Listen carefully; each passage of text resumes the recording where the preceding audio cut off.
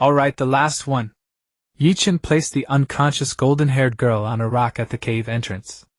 Having done this, he staggered weakly, steadying himself against the cold stone wall. His chest heaved violently, so tired, truly exhausted. He turned his gaze toward the companions he had just dragged out with all his might. 5 or 6 bodies lay neatly in a relatively safe area far from the suffocating core zone. Each bore a wound made by his own hand. But he had done it. He had brought all his surviving companions away from that terrifying nest of corrupt flesh. Now they were safe, at least temporarily away from the most immediate danger. And he decided to return alone to that death-breeding zone. Before re-entering the depths of the insect nest, Ye Chen took one last look at his companions' pale faces outside. Recalling the last looks they had cast before losing consciousness, those gazes mixed with fear and confusion. The corner of his mouth twitched, finally forming a heartbreakingly bitter expression. He slowly closed his eyes, making up his mind. Stigma. Hatred. And these things, leave it all to me. Ye Chen gripped the hilt of Mo Chuan's sword, turned resolutely, and stepped back into the depths of the insect nest. The moment he ventured deeper into this death zone. Shh. SHHSHH. Rustle, rustle. A chilling faint sound surged like a tide from the depths of the cave. On the remains of the long-dead abyss creatures around him, countless tiny pale white flesh sprouts crazily burst forth from the ground.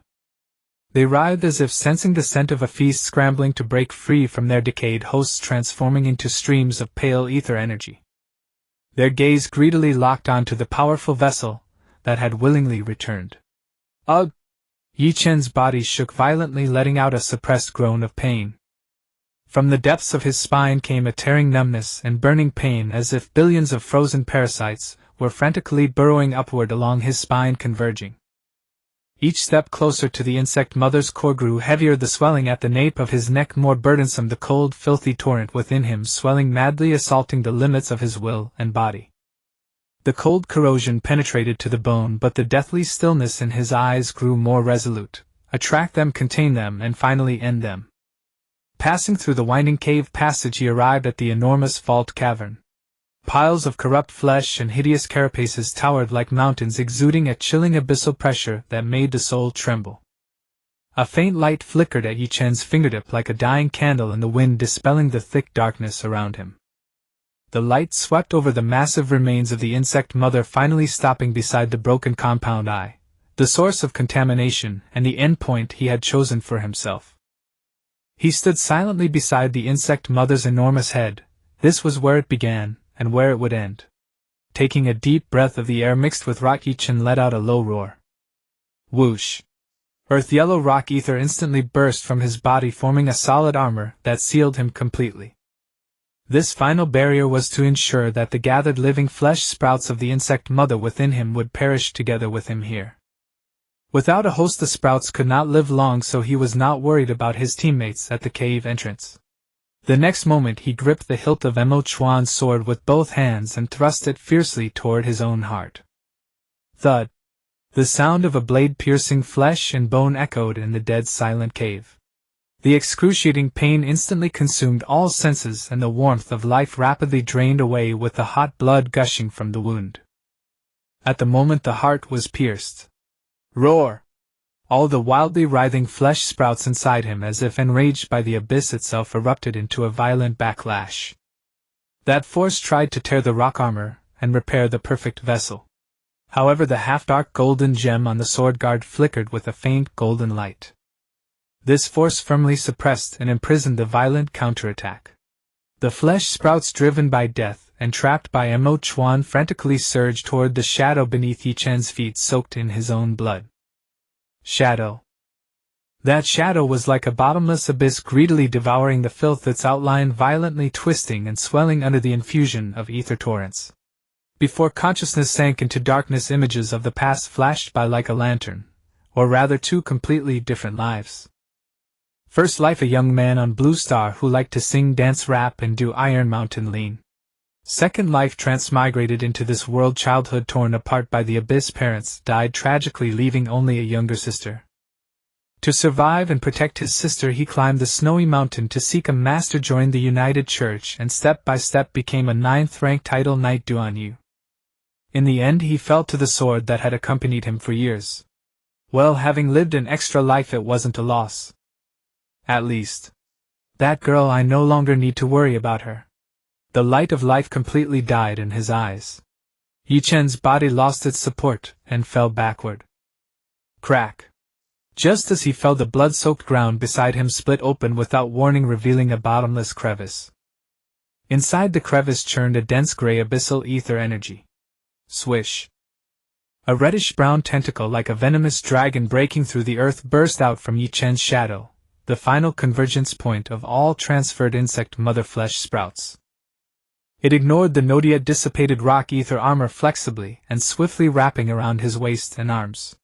Then it dragged Ye Chen's lifeless body violently into the ominous abyssal rift. The rift, like a greedy maw, closed swiftly after devouring Ye Chen, leaving only a pool of blood and the black longsword. All fell silent.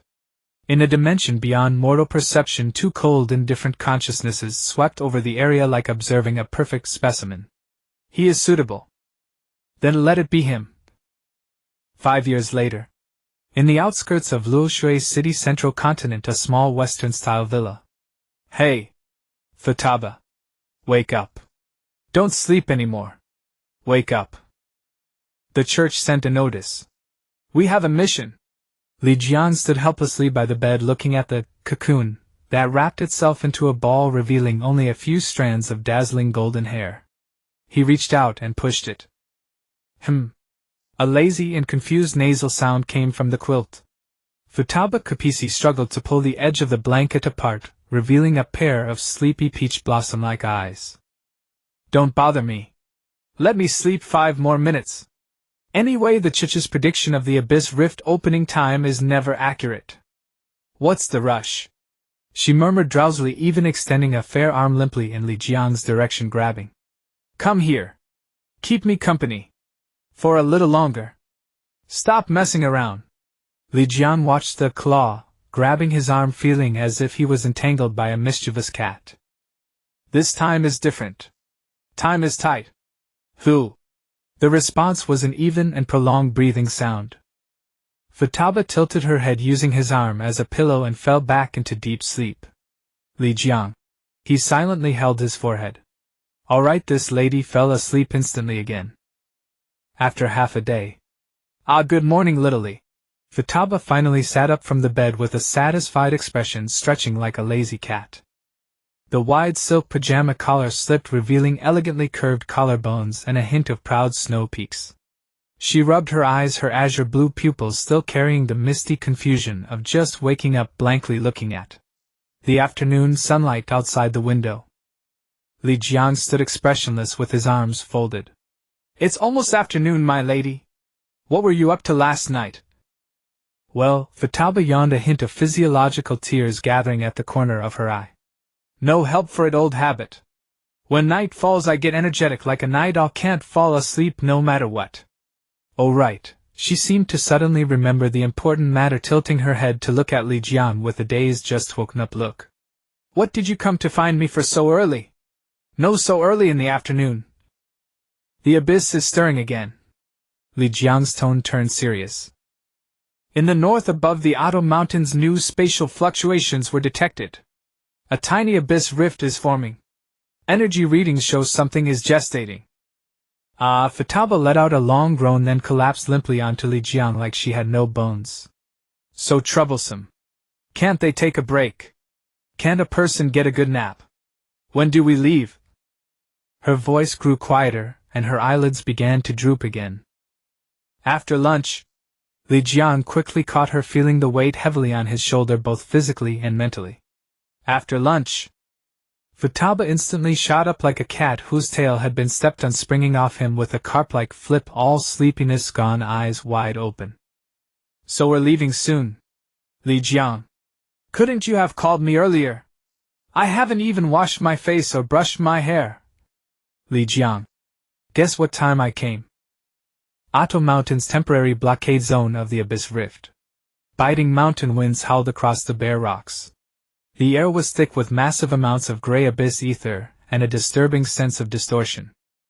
Li Jiang, wearing lightweight combat armor, stood inside the temporary cordon.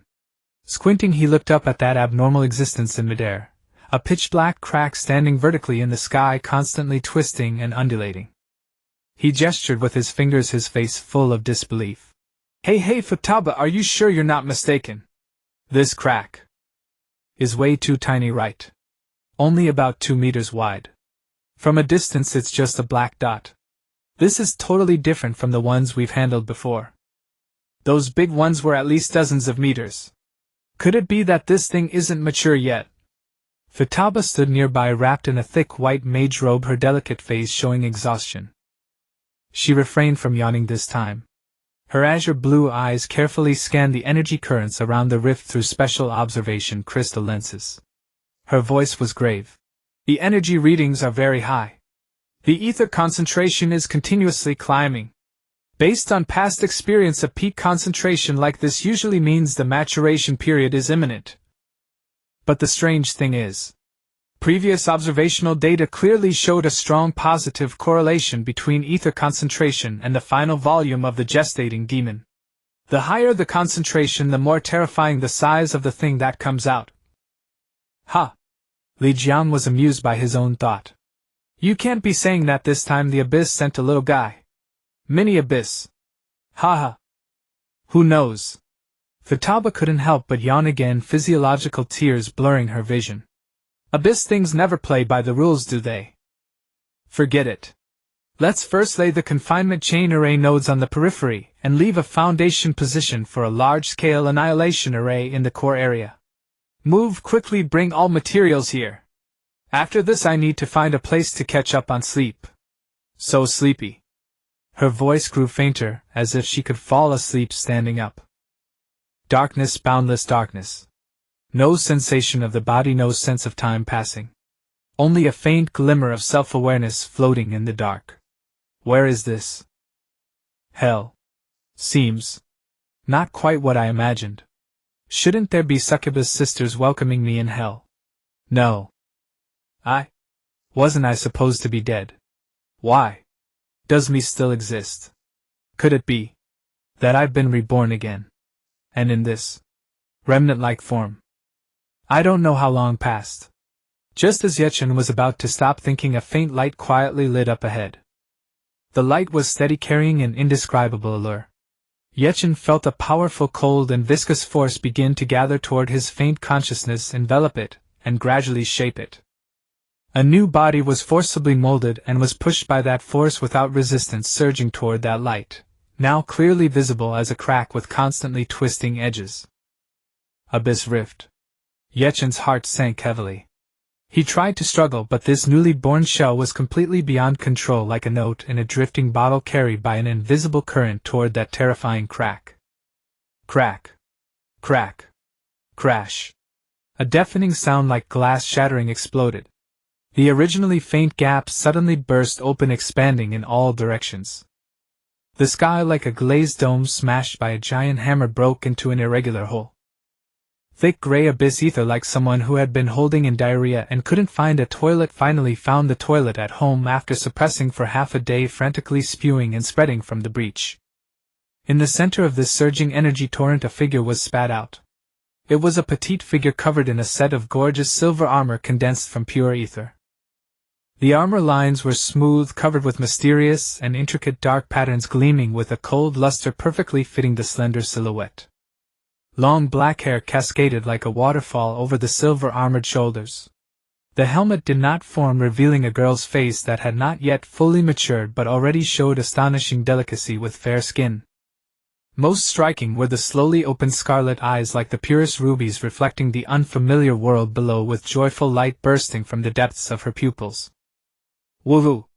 The girl spread her arms, a crisp voice like wind chimes ringing through the sky. Finally!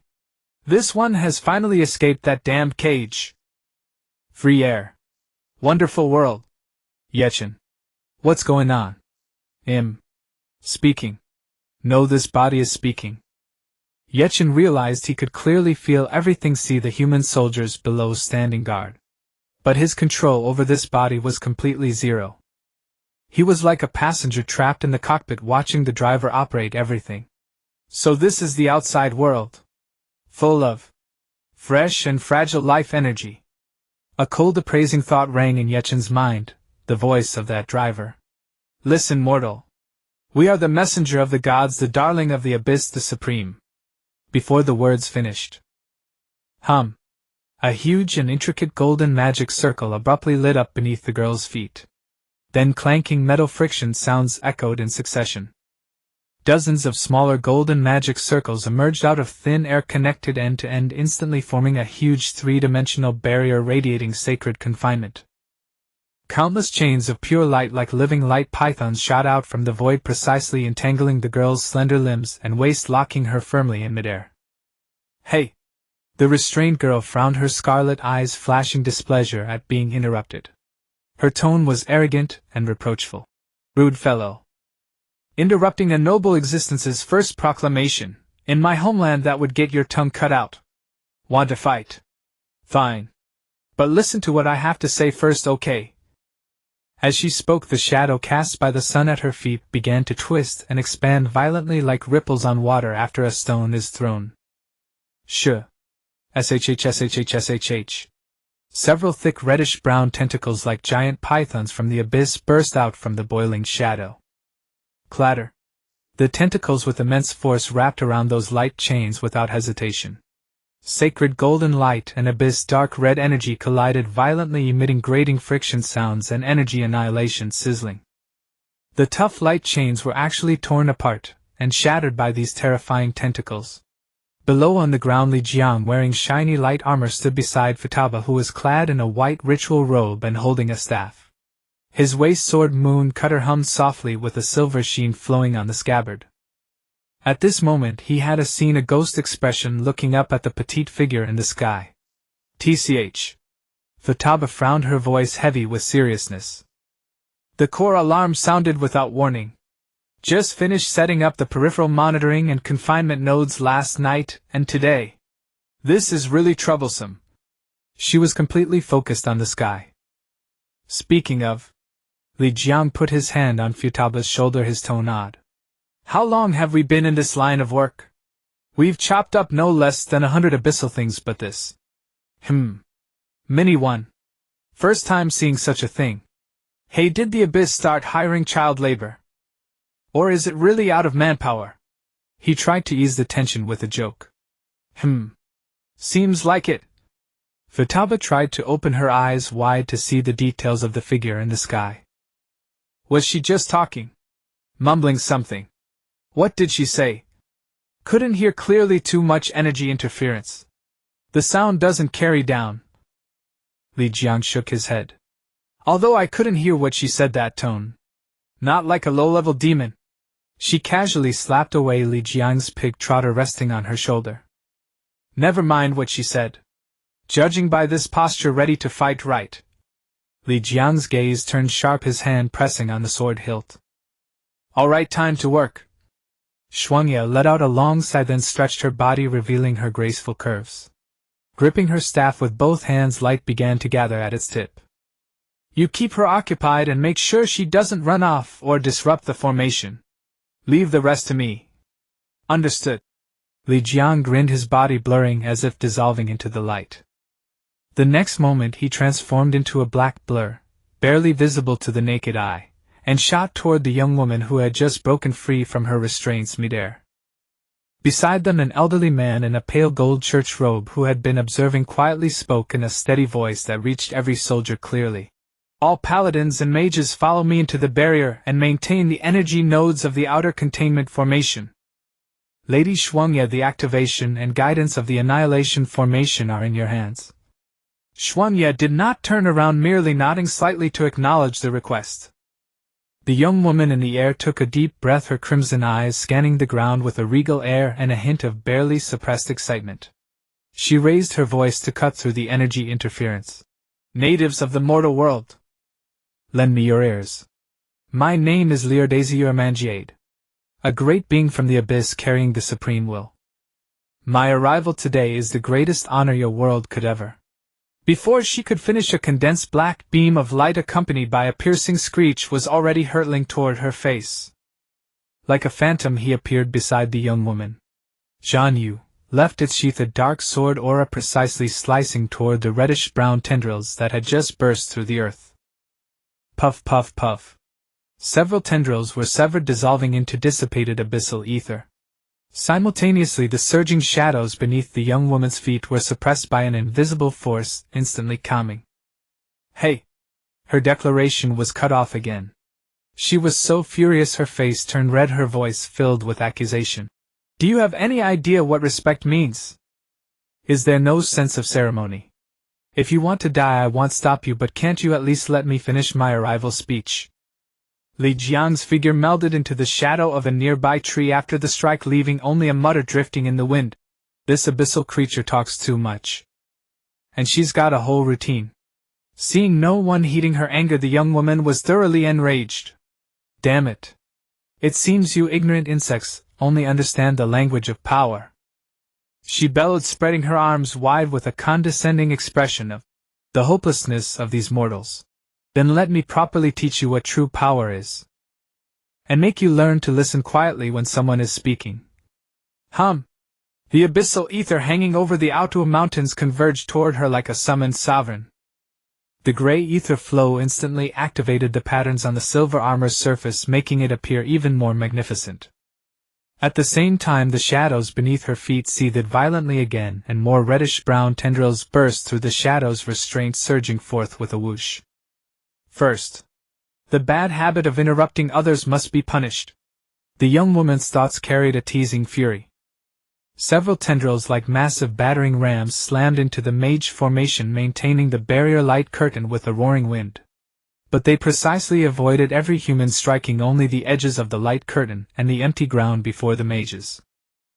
Bang! Bang! Bang! The seemingly soft tendrils striking the rune-covered light curtain produced a dull, thunderous crash like a heavy hammer hitting steel. The light curtain fluctuated violently, ripples flashing wildly. The mages maintaining the formation turned pale, instantly amplifying their mana output, staring in shock at the huge tendril marks a few meters from their feet, cold sweat dripping. Ye Chen consciousness. Wait. Why did she miss? No, it's intentional. This lunatic, what does she want? Watch out! The black blur tore through space again. Li Jiang appeared like a clinging shadow from a tricky angle, his Zhan Yu glowing with a dark sheen, precisely slicing toward a tendril striking the barrier. Puff! The tendril was cut with a deep gash, dark blood splattering, but it did not sever. A tremendous recoil numbed Li Jiang's hand. He cursed under his breath. Damn! This thing is absurdly hard. Humph! Again. Annoying fly! The young woman clicked her tongue impatiently, her crimson eyes locking onto Li Jiang at the edge of the shadows. With your paltry tricks you think you can harm me. You're just tickling my children. Swish. Swish. Swish. More tendrils like sharks scenting blood lashed out from all directions to entangle Li Jiang, nearly drowning the area where he stood. Clang. Li Jiang parried a tendril striking from the front, using the recoil to float backward, then seamlessly merged into the shadow of a rock, vanishing. Humph. Ran away again. The young woman rolled her eyes disdainfully. Cowardly as a mouse. Don't you even have the courage to face teaching heathen? Truly disappointing. She ignored Li Jiang's disappearance, her crimson eyes locking onto the glowing barrier light curtain below. You think this flimsy cage can trap me? She rapidly formed hand seals before her chest, chanting incantations. Complex dark gray runes danced and combined at her fingertips. 1, 2, 3. Several magic circles of different attributes and functions stacked and nested rapidly in front of her pale palms, emitting ever more dangerous energy fluctuations. Not good. She's about to forcibly break the barrier. Li Jiang's alarmed voice rang out from the shadows. He instantly leaped out from a shadow near Shuangya, once again becoming a black lightning bolt, charging straight for the young woman who was gathering power. Whoosh! Whoosh! Whoosh! The sound of wind came from above, Without even looking up, several tendrils that had been lying in wait shot out like patient vipers, weaving into a net of death that instantly sealed off all of Li Jiang's attack routes. Xuanye. She's preparing a powerful barrier-breaking spell. Li Jiang was forced to engage the tendrils struggling to block while urgently warning. I know. Focus on saving your own skin. Xuanye was now fully in the zone, the white light at the tip of her staff blazing like a small sun. She chanted ancient arcane incantations, her hands swiftly tracing patterns in the air. The dozens of scattered small formation nodes in the air seemed to be controlled by an invisible hand, moving, rotating, and rearranging at high speed. An even larger, more complex golden formation radiating destructive energy was rapidly taking shape. All nodes. Maximize mana output. Reinforce the barrier. She must not escape the containment zone. The old man in a pale gold robe roared, his voice resounding across the battlefield. He pressed his palms together, and a radiance as warm and dazzling as a miniature sun burst forth from his entire being. Every soldier and mage touched by this holy light was enveloped in a faint golden aura. Their spirits lifted and their mana output grew steadier and more powerful. Madare, the girl, seemed to have completed her charge. She slowly raised her right hand, upon which several overlapping magic circles converged, and clenched her fingers into a fist. No intricate techniques, only the purest compression of abyssal power. Bang! The fist, wrapped in destructive energy, slammed into the flowing golden barrier like a falling meteor. The barrier groaned under the strain, its surface instantly covered in a web of cracks. Bang! A second punch. The cracks spread wildly, the entire barrier shuddered violently, its light flickering. Bang! Crash! The third punch landed. The resilient barrier shattered, scattering into countless golden motes of light. Now! Fireball volley! Suppress her! The old man seized the moment of the barrier's collapse and gave the order decisively. Hey! Old fool! I'm still beside her. Li Jiang, who had just severed a tentacle, and was trying to close and hurriedly vanished into the shadows to flee upon hearing the command. Whoosh! Whoosh! Whoosh! The mage phalanx already prepared responded instantly. Dozens of fireballs, each the size of a human head and burning with blazing white flames, streaked through the air with long tails, howling toward the girl who had just shattered the barrier and paused momentarily. A flicker of contempt passed through the girl's scarlet eyes. She didn't even dodge, she simply thrust one hand forward. Dense gray abyssal ether coalesced before her, solidifying instantly into a dark energy shield etched with cryptic runes. Boom! Boom! Boom! The fireballs slammed violently into the shield, erupting with deafening roars and blinding light. Flames and thick smoke instantly swallowed the girl. Taking advantage of the chaos and smoke from the explosions, the girl's gaze pierced through the flames, locking precisely onto the figure in the distance who was manipulating a massive golden magic circle and radiating powerful holy fluctuations. Still trying to use that kind of thing against us. Feeling the ether gathering within the formation, she tensed up inwardly. Several tentacles like poised javelins burst through the flames and smoke, whistling as they ferociously lashed at the ground beside Xuanye, intending to destroy the formation nodes beneath her feet and disrupt her spellcasting. Just as the tentacle tips were about to touch the ground, a black sword light condensed to the extreme flashed like a meteor tearing through the night. With a few soft thuds, the deadly tentacles were severed at the roots once more. Li Jiang stood before Xuanye, Zhanyu angled toward the ground, black ichor dripping from the blade's tip. Oh, how annoying! The girl stomped her foot in fury, though she was floating in the air. You sneaky rat who only hides in the shadows to ambush. Endless, aren't you? Thoroughly enraged by Li Jiang's harassment, she abandoned her assault on Xuanye. Her scarlet eyes locked onto Li Jiang at the edge of the shadows, and she grasped the air with her right hand. A black longsword of archaic design and dim blade materialized in her hand. Get lost, you vermin! With a sharp cry, the girl transformed into a dark streak, wielding the ancient black sword, and charged at Li Jiang with overwhelming momentum, striking downward. Several tentacles like venomous dragons guarding her shot toward Li Jiang from different angles, attempting to block his escape routes. Li Jiang's pupils contracted. Like a true shadow, at the instant the blade was about to strike him, his body eerily flowed into the shadow beneath his feet connected to the adjacent rock. The next moment he emerged silently behind the girl. His right hand thrust Jiang Yu toward her back while his left palm pressed against the pommel, channeling all his strength into the strike.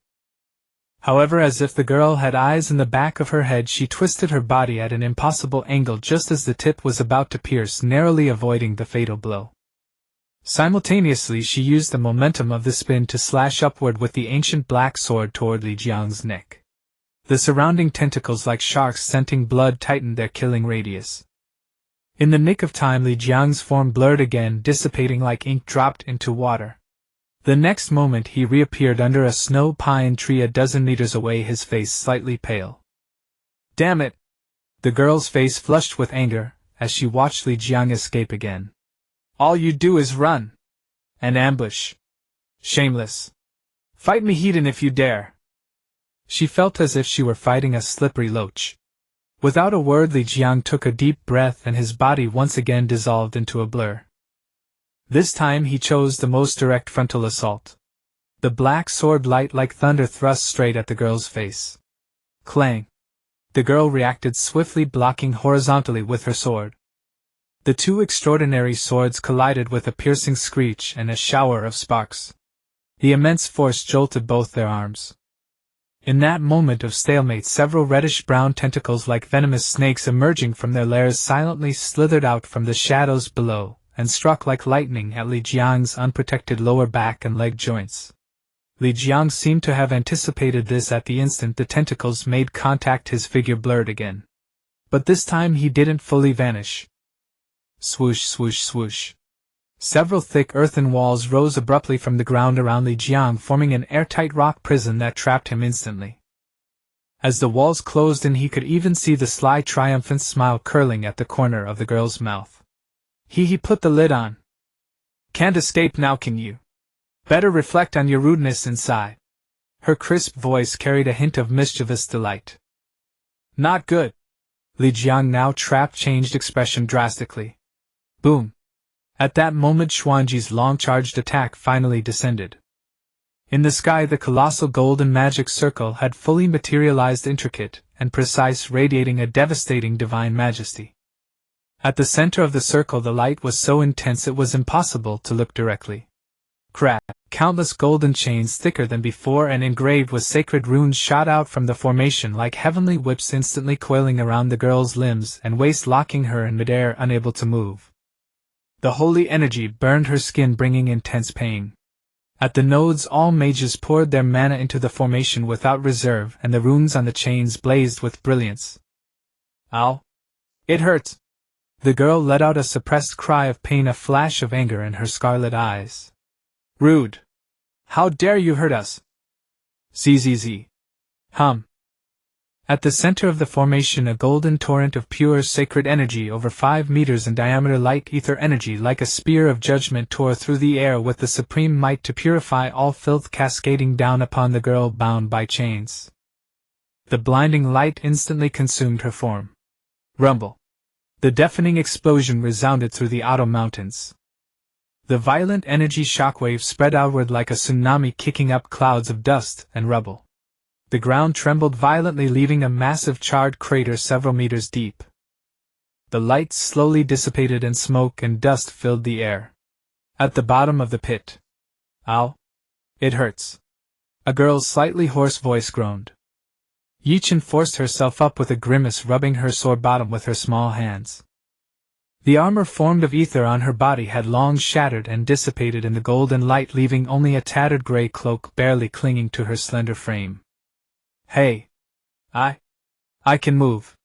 Ye Chen looked down in shock at her own small hands covered in black grime, then glanced around in confusion. What's going on? She scratched her head instinctively. The wide hood slipped off, revealing black hair dusted with ashes. Then her gaze froze. Slowly, in disbelief, she lowered her eyes, finally landing on the outline beneath the cloak that rose and fell, tracing a change that was irreversible. Ye Chen's mouth twitched, her mind a blank. This kind of thing actually happened to me, huh? Above the pit. Boom. Not far away, the rock prison trapping Li Jiang was split open from within by a sharp black sword light.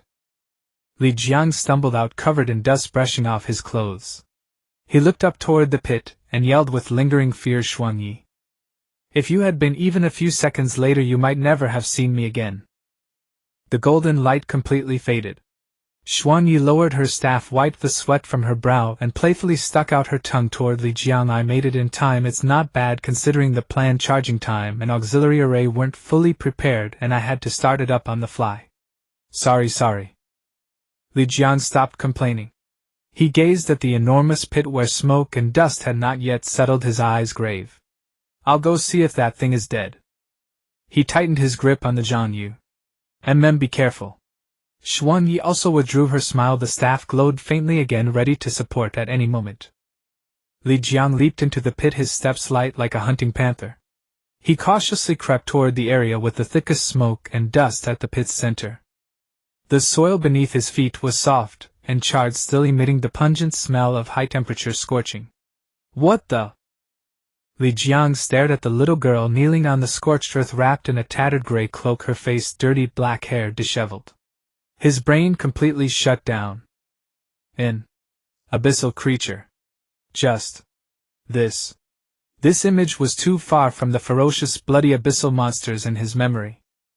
But the residual rich abyssal aura, as thick as ink, was unmistakable. No, Li Jiang's brows knitted into a frown. How could this abyssal's gaze be so strange? It wasn't the ferocity or chaos typical of abyssal monsters, but rather a kind of stunned surprise, as if seeing a ghost. And there was an indescribable familiarity. Damn. So weird. Let me take another look. Inner monologue. What the hell is this abyssal playing at? Playing pitiful. No way. Could the abyss be resorting to seduction? No, with that development. Not even half of Xuanyi. Stop. Li Jiang. Wake up. Ha! This little abyssal is full of tricks. Don't dare to disturb my Tao heart. No matter what it looks like, just cut it down first. Li Jiang shook his head, suppressing the eerie familiarity in his heart. Forget it, you wouldn't understand anyway. Whatever you are. His eyes suddenly turned sharp as a blade, and he raised the Jiangyu high above his head. The dark sword hummed and trembled instantly, and dazzling destructive energy frantically gathered on the edge. Accept your fate. He growled and prepared to swing the sword down. Ye Chen was completely unaware of her own predicament and the imminent lethal threat. All her attention was fixed on Li Jiang's face covered in black soot. The more she looked, the more familiar it seemed. That silly air. The familiar contours of his features. Ah. From the depths of her memory, the figure of that bastard who used to sling an arm around her shoulder, who went through life-and-death battles with her, suddenly leaped out, and perfectly overlapped with the stupid face before her. She remembered. Everything came back. That foolish brother she had betrayed and gravely wounded in the insect nest. A cry of extreme shock escaped her lips. Ah. Xiao Lizi. Li Jiang. His raised arm and the poised sword froze in midair. His eyes bulged wide, his mouth gaping as if it could swallow a basketball. You. What did you just call me? That nickname was only used by Xuanyi and that CS bastard friend who had been missing for 5 years. An eerie familiarity. Ye Chen. Damn. It really is my good brother. And the first thing you do is greet me with the Jiangyu.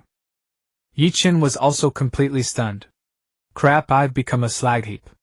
The atmosphere became extremely bizarre. The young man holding the glowing sword poised to strike and the girl kneeling on the charred earth stared at each other. One face screamed, WTF, this can't be real, a ghost. The other screamed, bro, you actually wanted to chop me. The lingering smell of gunpowder drifted silently between them as if mocking this absurd scene. Ye Chen glanced at the Jiangyu and Li Jiang's hand buzzing and exuding an aura she instinctively loathed yet found terribly familiar. She understood. No wonder it could easily cut off my tentacles. So it's an old friend. Specifically designed to counter my current state, huh?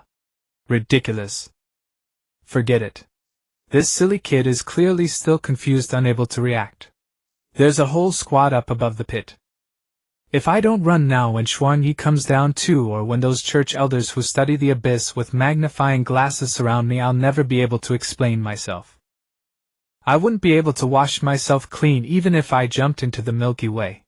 Flee. I must flee. You. Li Jiang's throat was dry, his voice hoarse like sandpaper. You know me. Who? Who are you? That nickname and that gaze just now, it was too similar. So similar it made his heart creep. Ye Chen inner roar, how to escape. Breaking through Hedon is suicide. Got it. I'll have to use the white-robed mage's ultimate skill. Though I don't have much ether left now. She stopped looking at Li Jiang and concentrated all her spirit, frantically mobilizing the residual ether within her. Whoosh!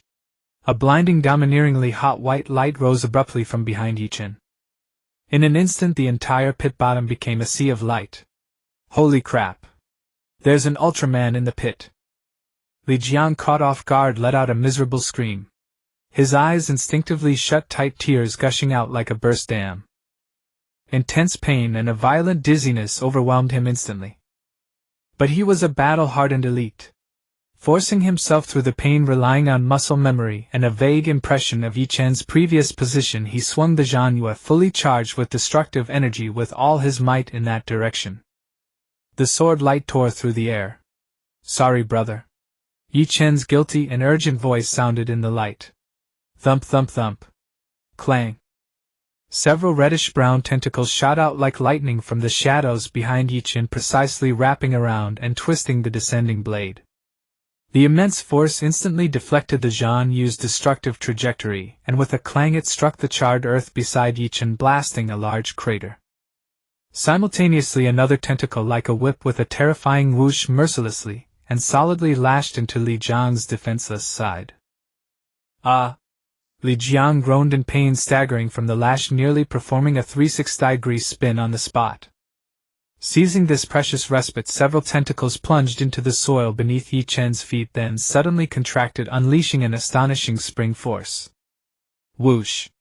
Ye Chen felt like a stone shot from a slingshot hurled from the pit floor to the midair by the tentacle's immense catapulting power. The posture.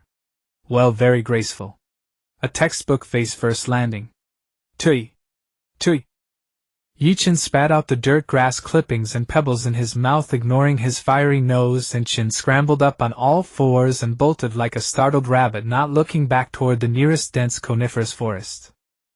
Quick! Run! Run! Hey! Don't let her escape! Stop that abyssal creature! Above the pit the soldiers reacted, shouting, and rushed around the edge to intercept. In the dense forest, alerted soldiers surged from their hiding spots, swords drawn, staves glowing, attempting to form a tight encirclement to block the charging petite figure. Move! Move! Out of the way! A good dog doesn't block the road! Ye Chen stumbled through the woods, desperately urging his mind. Several tentacles shot out from her shadow like agile pythons, lightning fast.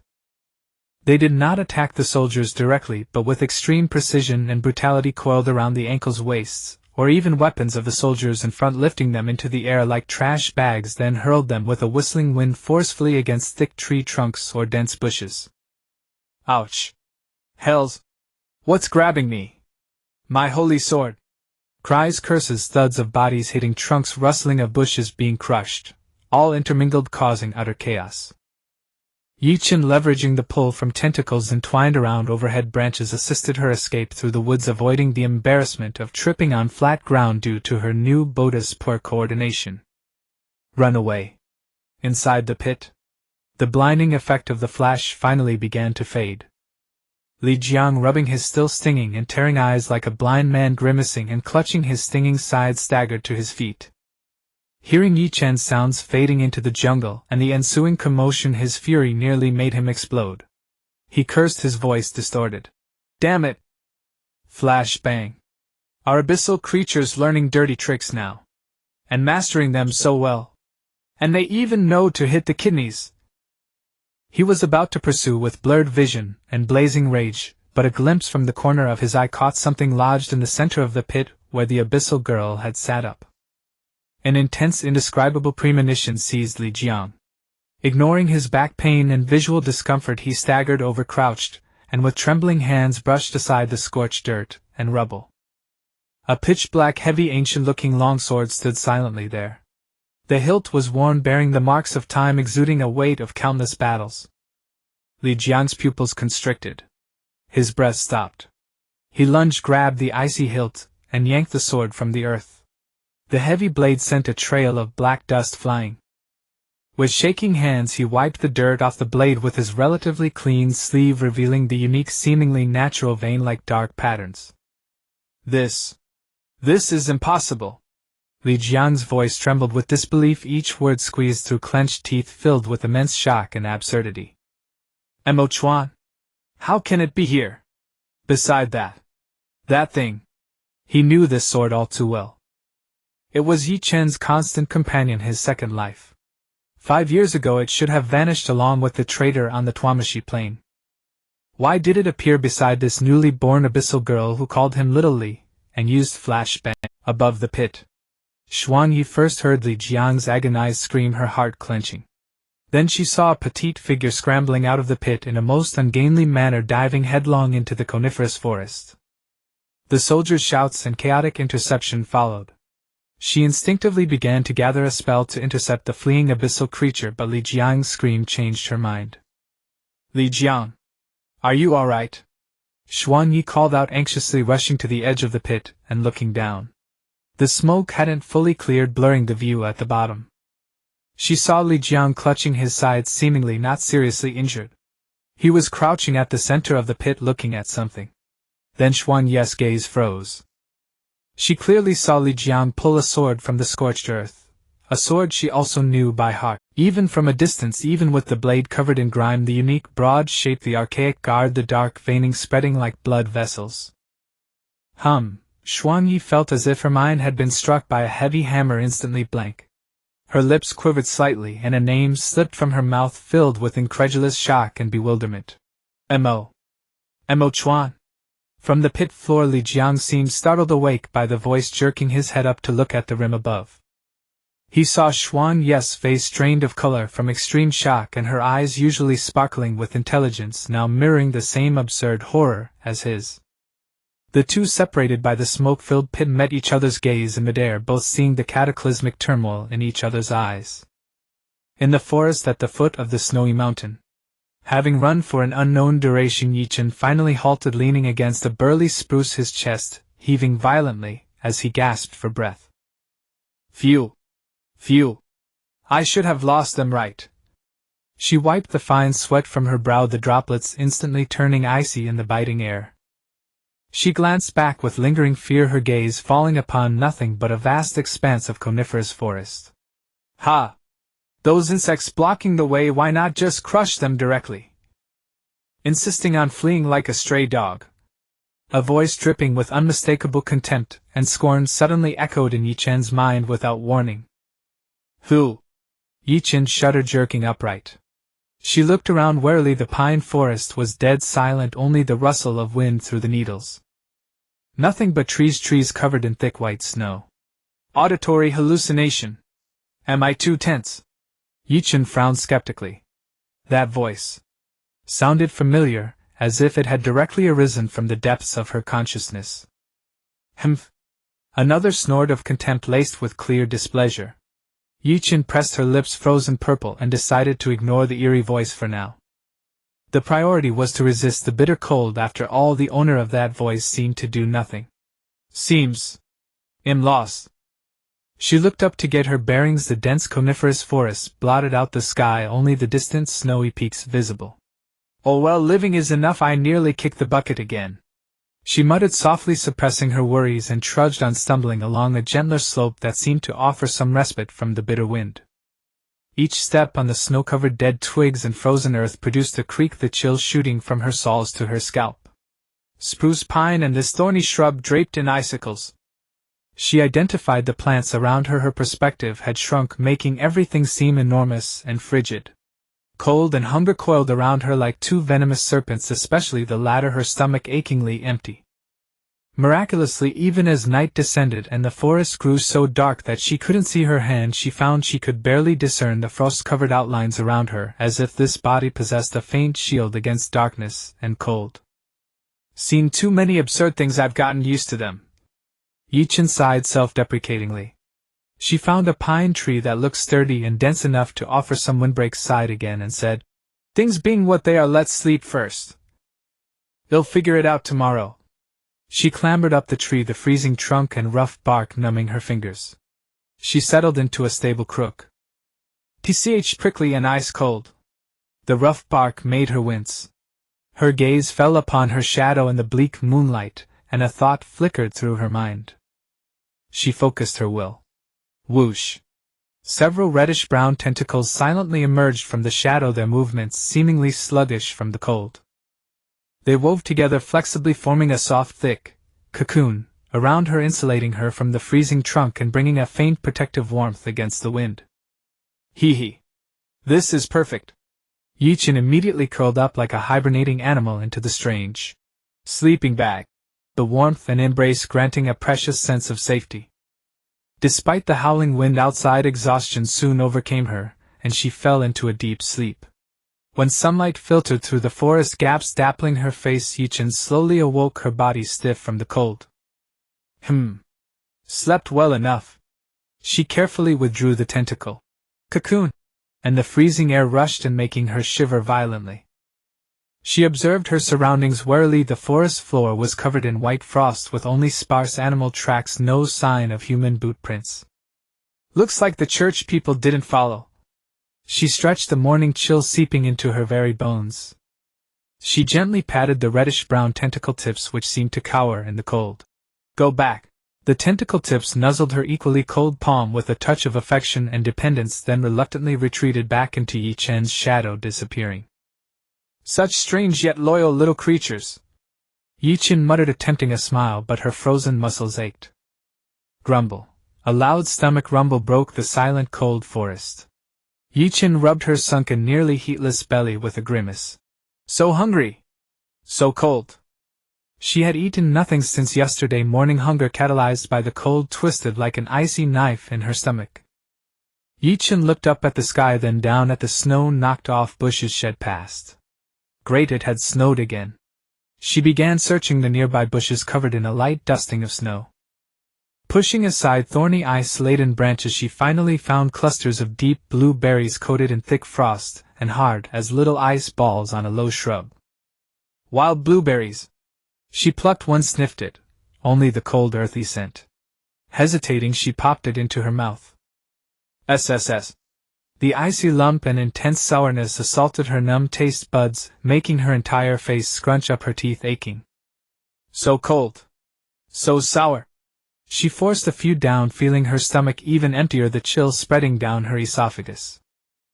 Those cold sour bits did nothing to fill her belly or provide the needed warmth. Oh. Water source.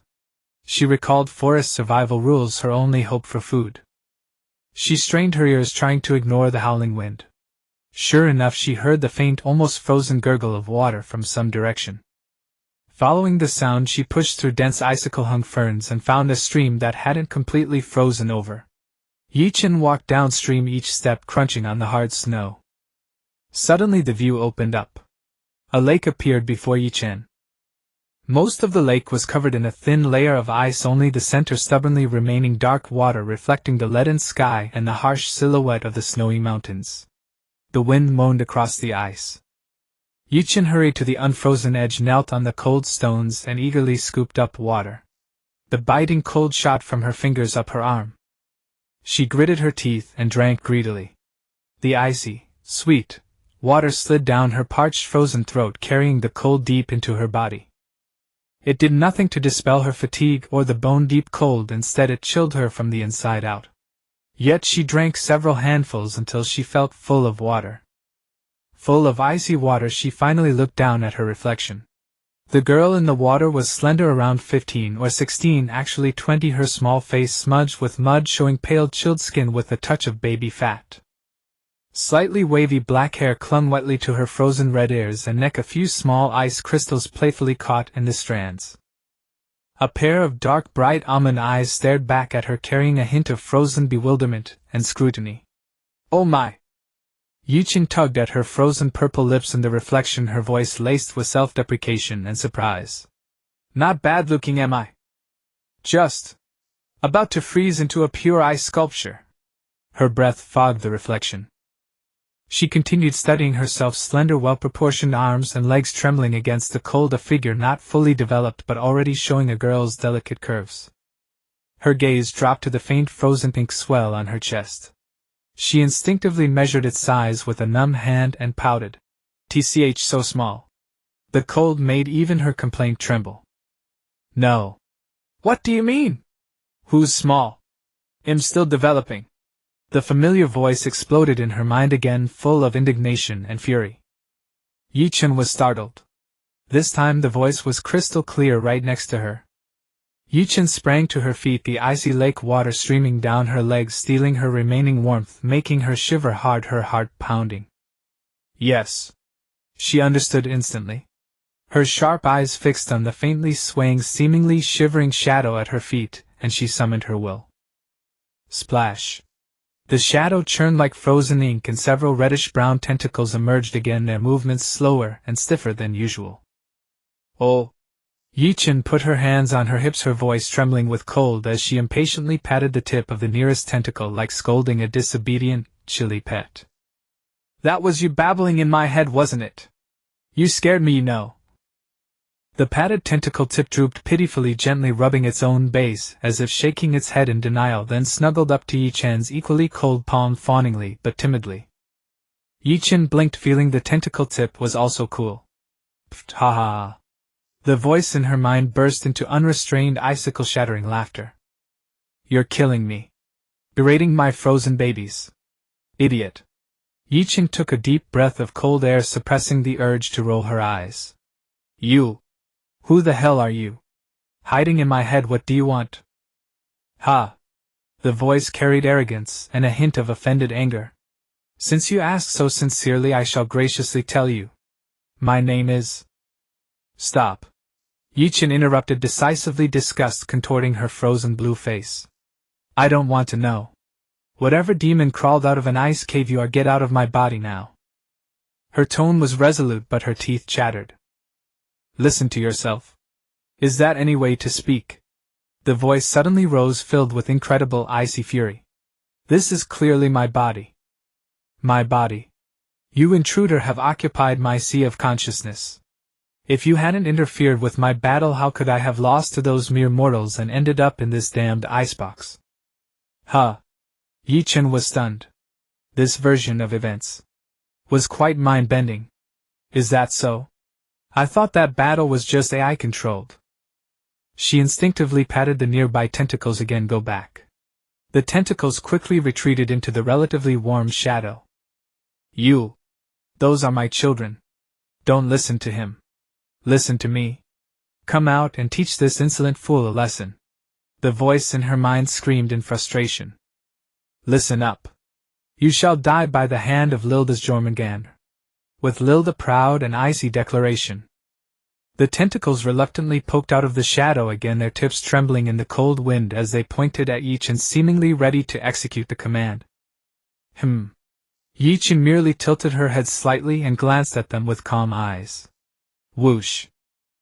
The tentacles, which had barely maintained their pointing posture, instantly wilted like frozen snakes, quickly retreating into the shadow, vanishing without a trace. "Ah! You traitors! Ungrateful wretches!" Lilde's voice was filled with the madness and disbelief of betrayal mixed with a hint of frustration. How infuriating! Her voice carried a frozen irritability. "Hey! You damn thief! Aren't you fleeing? What's there to run from? Give me back the body and I'll go back and crush those pursuers myself. Warm up with their hot blood." Lildes, finding force useless, tried to persuade Ye Chen. "No." Ye Chen refused without a second thought. "It was hard enough to escape. I'm not going back to die or freeze to death. I told you to give my body back. I'll go myself. I don't need you." "No." Ye Chen refused even more bluntly. Who knows if my consciousness will still exist after I return it to you? What if you directly annihilate me? Wow. How infuriating. Lildes felt a stifling cold anger clogging her chest, stomping her feet in frustration. She, a proud being, had been usurped by an outsider unable to command her own power, and was now trapped in this frozen wasteland. An immense sense of grievance inexplicably welled up, her voice tinged with a sob. Then, at least find some food, can't you? No, huh? Why? Ye Chen's thoughts were almost frozen, and she refused subconsciously. Why? You dare ask why? That trace of grievance was instantly replaced by fury and chill. I'm hungry. No, my children are hungry. Cold and hungry. For 2 days. Haven't eaten for 2 whole days. Are you frozen stupid? The voice sounded frantic, angry and cold, mixed with grievance and a longing for warmth. Ye Chen fell silent. The earlier shock had made her almost forget hunger, but Lildes' voice reminded her. Those tentacles, or rather the children, as Lildes called them, also seemed to need energy to sustain themselves. Could their earlier attachment, fawning, and cowering truly stem from hunger and cold? Were they also alive? All right, Ye Chen conceded. They'll find food, but... She asked doubtfully, her exhaled white mist blurring her vision. How do they eat? They don't have mouths. Ha! Foolish. Lildes' voice regained its usual arrogance, but seemed less imposing from the cold. Eat more and they'll naturally share in the energy and warmth from the ether you absorb. She emphasized the last 2 words. Oh. Ye Chen nodded, feeling the motion grow stiff, and turned to leave the lakeside that now felt even colder. Wait. Lildes' voice rang out again, this time with an unquestionable commanding tone, though the ending seemed a bit shaky from the cold. Take a bath first. What? Ye Chen's steps froze, nearly slipping on her numb feet, her voice incredulous. Are you crazy? Bathe in such cold weather? Weren't you just clamoring about being hungry? Finding food is urgent. Finding something to make fire is even more urgent. She felt reasoning with the lunatic living in her head was like casting pearls before swine. When did I say I was hungry? It's the children who are hungry. Lildes retorted immediately, her tone emphatic, then tinged with a hint of disgust. Besides, look at yourself. You're covered in mud and ice chips. Filthy. Freezing. I want to wash. Right now. Immediately. Only when clean can you get warm. The water's too cold. I'll catch a cold. I'll freeze to death. Ye Chen felt her reasoning was absolutely sound. Ha! Lildes sneered with a condescending air of mortal ignorance. You wore that tattered cloak and nearly froze to death at the foot of a snowy mountain for 2 days, and yet you're afraid of a little cold water. When clean, your body's circulation of ether will be better, and you'll actually be more resistant to cold. Less nonsense. Wash. Ye Chen paused mid-step. This twisted logic actually left her momentarily speechless. But Ye Chen simply didn't want to obey her that easily and kept walking forward. I just won't wash. Even if I freeze to death, I won't wash. It'll drive you crazy. Might as well let us all freeze to death together. Bah th. Bah th. Bah th.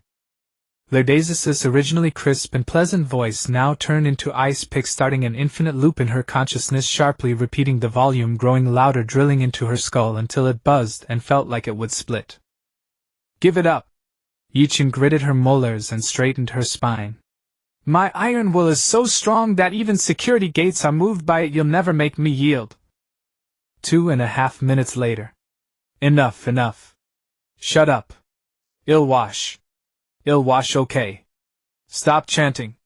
Ye Chen finally broke down, hands clutching her temples as if they were about to explode, her voice filled with a resigned compromise.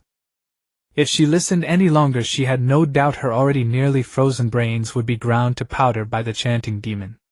Humph. The chanting finally stopped and Lildes let out a smug snort. Smart choice. Take off that cloak, it's filthy. Ye Chen. She really wanted to pull her out of her mind and throw her into this icy lake. She resignedly walked back to the lakeside, untying the mud-stained cloak and tossing it onto a rock by the shore with disgust. Then she tentatively dipped a frozen red little foot into the steaming cold lake water. Woo, so freezing! The piercing cold instantly shot from her soul to the top of her head, making her entire body shudder violently. She sucked in a sharp breath and was about to pull back, but her foot slipped, and she slid completely into the lake water, which felt like liquid ice. The freezing lake water instantly engulfed her entire body, stripping away all body heat. She felt her blood about to congeal. Her teeth chattered wildly, and her body trembled uncontrollably. She almost relied on survival instinct, and the will to escape the demonic chanting, scrubbing off the residual mud and grass clippings as fast as possible. Her cleansed skin appeared even paler and bloodless in the clear icy water. Since I'm already soaked, she thought might as well try her luck. Hoping to catch a fish for a meal and replenish some warmth, she plunged under the water, the piercing cold nearly suffocating her, straining her eyes to search. A fish swam leisurely not far away, but with limited visibility in the cold murky water, and her numb clumsy fingers she floundered around in vain. Yo, Lildes' teasing voice rang out like a smug kitten. Earlier you were refusing to death, and now you're soaking in it, enjoying yourself. Humph. Can't catch it, can you? Ye Chen. Embarrassment and piercing cold left her speechless. Like a frozen fish, she silently and stiffly swam back to shore, each move as heavy as 1,000 pounds. Almost crawling onto a flat but icy rock, she grabbed the gray cloak and wrapped it around herself haphazardly. After the cold bath, her skin actually felt less cold. But as the cold wind blew, her wet hair stuck to her icy skin, droplets falling, and she immediately shivered like a leaf in the wind. Alright, it was still freezing cold. She looked down at her pale numb feet soaked in water, the 5 rounded toes unconsciously curling as if trying to retain the non-existent warmth. Her gaze uncontrollably swept downward across her flat icy cold abdomen, and further down. The place that once embarked on a journey with him was now empty, leaving only a hollow void. A surge of indescribable embarrassment and a deeper chill washed over her. She silently averted her eyes, clearing her throat with a dry cough, the exhaled white mist quickly dissipating. How awkward, and still so cold. Pervert. Dress like that and still have the nerve to look around. Lildes' voice chimed in at the right moment, laced with contempt, but on closer listening there seemed to be a trace of weakness from the cold. Ye Chen snapped back a bit prickly. What can't I look at my own body? Besides, in the matters of the learned, can that be called perversion? That's my body, thank you. And it's about to freeze stiff, Lildes corrected coldly. Ye Chen didn't bother arguing, the pure need no justification. Anyway, the right to use it now belonged to him. He looked up at the sky. The pale sun had already tilted westward and the temperature was dropping visibly. I need to find food and make fire. She struggled to stand up. Suddenly a serious question came to mind. By the way, what about clothes? This ragged cloak wasn't warm at all. Figure it out yourself. Serves you right if you freeze. Lildes answered curtly. If I freeze to death, can you survive? Ye Chen retorted crossly. Speaking of which, where is that shiny silver armor from yesterday's fight? Majestic and imposing, summon it to block the wind. Lildes fell silent. After a moment, a voice tinged with barely perceptible weakness and grievance whispered. Congealing the armor yesterday consumed a lot, and I was heavily injured by that damn golden light. It's already a feat to preserve the body, and on an empty stomach how can I absorb ether? Oh, so you can't do it anymore? Ye Chen deliberately drawled with a hint of smugness. Then I'll have to figure something out myself. Soon Ye Chen thought of the fish in the lake. Exactly, catch fish. Memories of essential survival skills in snowy mountains resurfaced. She immediately searched along the shore and quickly found a suitable branch. What do you plan to do with that broken branch? Lildes was puzzled. Make a fish spear. Ye Chen mobilized the remaining rock ether in her body, condensed a few sharp stone blades, and stiffly fixed them to the tip of the branch. Ridiculous. My children are the sharpest weapons. Lildes' voice carried disdain. Let me control, and in an instant I can. No. Ye Chen immediately cut her off. You'll make too much noise. Are you trying to attract the church people? Then we'll be captured and dissected for research. Besides, aren't the children afraid of the cold? Lildes was at a loss for words again. Ye Chen returned to the unfrozen water and soon spotted a target. She held her breath, recalling the moves taught by her master. Her eyes focused and thrust the fish spear down in a sudden motion. Splash. Water sprayed everywhere. The fish flicked its tail and easily slipped away. Can you do it or not?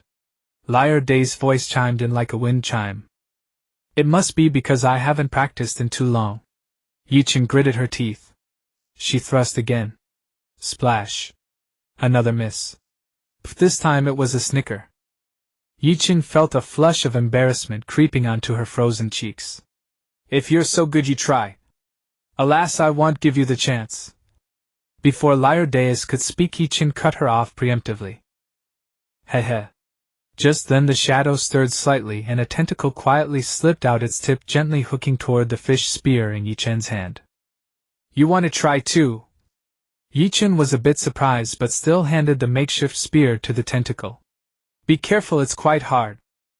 The tentacle coiled around the branch, its tip dabbed casually under the water. Splash. Water splashed. A silvery gray fish the size of a palm was precisely pierced, writhing futilely on the branch. Success! Ye Chen exclaimed in pleasant surprise, hastily removing the fish and tossing it ashore. Just relying on my children. Lildes' voice was filled with pride mixed with shared glory. Ye Chen paid no attention. The tentacle followed suit, deftly catching two smaller fish. The icy lake water had numbed her calves, but the joy of the catch temporarily outweighed the cold. Holding the three fish back to the sheltered spot, Ye Chen looked at them and licked her chapped lips. I want them cooked. The urge to make a fire was now overwhelming. She began gathering slightly drier twigs and leaves and found two hard stones. After a lengthy clattering, her hands were numb and only a few pitiful sparks flew, unable to ignite anything because she couldn't find tinder. Utterly foolish. Lildes' voice was full of impatience. Why not just use ether to start a fire? But I don't know how to use fire ether. Ye Chen scratched her head awkwardly. You. Sigh. Lildes' voice carried a note of resignation. Let me do it. I won't trick you, really. Relax your right hand. All right. Fine. They'll trust you once. Forced by survival, Ye Chen half-believingly released control of her right hand. Immediately she felt as if her right hand had acquired a will of its own, elegantly lifting. Snap. A crisp finger snap. A faint but bright flame suddenly leaped into existence between her right thumb and index finger. Quick. The residual ether in the body is too little, it won't last long. Lildes' voice carried a hint of urgency. Oh. Okay. Ye Chen quickly cupped her left hand around the precious flame, shielding it as she brought it close to the pile of twigs and leaves. The fire tongue greedily licked the dry leaves, soon spreading with a cheerful crackling sound. Impressive, right? Lildes' voice carried a hint of barely concealed pride as she returned control of the right hand. That wisp of flame seemed to have drained her strength, making her voice sound even weaker. Impressive, really impressive. This time Ye Chen rarely refrained from dampening her spirits and praised her sincerely. He hastily skewered the fish and set them over the fire. Fat dripped sizzling and a long mist warmth and aroma of smoke began to spread. She curled up by the fire, greedily absorbing the flickering warmth, her tense nerves finally relaxing a little. The road ahead remained uncertain, and there was a roommate like a ticking time bomb living inside her, but at least for this moment relying on each other, however awkwardly they had survived. The firelight illuminated her young yet resilient face. The reddish-brown tip of a tentacle cautiously and curiously poked out a little from the shadows, timidly sensing the alluring warmth radiating from the flames. Ye Chen curled up by the campfire, greedily absorbing the hard-won warmth, her eyes fixed unblinkingly on the sizzling fish dripping with fat over the branches as her stomach traitorously growled. The wind and snow seemed momentarily held at bay by the flames. Hey! The fire's too big. The fish skin is about to burn. Flip it. Flip it now. Lildes' anxious voice echoed in her mind like a finicky gourmet. I know. Ye Chen replied impatiently through thought, yet she still carefully turned the fish over. The orange tongues of flame licked the flesh, emitting an even more tantalizing burnt aroma. She swallowed, staring at the dancing flames. Perhaps it was the trust forged from their earlier cooperation in starting the fire. A thought suddenly crossed her mind. By the way, Ye Chen began in her mind with a casual conversational tone. I still can't remember your full name, it's too long and hard to remember. What was it again? Humph. Lildes' voice carried arrogance. Before asking someone else's name, shouldn't you first offer your own? That is the most basic etiquette. Ye Chen pursed her lips, not picking a fight. Fine. So you noble picky lady from the abyss, my name is Ye Chen. May I ask your esteemed name? That's more like it. Lildes seemed satisfied, her voice tinged with solemnity. Then Mr. Ye Chen, listen well. My name is Lildes, Jormungandr. This name carries my glory and power. Hello, Mr. Ye Chen. Lildes. Jor. Mungandr. Ye Chen repeated it in her mind, feeling her tongue nearly tie itself in knots. Such a long name. Still can't remember. She decided very bluntly. From now on I'll call you Little Driss. Hello, Miss Driss. W.H. What? Little Driss. Lildes' voice instantly shot up, filled with disbelief and offended fury. Such a dismissive abbreviation. This is a desecration of my noble name.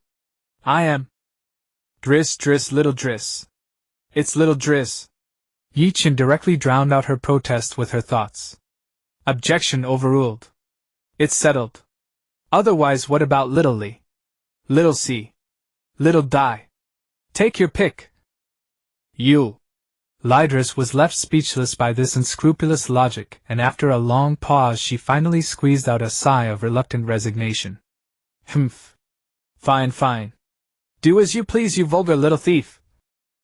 Just then a resonant rhythmic voice abruptly drifted from the lakeside forest, shattering the brief harmony between the two. The crowd was still basking in the false joy of victory, unaware that disaster was brewing within their own ranks. That black-haired youth suddenly erupted. Huh. What the hell? Ye Chen's heart clenched violently as if gripped by an icy hand. She instantly suppressed her breath. Intense unease and curiosity overrode her hunger. Like a vigilant snow fox she silently crept toward the sound. Hey. My fish. The fish is really burning. Driss' voice tinged with urgency rang in her mind like a cat with its tail on fire.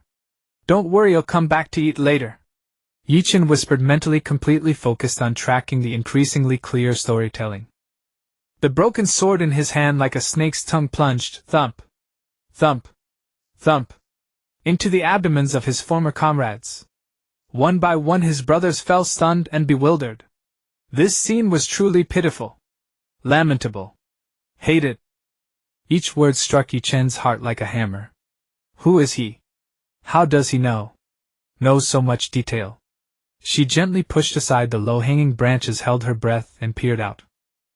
In a small clearing in the woods, a gray-haired youth in simple gray traveling clothes stood with his back to her, performing passionately in front of a snow-covered pine, waving his arms, as if the giant tree were his audience. What was even more heartbreaking, the black-haired youth in his final moment drew his sword and committed suicide. Just as he lay dying, the ground split open into an abyssal maw from which countless sinister tentacles emerged, dragging his corpse into the endless abyss of no return. And thus a hero, ended up with an unanswered account.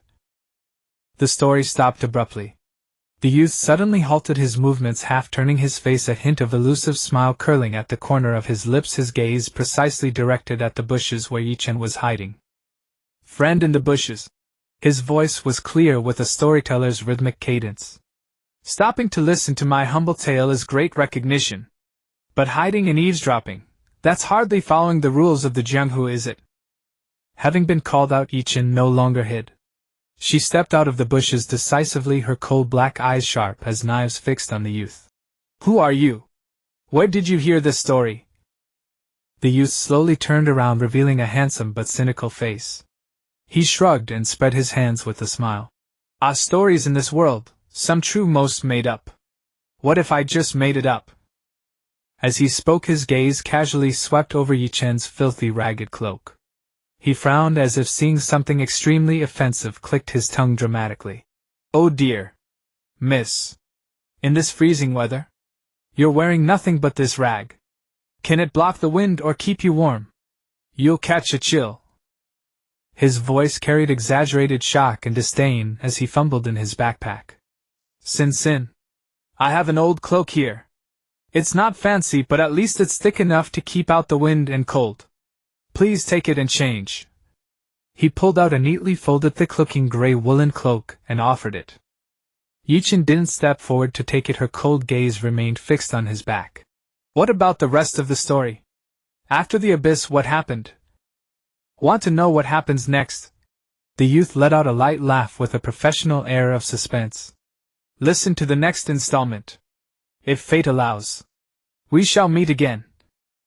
At that moment, a gust of wind carrying snowflakes howled past, blinding Ye Chen. By the time she rubbed the ice crystals from her eyes, the youth was nowhere to be seen. Only footprints in the snow, and the lonely cloak remained. How playing tricks! Look, he's hiding behind that snowthorn bush to your left. Lildes' voice was filled with contempt, precisely giving away his location. Whoosh! Several reddish-brown tentacles shot out from Ye Chen's shadow. One deftly curled around the cloak on the ground and gently draped it over Ye Chen's shoulders. The other two lunged like venomous snakes toward the snowthorn bush on the left. Hey! Have mercy, miss! Amidst the crackle of breaking branches and cries of surprise, the tentacles precisely yanked the gray-haired youth out of hiding, dangling him like a chick before Ye Chen. Oh! Ye Chen crossed her arms, a smirk curling at the corner of her mouth, as she looked up at the upside-down, grimacing youth. Young man, our fate seems to have come quickly, huh? No need to wait for the next installment. Let's hear it now, shall we? By the way, what's your name? Ha! Yes. Quite fateful. Fate is truly indescribable. The youth laughed dryly, trying to maintain composure, but the tremor in his voice betrayed him. My name is Feilin, a wandering storyteller just making a living. His gaze swept over the tentacles hanging quietly behind Ye Chen, and he swallowed. Miss, your graceful bearing is hardly suitable for display in broad daylight, is it? You're right. Ye Chen nodded solemnly, but her eyes were icy.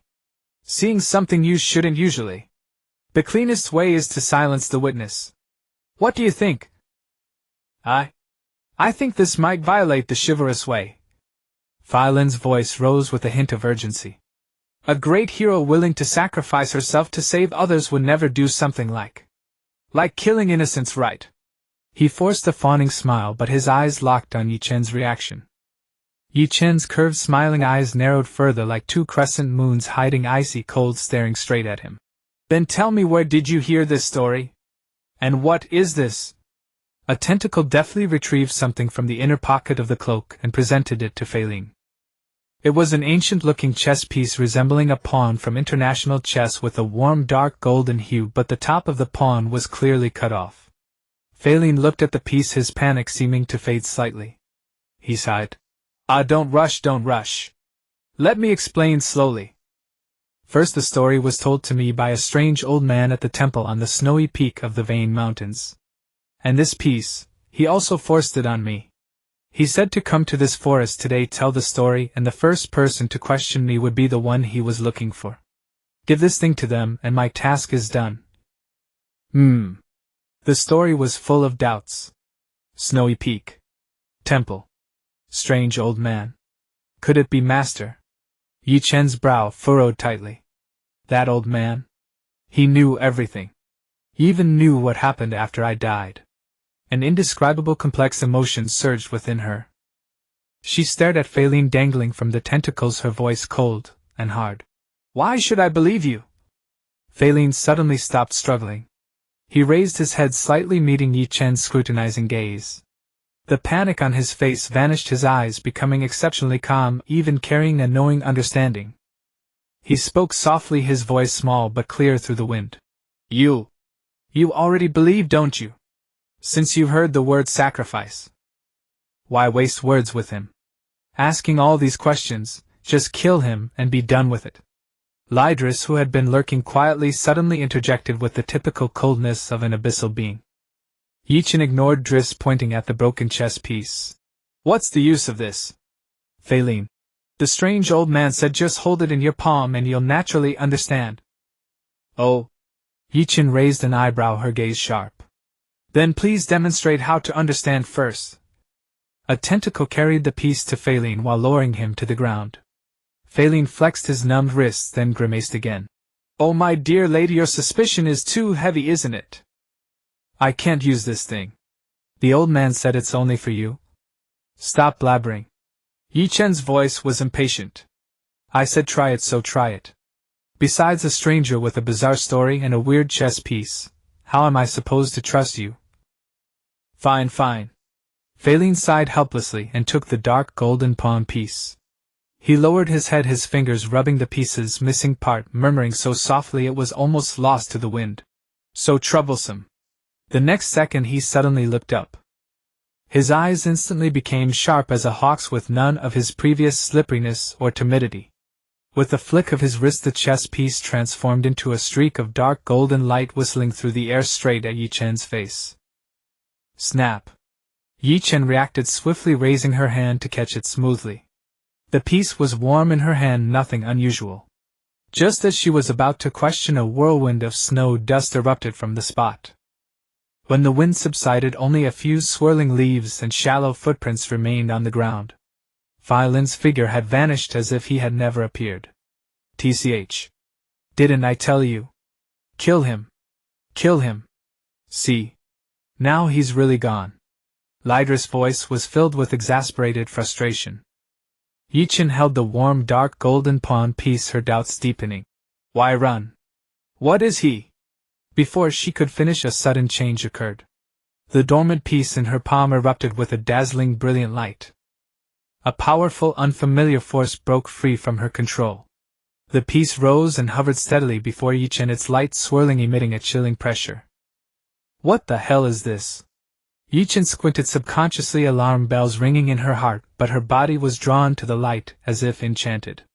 Acting on impulse, she extended a finger and carefully probed toward the floating speck of light.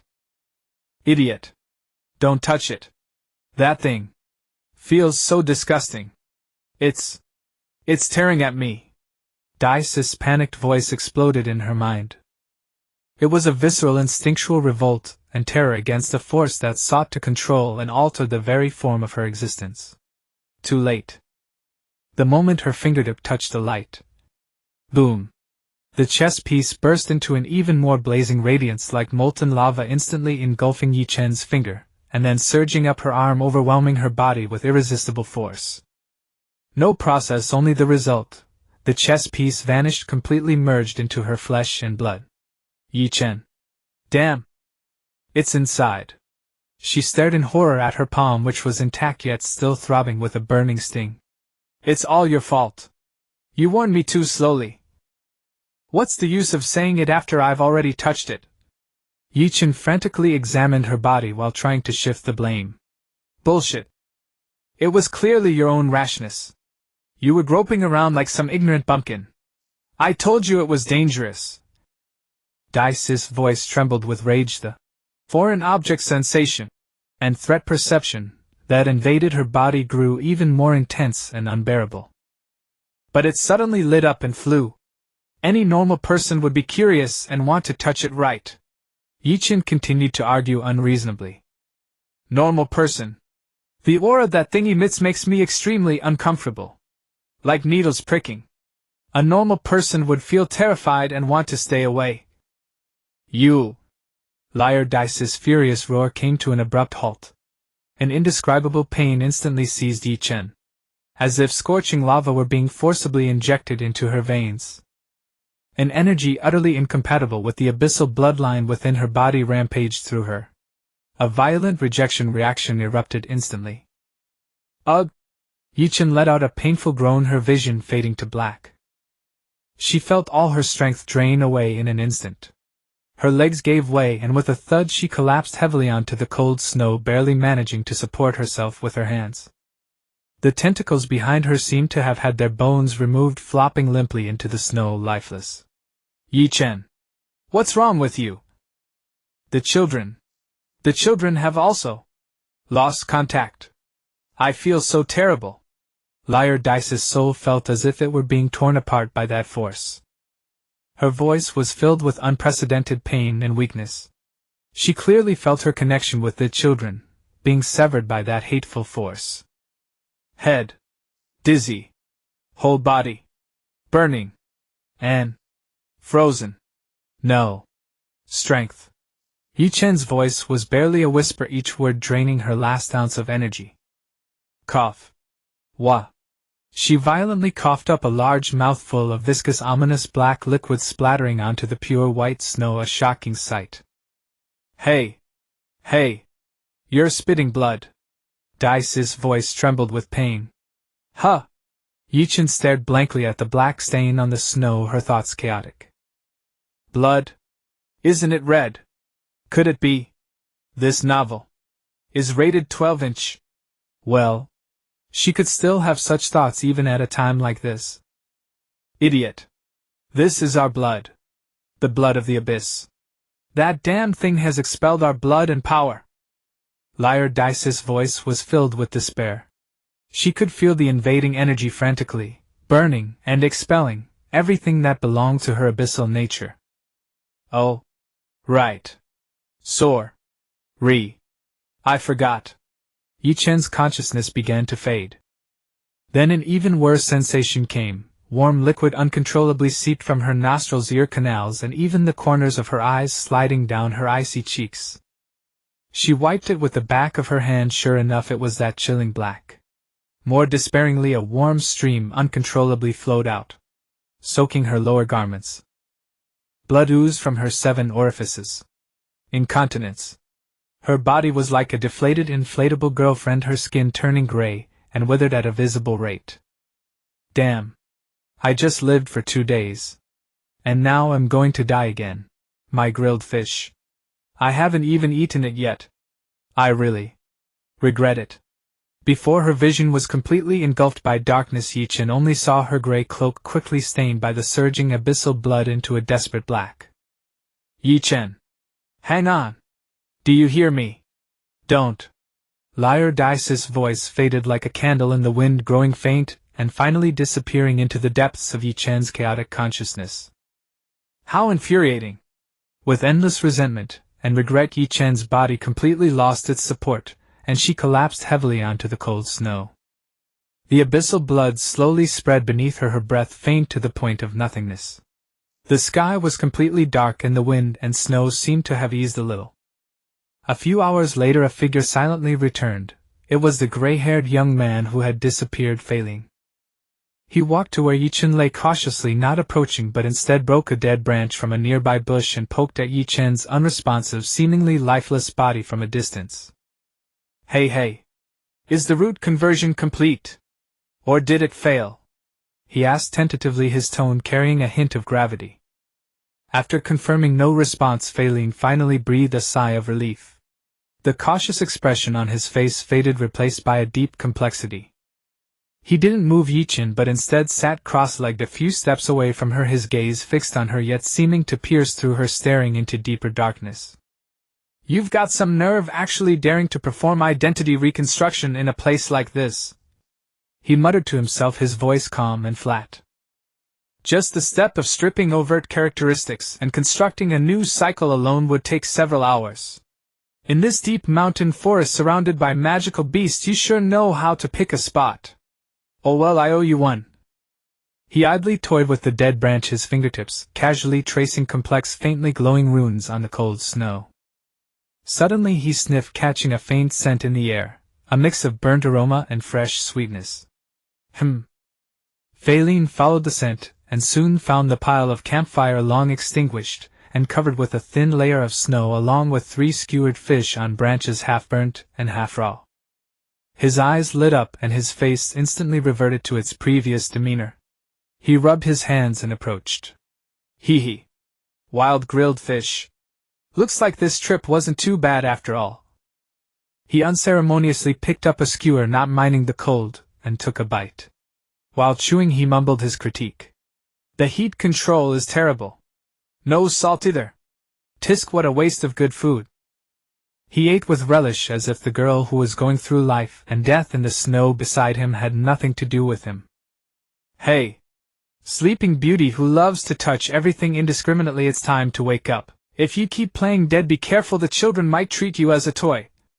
The girl's clear voice carried a hint of urgency, attempting to rouse Ye Chen. Ye Chen slowly opened his heavy eyelids. The light was dim. A crude, almost abstract room came into view. The hard plank bed beneath him made him question his existence. Against the faint light, a slender figure stood vaguely before the bed. Where is this? Again. Didn't I die once more? Ye Chen felt his worldview being repeatedly shattered these past few days. Oh, my, finally willing to open those precious eyes of yours. Dai Si's voice carried a hint of exaggerated astonishment. Rest assured, you're still very much alive. But this time the source of the voice was not merely deep within his mind, but rather right before his eyes. Ye Chen propped himself up and looked up towards the sound. The girl standing before him had a silhouette similar to his current feminized form, black hair, a delicate little face. But those eyes. They were a gem-like crimson. At this moment they were appraising him up and down with keen interest, a curious scrutiny akin to examining a novel toy. This is it. Am I really schizophrenic? Ye Chen instinctively wanted to close his eyes to escape the eerie symmetry. Schizophrenic. Dai Si blinked, her long eyelashes fluttering like butterfly wings, a playful arc curling at the corners of her lips. What an imaginative imagination, Mr. Dazed. It seems that mind of yours from a foreign land needs a little. She stepped forward with light movements and gave Ye Chen's head a crisp, resounding rap. With a flick of her wrist, a mirror as smooth as water materialized out of thin air, firmly thrust before Ye Chen's eyes. A wake-up service. Ouch. What are you doing? Ye Chen clutched his head in pain, but his gaze was firmly fixed on the mirror.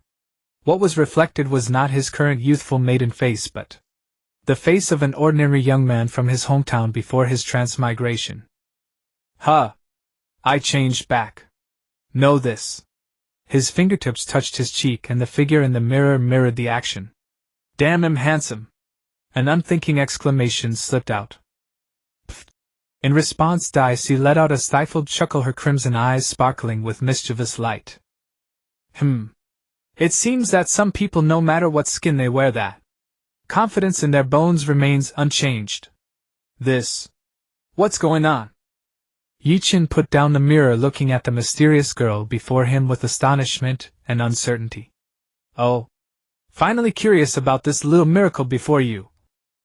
Dai Si crossed her arms, looking at him with leisurely composure. Ever since that damned core merged with my body, this little spiritual corner spontaneously appeared. It can reflect the truest form of the soul, and based on some residual memory fragments, it can materialize trivial little trinkets. For example, a mirror. Ye Chen raised the mirror in his hand. A little smarter, worth praising. Dai Si nodded slightly with a hint of condescending approval. Ye Chen's gaze fell on Dai Si again, her delicate features, slightly curly black hair, and especially those iconic crimson eyes that seemed to suck in one's soul. A chilling thought emerged. So, judging by the soul's appearance, that body outside is really yours. He pointed beyond the spiritual world. Era. Dai Si lightly clapped her hands, her crimson eyes sparkling with a brilliance, as if discovering a new continent. What a gratifying observation! Though as slow as continental drift, it has finally reached its destination. She leaned slightly forward, approaching Ye Chen, her voice carrying a strange hypnotic allure. That's right.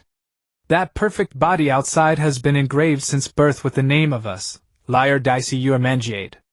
As for you, she dragged her tone, her crimson eyes narrowing dangerously. You are just a bandit who popped out of nowhere. Not only did you trespass into my domain, but you also took my body for yourself. Do you understand, you nest-stealing bastard? Her face wore a sweet smile, but her eyes were a cold abyss. Ye Chen felt uncomfortable under her gaze. Then, "What do you want?" "Charge rent." "How?" Daisy tilted her head, revealing an innocent yet extremely dangerous expression. "Since you are just a small accident, then isn't letting this accident return to the embrace of nothingness, restoring everything to its rightful order, the optimal solution?" She snapped her fingers lightly. The ground beneath Ye Chen's feet softened like melted chocolate, turning into a rolling black quagmire. Several thick reddish-brown tentacles like awakened vines silently coiled around his limbs and waist, lifting him gently off the ground. Damn it! Ye Chen, caught off guard, found himself suspended in the air, struggling instinctively. "Ship!" Daisy raised a finger to her lips, making a silencing gesture, her crimson eyes full of playful amusement. "Don't move too much, dear tenant. The children just want to play a game of lift you high with you. But if you struggle too hard and they accidentally get enthusiastic, then it won't be fun." Ye Chen twisted a few times, but the tentacles bound tightly yet cleverly avoided causing suffocation or fractures. In his struggle, a thought flashed through his mind. He forced himself to calm down, and towards one of the tentacles coiled around his arm and gently squirming whispered in a coaxing tone, "Be good, listen, let me down." A miracle happened. The tip of the tentacle quivered slightly, as if thinking. The grip quickly loosened, and they carefully set Ye Chen back down on the ground. Then, like shy mimosa, they all retracted into the surging shadows with a swoosh and disappeared. Daisy. The playful smile on her face instantly froze, as if a crack appeared on a delicate mask. She looked at the freed Ye Chen, then at her own empty hands, and finally could only helplessly spread her arms, letting out a sigh filled with deep confusion and a hint of frustration. Why, after all? Why do you still listen to him? He's not even in my form anymore." Her tone was full of the frustration of being betrayed by her own children. The tentacles that had retracted into the ground seemed to sense their master's resentment. Cautiously they extended a tiny tip from the edge of the shadows, swaying left and right between Ye Chen and Daisy as if testing the atmosphere, then finally with a shoo they completely withdrew, resolutely not showing themselves again. Ye Chen rubbed his wrist, looking at Daisy's deflated and perplexed expression. The corner of his mouth couldn't help but curl into a slightly smug arc, a hint of provocation in his eyes as he deliberately drawled, "It seems your children are quite fond of this tenant of yours, aren't they? Now what can you do, my dear landlady? Keep playing, lift you high." Slightly provoked, Daisy raised an eyebrow, a cunning glint flashing in her crimson eyes. "Oh, it seems our tenant is getting a bit too cocky. Then let's switch to a little game, shall we?" Before her voice had even faded, she flicked her wrist and a nondescript deep gray sphere materialized in her palm like a magic trick, its surface rippling with a disquieting dark luster. She tossed it lightly, the little sphere arcing elegantly toward Ye Chen. At the same time her figure drifted backward like smoke. "Catch it, this is a specially prepared welcome gift for the jerk who hogged the only bed." Ye Chen's internal alarm bells rang wildly. The aura emanating from the gray sphere made his hair stand on end. He dared not hesitate, executing an awkward yet effective side roll to dodge. The gray sphere brushed silently past the hem of his clothes, landing precisely on the edge of the bed he had just been sitting on. There was no loud explosion, only a crackling sound as if space itself was being crumpled. The instant the sphere touched the bed, the surrounding space seemed to be squeezed and distorted by an invisible hand, forming a miniature black hole that instantly expanded and then collapsed. That crude wooden bed, along with the space around the point of contact, simply vanished into thin air. Only a terrifying gap remained, its edges as smooth as a mirror, emitting wisps of chilling cold. "Holy crap! Subspace miasma." Ye Chen stared at the spot where the bed had vanished, a chill running down his spine. "You call this a welcome gift? This welcome ceremony is way too hardcore," he quipped, still shaken. Don't be so nervous." Daisy stood not far away, watching Ye Chen's startled expression, covering her mouth with a light laugh, her scarlet eyes gleaming with the joy of a successful prank. "Just a little spatial magic to give the new tenant a profound impression. Seems it was remarkably effective, thanks. It's too profound. So profound I almost died on the spot." Ye Chen dusted himself off as he stood up, waving his hand in exasperation. Next time please spare me. Suddenly a flash of inspiration struck Ye Chen. Since Daisy could conjure a mirror out of thin air and cast spells without incantation, could he do the same? A heavy spear entirely black with a cold sharp gleam at its tip materialized in his hand. It felt heavy and solid with a realistic texture. Ye Chen's eyes lit up. He quickly retreated to gain distance, twirling the spear in a beautiful flourish, then pointed it at Daisy. With a hint of excitement he shouted, "Hey, landlady! It's no fun if you're the only one performing. Let's have some interaction." "Oh." Daisy's eyes brightened as if she had discovered an even more interesting toy. "I knew the big dummy was actually quite clever." She gracefully clasped her hands in front of her, and a magnificent shadow bow engraved with intricate abyssal runes instantly appeared. Casually she knocked an arrow made entirely of abyssal ether aimed at the void above Ye Chen's head, and gently plucked the bowstring. "Then I shall reluctantly oblige." Whoosh, crack. The shadow arrow flew into the air and suddenly split. It transformed into 7 or 8 streaks of light with black tails like birds chasing sparks diving toward Ye Chen from tricky angles. Ye Chen let out a low shout, gripping the spear's shaft tightly and stamping the butt on the ground. Rise! Rumble! Several thick gray-black stone walls rose from the ground in response like sturdy shields protecting Ye Chen. Boom, boom, boom, boom. The shadow arrows struck the stone walls precisely, instantly erupting in blinding purple-black flames. The hard rock walls shattered like fragile cookies. Rock fragments and dust sprayed everywhere. In that moment of thick dust, a cold glint faster than the dust carrying icy killing intent reached Ye Chen's throat. Daisy's figure seemed to merge into the shadows and then reappear, her scarlet eyes like 2 ghostly flames in the dust, holding an elegantly shaped shadow short blade aimed directly at his vital point. Clang! The clash of metal. Ye Chen reacted like lightning, gripping the spear with both hands and fiercely crossing the tough shaft in front of him, narrowly blocking that deadly strike. The immense force numbed his arms. He twisted his right wrist, turning his grip into a palm, skillfully redirecting the force while his body swerved swiftly to the right like a fish, narrowly dodging the following horizontal sweep. Then, using the momentum of his spin and drawing power from his waist, the spear shot out like a venomous dragon emerging from its den, its tip gleaming with cold light, thrusting straight at Daisy's shoulder with thunderous force. Pfft! The spear tip met the sensation of piercing a solid body. But the feel was wrong. Too light. As if hitting cotton. A warning signal flared in Ye Chen's mind. From the corner of his eye he saw that the shoulder of the Daisy he had struck rippled like water.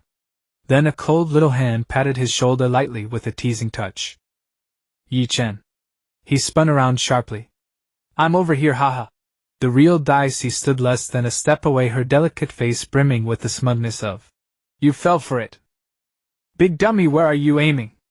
That smile was just so punchable. "Oh, by the way," as if just remembering, Daisy kindly pointed at the rapidly deforming substitute that Ye Chen's spear had struck, her scarlet eyes full of schadenfreude. "Be careful of that." Damn. Trapped. The thought had just crossed Ye Chen's mind. Boom. The shadow substitute he had stabbed violently collapsed inward, then erupted with etheric energy 10 times more violent than the previous arrows. A violent shockwave carrying destructive power instantly engulfed Ye Chen. Cough. Cough, cough, cough. Hiss. Ye Chen was blasted backward, crashing heavily onto the ground. His whole body ached, his chi and blood surged, and he couldn't help coughing up a mouthful of non-existent blood. He propped himself up on one knee and, enraged, punched the ground hard. Damn it! But at the critical moment, he was not entirely unprepared. As the explosion hit, the rock ether surged wildly, and a thick stone wall instantly rose from the ground, barely shielding him and dissipating most of the force. Otherwise the consequences would have been dire. "Oh my!" Daisy's voice came from the dust, tinged with surprise. "You're still standing. The tenant's turtle shell is a bit tougher than I imagined." "Oh." Her smug taunt cut short, turning into a brief cry of surprise. Boom. Clang. 2 sounds of breaking air rang out almost simultaneously. A huge sharp stone spike burst out from under Daisa's feet without warning. At the same time, a boulder resembling a millstone carrying a dull wind pressure slammed down from above her head like a meteor.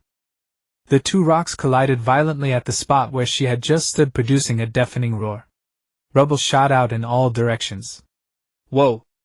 Ye Chen wiped the non-existent dust from his face, squinted his eyes, and retorted through the pain. Isn't the landlady's life quite tough too?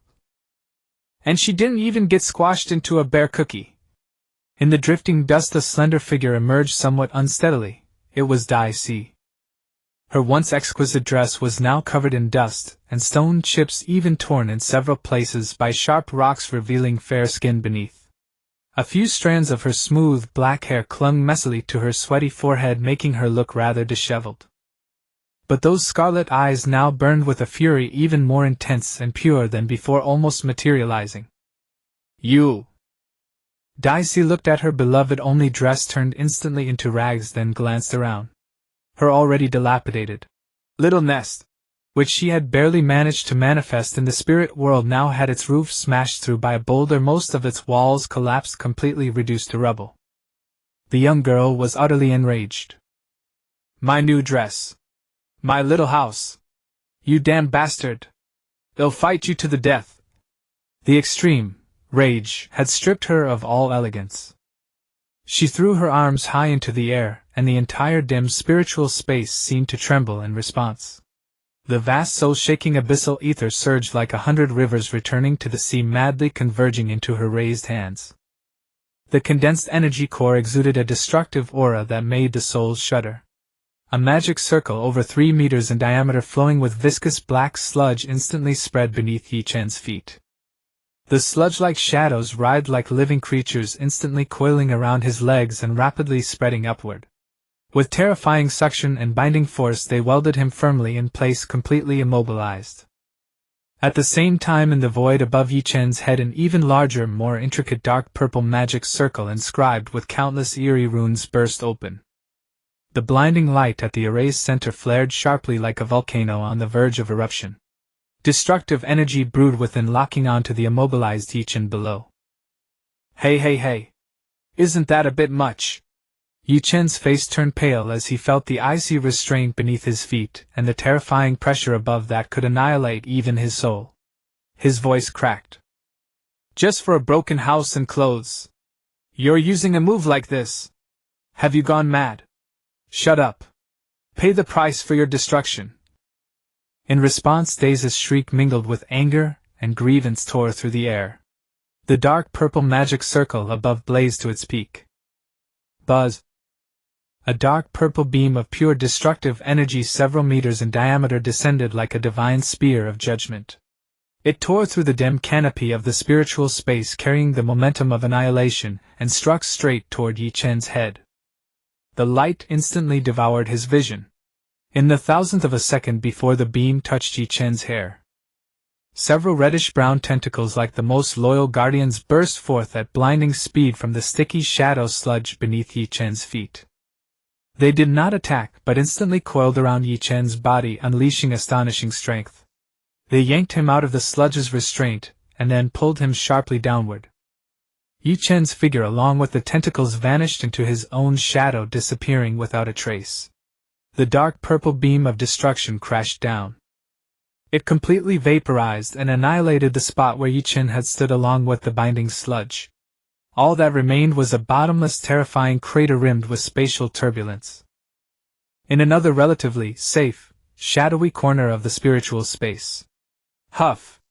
Huff! Huff! Ye Chen slumped on the ground, gasping for breath, his heart pounding so hard it felt ready to leap from his throat. Still shaken, he patted his chest. Damn near scared me to death. Almost bought it here. A reddish-brown tentacle emerged from the shadow, its tip gently and tenderly stroking his sweat-dampened hair as if comforting a pet. Pfft! Daisa's figure appeared like a specter from a nearby shadow, letting out an irrepressible, crisp and mocking laugh. Hands on her hips, chin raised high despite her torn dress and disheveled appearance, her scarlet eyes gleamed with mockery and the smugness of a victor. Look! The mighty idiots, sir, all that fighting just now, wasn't it? In the end, who had to be saved by my adorable children? Tisk tisk, such a weakling, it breaks my heart. She taunted him relentlessly right in his face. What are you laughing at? Ye Chen looked up, glaring at the face that just begged to be punched. Do you realize that could have killed me? You were serious with that attack, weren't you? He pointed at the terrifying smoking crater in the distance. Daisy shrugged, making her torn skirt sway. I was aiming to erase that thief completely. The fact that you survived is your own good luck. Besides, her scarlet eyes narrowed dangerously, deliberately glancing at her torn clothes and the trembling space around them. Are you telling me those stone spikes and falling rocks you used were holding back? Her burning glare made Ye Chen feel a pang of guilt, and his momentum faltered. Indeed, he hadn't thought twice about the consequences when Head attacked just now. He looked away, awkwardly muttering, "We will. You started it."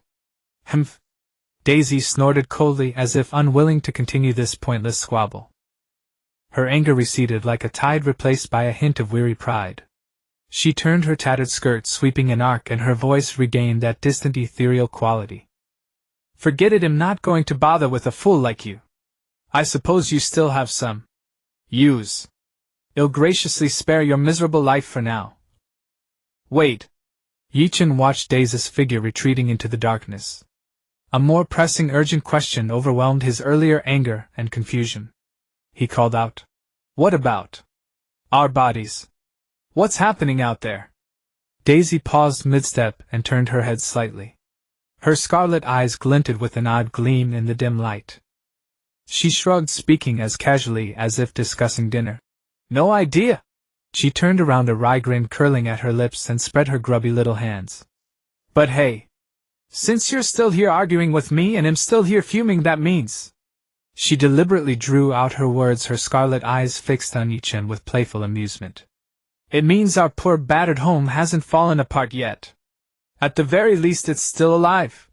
She gave the word alive the most minimal definition. She took a step, slowly moving deeper into the stronger darkness, her figure beginning to blur. Don't just sit there in a daze, you idiot who stole my body. It's time for you to wake up. Ye Chen frowned and shouted at her, retreating back. What do you mean? What does wake up mean? Tis. Already half melted into the shadows, Daisy seemed annoyed by his persistence. She halted abruptly, squeezed herself back out of the shadow, and stomped angrily back to stand before Ye Chen. Ye Chen looked at the girl before him, her face set in a glare, her eyes still carrying the remnants of anger. Despite her undeniably striking appearance, the unique aura of the abyss made her seem both familiar and foreign, exuding a disturbing, uncanny charm. They stood barely inches apart. Suddenly the frost on Daisy's face thawed instantly. A sly, mischievous grin curled at the corner of her lips as she smiled at Ye Chen. The smile came too abruptly and too eerily. Ye Chen was completely caught off guard, stunned for a moment. In that fleeting heartbeat of hesitation, a glint of cold light flashed in Daisy's eyes. Her petite body exploded with startling speed.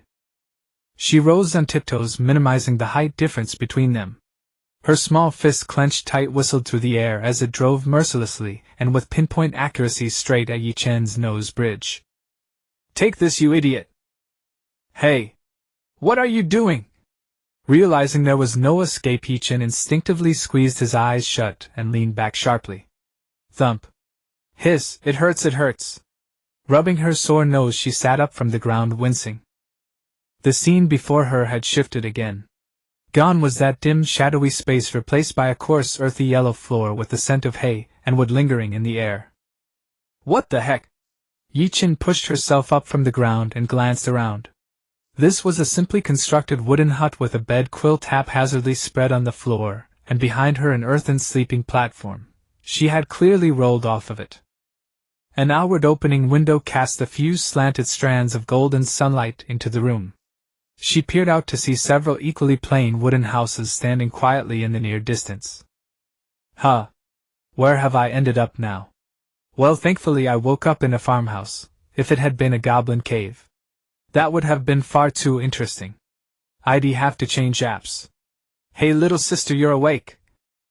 A clear masculine voice interrupted Ye Chen's thoughts. She followed the sound and saw a young man about 20 years old standing by the doorframe. He had a head of fluffy brown hair, and his matching eyes sparkled brightly as he studied her with a hearty smile. "Wait here, I'll go call my grandmother." With that the young man turned and strode off quickly. "Grandma. The girl Dad brought back, she's awake." His booming voice made the wooden hut hum, and Ye Chen heard every word clearly from inside. "Grandma. Is she going to fetch the parents?" Ye Chen quickly bent down, picked up the quilt from the floor, brushed off the dust haphazardly, placed it back on the earthen platform, and sat down properly. In the midst of her movements she suddenly noticed that her dirty tattered gray cloak was gone, replaced by an obviously oversized coarse linen shirt. Someone had changed her clothes. That meant she'd been seen naked again. Huh. Why did I say again? She shook her head forcefully, trying to shake off those messy thoughts. Just then a gentle, kind voice accompanied by the creak of the door hinge. "Little girl, you're awake. Any discomfort anywhere?" An old woman with graying hair and a kind face pushed the door open and walked in, followed by the brown-haired young man from before. "Ah, hello." Her train of thought interrupted again. Ye Chen responded with slight awkwardness. The old woman walked over smilingly, sat down by the earthen platform, and pointed to the young man beside her. "His name is Aesite, and I am his grandmother, so the villagers call me Grandma Aesite. If you don't mind, you can call me Grandma too." Aesite immediately chimed in, raising an eyebrow. "Hello? I'm Aesite. Since you seem younger than me, you can call me Brother Aesite. Always so unserious. No wonder that girl Lena doesn't fancy you." Grandma Aesite raised her hand as if to strike. Hey. Don't hit me. I'll go get Lena. She said earlier to tell her as soon as the little girl wakes up." Aesite was quick to react. Before his words had even faded, he had already taken long strides and quickly walked out. "You rascal. While you're there, tell Lena to come over for dinner tonight." Grandma Aesite shouted a high-pitched reminder toward the figure disappearing beyond the door, then turned back, her gaze resting on Ye Chen with gentle inquiry. "Hello, Grandma." Ye Chen steadied herself, and spoke the name she had rehearsed in her mind. "My name is Lildes Mangiade." "Hey. I am the real Lildes Mangiade. You're impersonating me." Dicey, who had been silent, immediately lodged a dissatisfied protest in the spiritual realm. Grandma Aesite looked at the delicate pale little girl before her, and pity welled up in her heart. A poor child whose home had been ravaged by the abyss again, most likely. Damn the abyss. "All right, little Dicey," Grandma responded, then asked again with concern. "How do you feel? Any pain or discomfort?" "Me." Ye Chen carefully examined her limbs.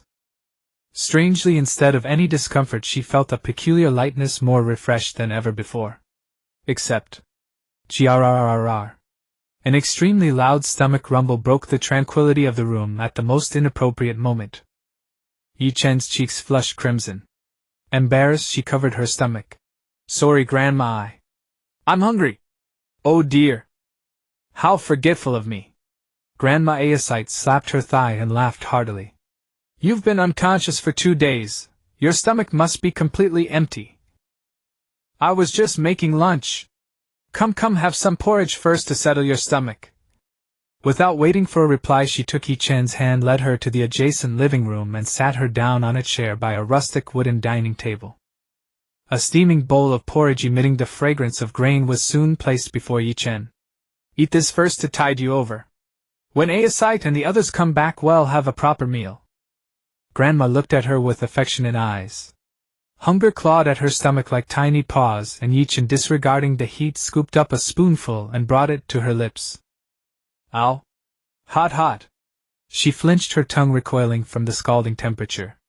She blew out little breaths like a startled kitten, tears gathering at the corners of her eyes. Take it easy. Blow on it first before drinking, mind the heat." Grandma Aesite couldn't help smiling, and she affectionately reached out to ruffle Ye Chen's dog scratched that head. Ye Chen carefully blew on the spoonful of porridge, before finally taking it into her mouth.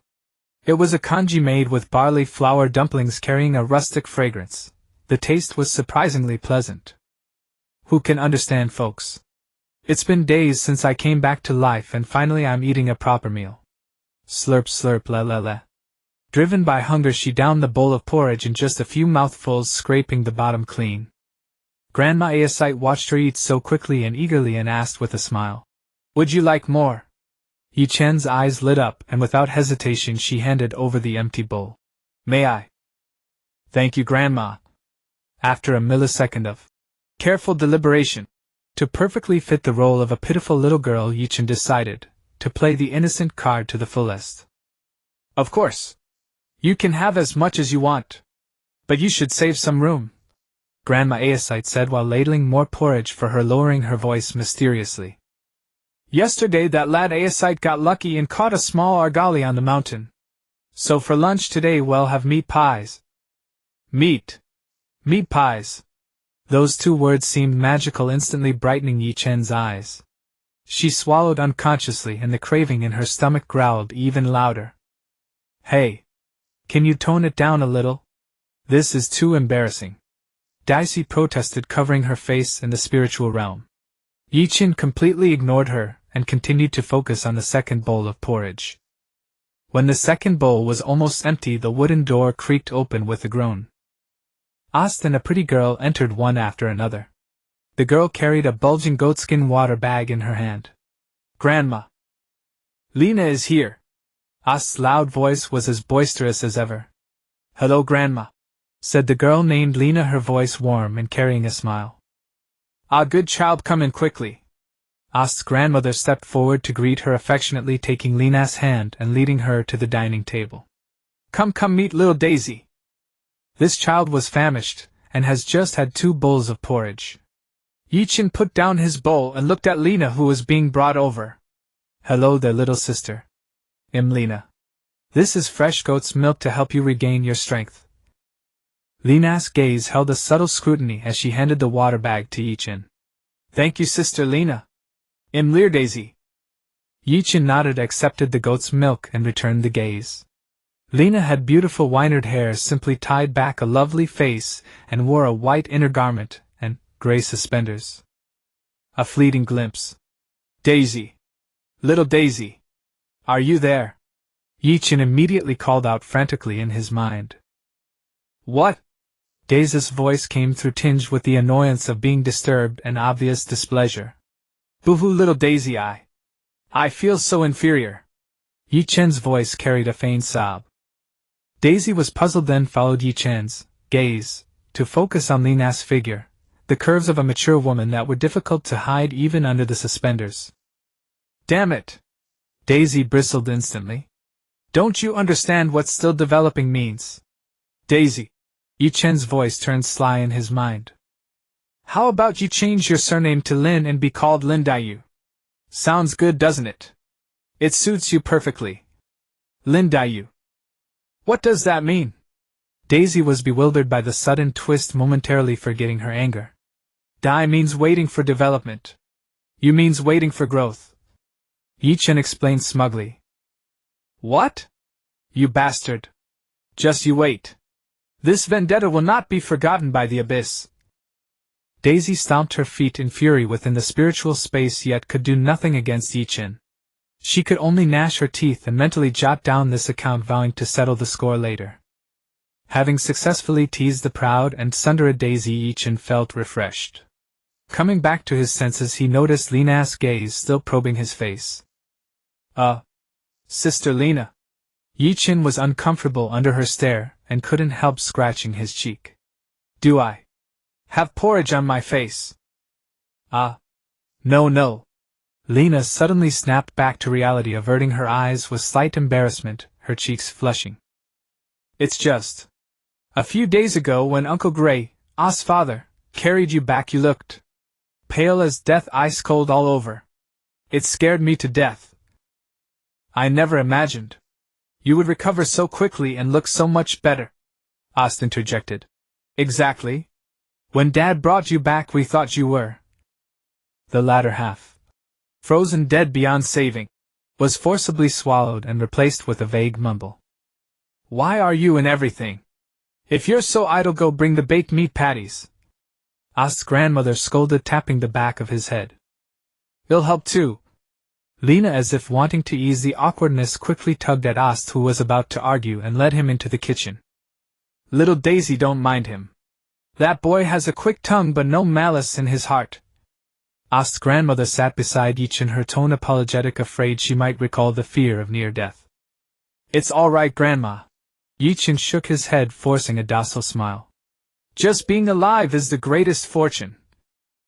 She poured the goat's milk, filling a bowl for everyone, and set out chopsticks. By the way, Ost's father, Uncle Gray. Is he not at home? Ye Chen asked curiously, deliberately avoiding the word mother, because no one had mentioned her since she woke up. My son. He's a hunter. 3 days ago, when he went hunting in the snowy mountains, he carried you back. He won't be back until evening, the grandmother explained. Just then Lina walked out carrying a steaming pot of stew and interjected. Uncle Gray is a renowned great hunter in this area. Whenever he goes out, he never fails to catch his prey. She set the stew steadily in the center of the table, then turned to Ye Chen with a gentle smile and added, By the way, little Daisy, I was the one who changed your clothes. You were frozen stiff and that cloak was dirty, torn and soaked through, couldn't be worn anymore.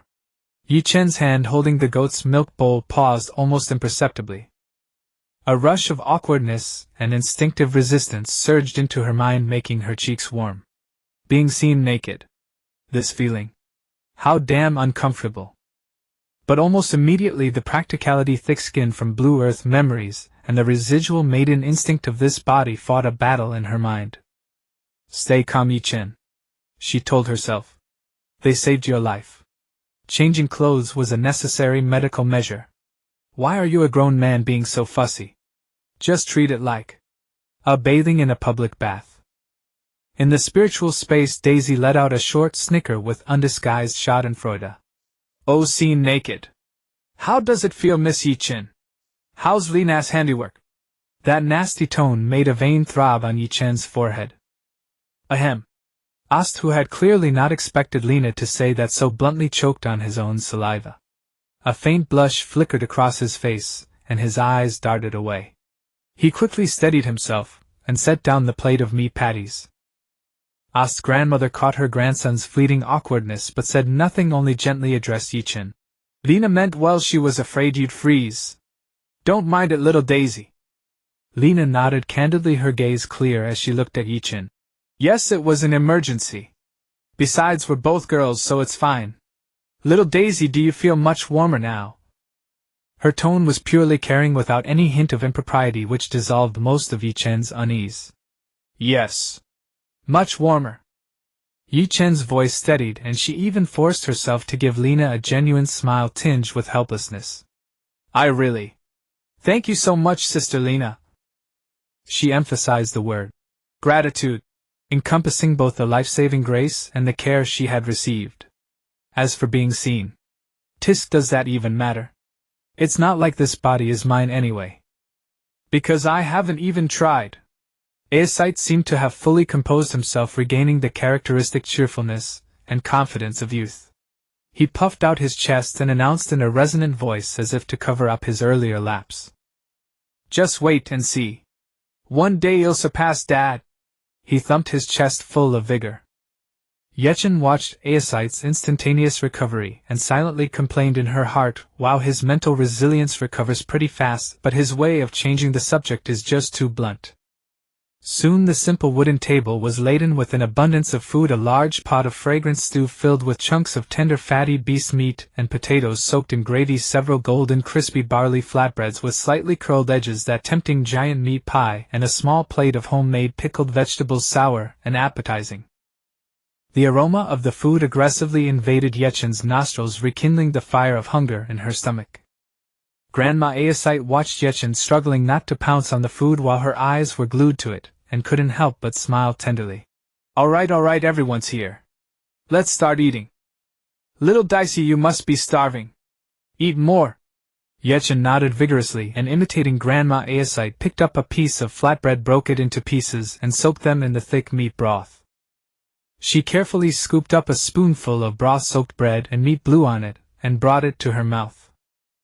The rich, savory meat flavor, the soft sweetness of the starch soaked in gravy, and a hint of tangy pickled vegetables burst on her tongue. Mmm. Delicious. Ye Chen's eyes suddenly lit up and she nearly wept with happiness. This is what human food should be. Hey! Ye Chen. The meat pie. That meat pie. I want to eat it. Dai's voice also rang out in the spiritual world with a rare impatience lured by the aroma, even conjuring up an image of her staring longingly. Wait, don't rush. Let me finish what's in my bowl first. Ye Chen chewed while soothing her in her mind. She ate with extreme focus, taking small bites and trying to maintain decorum, but her pace was not slow at all. That look of being ravenous yet restraining the urge to gobble down appeared pitiful and sensible to Grandma Aesite and Lina, evoking both sympathy and amusement. Aesite, less sensitive, ate with his mouth greasy, and still remembered to pick a large piece of golden meat pie for Ye Chen, saying heartily, "Little Dicey, don't just drink soup. Eat more meat. Look how thin you are." Thanks, Brother Aesite. Ye Chen mumbled with her mouth stuffed, her eyes squinting with happiness. Dicey also got to taste the long-awaited meat pie, swaying her head contentedly in the spiritual space. Aesite, right. Not bad, kid. From today Lady Liar Dicey will have his back. Lina looked at Ye Chen's satisfied little face, gently patted her hand, and spoke softly, "Little Dicey, why don't you come stay with me? Aesite's mother is coming back tomorrow, so the house might be a bit crowded." There was a hint of subtle anticipation in her words. Grandma Aesite immediately said, "Oh, what's the big deal? Let that boy Aesite sleep on the floor." She felt for Dicey and didn't want her to move again. Aesite chewed the meat and mumbled, "No problem." Ye Chen immediately understood. So the room she was staying in originally belonged to Aesite. It was just that his mother happened to be away, so Aesite went to sleep with Galay to accommodate her. Not wanting to trouble this kind family, Ye Chen quickly swallowed the food and waved her hand. "It's okay, Grandma. I can stay at Sister Lina's. I've already caused you too much trouble these past 2 days. Her tone was sincere with a hint of embarrassment. Grandma Aesite and Lina felt even softer seeing her sensible demeanor. Woo, what a heartbreakingly good child. Tell you what, Grandma Aesite thought for a moment and compromised. Little Dicey will stay here tonight. Tomorrow, since Lina will have time to tidy up the room, you can move there, okay? I'm fine either way, Grandma. Ye Chen nodded obediently. Then I'll leave it to you, Lina. Grandma Aesite turned to Lina. Not at all, Grandma. Lina smiled happily, eyes crinkling. I've always wanted a cute little sister like Dicey. After dinner, Aesite was in charge of clearing the table, while Ye Chen and Lina washed the dishes by the sink. Little Dicey, Lina asked while wiping a plate. How do you feel? Want to go check out my place now? Get to know the door and familiarize yourself. She still hoped Ye Chen would come to her house sooner.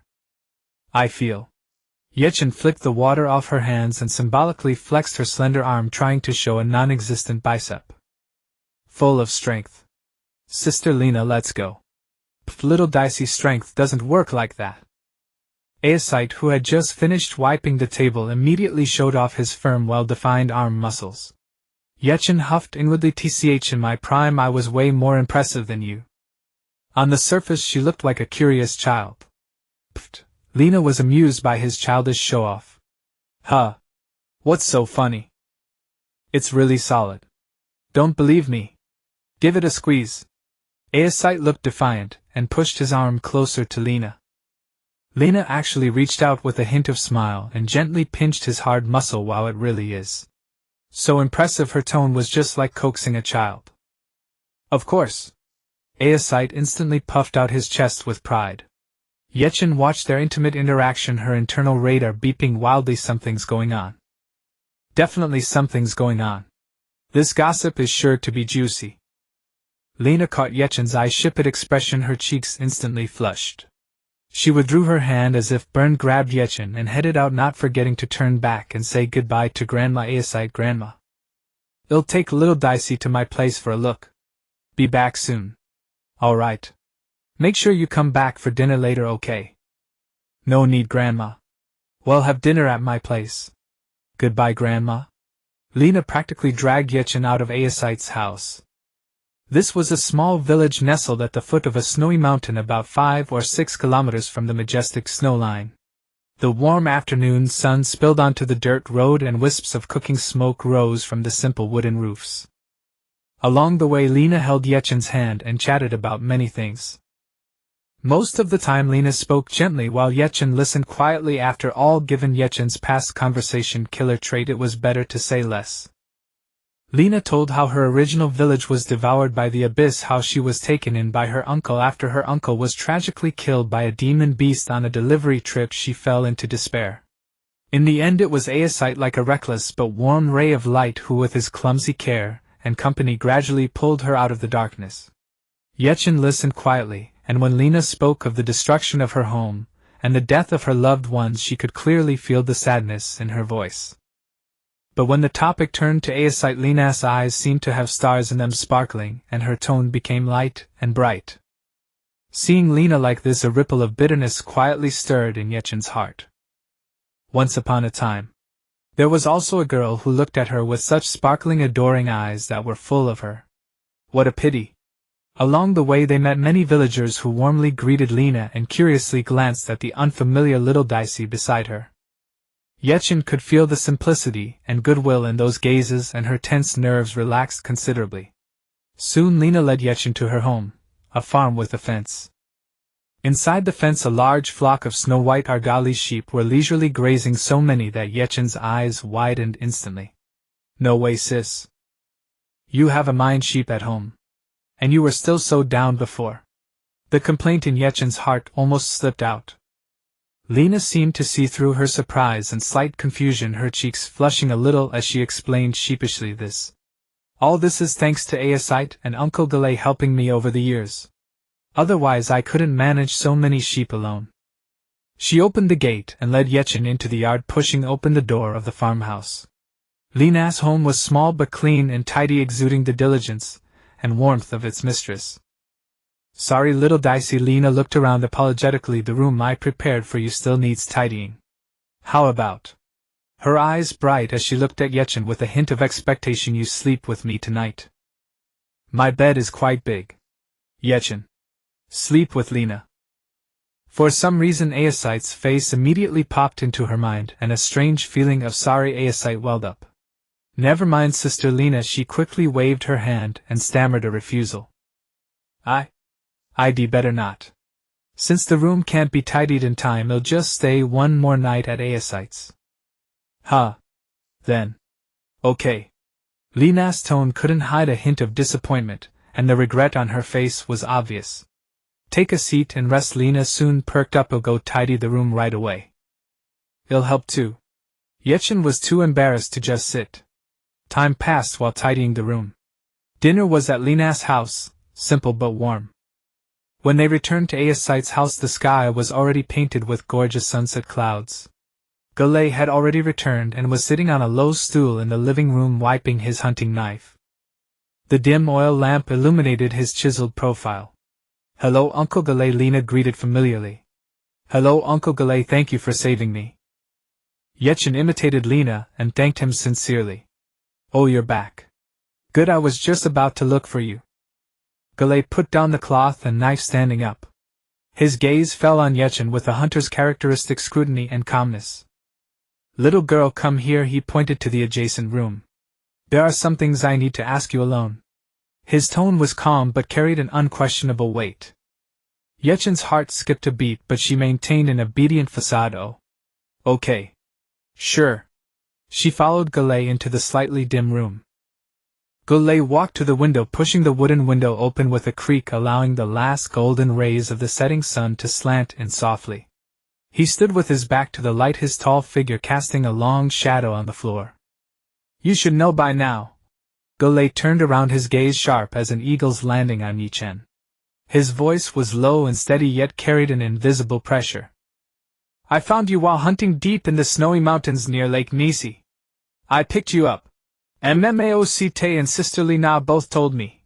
Ye Chen lowered his head slightly, his voice filled with gratitude.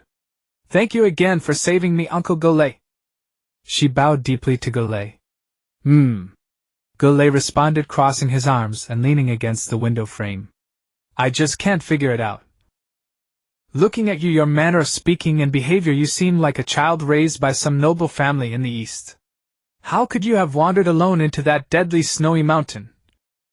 And ended up by the shore of Lake Nisi? He stared intently at Ye Chen's eyes, not missing the slightest flicker of expression. Ye Chen's heart sped up slightly, but quickly a perfectly measured sorrow and bewilderment spread across her face. I won't hide it from you. She lifted her head, her eyes reddening slightly, her voice trembling. My family used to be a minor noble of Alai Kingdom in the Eastern continent, but then, her voice choked, tears welling in her eyes. The abyss appeared. Our home, my family, they're all gone. Only I'm left. Alai Kingdom in the Eastern continent. Gulei's brow furrowed even tighter, the suspicion in his tone not fading. How did you cross the continent and end up beneath the snowy mountains in the Western continent? It was slave traders. Uncle Gulei. Ye Chen's tears finally fell. She wiped them roughly with the back of her hand, her voice choked with sobs. When I was fleeing, I was captured by slave traders. They caught many homeless children like me. The young ones were secretly shipped to the Western continent to be sold as slaves. She sniffled, struggling to control her crying. They said that I looked decent enough, and that I had already been booked by a noble lord in the Western continent to be sent over here. Then you... Gulei was about to continue questioning, but was interrupted by Ye Chen's tearful account. To avoid exposing their tracks and to take a shortcut, they didn't go through the elven territory, but risked going around the edge of the snowy mountains. Ye Chen's body trembled slightly, as if recalling something extremely terrifying. To prevent me from escaping, they had stripped off my original clothes long ago, only giving me a dirty, tattered cloak. Not even shoes. She lifted her head, tears streaming as she looked at Gulei, her eyes full of fear and helplessness. When we reached near the Otto Mountains, another abyss rift appeared. So many remnant beasts rushed out. Those people who captured me, many were torn apart by the remnant beasts. The slave trader guarding me died right beside me. The blood on my body was splashed on me when they fought the beasts. To shake off the pursuing beasts, I could only run desperately into the snowy mountains. I was so exhausted. They usually only gave me a bit of moldy food. I was cold and hungry. Ye Chen's account grew more fragmented, her sobs overwhelming her. After running for a while, everything went black, and I knew nothing more. When I woke up, I was here. Woo. She could no longer control herself, covering her face and crying bitterly, her thin shoulders heaving, weeping as if her heart would break. At that moment, Aosite, who had been eavesdropping breathlessly outside the door, had already reddened eyes and clenched fists. Li Na was even more moved to tears, recalling her own similar experiences, and felt a deep empathetic pity for Ye Chen, constantly wiping her tears with a handkerchief. Inside the room, Gulei looked at the girl, who was crying so hard she could barely breathe. The stern scrutiny on his face finally broke, replaced by a hint of fluster and deep guilt. All right, don't cry, child," he said, somewhat at a loss, his tone softening. I didn't mean to question you like that. It's okay. Uncle Gulei. I understand." Ye Chen lifted her tear-blurred face, sobbing. "You couldn't just trust someone of unknown origin. It's Dai Si who has caused you trouble. Dai Si will leave tomorrow." She wept in a pitiful manner, radiating a fragile, abandoned vulnerability. "Tis, that last line sounds a bit manipulative," Dai Si commented in the psychic space. Pat. The door was pushed open abruptly. Grandma Aosite along with Reedy Li Na and Aosite surged in. Gulei looked to them for help. "Silly child. Stop crying." Grandma Aosite was heartbroken, pulling Ye Chen into her arms and gently patting her back. "It's our fault. We were wrong. We shouldn't have grilled you like this. But we had to. Had to know something about your background, didn't we? Only then could we feel at ease." Aosite also said in a husky voice. "That's right, little Dai Si. It's all over now. Everything's clear. From now on you're our family. This is your home. Li Na nodded vigorously, tears still falling. Little Dicey, stay. Ye Chen leaned in Grandma Ao's warm embrace, feeling the genuine concern and guilt around her, listening to their earnest pleas for her to stay as she continued to sob. In the evening in the bathroom, thick steam filled the air. Ye Chen shed the still slightly oversized coarse linen shirt, revealing the pale, excessively thin body of a young girl beneath. She stood before the misty bath barrel, looking at the slightly immature curves reflected in the water, her expression dazed. Ah, well, I have to face it sooner or later. She sighed and stepped into the warm water. You pervert. Dai's voice rang out inopportunely with its usual mockery, but seemingly lacking the usual sharpness. Ye Chen ignored her, picked up a cloth and quickly and thoroughly scrubbed herself, then immersed her entire body into the warm bathwater. The warm water enveloped her whole body as if the fatigue and tension of the past few days were finally smoothed away. She couldn't help but let out a satisfied sigh. Ye Chen relaxed against the barrel wall, blowing bubbles in the water idly while contemplating the road ahead. Where should she go next? Temple Abyss, little sister. Each heavy word weighed on her mind. Speaking of which, Dai's voice, seemingly softened by the comforting hot water, took on a conversational tone. That tearful performance of yours just now was quite impressive. You fooled them all. She used the word impressive for once. Fooled them. Ye Chen chuckled lightly, her tone carrying a hint of self-deprecating calm. What fooling? The vast majority was true. What do you mean? Daisy was clearly taken aback by this answer, her voice filled with confusion. My hometown, a small town on the border of Alai Kingdom, was indeed completely destroyed by the abyss, and I really was a minor noble. Ye Chen's voice was very soft. Those who survived were me and my little sister. Her gaze seemed to pierce through the misty steam, looking into a distant past. Daisy fell silent. The slave traders were also real. Ye Chen continued, her tone as calm as if she were telling someone else's story. They always swoop in like vultures after a disaster, targeting children who have lost their protection, selling them to other countries or worse places. My little sister almost got caught by them back then. The corner of her mouth seemed to curl into a faint smile. Luckily, I reacted fast enough. In the psychic space, Dai's silence persisted, carrying an invisible weight. After a long while, Dai's voice sounded again with an unprecedented hesitation and a barely perceptible bitterness. I'm sorry for making you recall those things. Oh. Ye Chen raised an eyebrow in surprise. So the Great Abyss Lord can also apologize. She habitually used teasing to hide her inner turmoil. This time Daisy did not flare up immediately. Ye Chen tilted her head back, resting it on the edge of the barrel, closing her eyes, the warm water enveloping her. Actually, it's okay, she said very softly, with a weary resignation after years of hardship. It's been 20 or 30 years. I've long since gotten used to it. Another long silence.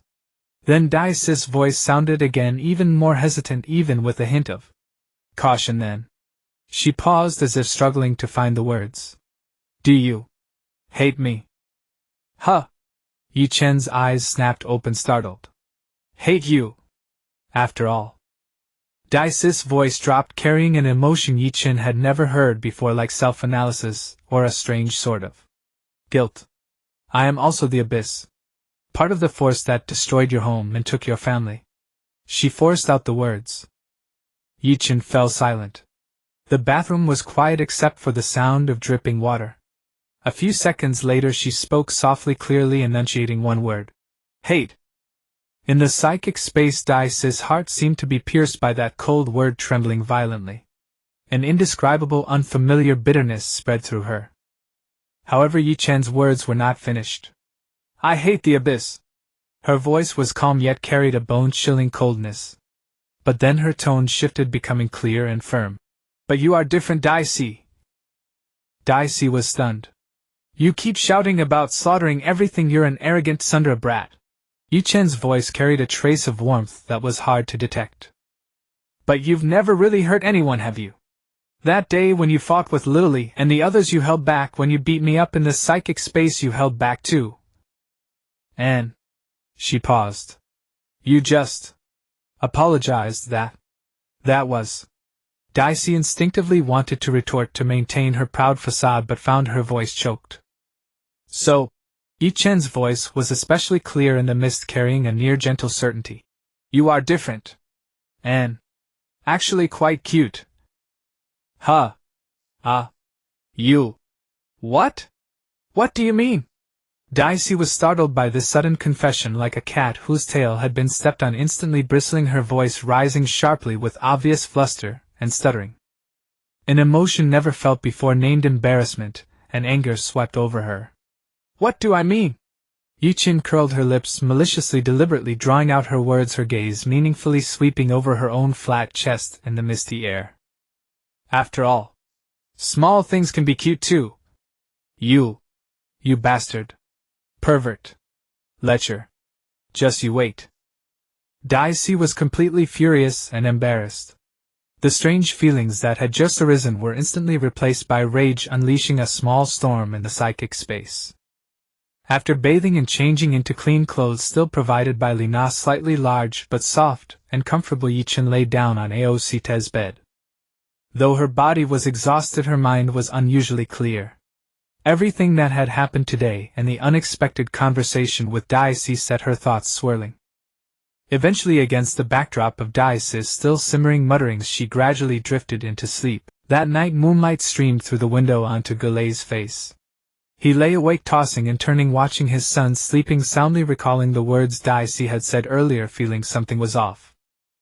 The next day, near noon, sunlight lazily crept across the window lattice, casting warm patches of light on the simple wooden floor. The room was silent save for the soft, steady breathing of a young maiden.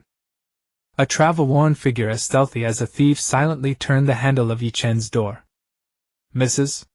Eli, mother of Aosite and wife of Goulet, entered with the joy of homecoming and a hint of mischief. Her gaze precisely locked onto the mound on the bed, a cocoon of blankets with only a few strands of jet-black hair peeking out. Son, did you miss your mom? She lowered her voice, a smile in her tone. Like a nimble feline, she lunged in a single bound, landing precisely on the blanket mound, arms wrapping tightly around it. Ugh! A short, startled grunt heavy with sleep and fright came from under the covers. The smile on Mrs. Yele's face instantly froze. The feel was wrong. Where was her son's sturdy frame? How did it feel so slender, so small? Her heart skipped a beat. Who? A distinctly female voice, hoarse and muddled from just waking up, came from under the blanket. Mrs. Eli, hearing a voice so clearly not her big son's, a maiden's drowsy voice, froze instantly. With a sense of foreboding, she cautiously peeled back a corner of the blanket. A small face, sleepy-eyed with a baby-like blush, was revealed. The girl's raven lashes fluttered as she struggled to open her eyes a slit. Her clear eyes were filled with the dazed innocence of one forcibly awakened, staring blankly at her, as if she hadn't fully powered on. Mrs. Yele's scream was like a thunderclap, shredding the wooden house's tranquility, so piercing that even the birds outside took flight in alarm. The door burst open. Aosite stood at the threshold, utterly shocked. Mom! When did you get back? Mrs. Eli spun around, looking from her tall, sturdy son to the petite, bewildered girl on the bed. Her pupils dilated violently, her voice cracking. Aosite! You actually lured a girl into your bed. And she's a minor. She pointed at Ye Chen, her fingers trembling as if witnessing an unforgivable crime. Mom! What are you imagining again? Aosite instantly shifted from shock to a facepalm, feeling his temples throb. He knew his mother's wild imagination all too well. Yet Mrs. Eli was already lost in the script of an ethical tragedy. She was weaving deaf to her son's words. This is a minor. You're committing a crime, you know. And besides, how can you do this to Lina? Her voice choked with sobs, her gaze darting desperately between Aosite and Ye Chen. Uncontrollably, her mind conjured a tragic image of the girl, big-bellied, visiting a gloomy prison cell. Huh! Ye Chen's head throbbed from the continuous screams and accusations. Her drowsiness receded slightly, but her consciousness was still shrouded in thick fog. She only vaguely caught a key word, minor. Who was being looked down upon? She instinctively retorted, her voice thick with nasal sleepiness and displeasure. An adult. This remark was like adding fuel to the fire. Mrs.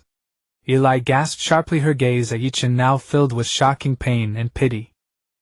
Good heavens! This poor child, to defend that wretched son, had started lying. With her childish appearance, how could she be an adult? A more horrifying thought exploded in her mind. With a trembling voice carrying a last shred of desperate inquiry, she asked, "Could it be? Little girl, you came willingly?"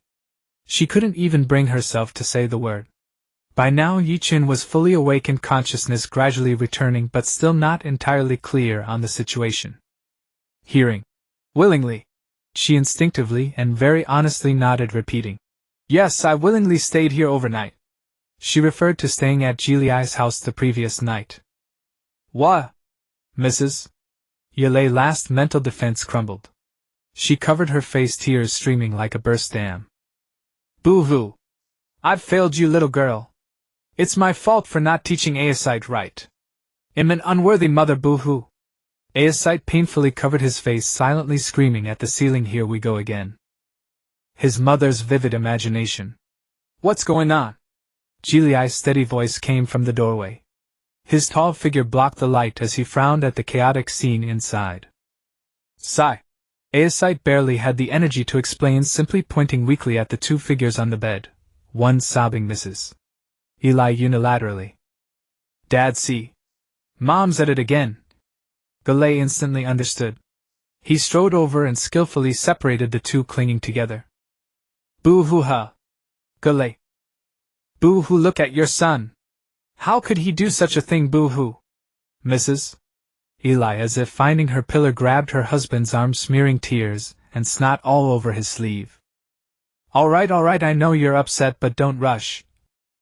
Galay patted his wife's back soothingly while explaining in the most concise and powerful words. Misunderstanding. This girl is Dicey Liar Dicey. I rescued her from the snowy mountains. She's homeless and staying temporarily. Aesite has been sleeping in my room. Oh. I see. Mrs. Yale's emotions roller-coastered. She wiped tears and snot from her face with astonishing speed, her expression instantly shifting to one of utmost kindness and apology, as she turned to Ye Chen. So sorry, little Dicey. Auntie misunderstood you. Auntie thought. She rubbed her hands sheepishly, too embarrassed to finish the sentence. Having learned the truth, Ye Chen wanted to vanish on the spot, her toes curling with embarrassment. It's okay, Auntie Eli. My fault. I was still half asleep and answered wrongly. She wished she could bury the willingly she had blurted out. In her spiritual world, Dicey was already rolling on the floor, laughing, tears nearly streaming. So you were willing, Miss Ye Chen, willing to sleep in Aesite's bed. Last night must have been delightful, ha ha ha. Mrs. Eli awkwardly laughed to ease the tension. My fault. I know my son, his heart is all hung on Lena. He even told me one day he'd trick Lena into. Mom. Aesite's face instantly turned as red as a boiled shrimp. He dashed over and clamped his hand over his mother's mouth, his eyes screaming, "Please shut up." MMPH. What are you doing? Mrs. Eli struggled, confused. Auntie, a voice thick with shyness and laughter came from the doorway. I'm here too. Lena poked her head out, her face glowing red. MMPH. Nothing. Mrs. Eli instantly freed herself from her son's grip, striving to put on a straight face. Auntie was saying, let's go have lunch. Yes. Eat. Auntie's stomach is growling. She clumsily changed the subject. Lunchtime. The atmosphere at the dining table hovered subtly between awkwardness and suppressed laughter. Even the delicious food seemed to carry a strange flavor.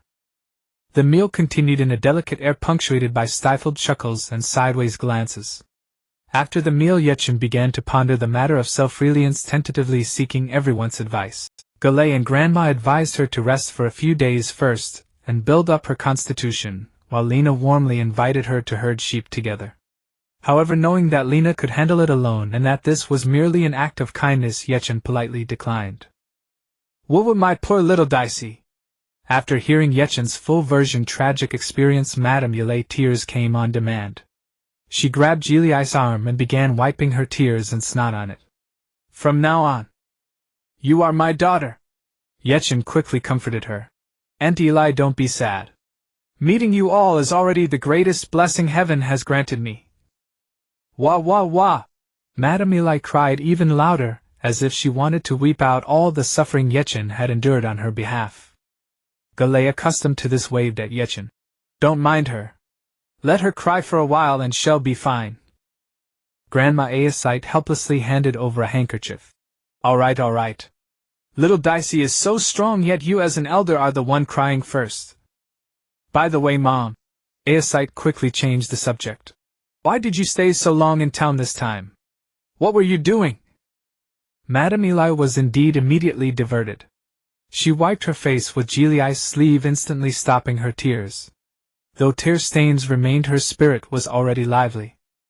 She lifted the bulging little backpack she had brought back onto the table, and with a clatter dumped out all its contents. The items scattered across the table, a carefully cloth-wrapped parcel, delicate little boxes, and a few books. Ye Chen curiously glanced at the titles. Snow White Prince, The Knightess and the Vampire, The Domineering Princess Falls for Me. What the hell are these divine readings? Oh! Madame Yelay face flushed bright red. Hastily she stuffed those few books back into the bag. These are what Galay likes to read. They have nothing to do with me." Galay silently held his forehead, wearing an expression of, "I knew it. A ham I visited my parents' home and brought back a few little gifts." Madame Eli cleared her throat, gave a mysterious smile, and picked up the most exquisite little box, handing it to Aesite. With curiosity, Aesite opened the box. Inside lay a warm, translucent jade bracelet, and beside it a small, heavy ingot of gold that shimmered with enticing luster. "Mom! This is—" Aesite looked at his mother in confusion. Madame Eli leaned close to her son and whispered with excitement and anticipation so only he could hear. "I asked your grandpa to find someone for it. Top-grade jade. And the gold ingot is solid. You like Lina, don't you? This is my advance betrothal gift as your future mother-in-law. Later find an opportunity and give it to Lina. Be sincere." She patted her son on the shoulder forcefully, her eyes full of encouragement. "Mom!" Aesite's ears instantly turned crimson. His gaze involuntarily drifted toward Lina, who was quietly chatting with Grandma Aesite. Lina seemed to sense the gaze and tilted her head in bewilderment. That innocent expression made Aesite's heart beat even faster. "Ha, still shy."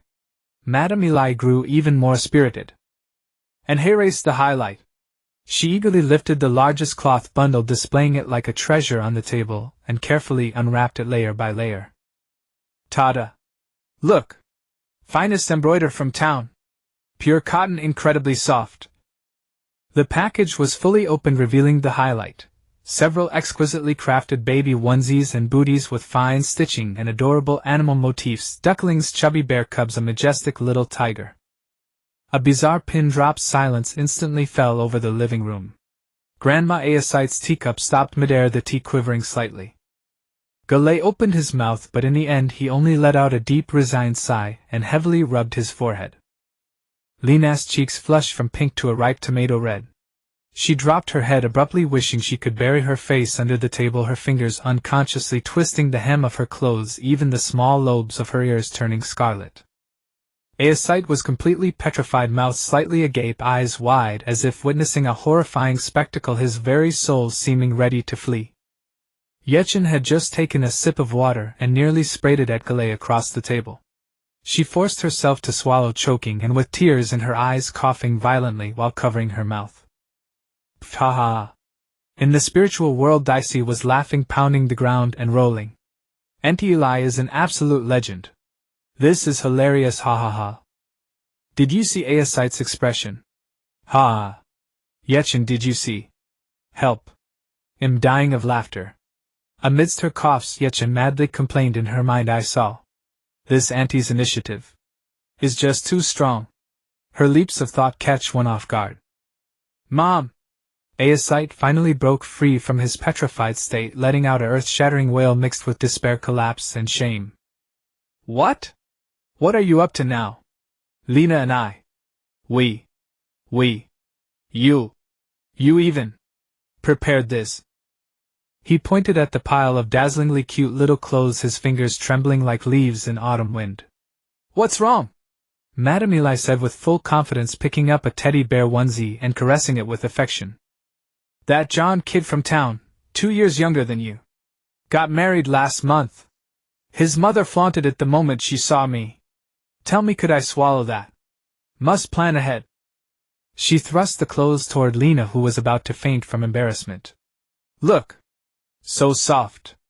So cute. This little bear is so spirited. My grandson or granddaughter will look wonderful in these. Lina, don't you agree? Lina. She let out a short shriek, recoiled like a startled deer, her face so red it could drip blood, only frantically shaking and nodding her head incoherent. Aesite could no longer sit still. He stood abruptly and nearly lunged to snatch away that pile of evidence. Mom! Please! Put it away. This is too absurd. Too embarrassing.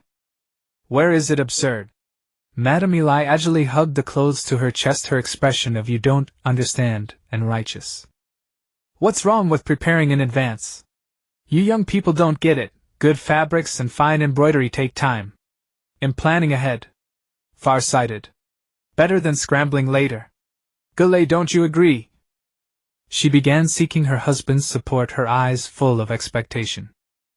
Gule took a deep breath, then slowly exhaled, speaking in a weary tone that bore the marks of long experience. I'll let the children take things naturally. When fate comes, things will naturally fall into place. You're indeed being a bit too eager. He stood up, walked to his wife's side, and gently but unmistakably took the baby clothes from her hands, deftly refolding them and wrapping them back in the cloth.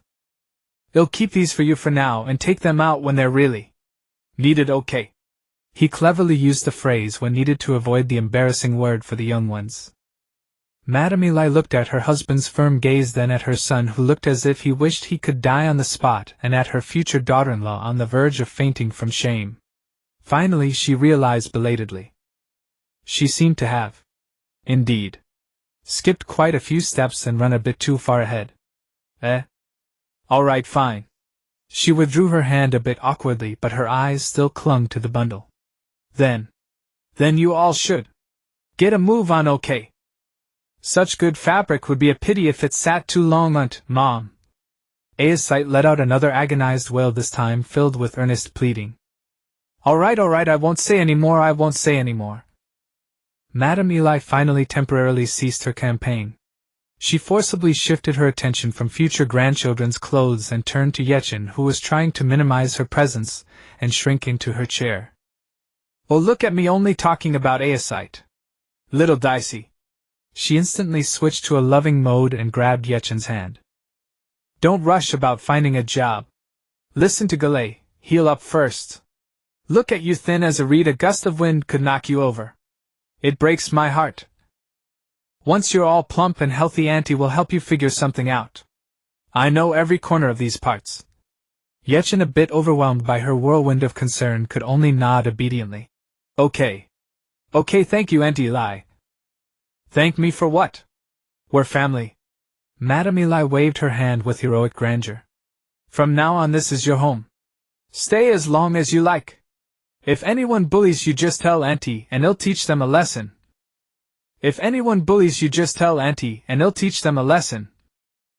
As she spoke, she cast a meaningful warning glance at Aesite, who was still in shock from the baby clothes and looked utterly resigned to life. Aesite. Silently he turned his face to the wall and contemplated life. The afternoon sunlight poured in warmly, and the aroma of food lingered on the table. The air was a blend of lingering embarrassment, deep helplessness, shy sweetness, and the unmistakable flavor of a lively, boisterous, and authentic home. Galay locked that nuclear-triggered bundle of baby clothes into the deepest part of the cabinet. Grandma Aesite shook her head, her face wearing a resigned yet gentle smile. Lena's cheeks were still flushed, but in the furtive glances she cast at Aesite there was a hint of shy sweetness. Ye Chen watched this heartwarming scene, and the underlying confusion and unease born from her shrunken body and uncertain future seemed to be quietly smoothed away by the bustling warmth of life.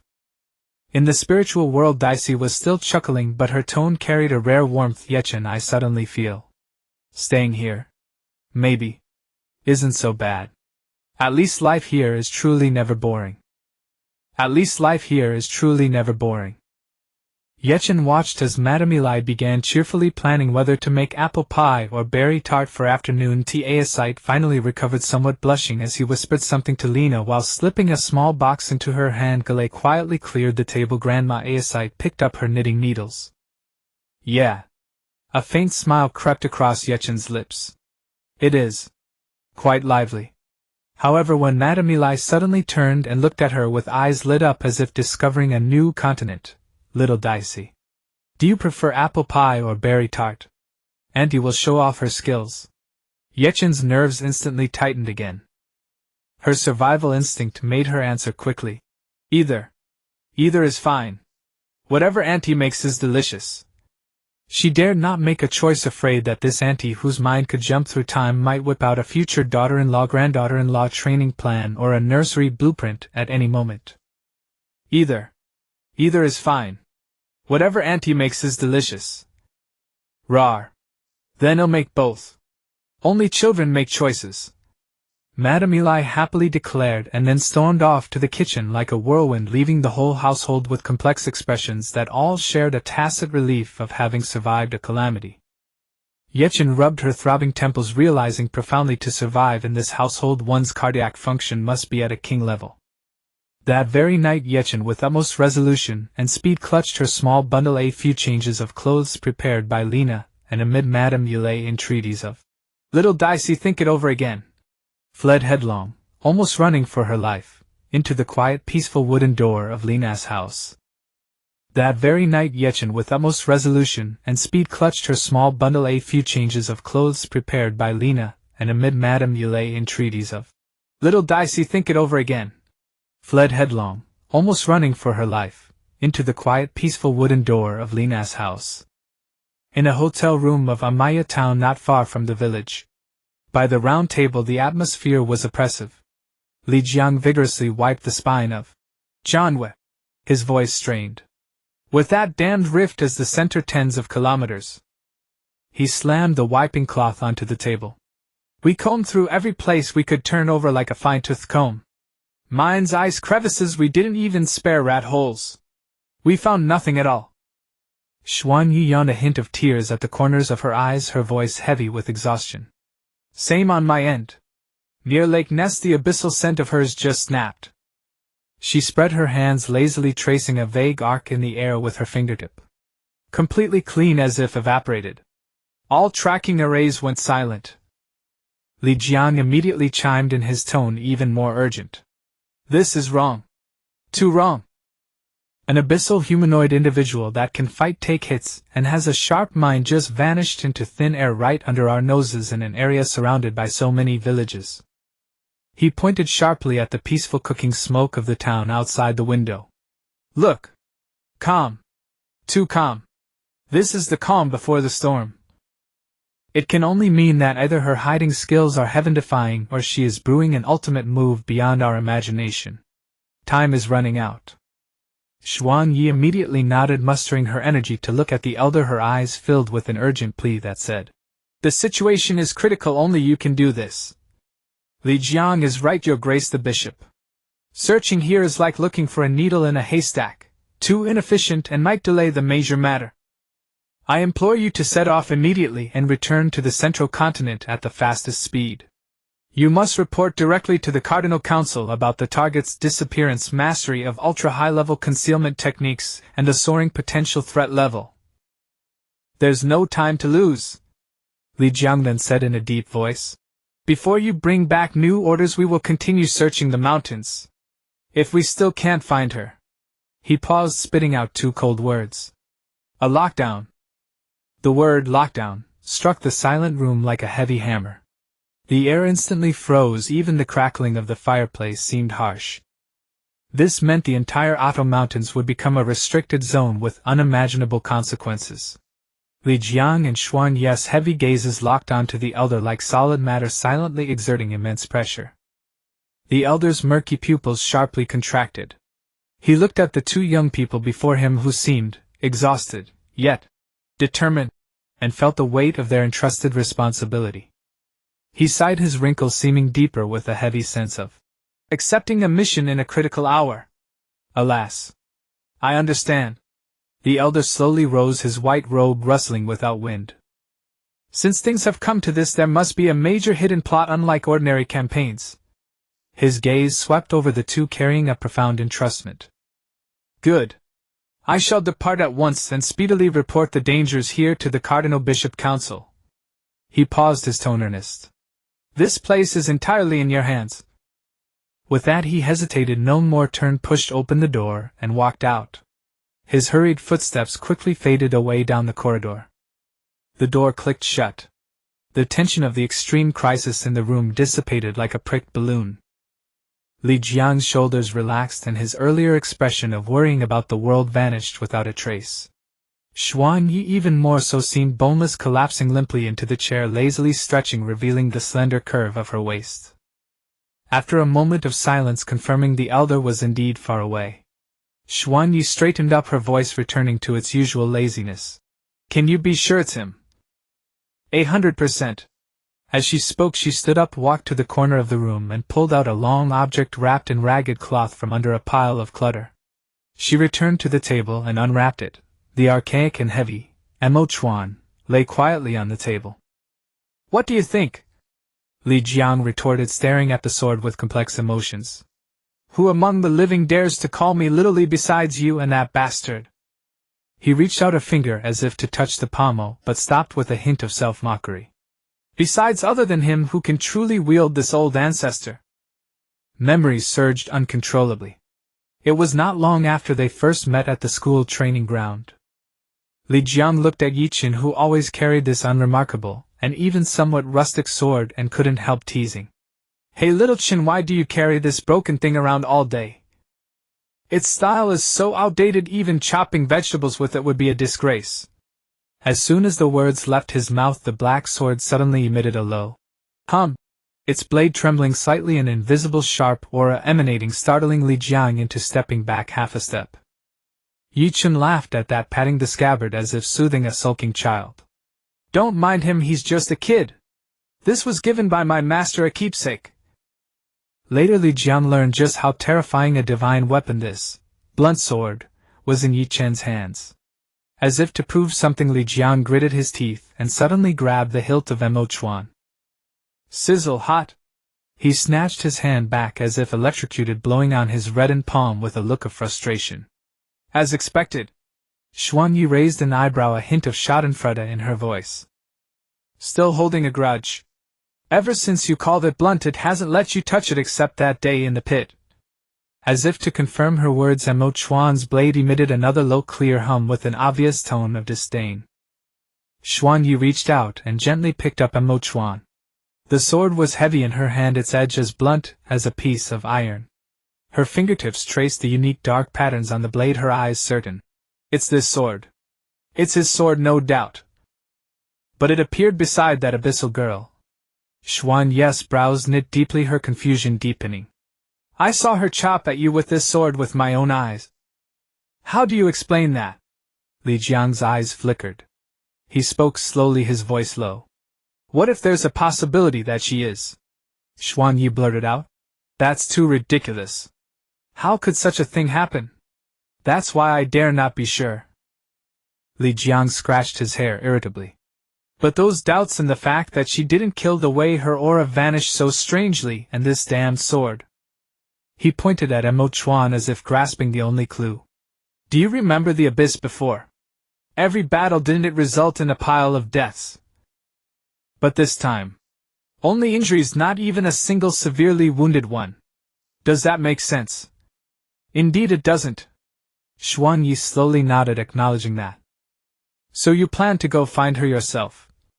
Xuan Yi looked up, her azure eyes piercing into Li Jiang, full of scrutiny.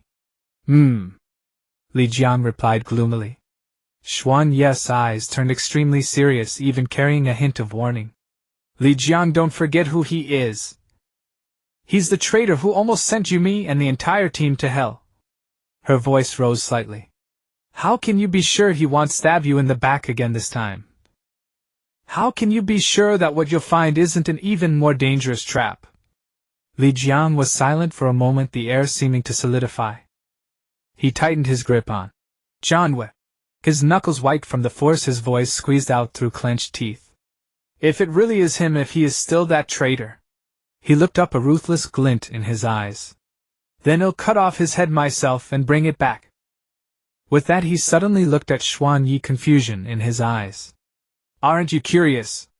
Even though he's a traitor, he's still our brother who fought through life and death with us for over 10 years.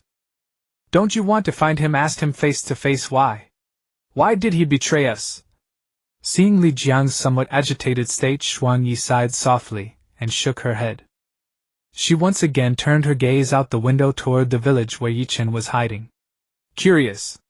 Of course I'm curious, but curiosity can't fill your stomach, let alone be wagered with your life. She paused, then said decisively, There's something fishy. We must not rush in impulsively. First observe, probe the details. She pointed in that direction. Keep an eye on that village. Li Jiang immediately replied. Leave it to me. Surveillance and undercover work, I'm skilled at that. You'll even find out how many times a day she goes to the outhouse. He paused, a familiar confidence appearing on his face. Besides, I know that bastard's nature inside out. Back in the day I even knew what size underwear he wore. Xuan Yi looked at Li Jiang's self-confident expression and helplessly rubbed her forehead. After spending a few tranquil days in the village and gradually getting acquainted with everyone, Ye Chen's lazy inclination to merely while away his days began to stir restlessly once more. Madame Eliza forbade him from seeking employment, so he could only pass the time by helping sort medicinal herbs. One languid afternoon, bored to distraction, he lay on the bed and called out in his mind. Hey, hey, hey. Calling Officer Daisy. Calling Officer Daisy. Come in, please. His tone carried a hint of idle curiosity. I want to go inside and take a look. What nonsense are you babbling about?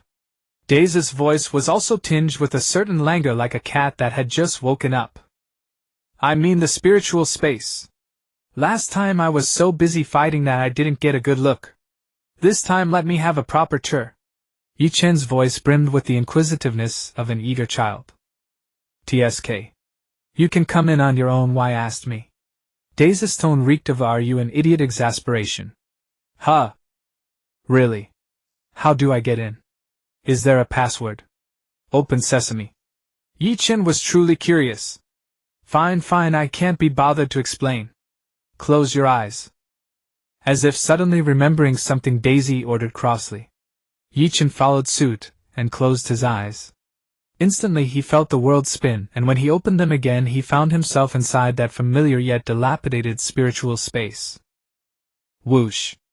A golden array of light blazed to life beneath his feet without warning. Several icy golden chains shot out like venomous serpents, binding him tightly in an instant and hoisting him upside down. In his inverted view he saw the girl, still wearing the battle-torn dress from the previous fight, approaching with graceful steps and an innocent smile, strolling right up to him. Good afternoon, Mr. Ye Chen. Daisy's voice was sweet enough to drip honey, but the light in her ruby-like eyes was definitely dangerous. Hello, little Daisy.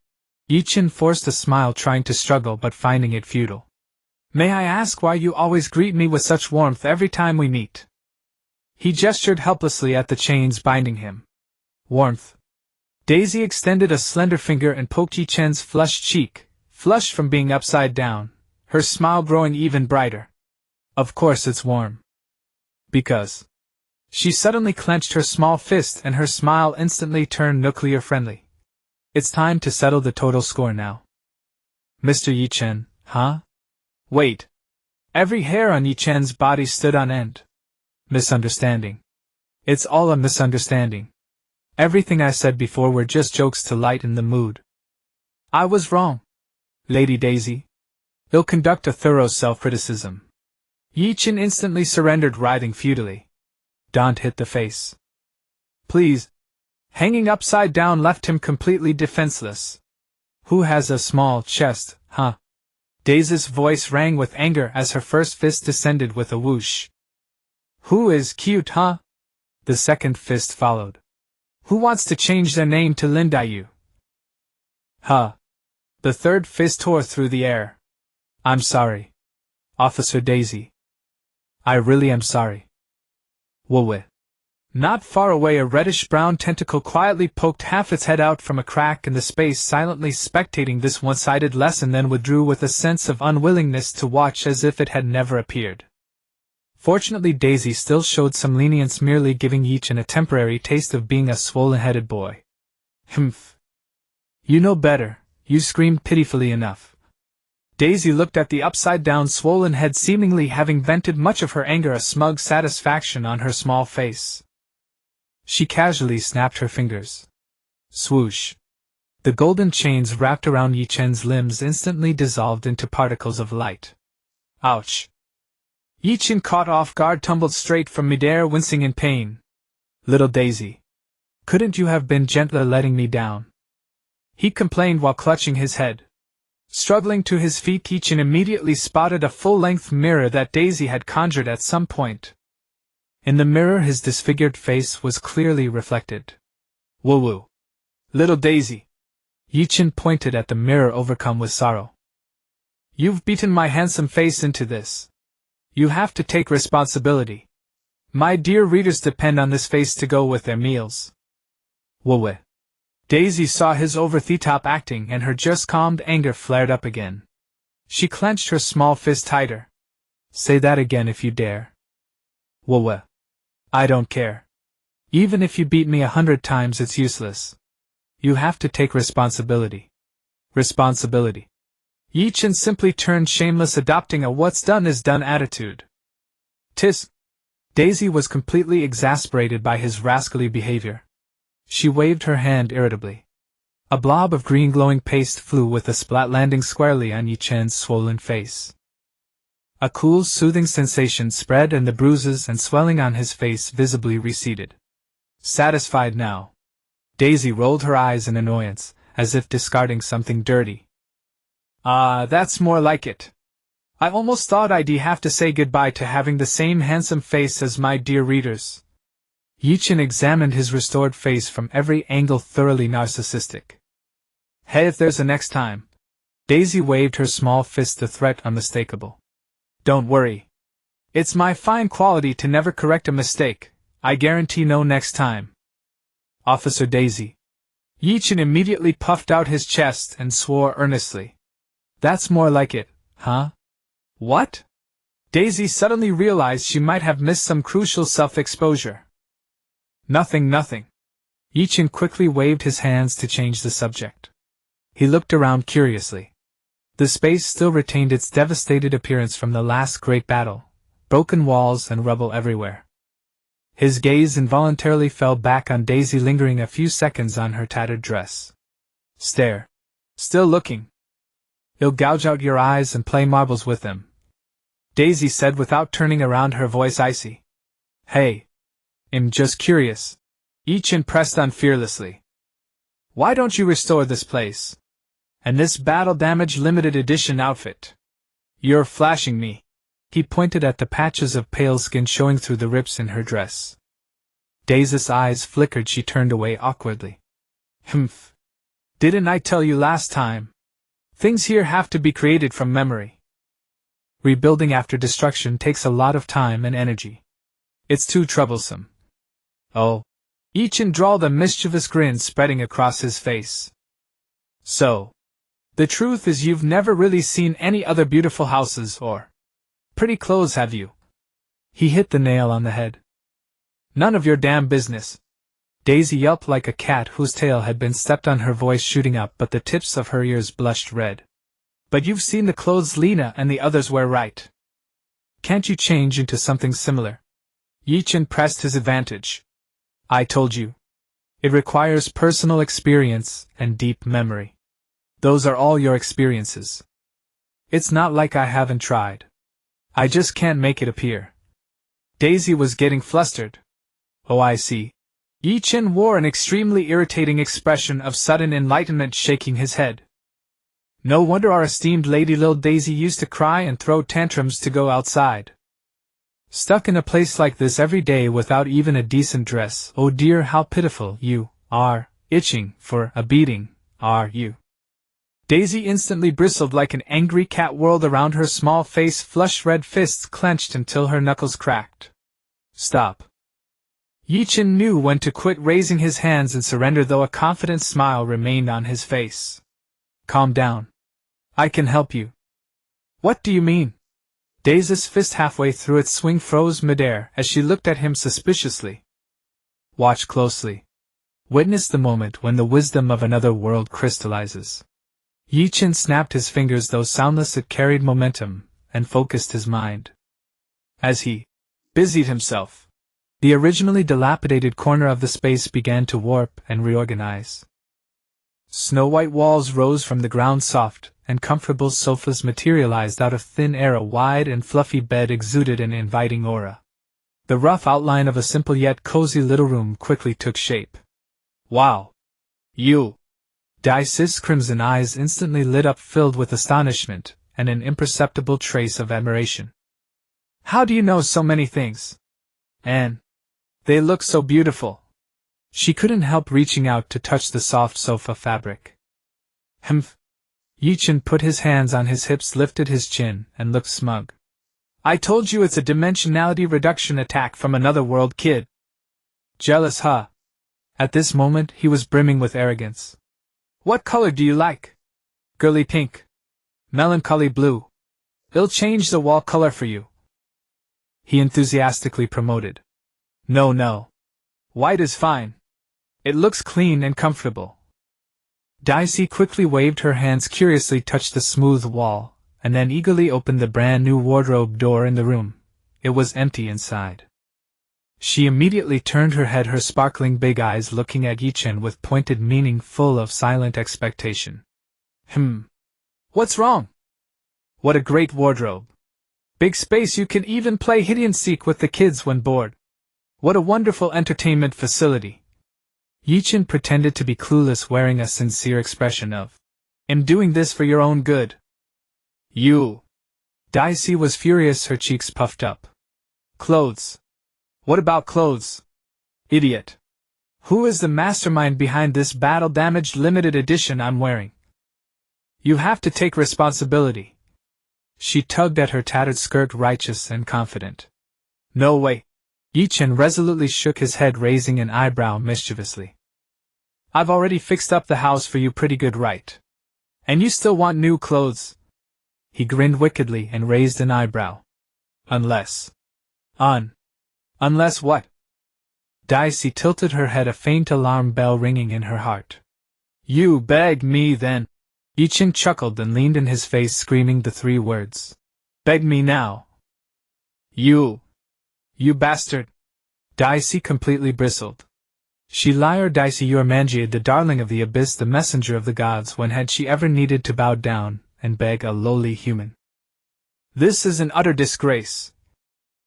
But, however, Daisy looked down at her tattered skirt, missing pieces here and there, almost indecent, then glanced at the beautiful wardrobe, feeling like a kitten was scratching inside her heart. Could it be? She really had to bow to this detestable human. Just for a few clothes. No. Absolutely not. As a noble.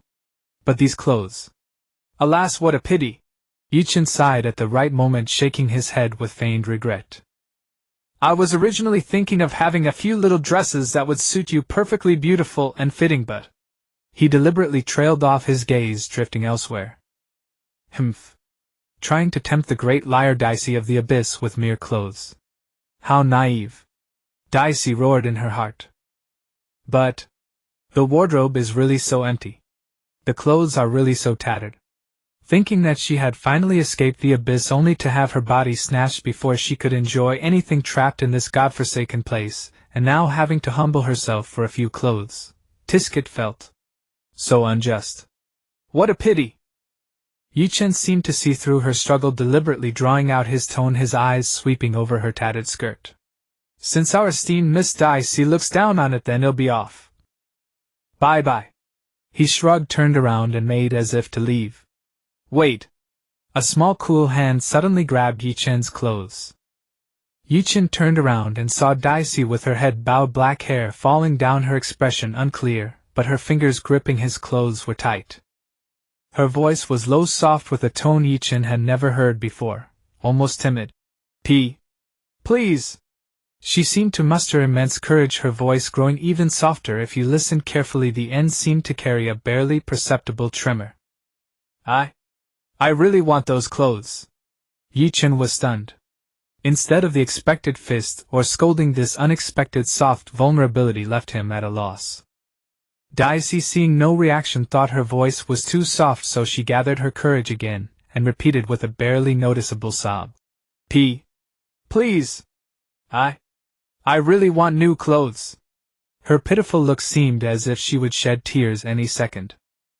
Looking at Dicey's lowered head and slightly reddened ears, his heart suddenly skipped a beat, and even a sense of guilt surged up. Oh no, it seemed he had gone too far. Don't be like that, don't cry. Ye Chen waved his hands in a fluster. They'll do it right away. Right now. He dared not look at Dicey's pitiful expression anymore, so he quickly focused his mind and frantically created, inside the wardrobe, sailor uniforms, Gothic short skirts, Gothic long skirts, comfortable onesies. All kinds of clothes instantly filled the empty wardrobe. Who cried? Dicey suddenly lifted her head, blinked her eyes vigorously to dispel the suspicious moisture, and returned to a somewhat fierce expression. My eyes just wanted to sweat. However, when she saw Ye Chen's flustered look and the wardrobe full of clothes, she couldn't help but secretly curl the corner of her mouth into a sly arc. Ha! This trick really works. These, what do you think? Ye Chen asked cautiously, observing Dicey's expression. Dicey's eyes instantly turned into stars. The previous grievance vanished, leaving only full surprise and novelty. How do you know so many beautiful clothing styles? She couldn't help reaching out to touch the furry blue shark onesie. Ye Chen breathed a sigh of relief, then returned to his annoyingly smug demeanor. The depth of an otaku is unfathomable. Kids shouldn't pry. How do you wear this? Dicey asked curiously, pointing at a furry blue shark onesie. Ye Chen mumbled and explained the wearing method clumsily. After Dicey understood, she made a new request. I want to take a bath. Only after getting clean can I wear new clothes. The reason was reasonable, and Ye Chen couldn't refute it. So Ye Chen resignedly created another fully equipped bathroom with a large bathtub for her. Dicey hugged the new pajamas and ran excitedly into the bathroom. After Ye Chen briefly explained how to use the faucet and bathtub, the sound of splashing water soon came from inside. Hey! You're not allowed to peek! Dicey's voice came from the bathroom, tinged with laughter, her mood obviously excellent. Ye Chen curled his lips disdainfully, lying on the soft bed, casually conjuring a manga to flip through. Is there any part of you I haven't seen? SpongeBob transition sound effect. Tada! Shark Dicey making a dazzling entrance. The bathroom door was yanked open, and Dicey, wearing the furry blue shark onesie, bounced out, the shark fin on the hood bouncing with her movements. She proudly twirled in front of Ye Chen, showing off her new look. Yes, very cute, very cute. Ye Chen responded perfunctorily without looking up, his eyes still glued to the manga. Are you humoring me? Dicey was about to puff up her cheeks and throw a tantrum, but her gaze was attracted by the book in Ye Chen's hand. What are you looking at? She was now full of curiosity about anything Ye Chen conjured. A manga. Ye Chen shook the book in his hand. Oh. Dicey nodded dubiously. It's getting late. I should go back to the real world. Ye Chen put down the manga and stretched. I left a few novels and manga on the nightstand. You can read them to pass the time when bored. Then he asked Daisy about the method to freely enter and leave this spiritual space. After mastering the trick, Ye Chen's figure gradually faded. "I'll come see you again next time, little shark." "Humph. Who cares?" Daisy pouted, but her eyes had already wandered to the few new books on the nightstand. After Ye Chen disappeared, only Daisy in her shark pajamas remained in the spiritual space. She immediately pounced like a little shark that had found its prey, cheering as she threw herself onto the soft bed, eagerly grabbing a novel with a colorful cover, and curiously opened the first page. The next morning. "Little Daisy, are you awake?" Lina's gentle knock came with a tender call. What's wrong?" "Sister Lina." Ye Chen rubbed her sleepy eyes, opening the door in a daze, her smooth dark hair slightly tousled. "Just woke up, huh?" Lina looked at the girl, who seemed like a dazed kitten, her heart melting, and couldn't help reaching out to rub her soft hair. "Wake up quickly, we should go have breakfast." "You forgot. Today we promised to help Aunt Yana sort herbs." Her tone was as gentle as coaxing a little sister. Got it." Ye Chen, still not fully functional, was led by Sister Lina by the hand, half dragged and half willing to wash up and eat breakfast. The morning sunlight streamed through the window, bringing the tranquil atmosphere unique to the countryside. It wasn't until she stood in the yard of the Aesite family, filled with the fresh scent of herbs, that Ye Chen fully awakened. "Ah! Little Lina, little Daisy! You've finally come!" Lady Yana rushed out, her face beaming with a warm smile. Come, let Auntie have a good look. Have you gained some weight?" Before the words faded, Yina's hands, fragrant with herbs, had already reached out enthusiastically, their target unmistakably Ye Chen's soft cheeks, pinching and kneading them a few times. Estio pinchin' Aunt Yana." Ye Chen protested with garbled speech, hurriedly rescuing her poor cheeks from Yina's claws, deftly dodging behind a rack of herbs in the yard, grabbing a sorting tool as a shield. "Hey, don't run, little Daisy!" Yana watched the fleeing girl with a look of regret, as if she had lost a beloved toy. As she deftly divided and packed the dried herbs, she seemed to recall something amusing, smiling mischievously at Ye Chen, and asked mysteriously, "By the way, little Daisy, do you know why several households in the village have been coming to me lately?" Ye Chen, while carefully sorting herbs as Lina did, replied casually, "People come to you for medical treatment, don't they?" "It can't be. To see me, right?" Her tone was playful. "So smart, little Daisy."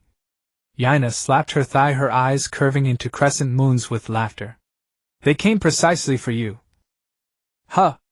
Ye Chen was genuinely stunned this time, her hands pausing and sorting herbs, her head full of question marks. Seeking a doctor without being ill. And specifically asking for her. What kind of move was that? Yana, seeing Ye Chen's dazed expression, was greatly amused. "They came to ask me if little Daisy is willing to get married."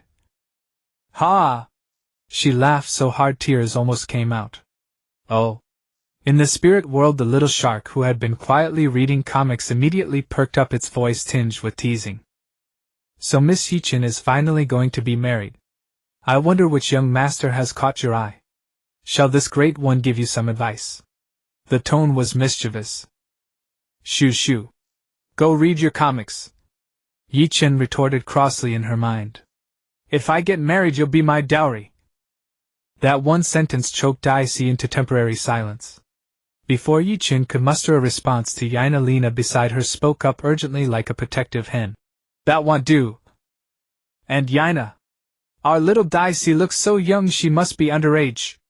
How can we talk about marriage?" Her tone was firm, filled with protective instinct for her sister. "Exactly." Yana ceased her laughter, her expression turning serious and righteous. "That's exactly what I told them. But some families have lively intentions and even want to betroth her first." Humph. She planted her hands on her hips, looking like a protective mother. "I can't bear to let our little Daisy leave so early. I rejected them all. Don't even think about it." Ye Chen. "Actually, I'm an adult and my mental age combined is older than all of you," she silently retorted in her heart, but could only put on an "I'm still young and obedient" expression to cooperate. "Oh right. As if recalling something important, Yaina stopped her task of drying herbs, her expression turning serious, and earnestly warned Lina and Ye Chen. Little Dicey, little Lina, you two must be careful when moving around the village these days. What's wrong? Could it be? Could someone really want to forcibly take away little Dicey? Lina instantly tensed up, subconsciously moving closer to Ye Chen. No, no. Yaina quickly waved her hand, lowering her voice with a hint of gossip and caution. It's that recently in the village, there's a voyeur. Voyeur. Ye Chen's heart stirred, immediately pricking up her ears and leaning in closer, wearing an expression of curiosity mixed with a bit of fear. Lady Yaina described with a serious face. That voyeur I've heard is not a familiar face from our village. He sneaks around all day, furtive and suspicious, peeping about with very dubious behavior.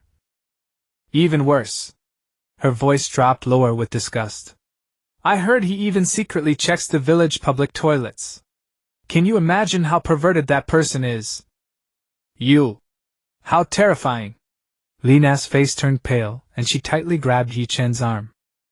Ye Chen also put on a scornful and frightened expression, but in her heart she wondered this description. Why does it feel a bit off? Looking around. Checking public toilets. Then she tried to contact that spectator in her mind. Calling, little shark, are you there?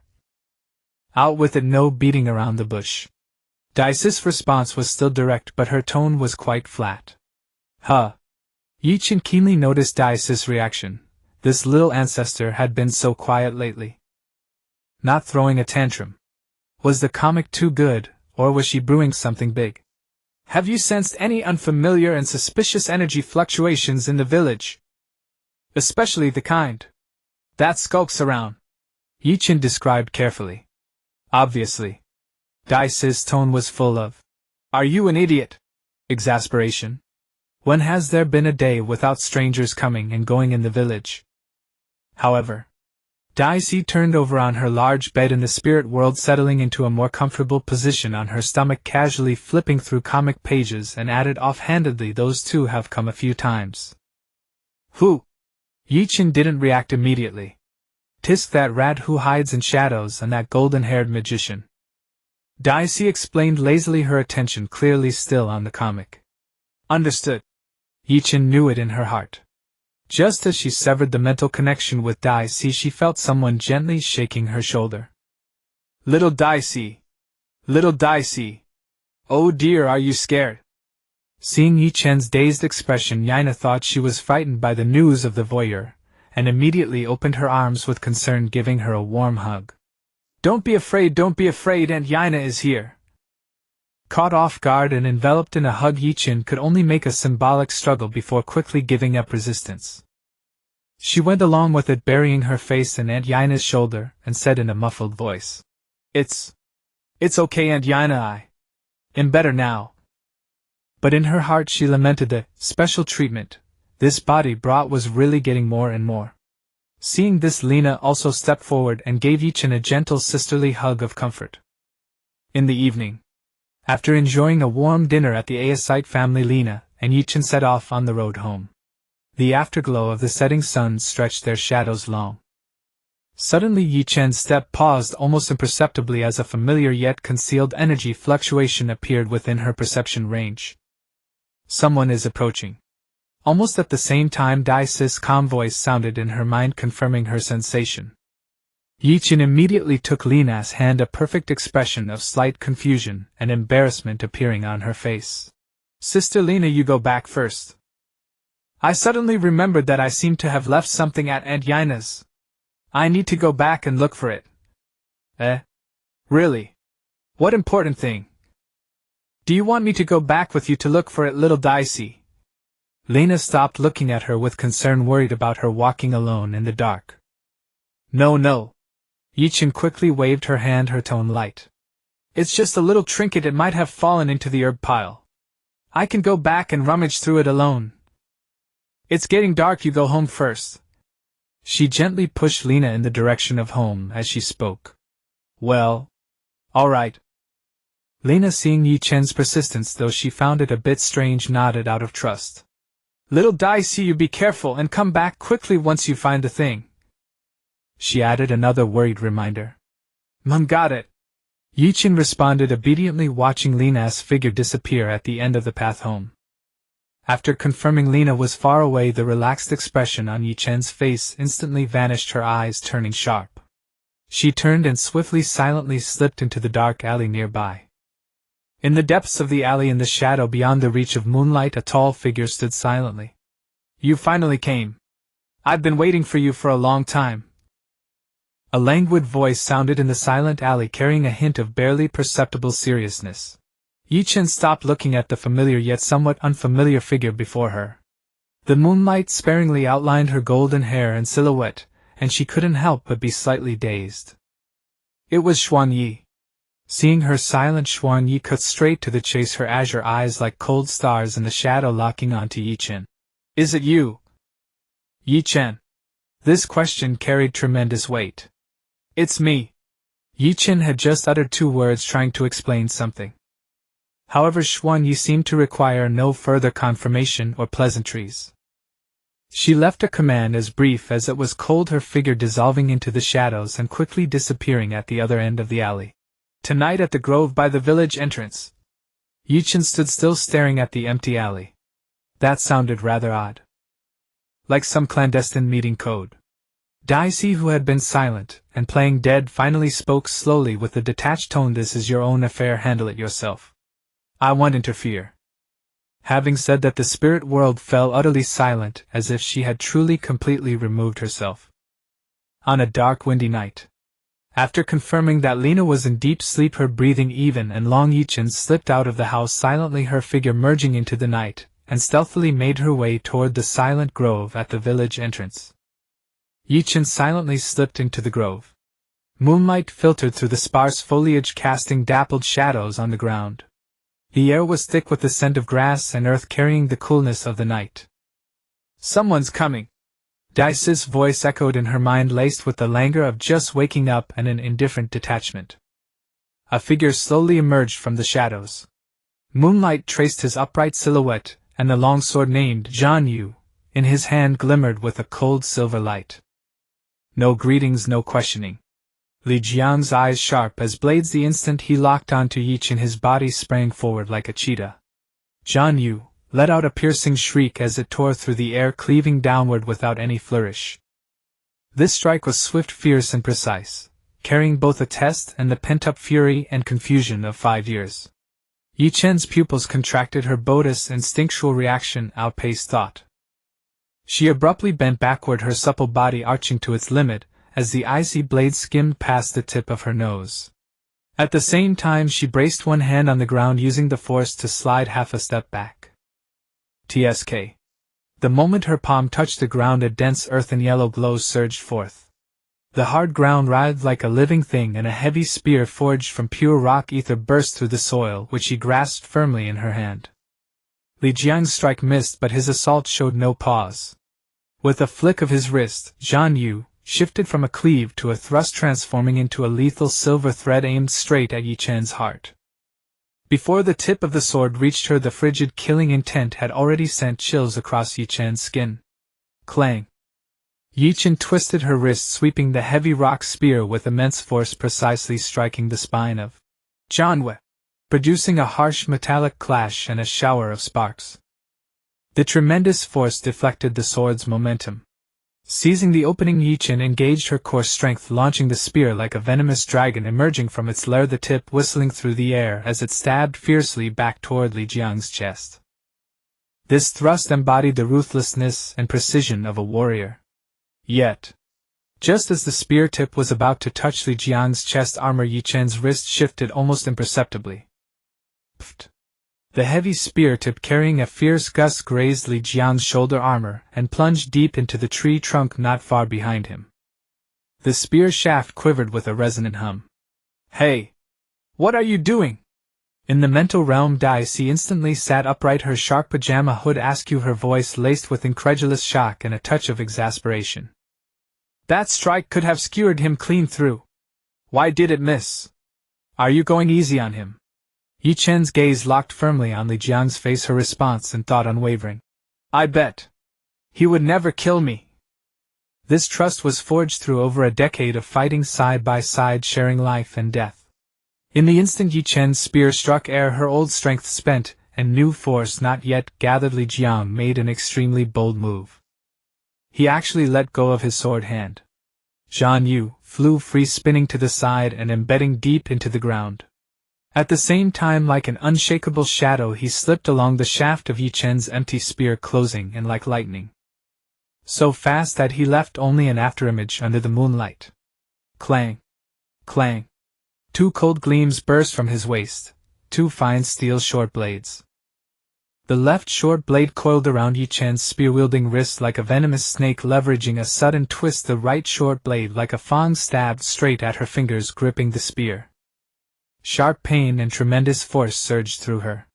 Ye Chen let out a muffled grunt. Her grip on the rock spear failed, and it instantly flew from her hand, spun through the air and embedded into the ground nearby, then dissolved into dissipating rock ether and vanished.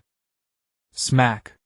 Disarmed, Ye Chen instantly lost her balance, and was slammed to the ground by the immense momentum of Li Jiang pressing in. The cold scent of soil flooded her nostrils. Li Jiang's knee pressed heavily into her lower abdomen, pinning her down. The gleaming short blade was now firmly against her slender neck, the icy edge stinging her skin. Li Jiang's breath was somewhat ragged, fine beads of sweat forming at his temples, but his eyes were as sharp as blades, scrutinizing every inch of the girl's face beneath him. Moonlight illuminated her beautiful almond eyes, clear, frank, even carrying a trace of relief. He frantically searched those eyes, trying to find a hint of the chaos, malice, or deception belonging to the abyss. Yet there was none. Those eyes, though different in form, shone with a familiar light, the same spirit as that bastard in his memory. Feeling the cold at her neck and the heavy restraint, Ye Chen showed no fear. Instead, she gently curled her lips into a smile that Li Jiang knew all too well. Her voice was soft but reached Li Jiang clearly. "Little Li, your skills have improved quite a bit. What's the matter? Can't bring yourself to do it?" That familiar tone, that damned nickname. Li Jiang trembled violently, and the pressure on Ye Chen unconsciously eased. He looked into Ye Chen's eyes, his lips quivered a few times, but his throat felt blocked, 1,000 words stuck in his chest, unable to utter a single one. Was it anger? Ecstasy? Or disbelief? Ye Chen looked at his stunned, struggling, almost speaking expression, and understood in her heart. She raised an arm that wasn't fully restrained, her movement gentle yet carrying an undeniable strength, and softly encircled Li Jiang's lowered head, pulling him closer to her. Her voice carried the comfort of a long-awaited reunion. "Brother! It's me!" Clang! The sharp dagger that had been pressed against Ye Chen's neck slipped from Li Jiang's hand as if drained of all strength, crashing heavily onto the soil beside them. Time seemed frozen. Ahem! A deliberate cough shattered the frozen atmosphere. Xuan Yi stepped slowly out from the tree shadows, carrying a long object wrapped in cloth. Her azure eyes swept over the two, finally settling on Li Jiang's position over Ye Chen, and Ye Chen's hand holding his head. Her tone carried her usual languor, an undisguised teasing. "So, you too? This heartwarming reunion scene. Isn't the pose a bit too intimate? Planning to keep it until dawn?" Li Jiang, as if scalded, sprang off Ye Chen with a movement so fast it stirred a breeze. He roughly wiped his face, trying to hide his reddened eyes and surging emotions, his voice hoarse and urgent. "You! How can you prove it?" Just with those 2 words. He needed a more solid proof and anchor to fully let go of the 5-year knot in his heart. Ye Chen sat up, slowly brushed the grass and dirt off her clothes, tilted her head, and seemed to think seriously. "Isn't calling you little enough?" Then, a mischievous smirk curled the corner of her mouth, her gaze meaningful as it swept over Li Jiang's waist. "You used to wear XL-size briefs, is that enough? Do you want me to elaborate on your favorite patterns?" Li Jiang. The emotion on his face instantly vanished, replaced by a cascade of expressions, finally settling into a look that screamed, "It really is you, you bastard! You expose my secrets the moment we meet." In the end, he could only force out, "Fine. You win. This shamelessness confirms it's that bastard for sure." The gratitude that had just welled up was instantly shattered by this precise underwear strike. Shuangye raised an eyebrow imperceptibly. Her peach blossom eyes swept across Li Jiang's dark face, and then returned to Ye Chen, the corners of her mouth lifting slightly, her tone carrying a hint of amusement. This piece of intelligence is still accurate for now, and it's still XL. She seemed to think this wasn't enough and slowly added, any other more powerful evidence? She deliberately emphasized the word powerful. It seemed she had considerable interest in digging up someone's dark history. Ye Chen's gaze swept back and forth between Xuanji's smiling face and Li Jiang's face, which was a mix of shame and anger. Suddenly a brilliant piece of evidence came to mind. A radiant smile, which in Li Jiang's eyes was extremely irritating, spread across her face as she locked her gaze on Xuanye. Xiao Yezi, do you remember back in school? Once some brazen guy got bold enough to sneak into the women's bathhouse to peep at you while you were bathing and nearly got caught as a pervert. She deliberately drew out the tone, her eyes darting toward Li Jiang. It was me who kindly kept watch and held the door for him. That's how he managed to MMPH. Ye Chen's next words were firmly smothered by a large hand reeking of sweat and dirt. Li Jiang turned into a blur of shadow, pouncing onto Ye Chen, his face panicked, eyes frantic, shouting incoherently at Xuangye. It's confirmed, Xuangye. She is the Abyss. She is not Xiao Chenzi. The Abyss is slandering me. She's fake. Kill her now. Xuangye folded her arms, watching Li Jiang's clumsy performance with leisurely composure, her beautiful peach blossom eyes narrowing slightly, shining with a dangerous glint. Oh. Is that so? She drew out the ending, each word like a little hammer striking Li Jiang's heart. Li Jiang, feeling extremely uncomfortable under her gaze, finally sheepishly released the hand covering Ye Chen's mouth, awkwardly scratched the back of his head, his eyes drifting. That was all. Just being young and foolish. Everyone has some dark history. His voice grew quieter with each word. Ye Chen could finally breathe smoothly. Looking at Li Jiang's embarrassment, she wore that mischievous smirk that Li Jiang knew all too well. The "I love seeing you get defeated" smirk. After laughing enough, she changed the subject, her gossipy gaze darting between the two. Speaking of which, you two now, how far have you gotten? That look clearly asked. Shouldn't we be invited to the wedding feast? Cough. Xuanji's face flushed. She coughed heavily, forcibly dragging the straying topic back on track, her expression turning serious. Ye Chen, don't think you can joke your way out of this. The interrogation about you isn't over yet. She emphasized the word interrogation, her sharp eyes fixed on Ye Chen. Li Jiang also took a deep breath, suppressing the embarrassment on his face, his gaze turning serious again as he stared intently at Ye Chen. Tell us what exactly happened back then. And these 5 years, where did you go? Why did you become like this? He pointed at Ye Chen's current maiden body, the last 3 words carrying an indescribable complexity. Ye Chen looked at their earnest and urgent eyes, knowing there was no escape. She sighed, sat cross-legged on the ground, and recounted the events of that year in full detail, holding nothing back. So I wasn't betraying you, I was trying to save you, to push you out of that trap. After hearing this, Li Jiang's body visibly stiffened. He slammed his fist into the tree trunk beside him, shaking leaves down. He didn't lift his head immediately, his chest heaved violently as if trying to calm the surging emotions. After several seconds he slowly raised his head, his eyes red-rimmed. In that gaze now was immense relief, deep sympathy, and a heavy 5-year-late guilt. He wiped his face roughly, took a deep breath, and looked at Ye Chen, his eyes as complex as a spilled spice rack, finally condensing into a nasal, profoundly solemn. Brother, you've been through a lot, and thank you. 1,000 words seemed condensed into these few. Xuangye had been listening quietly, unconsciously pinching the bridge of her nose, digesting this bizarre yet reasonable truth. She lowered her hand, let out a long sigh, and her look at Ye Chen completely softened, carrying a trace of weariness but more of a settled peace. She didn't speak immediately, her azure eyes quietly gazed at Ye Chen, the moonlight casting soft shadows on her delicate profile. After a moment she slowly spoke, her voice lower than usual, but with an unmistakable sincerity. Ye Chen. She paused as if weighing her words and finally chose the most direct and weightiest term. Thank you? Her gaze swept over Ye Chen's now slender maiden form, finally settling into the depths of those familiar eyes, her tone carrying an almost imperceptible tremor and heavy weight. Back then, if it weren't for you, Li Jiang and I and the others would probably not have lived to this day. She pressed her lips slightly, a trace of lingering fear and complexity flashing in her eyes. This debt we owe you. Ye Chen looked at Xuanji's eyes, which were full of earnestness and gravity, then glanced at Li Jiang, whose eyes were still a little red, feeling that long-lost warmth almost bursting through her chest. She instinctively wanted to say something to break the overly heavy atmosphere. The corner of her mouth lifted into that familiar roguish smirk. Hey! Ye Chen waved her hand, her tone as casual as if discussing dinner. Who are we to each other? We've been old brothers for over a decade. Saying oh is so distant, isn't it?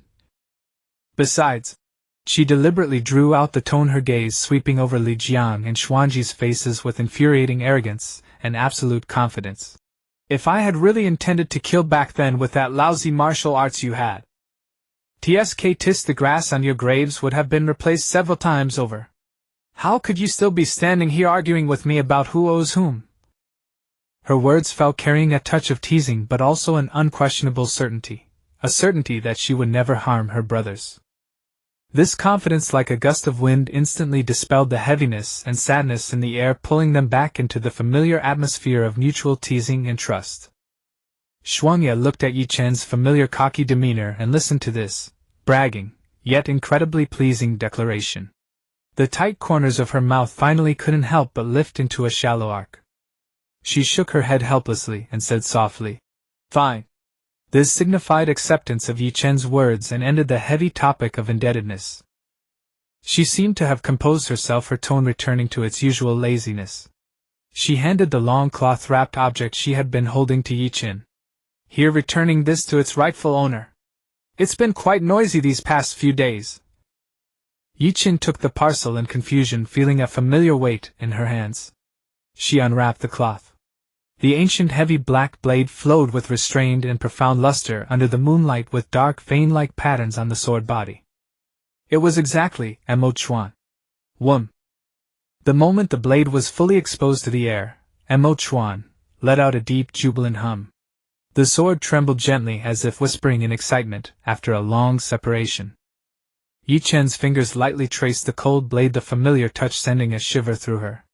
The joy in her eyes seemed to flow like a tangible current as she gripped the hilt tightly. The hum of Mo Chuan grew clearer and more melodious, as if responding to its master's return. Ye Chen looked down at the now silent sword, feeling the weight of something regained, and immersed herself in a moment of tranquility. At that moment, Li Jiang finally snapped out of the immense shock and the ensuing chaos, reverting to his usual roguish demeanor. He rubbed his chin, circling Ye Chen halfway, his gaze unashamedly sweeping over her slender frame and the delicate curves of a young girl, a mischievous grin spreading across his face. Tisk tsk. But speaking of which, brother, your altitude has shrunk quite a bit, hasn't it? Back in the day we could sling an arm over each other's shoulders. But now... He deliberately made an exaggerated bending over motion to look down. Tisk, to talk to you, my old back's going to have to take some strain. He patted his lower back, a look of I'm suffering so much on his face. A snicker escaped from her. In the spiritual world, Deus, who was reading a comic, let out an undisguised scoff. Thinking it inappropriate to interrupt, she covered her mouth, leaving only her shoulders shaking. Ye Chen's face darkened, and she snapped back in her mind, shut up. He's mocking this body. Don't forget, this body is yours now. Mocking me is mocking you. Deus was stunned. And look at this equipment. He gestured vaguely near his chest, winking mischievously. Alas, the scale still needs development, and the model has been upgraded too. From XL drawers upgraded to... He paused deliberately, as if struggling to assess. Quite an unconventional hardware upgrade path, brother. What's that? Day's voice carried a hint of curiosity. Then Ye Chen told her Li Jiang was evaluating chest size, and she instantly erupted. What? This despicable mortal. Does he even know what a golden ratio is? When I get out, I'll tear his stinking mouth apart. And this little waist. He clicked his tongue as if admiring a rare treasure. Back then you could cut down a whole crowd with Mo Chuan. Now, 'tis this frail frame, can you even lift our old partner? Don't throw your back out. He patted Mo Chuan in Ye Chen's hand, light in force but heavy with mockery. Arg! I can't take it anymore. Let me out. I'll show him the wrath of the abyss right now. Deus stomped around in the spiritual world, her sharp pajama hood flying off her small face flushed red. My body is perfect. How dare he defile it like this? Ye Chen, you coward! Let me go teach him a lesson. Ye Chen felt the raging storm in her mind, and Li Jiang's infuriating grin outside her temples throbbed. She felt the pressure from both sides, her face darkening completely. Gripping Mo Chuan tighter, she gritted her teeth and squeezed out the words. Li Jiang, are you itching for trouble again? I think we need to catch up. Mo Chuan cooperated with a hum. Yes. Slash him with that broken sword. Kill him. Deus waved her tiny fists in the spiritual world, fanning the flames. You calm down. If you keep this up, no new comics for you tomorrow, the day after, or the day after that. Ye Chen threatened viciously in her mind. You. Little Deus, as if caught by the throat, had her fury choked back. She let out a sulky grunt and finally fell silent for now. Ha! You're rattled. Li Jiang laughed, jumping back 2 steps with a triumphant smirk, his earlier embarrassment swept away. All right, little bean, I'm done teasing you. Let's get down to business. He looked at Ye Chen, his tone more serious, but his eyes still twinkling. By the way, what are you planning to do from now on? Still planning to stay in that little village? In this identity. He gestured again at Ye Chen's current appearance. Ye Chen rolled her eyes at him and shrugged helplessly. What else? I'm a black market now, and with this look, if I go anywhere else, the church will grab me as a spy from the abyss and slice me up for research. Xuan Yi, overhearing, waved lazily, her tone carrying an air of casual ease. Identification. That little thing. Leave it to us. We can ask Mr. Anderson for help. He has some connections in the archives office of the Cardinal Council. Getting a legal identity won't be hard. And dear son? Ye Chen's eyes widened in surprise and disbelief. That old geezer is still alive? Li Jiang nodded, but his expression dimmed, his voice low. 7 of us went into the insect nest with our squad back then. 4 made it out alive. But Anderson lost an arm and Serafina lost her eyes forever. He recalled the comrade's misery, his tone heavy. Seeing Ye Chen's instantly complex gaze, Li Jiang quickly added. Ah, of course. That has nothing to do with you. Their injuries came from other missions after the insect nest. An accident. He was afraid Ye Chen would blame herself again. Ye Chen was silent for a moment, then slowly shook her head to show she was fine. She looked up at the familiar faces of her former comrades under the moonlight, her dark eyes shimmering with sincerity. Thank you for believing in me. Xuan Yi smiled faintly, speaking lazily. First, we've known you for over a decade, and we know exactly who you are. Second, she paused, her gaze sharpening for a moment. I'm also very curious about what really happened back then. Don't worry, we'll handle contacting Anderson. It's getting late. Xuan Yi glanced at her pocket watch. We'll head out now. Be careful and don't slip up. When we hear from Anderson, we'll let you know. She tugged at Li Jiang, who was still making faces at Ye Chen, clearly not done teasing. Let's go, little Li. All right. Li Jiang snapped back, giving Ye Chen one more deep look, his eyes full of the joy of reunion. He said nothing, just nodded firmly, and turned to follow Xuan Yi. After a few steps, he couldn't help but turn back and shout at Ye Chen. Hey! Little bean! Behave yourself in the village. Don't pick on the kids. And get used to your new hardware. The last line was clearly teasing, and after saying it he laughed, and quickly caught up with Xuan Yi. Li Jiang. Just you wait. Ye Chen shook her fist at the direction he disappeared, but the corners of her mouth involuntarily lifted as she watched their retreating figures. Their silhouettes soon vanished into the dark depths of the woods. Ye Chen stood alone under the moonlight, clutching the regained Mo Chuan in her hand. The cold night wind blew, but it could not dispel the warmth surging in her heart. Crackling bonfire, a lute string trembled softly. Violin's languid voice drifts on the night breeze, carrying the poet's unique melancholy and insight. Friends, draw closer. Let the firelight warm the frost within this tale. Tonight we strike no gavel, only pluck the strings and sing of a past remembered by the stars yet buried by time. Fingertips sweep across the strings, releasing a low ancient melody. Imagine. At that origin where even time had yet to be named. In the deepest, coldest darkness it was not empty. There in whispers that even light had abandoned was conceived. Him. A dragon. Not like the fire-breathing, treasure-guarding dragons of later legends. No, he was born of void, the firstborn of abyss itself. His scales were solidified night, his breath carried the sigh before the end of all things. He held the dominion to traverse endless abysses and the power to shred reality. The force of destruction. The music suddenly becomes heavy and oppressive. He crawled out of the abyss. Wherever his gaze fell, it was his territory. The dragonkind. His favored race were lifted onto clouds, dwelling in the highest heavens, looking down upon all beings. And the 100 races upon the earth, the ancestors of your ancestors, the ancestors of my ancestors, were but dust beneath his claws. Blood and tears watered his throne. That was an age where even weeping was crushed. A tremor of struggle and defiance infuses the melody. But despair can also kindle a spark. When oppression became so heavy that even breathing tasted of blood, from the depths of the 100 races' souls rose a single voice. Rebellion. The wise humans, the nimble elves, the fierce orcs, the hardy dwarves, laid aside their age-old divisions and mingled their blood. And in that crucible of blood and fire, 6 most radiant souls were tempered, 6 heroes destined to shake heaven and earth.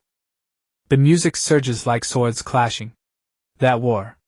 Forgive me, violin's lute strings cannot play even a tenth of its horror. Stars fell for it, mountains and rivers changed course. 6 warriors with their mortal flesh dared to challenge that power from the abyss, almost equal to the world's law. In the end the great dragon fell. Dragon blood rained down like dark crimson rain, soaking the shattered sky. The music turns distant and profound with a touch of compassion. Was it a victory? No. That abyssal dragon's authority did not vanish. It was the power that formed the foundation of the world, like a surging underground river.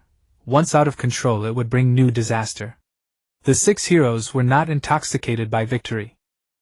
With great wisdom they stripped the 6 core authorities from the dragon's body, and with the tears of stars, the spine of the earth, and the fragments of time, they forged 6 god hearts as vessels and reins for the authorities. The melody becomes solemn and melodious. Thus began a new era. The 6 heroes who saved the world ascended the steps forged of glory and took their thrones as gods. They became new guardians, symbols of new order. The world seemed to welcome the dawn, called the new calendar in history. The music slows, colored by the vicissitudes of time.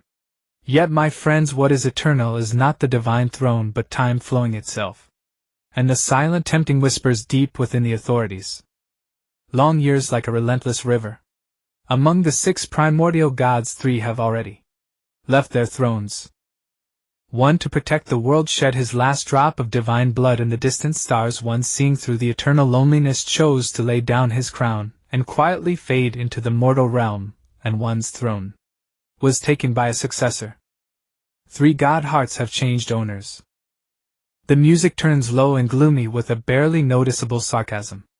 Even more chilling is that among the remaining 3 primordial gods, 1 has drunk too long from the wine of authority. The former compassion was replaced by cold calculation. All beings were but pieces on a chessboard in his eyes. He fell.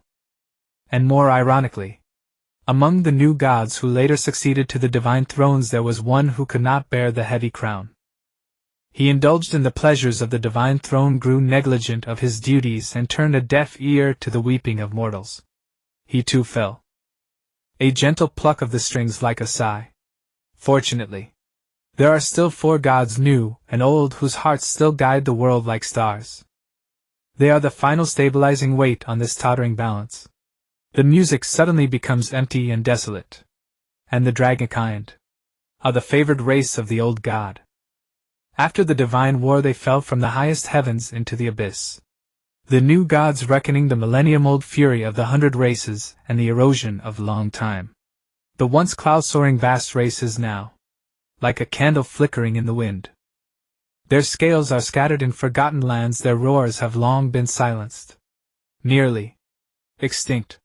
Perhaps only in the deepest valleys and the coldest extremes are the last few faded scales still hidden. Phelan's voice lowers to a whisper, the strings only tremble faintly. So my friends, the firelight flickers and the tale draws to its end. 6 god hearts still beat, 2 have been tainted by shadows. For righteous gods struggle to uphold the crumbling order. And the dragonkind, that nearly erased name, will they completely turn to dust of history, or in some unknown corner with broken claws and fangs will they try one last time to grasp the long-lost echoes of the abyss? Is it to await revenge? Or to fear that a new abyss will devour them entirely? The last note fades into the night sky. Phelan's fingers lightly rest on the strings. The god heart whispers in the darkness. Who will write the future? Tonight's story, let it drift away with the wind. He leans back in his chair, gazing at the bonfire, his eyes deep as if they could see through the lingering mists of the tale. Returning home and lying on the bed, Ye Chen recalled the tumultuous reunion tonight, a smile still lingering at the corners of her mouth. Suddenly she frowned slightly, feeling as if she had forgotten something. Right. That little shark in the spiritual world hasn't made a sound since returning. That's too abnormal. Little shark. Are you there? Are you there? Ye Chen tried to call out in his heart, but the spiritual space was silent with no response. Ye Chen was a bit confused and simply entered the spiritual space directly. The scene before him made him pause. Dicey was curled up on that soft big bed, her hands hugging her knees, her little face buried in her arms. Sensing Ye Chen's entrance, she didn't even lift her head, directly twisting her body to present her shark-tail-clad rear to him, exuding an aura of him very angry. Don't mess with me. Little shark, what's wrong? Ye Chen asked, somewhat puzzled, walking to the bedside and gently placing both hands on Dicey's shoulders, trying to turn her around. Humph. Dicey's body stiffly resisted for a moment, but eventually she was turned around, yet she stubbornly twisted her head to the side, refusing to look at Ye Chen. Her little mouth pouted so much it could hang an oil bottle. Ye Chen looked at the sulking little shark and sighed helplessly. Grandma, what are you up to now? Matters of coaxing girls were harder for him than dealing with the abyss. What am I up to? Dicey suddenly turned around, her little face puffed with anger, furious flames burning in her scarlet eyes. Go be with your good buddy. Now, immediately, right this instant. Get out of my body. Her tone was fierce, carrying intense grievance and anger at being offended. Right. So she's still holding a grudge about Li Jiang's words. That kid has a loose tongue, young and ignorant. Next time we meet, I'll teach him a lesson for you, okay? Ye Chen tried to soothe this bristling little shark, his tone coaxing. No way. Dicey retorted fiercely, yanking herself free from Ye Chen's hands and quickly turning back around, presenting her tail to him, her attitude resolute. Then what exactly do you want? Ye Chen felt a headache coming on. Soothing an emotional girl was completely beyond the experience of this former tough warrior. What do I want? Dicey whipped her head back, her almond eyes wide, her eye sockets actually slightly reddening, quickly filling with mist, her voice heavy with grievance and accusation. I finally broke out of that damned hellhole. And what? I'm locked up in this crappy place by you. Being bullied by you is bad enough, but to be mocked by that jerk like that. Who does he think he is to point fingers at my body? Who gave him the right to call me an A? Who said my thin waist is a flaw? The worst is... Her voice choked as she said, you even threatened to cut off my manga. Ye Chen. You're a big jerk. You only side with your buddy. The tears finally fell in large droplets, rolling down her pale cheeks, her scarlet eyes shrouded in mist, looking pitiful and filled with the sorrow of being let down by the whole world. Ye Chen looked at her pitiful, utterly aggrieved appearance, and was momentarily at a loss, only able to steel himself and ask then what do you say we do? He sensed the conditions wouldn't be simple. Are you sure? Dicey lifted her tear-streaked little face, looking at him timidly and full of hope, yet deep in her eyes a barely perceptible glint of gold flashed by. As long as it's not too much, I can do it. Ye Chen saw her pitiful look, softened his heart, and agreed without much thought. First. Daisy immediately raised a slender finger, her voice still tearful but her pace noticeably faster. My manga, not a single one can be missing. And update fast. No problem. Whatever genre you want, I guarantee a sufficient supply. Ye Chen patted his chest in assurance. Second. Daisy raised the second finger, her little face instantly turning fierce. I want to personally teach that jerk a lesson. Next time we meet you have to let me out. I want to make him know the price of mocking me. Well, that was her core purpose. This. Ye Chen hesitated instantly. Let Daisy fully control the body. The risk was too great, he had never tried it before. What if it got out of control? I knew it. This. Ye Chen hesitated instantly. Let Daisy fully control the body. The risk was too great, he had never tried it before. What if it got out of control? I knew it. Only, you don't care at all about me, this poor girl who is locked up by you, bullied by you, and can't even fight back when her body is mocked.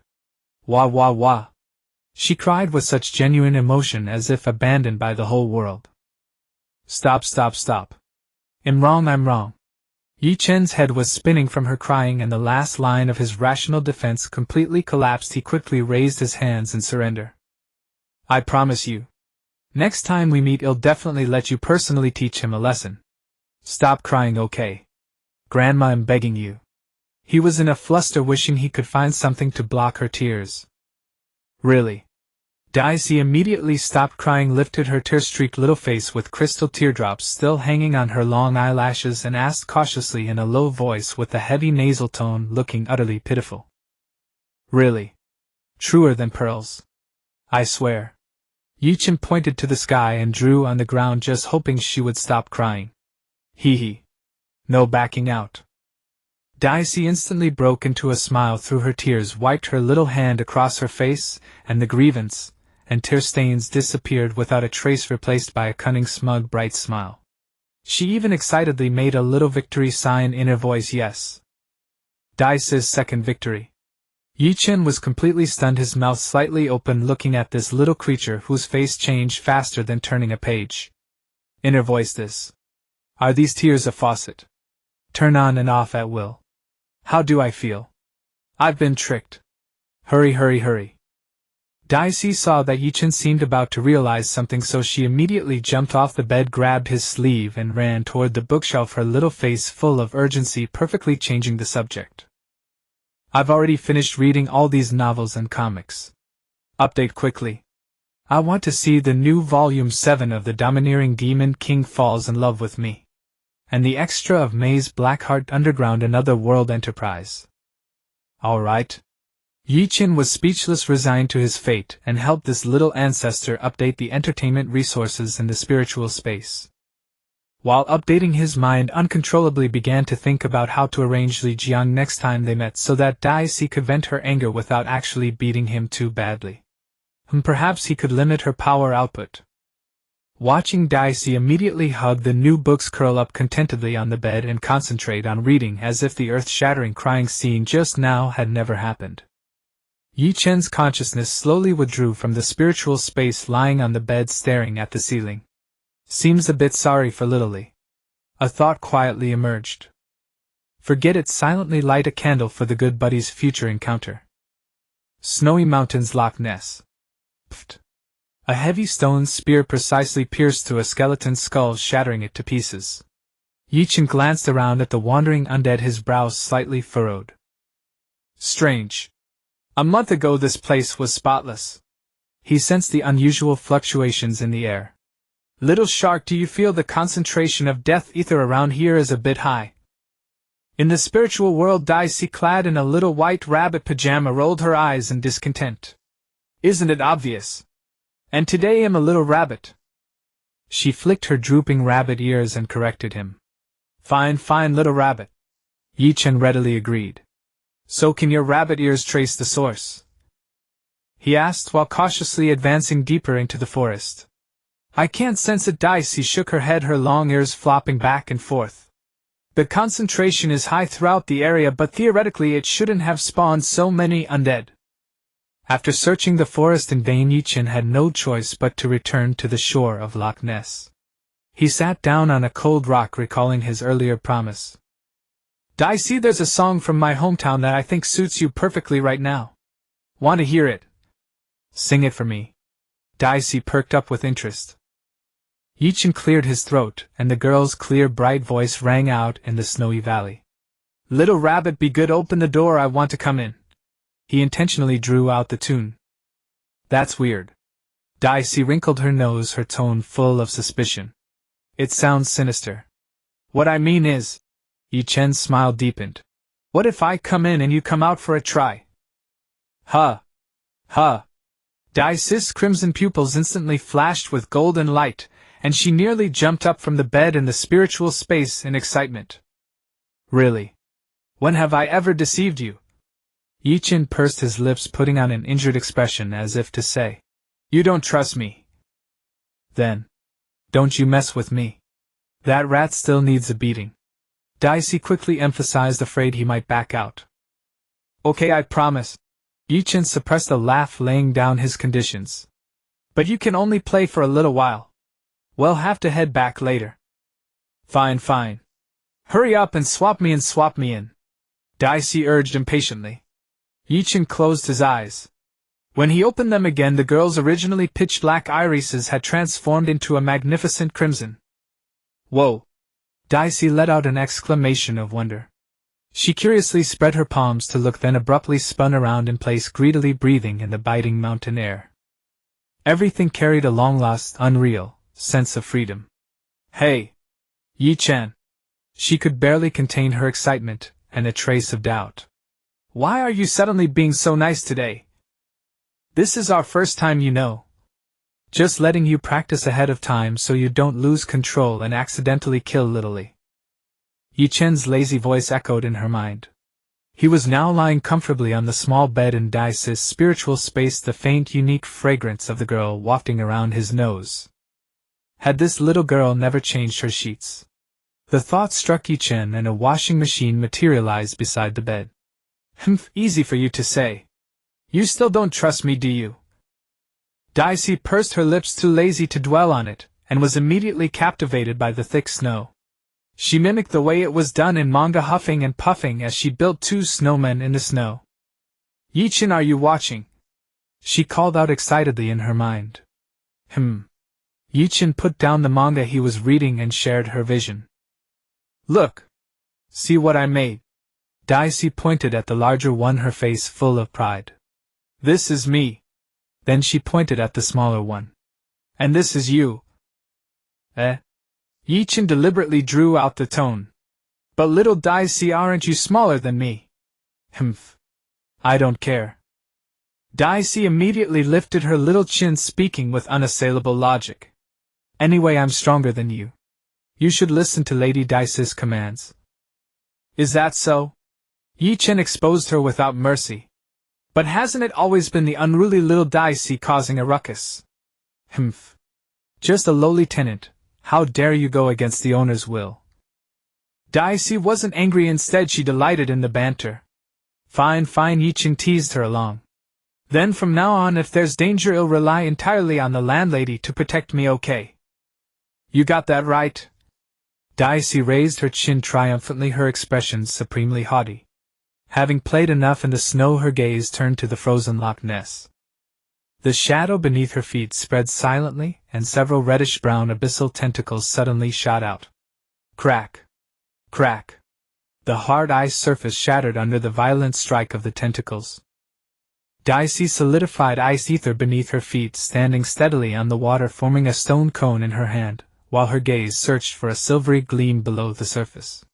What are you doing? Ye Chen asked, knowing the answer. Catching fish.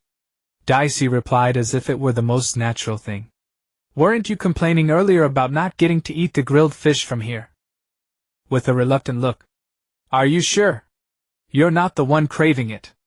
Ye Chen mercilessly called her out. Dicey ignored him, focusing intently on the water surface, her arms swinging in quick succession. Whoosh! Whoosh! Whoosh! The stone cones pierced the water accurately, splashing up spray. Pfft, Ye Chen couldn't help but laugh out loud. I told you these fish aren't easy to catch, didn't I? I don't believe it. Dai's competitive spirit was ignited. She raised her small hand and in an instant a dense array of stone cones gathered in the air. Ha! With a fierce wave of her hand the stone cones rained down into the lake like a torrent. Swoosh, swoosh, swoosh. An even larger spray of water shot up yet. Still no fish flipped over with white bellies. Ha ha ha ha ha. Ye Chen laughed maniacally in the spiritual space. Damn it! Dai completely lost it. Countless abyssal tentacles erupted violently from the shadows behind her, writhing wildly in the air. Go get him! She gave the order, her frustration turning to fury. Splash! The tentacles plunged like giant pythons into the lake, sending up monstrous waves. Hey hey hey! Little Dai, tone it down. Ye Chen quickly warned. If anyone sees this, we'll be in huge trouble. A moment later a patch of silver finally surfaced on the water, all palm-sized silverfish. The tentacles deftly rolled up the fish and piled them on the shore. Heh heh.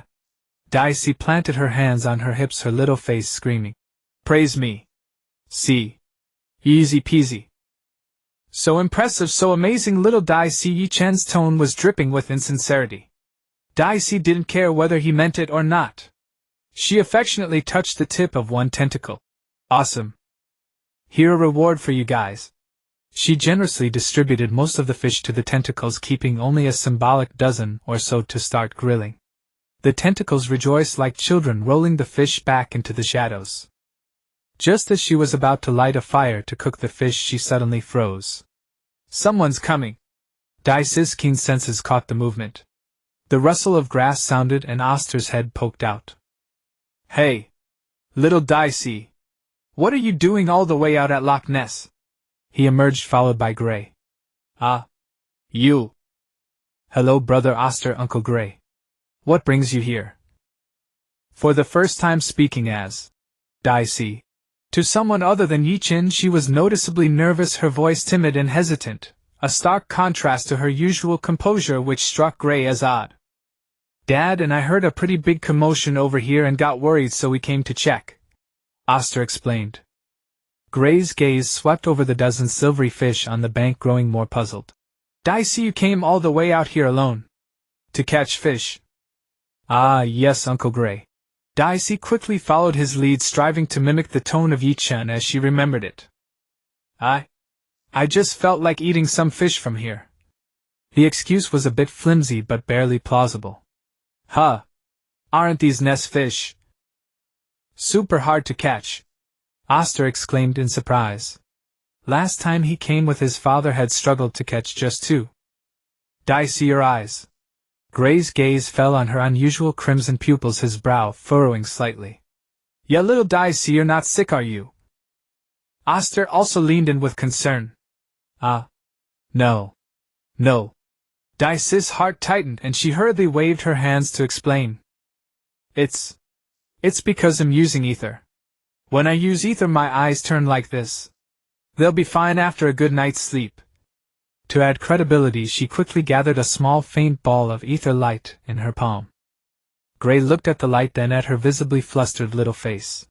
Though his doubts lingered, he didn't press further. Then let's head back together. It's been unsafe around here lately. Undead have been appearing. He warned in a somber tone. Okay. Let's hurry back. Dai, relieved beyond measure, quickly packed the fish into Oster's backpack and practically fled as she followed them home. Evening at Oster's home. Hey! Little Dai, you can actually use ether. These eyes. They're so pretty. Lena pressed close to Dai, curiously examining her crimson irises. It's okay. Dai turned her face away, awkwardly trying to create distance. Don't get so close. Oh, my little Dai is especially adorable today. Let Auntie give you a hug, Mrs. Ely chuckled, pulling Dai into an embrace and squeezing her cheeks. MMPH. Auntie. Don't pinch my face. Dai struggled fiercely, her face flushed bright red, inwardly wailing. Hey. Ye Chen. You come out. I can't take this anymore. In the spiritual space, Ye Chen lay on the soft, comfortable big bed, turning over contentedly. Little Daisy, this is a rare experience. Just enjoy it to the fullest. Late at night, Daisy lay on the hard board bed in the guest room of Lina's house, tossing and turning, unable to fall asleep. The stiff mattress made her whole body uncomfortable. The soft big bed and interesting manga in the spiritual space tempted her madly. Ye Chen, it's your turn to come out right. I don't want to sleep here. The bed is so hard, I want to go back and read manga, she complained discontentedly in her mind. Aren't you having fun out there? Ye Chen's voice came lazily tinged with schadenfreude. Experience a bit more of the mundane world. Let me truly enjoy this big bed. He deliberately emphasized the word big. You. Daisy was furious. Just then a faint fluttering sound came from outside the window. A small bird emitting a soft white light gently landed on the windowsill, chirping. Where did that bird come from? Daisy sat up curiously. It's one of Xuanji's tricks. Ye Chen glanced and understood. Just touch it once. Daisy reached out a finger and cautiously poked the bird. The bird instantly dissolved into specks of light, coalescing into a letter that fluttered down. So amazing! Daisy whispered in awe, picking up the letter and unfolding it to read. SH. She says she wants to meet you at Loch Ness tomorrow. That's fine. Ye Chen's voice sounded relaxed and casual. Saves us the trouble of swapping. Your Honor, the landlady can go personally tomorrow and give little Lee a proper reception. The next day at Nisi Lake, Daisy walked briskly toward the meeting point, her crimson eyes sparkling with excitement.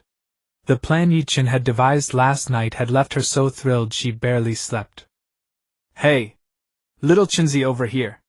Li Jiang waved vigorously from a distance as he spotted the familiar figure. You're here. Anderson has some leads on the identity documents. Xuan Yi leaned against the lakeside rock, yawning lazily. Her azure eyes swept over the approaching Ye Chen, keenly catching an unusual spark of excitement. Xiao Chenzi, why aren't you saying anything? Li Jiang looked at the unusually downcast Ye Chen, feeling puzzled. Daisy slowly raised her head, those crimson gem-like eyes locking precisely onto Li Jiang as an utterly innocent smile bloomed on her face. Li Jiang. This look. Something's wrong. You. What's wrong with you? The glint in those red eyes sent a chill down his spine. Hee hee. Greetings, everyone. Daisy's voice rose a notch. I have prepared a little gift for you all. Snap. A crisp snap of fingers like a starting pistol. Hum. Hum. Two translucent energy barriers like inverted giant bowls descended from the sky without any warning. Relying on his combat instincts, Li Jiang's body instinctively transformed into a twisted shadow, rolling out awkwardly, dodging the barrier that was descending upon him. Xuan Yi, however, was firmly trapped inside. Xuan Yi. She raised an eyebrow and gently tapped the solid barrier wall with her finger. Who are you? What do you want? Where is Xiao Chenzi? Li Jiang steadied himself. Zhan Yu instantly left its sheath, cold light glinting as he warily stared at the girl whose aura had suddenly changed. Oh. Little mouse, have you forgotten me so soon? It's not like this is our first time, you know. Daisy wasn't annoyed at all by failing to trap Li Jiang. Instead, she was even more delighted, like a cat toying with a mouse, her crimson eyes sparkling with excitement. Listen up. I am Liar Daisy. Today's game is called The Knight's End and the Princess Redemption. Enjoy the show. She stepped back 2 paces and clapped her hands to herself. As for your beloved Xiao Chenzi, Daisy deliberately drew out the tone, her fingertip lightly touching her rosy lips, revealing a look of lingering aftertaste, even somewhat seductive. He has been eaten by me, his taste. Quite delicious, what? Li Jiang was struck by lightning. His brother, whom he had just reunited with, was gone just like that. Xuan Yi's beautiful peach blossom eyes narrowed slightly, skeptically sizing up Daisy outside the barrier. Daisy caught her gaze and winked at her playfully. So, Daisy elegantly twirled her finger, pointing at Xuan Yi inside the barrier with a brilliant smile. The next target is this cute little golden hair. As the words fell, several reddish-brown tentacles burst out from the shadow under Xuan Ye's feet like agile vipers, instantly coiling around her waist and legs, immobilizing her. "How dare you!" Li Jiang's eyes widened in fury as he roared. Zhan Yu, carrying a sharp sound of breaking wind, slashed fiercely at the barrier, trapping Xuan Yi. Clang! A deafening metallic clash. The barrier stood unmoved, but the massive recoil sent a sharp pain through Li Jiang's tiger's mouth, nearly causing his long sword to slip from his hand. "It's useless, you poor little mouse." Dicey wagged her finger, her tone frivolous and sure. "You can't break my barrier." "Damn it!" Li Jiang turned his rage toward Dicey, his form again becoming a blurry shadow lunging at her like a whirlwind. The sword light struck like a viper's tongue, aiming for the vital point. "Yes. That's it." Dicey dodged lightly while the shadow at her feet rapidly expanded. "Rage. Struggle. That's what makes it fun. Defeat me and your princess shall be saved."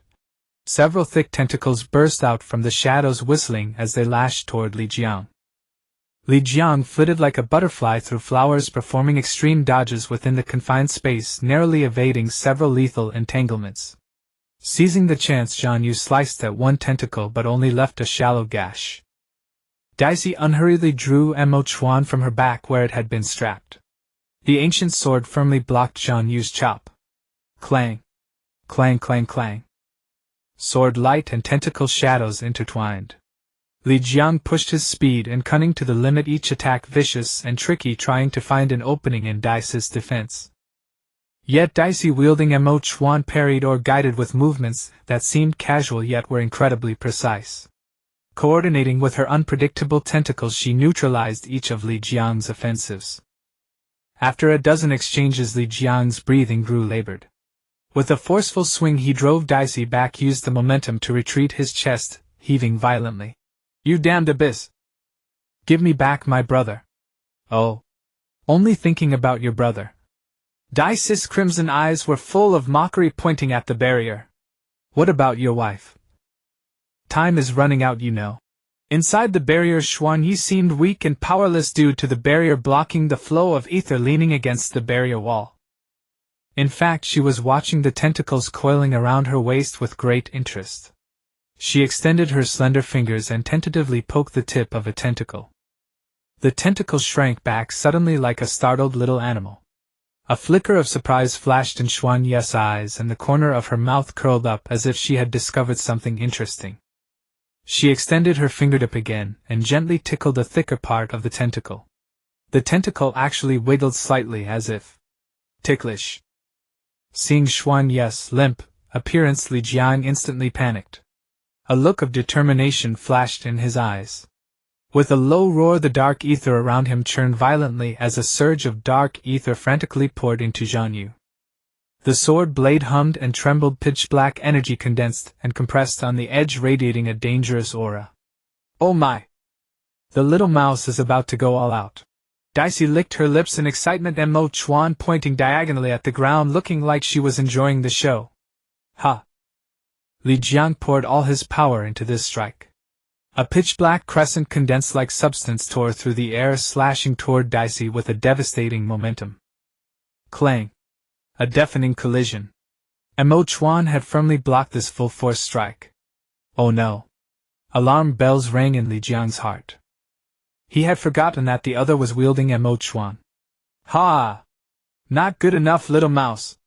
Dicey let out a crisp, mocking laugh. "Mo Chuan says it hasn't had its fill yet." Then the massive dark ether condensed on Zhan Yu flowed like a dam bursting flood, crazily pouring into the pitch-black blade of Mo Chuan. Li Jiang felt a tremendous suction force. Most of his ether was drained in an instant, and a powerful sense of weakness struck. He mustered his last ounce of strength, trying to transform into shadow again and flee. Flash! Dicey had anticipated this. With a flick of her finger, a blinding white light burst forth, dispelling all shadows around. Li Jiang's escape technique was forcibly interrupted. Whoosh, whoosh, whoosh. The several tentacles that had been watching eagerly shot out like lightning, precisely wrapping around Li Jiang's hands, feet, and waist, tightening abruptly. The immense power instantly shattered all his resistance, hoisting him upside down before Dicey. Clang! The moon cutter slipped from his grip and fell. With his ether depleted and tentacles firmly binding him, Li Jiang had lost all ability to resist, struggling like a fish hooked from the water. Tisk tisk tsk, already giving up. Dicey leaned closer, her crimson eyes savoring Li Jiang's disheveled state up close, her tone dripping with mockery. Little mouse, you're far inferior to that tenant, you know. Humph. Li Jiang craned his neck, his face a mask of defiance. Do whatever you want, kill me or torture me. Oh. Quite the stiff spine, aren't you?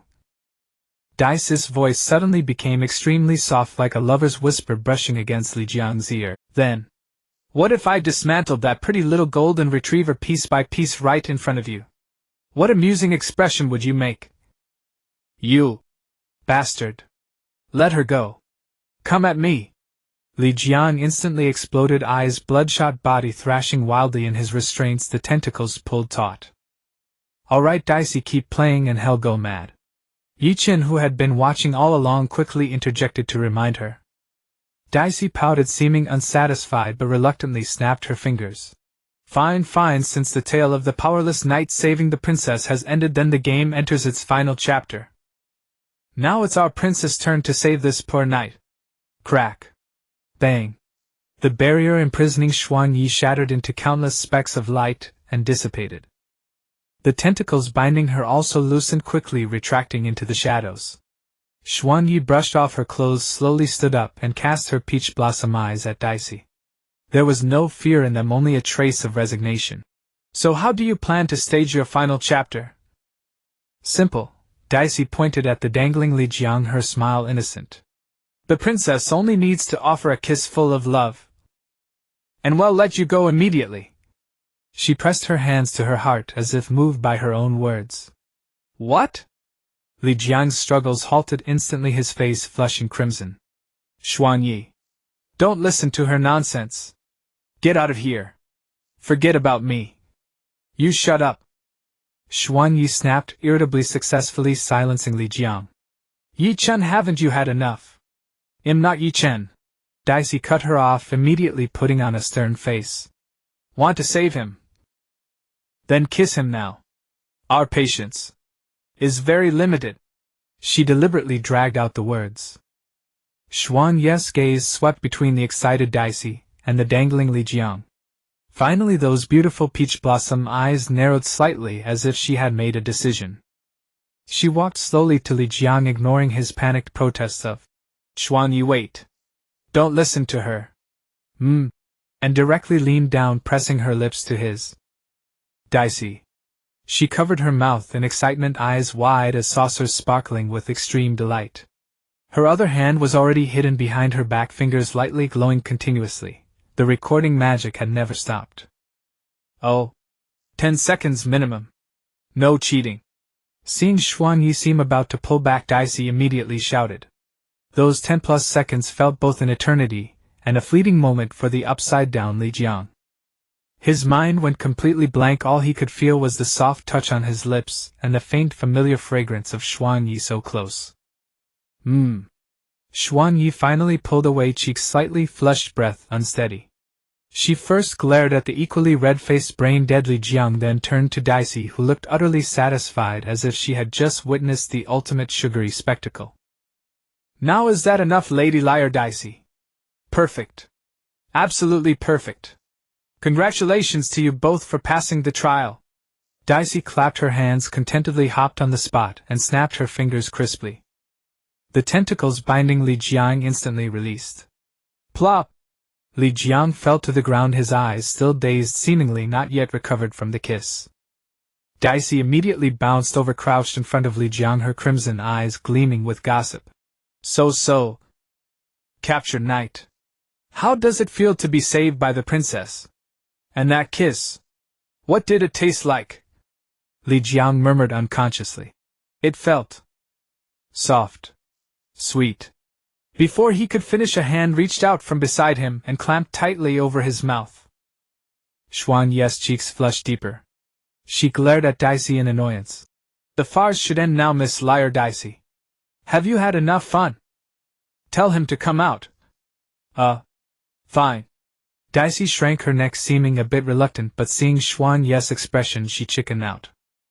But she immediately lifted her chin and unhesitatingly shifted the blame. By the way, all of this was that cunning tenant's idea. He begged me to do it. I was just acting along. If you want to settle scores, go find him. As the words ended, the crimson in the girl's eyes receded like a tide, instantly turning into deep black. Hey! You traitorous abyss! Kicking away the ladder after crossing the bridge, Ye Chen's mental roar was forcibly cut off. Spiritual space. As soon as Daisy returned to the familiar conscious space, she threw herself onto the soft big bed. She rolled around happily like a frolicking kitten, the corners of her mouth curling up uncontrollably. The scenes replayed in her mind: Li Jiang's panicked expression when he was hung upside down, the moment Xuan Yi blushed yet resolutely kissed him, and Li Jiang's dazed, sweet, every detail made her savor endlessly, 100 times more thrilling than the best manga. She couldn't help laughing, burying her little face in the fluffy quilt and rubbing it. Yet when the image of Xuan Yi voluntarily kissing Li Jiang flashed again, a thought uncontrollably surfaced. What does that feeling really feel like? If it were with that blasted tenant. No sooner had this idea emerged than a fierce heat surged to her cheeks. Daisy abruptly lifted her head from the quilt, crimson spreading from her cheeks to the tips of her ears. Like a cat whose tail had been stepped on, she grabbed the pillow printed with the version mocking face of Ye Chen, which she had secretly drawn, and rolled frantically on the bed, trying to shake off the bad thought that had inexplicably quickened her heartbeat. Stupid Daisy! What are you thinking about? Who wants to experience something like that? And certainly not with that annoying guy. He's just a jerk who threatens me with manga. If that bastard finds out, he'll definitely mock me again. It's so embarrassing. She muttered shamefully, burying her burning cheeks deep into the pillow as if trying to suffocate the infuriating tenant who had disturbed her peace, leaving only a pair of crimson eyes brimming with shyness, the tips of her ears red enough to bleed. Ahaha, Xuan Yi, let me explain. Ye Chen chuckled dryly, trying to step back, but his back hit a tree with a dull thud, leaving no escape. Those sapphire blue peach blossom eyes narrowed slightly, harboring a faint playful smile that seemed more like a scrutinizing. I'm listening to your story. Explain. Xuan Yi's voice still carried a lingering hint of embarrassed anger, her tone rising at the end. Explain how you conspired with this landlord, meticulously setting a trap. Trapping me in a barrier using tentacles too. She glanced down at her waist where the tentacles had coiled, now smooth and wrinkle-free. Tickle me. And then forcing me to perform in public. She paused, a blush creeping onto her cheeks, but her eyes grew sharper. Perform. Ye Chen, 5 years apart, and your welcome ceremony's creativity is indeed becoming more unique. No. Xuan Yi, listen to me. Ye Chen's scalp tingled. This was purely an accident. It was entirely Dai's own initiative. Ye Chen. You bastard. Lewd. Shameless. Despicable. Insidious. A roar exploded. Li Jiang finally snapped out of that earth-shattering kiss.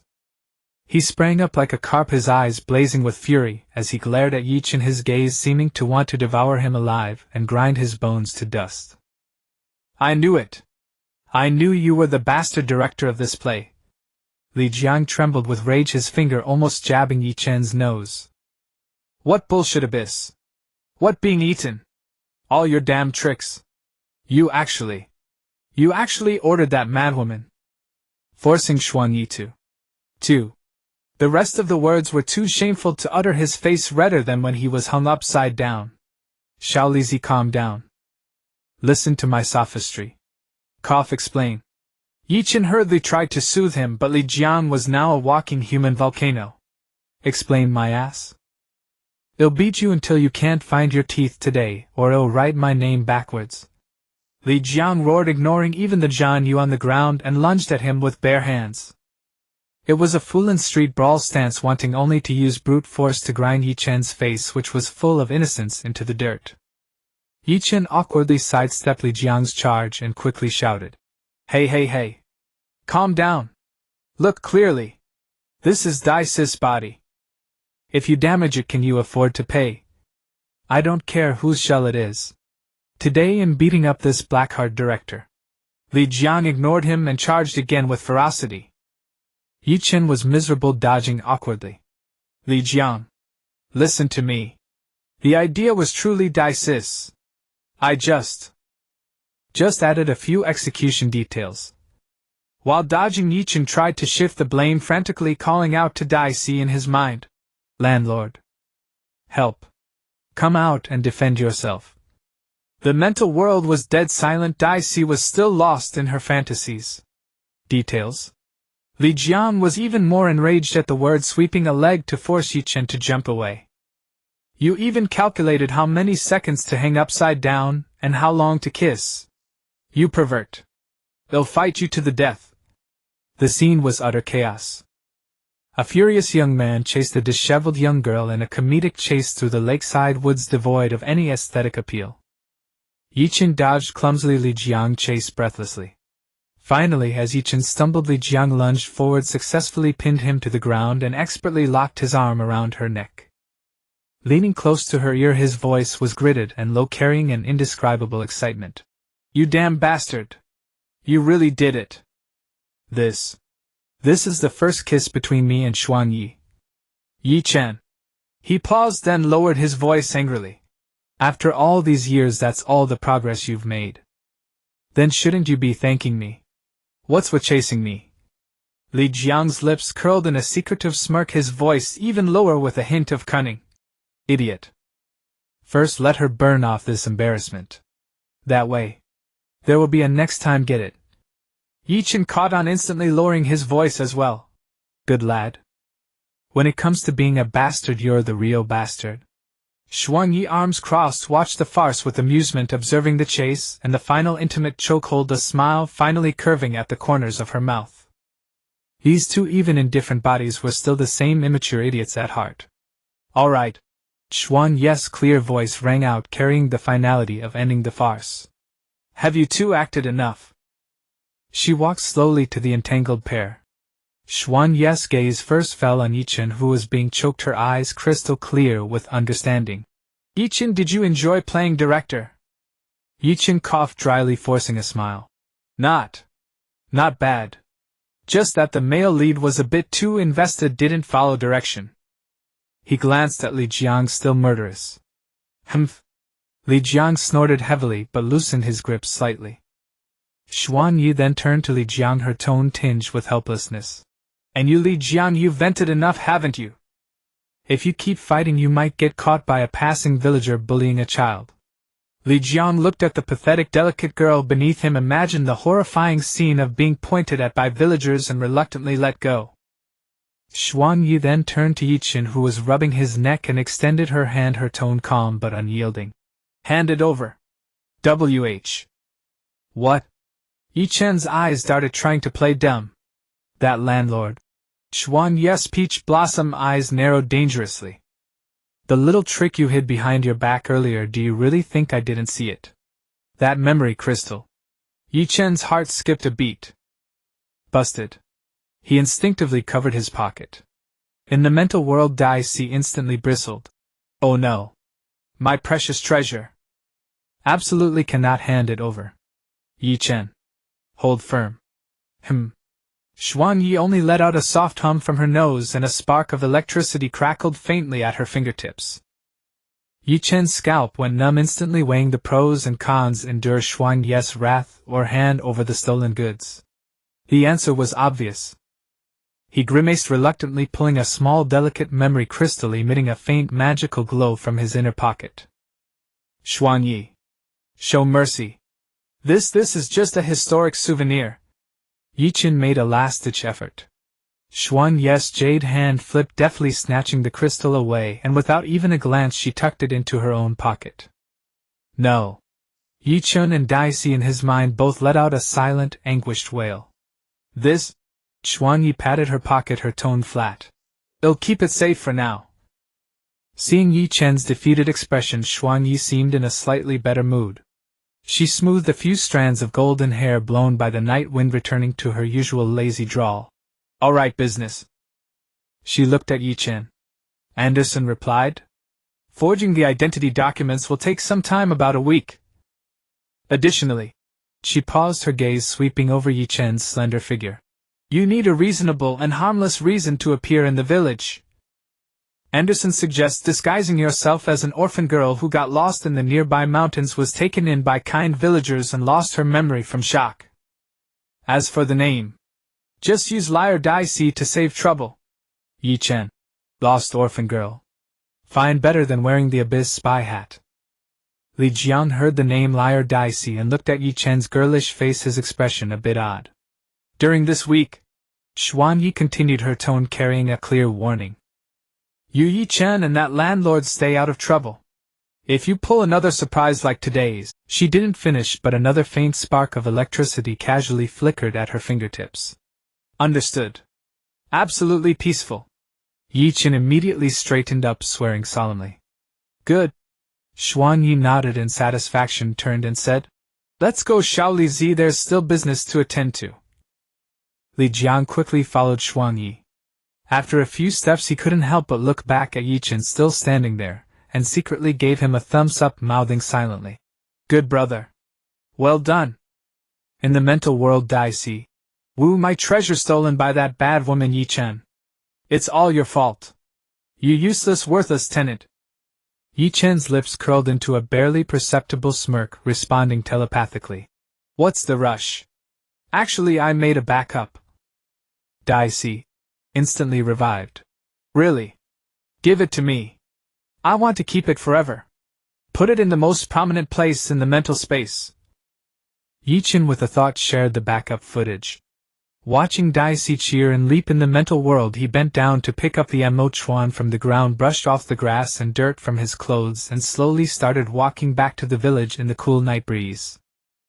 Dicey, do you feel it? Ye Chen shot up from his bed, sensing the faint tremor in the ground. There's a rift opening over by Nisi Lake.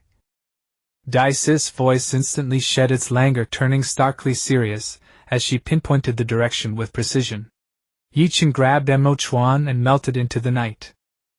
Little Dicey, where are you going?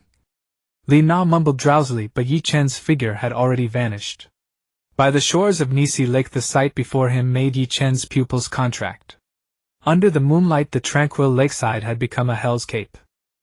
Skeletons covered the earth like a tide, ghostly green flames burning in their hollow eye sockets. Rotten ghouls mingled among them, letting out hungry howls. A thick stench of decay and icy death choked the air. In the center of the lake, a massive rift with edges of churning emerald energy tore through space, spewing an endless stream of undead. Below the rift, a figure shrouded in tattered black robes sat upon a throne built of bones, its withered claws gripping a bone scepter topped with a snarling ram's skull.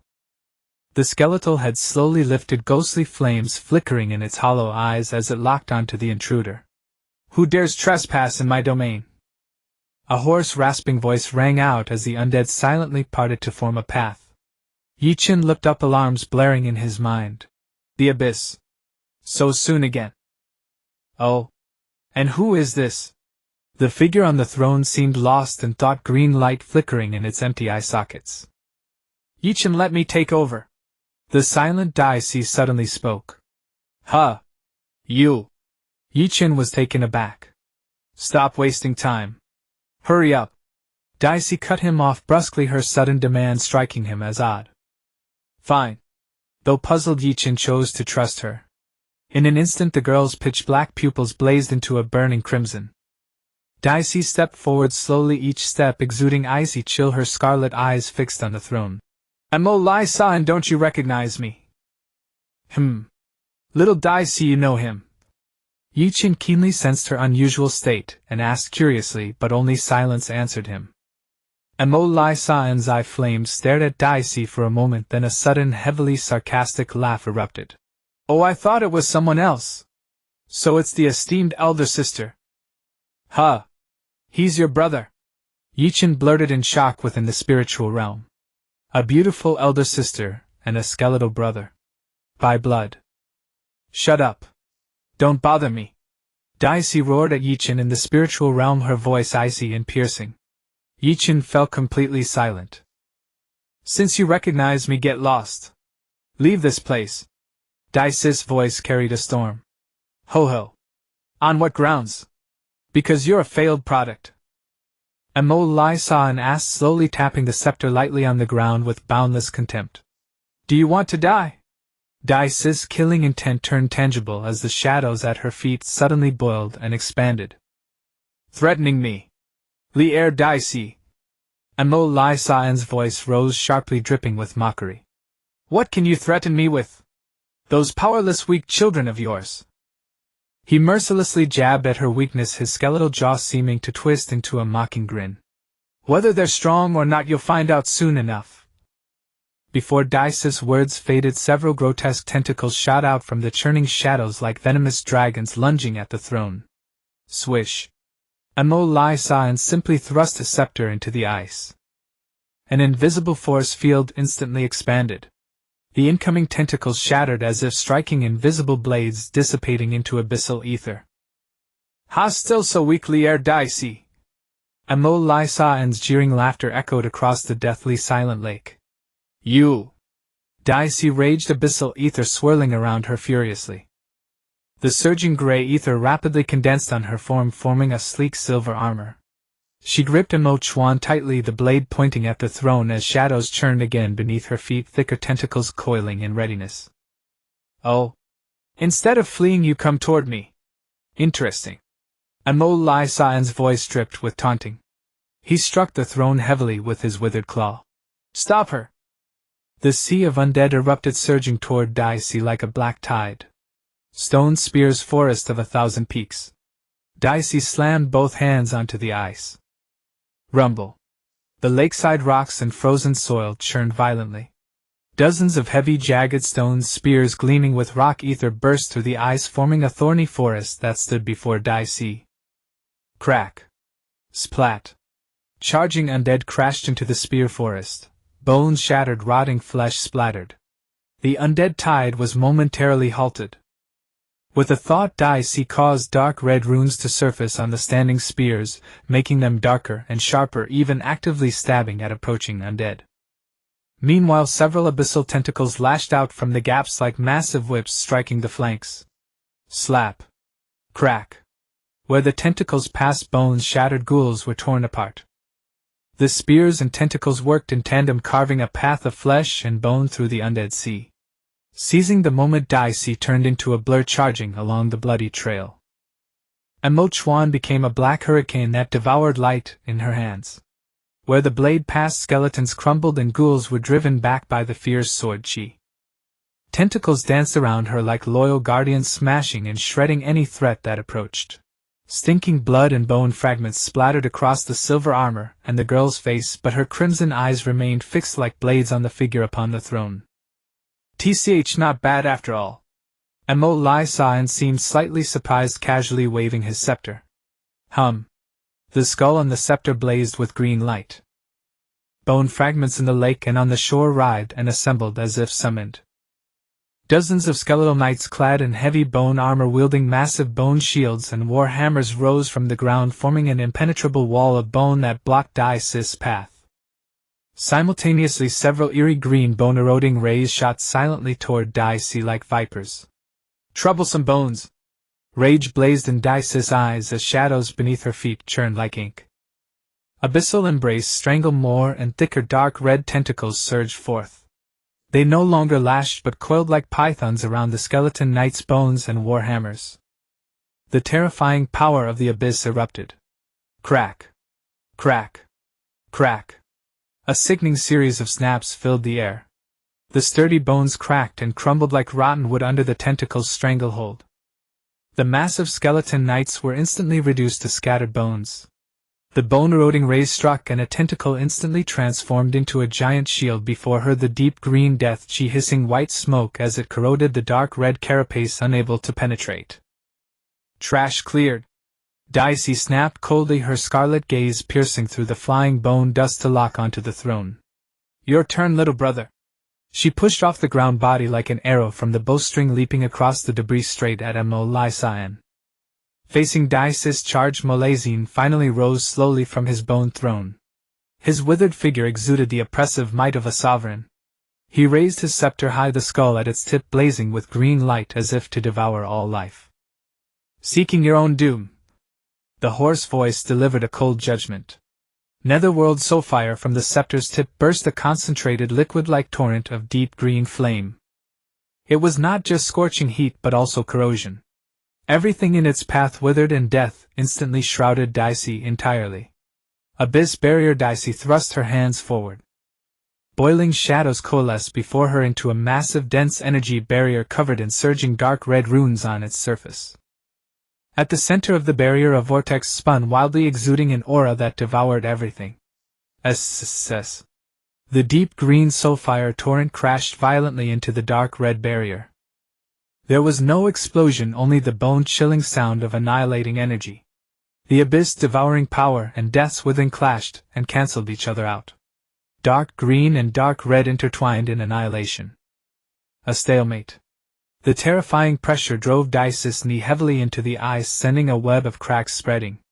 Under her silver armor her arms trembled violently, and blood dripped from the corner of her mouth. The barrier's light flickered under the soulfire's assault. Molesian's scepter's light also dimmed slightly. Failed product, resign yourself to fate.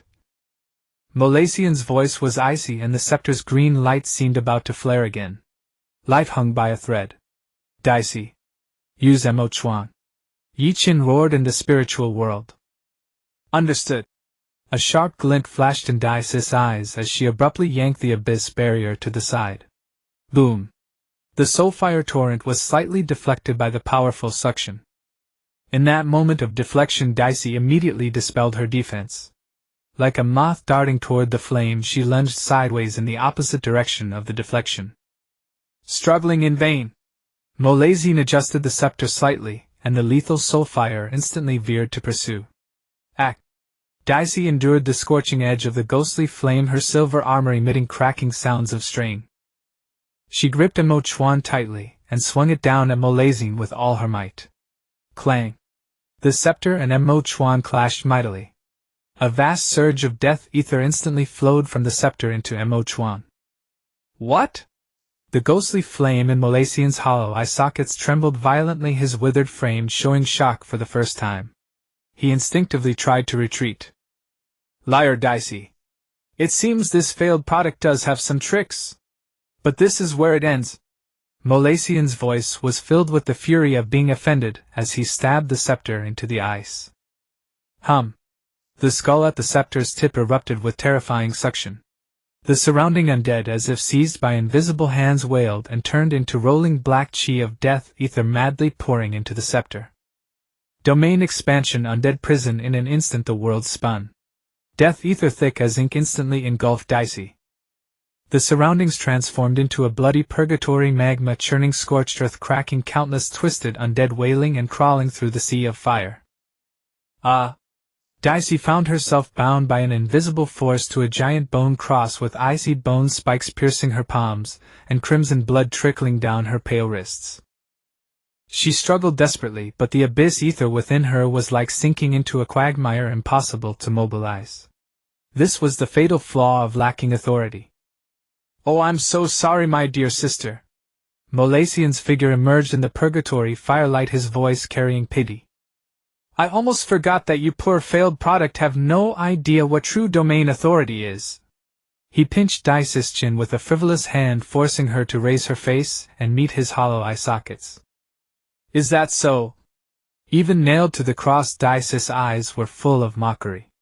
Then to deal with a failed product, isn't it enough to use authority? You even had to pull out your trump card domain. My dear little brother, you think highly of me. Heh. Still sharp-tongued. The bone fingers traced across Dicey's cheek, leaving bleeding cuts. Such a delicate face, is that why the Lord kept you for 5 years? Its voice carried venomous scrutiny. I just don't understand. Molesian leaned closer, almost pressing against Dicey's face, exhaling a decaying breath. Even the Lord wasn't in a hurry to deal with you. Why did you scurry away like a rat, so impatient? The last word was like a venom-laced ice shard. Heh. Dicey spat out a mouthful of blood, her scarlet eyes burning with deep-seated hatred. 5 years. A full 5 years. Since I was created, I've been imprisoned in that eternal darkness. Day after day enduring his so-called experiments. Cold instruments, soul-tearing pain. If it were you, this pile of rotten bones, would you accept it? Her voice was hoarse with rage and pain. Pain. That is merely the price of your incompetence. Molazine released his grip, his bony claw wiping across the wound on Dice's cheek, staining it with a trace of crimson. Look at you now, like a stray dog hiding in this filthy corner, scraping by using this vessel that was meant to bear supreme authority. What a waste. Its voice was full of contempt, but the ghostly flame in his hollow eye sockets fixed on Dicey. Come back with me, sister. Dice's pupils contracted sharply. Go back to that darkness. Back to that sunless laboratory. Continue being a test subject. Her voice trembled with extreme loathing, her eyes fixed on Molazine word by word. Molazine, I tell you, rather than go back, I'd rather die here. Die before you. Obstinate. Molazine seemed angered by Dice's resolute attitude, his bony claws sweeping abruptly. The skull at the scepter's tip erupted with dark green light. In the spiritual world, Ye Chen was burning with anxiety. Suddenly he spotted Mo Chuan stuck in the scorched earth below. A crazy thought flashed through his mind. Dicey, can you withstand one of his attacks? Ye Chen asked urgently. I can. What do you want to do? Dicey stared at the lethal ray. Wait for my signal. Get ready to switch. Ye Chen's mind tensed. Pfft. A ray pierced Dice's right shoulder precisely. Blood gushed like a fountain. The excruciating pain made her body convulse violently, letting out a stifled groan. Ugh! Dicey gritted her teeth, cold sweat instantly soaking her forehead. How does it feel, sister? Is it pleasant? Molazine savored Dice's pain, raising the scepter again, this time pointing at her leg. Are you going to continue your ridiculous stubbornness? Next time I'll make sure you can never stand again. Although the Lord finds you useful, a crippled container will surely be discarded, right? So much talk. Dicey squeezed out a sentence through the intense pain, her scarlet eyes burning with madness. The moment Molazian's scepter blazed again. Whoosh! Shadows surged. Several tough tentacles forcefully broke through the domain's suppression, shooting out from the shadow beneath Dicey. Like whips of vengeance, they lashed fiercely at Molazine. Crack. Bang. Molazine was caught off guard, blasted backward by a tremendous force, crashing onto the scorching crag. Bastard! Futile struggle. Molazine roared in fury, scrambling to his feet as his scepter gathered even more terrifying death energy. At the same time. Crack. The tentacles around Dicey suddenly exerted force, violently snapping the bone cross, imprisoning her in two. Now. Ye Chen roared. Control of the body switched instantly. The girl's crimson eyes turned into deep black. Ye Chen rolled upon landing and grabbed Mo Chuan, which was stuck in the ground. As the hilt met his hand, it conveyed a familiar coldness and hunger. Thud. Almost simultaneously, the second ray, fired in fury by Molazine, pierced through Ye Chen's thigh. Blood gushed wildly. Agony engulfed his entire body. Arg! Ye Chen grunted, staggering, but his eyes blazed with a mad flame. Ignoring the wound piercing his leg, he used the momentum of his forward charge, gripping Mo Chuan with both hands, and charged like a wounded beast at the newly steadied Molazine in a death-defying assault. Simultaneously, with a fierce mental command, several tentacles emerged from the shadows behind Molazine, sealing off his escape route. With no way to dodge, Molazine could only hastily raise his scepter to block. He simply didn't believe a broken sword could pose any real threat to him, especially within his domain. Clang! Mo Chuan struck the scepter with full force. This time there was no suction. What Ye Chen wanted was not absorption but release. Open! Ye Chen channeled all his strength, and was guiding the raging torrent of death ether within Mo Chuan's blade that was about to burst forth. It was Molazine's own power. Hum boom! The dark patterns on Mo Chuan's blade erupted with an unprecedented, blinding, eerie light. A pitch-black torrent containing terrifying, withering power like a long accumulating volcano erupted along the blade. The target was not Ye Chen himself but the domain space composed of death ether. Riot. As if cloth was torn by a sharp blade. That black death torrent slammed fiercely into the crimson canopy of the domain. Two death powers of the same origin collided and annihilated madly. The entire undead prison domain let out a lament of unbearable strain. Space twisted violently, lava solidified, and the howling undead creatures instantly turned to ash. Rumble. The domain was forcibly split open by Ye Chen using its master's power, creating a massive rift that pierced heaven and earth. The scene of reality instantly returned. Cold moonlight, a terrifying fissure, mountains of bones. Seizing the impact of the domain's collapse, Ye Chen did not pause for a moment. His eyes were fixed only on Ye Chen, who was struck by backlash from the forced breach of his domain, and momentarily paralyzed. He poured all his remaining strength, all his fury and will to protect into Ye Chen. Thud. A dull, heart-stopping sound pierced the dead silence. Ye Chen's body froze completely. He lowered his head slowly in disbelief. The ancient heavy blade of Ye Chen pierced through the dry chest straight into the core of the ghostly blue soul flame that symbolized its existence. Sister. You. The hoarse voice, filled with extreme shock, confusion, and a hint of incomprehensible bewilderment, stopped abruptly. As Ye Chen turned to bone. On the lakeshore, the undead army, having lost its power source, had the soul flames in their eye sockets extinguished simultaneously like candles snuffed out. Clatter. The continuous sound of bones scattering echoed across the entire lakeside. All the skeletons and ghouls instantly turned back into dry bones piled layer upon layer, covering the shores of Loch Ness. Silence descended once more. Only Ye Chen's heavy breathing remained. Blood gushed from the wounds on his thigh and shoulder, staining the shattered silver armor and icy ground.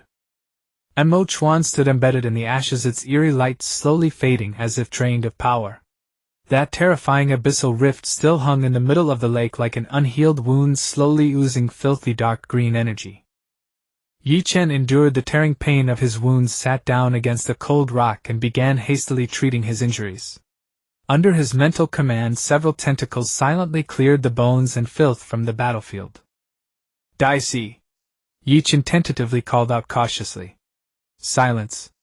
Dicey, are you okay? He tried again, a note of concern in his voice that he himself didn't notice. Only silence answered him. Ye Chen's heart sank. Worried, he concentrated and entered the shared mental space. Several tentacles like silent guards coiled around his physical body in reality. In the mental space on the soft bed, Dicey was curled up in a ball. Her long hair was disheveled, covering most of her face. She hugged her knees tightly, her face buried deep in her arms, just like the last time she threw a tantrum. But Ye Chen knew this time was completely different. That small figure exuded a thick, impenetrable sadness and self-loathing, as if trying to shrink into the dust. Ye Chen walked over softly, sat down beside her, pressing close. Leave me alone, I'll be fine in a while. Dicey's voice came muffled with obvious detachment and resistance. Ye Chen didn't speak immediately, just quietly watched her slightly trembling shoulders. After a few seconds, he suddenly extended his arm with an inescapable yet exceptionally gentle force, pulling the entire curled-up body into his embrace. Dicey was caught off guard, her forehead bumped against his solid chest. She stiffened, then struggled violently. Let go. What are you doing? What does my sadness have to do with you? Let go. Her voice was choked with tears. She didn't understand. This heavy pain was her own. Why should he, a mortal, a soul dwelling in her body, care about these things? This made her feel at a loss, even somewhat angry. Resentment, jealousy, and unwillingness surged like a tide. Why could they walk freely under the sun while her birthplace was only eternal darkness? Why did he have friends to entrust with life and death while she was just a container marked as a failure? Sorrow choked her throat, her eyes stung, but she bit her lip hard. It's okay to cry, Dicey. Ye Chen's voice was low and steady, sounding above her head. He ignored her struggles, instead holding her even tighter, his arms like a warm fortress. Who wants to cry? I am not. Dicey was about to retort with her usual stubbornness, but he interrupted gently yet firmly. It's okay. Ye Chen's voice was soft yet carried a reassuring steadiness. "I'm here. Whether you want to cry, scream, or vent, I'll stay with you as long as it takes." "You, a mere mortal, what right do you have to meddle in my affairs?" Dai's voice was choked with sobs, yet the strength of her struggle gradually waned. Finally, as if drained of all energy, her taut body slowly softened, her forehead pressing against his chest, no longer resisting the embrace. Gradually a warm dampness seeped through the fabric of Ye Chen's chest. First came intermittent sobs, then the crying grew louder, eventually erupting into a near collapse of loud weeping. Well, why? Why am I a failure?" She trembled, her voice shattered. "Why? Why did they make me stay in that godforsaken place? Why me? Why?" It was as if she were pouring out all the pain, fear, and anger accumulated over 5 years through this torrent of tears. Her small fists unconsciously pounded against Ye Chen's chest, venting the helpless rage and despair. Ye Chen said nothing, no hollow comfort, no attempt at reasoning. He simply held her in silent, steadfast embrace, letting her tears soak his clothes, letting her fists fall. His large hand gently patted her back as if silently telling her, "I am here, I am listening, I am with you." After what seemed like an eternity, the heart-wrenching cries gradually subsided into intermittent sobs, and finally only the steady rhythm of her breathing remained as she nestled in his arms. "How are you? Feeling better?" Ye Chen finally spoke softly, his voice tinged with a barely perceptible hoarseness. Better." Dai's voice was muffled, still thick with tears, yet the heavy sense of despair seemed to have lifted somewhat. "Thank you?" "Well," Ye Chen shifted slightly, making as if to loosen his hold. "Can you let go of me now, Miss Dai?" "No." Dai immediately tightened her arms around his waist, burying her face deeper, protesting sullenly. "You said it yourself. As long as I need. No cheating." Ye Chen let out a helpless chuckle and sighed in resignation. All right. He relaxed his body once more, resigned to being a human pillow. Silence flowed through the spiritual space. After a while, "Ye Chen." Dai's muffled voice sounded again. "What's wrong? You. Why did you do this?" Her voice was very soft with a cautious probing. "Why did you care about me?" Ye Chen played dumb.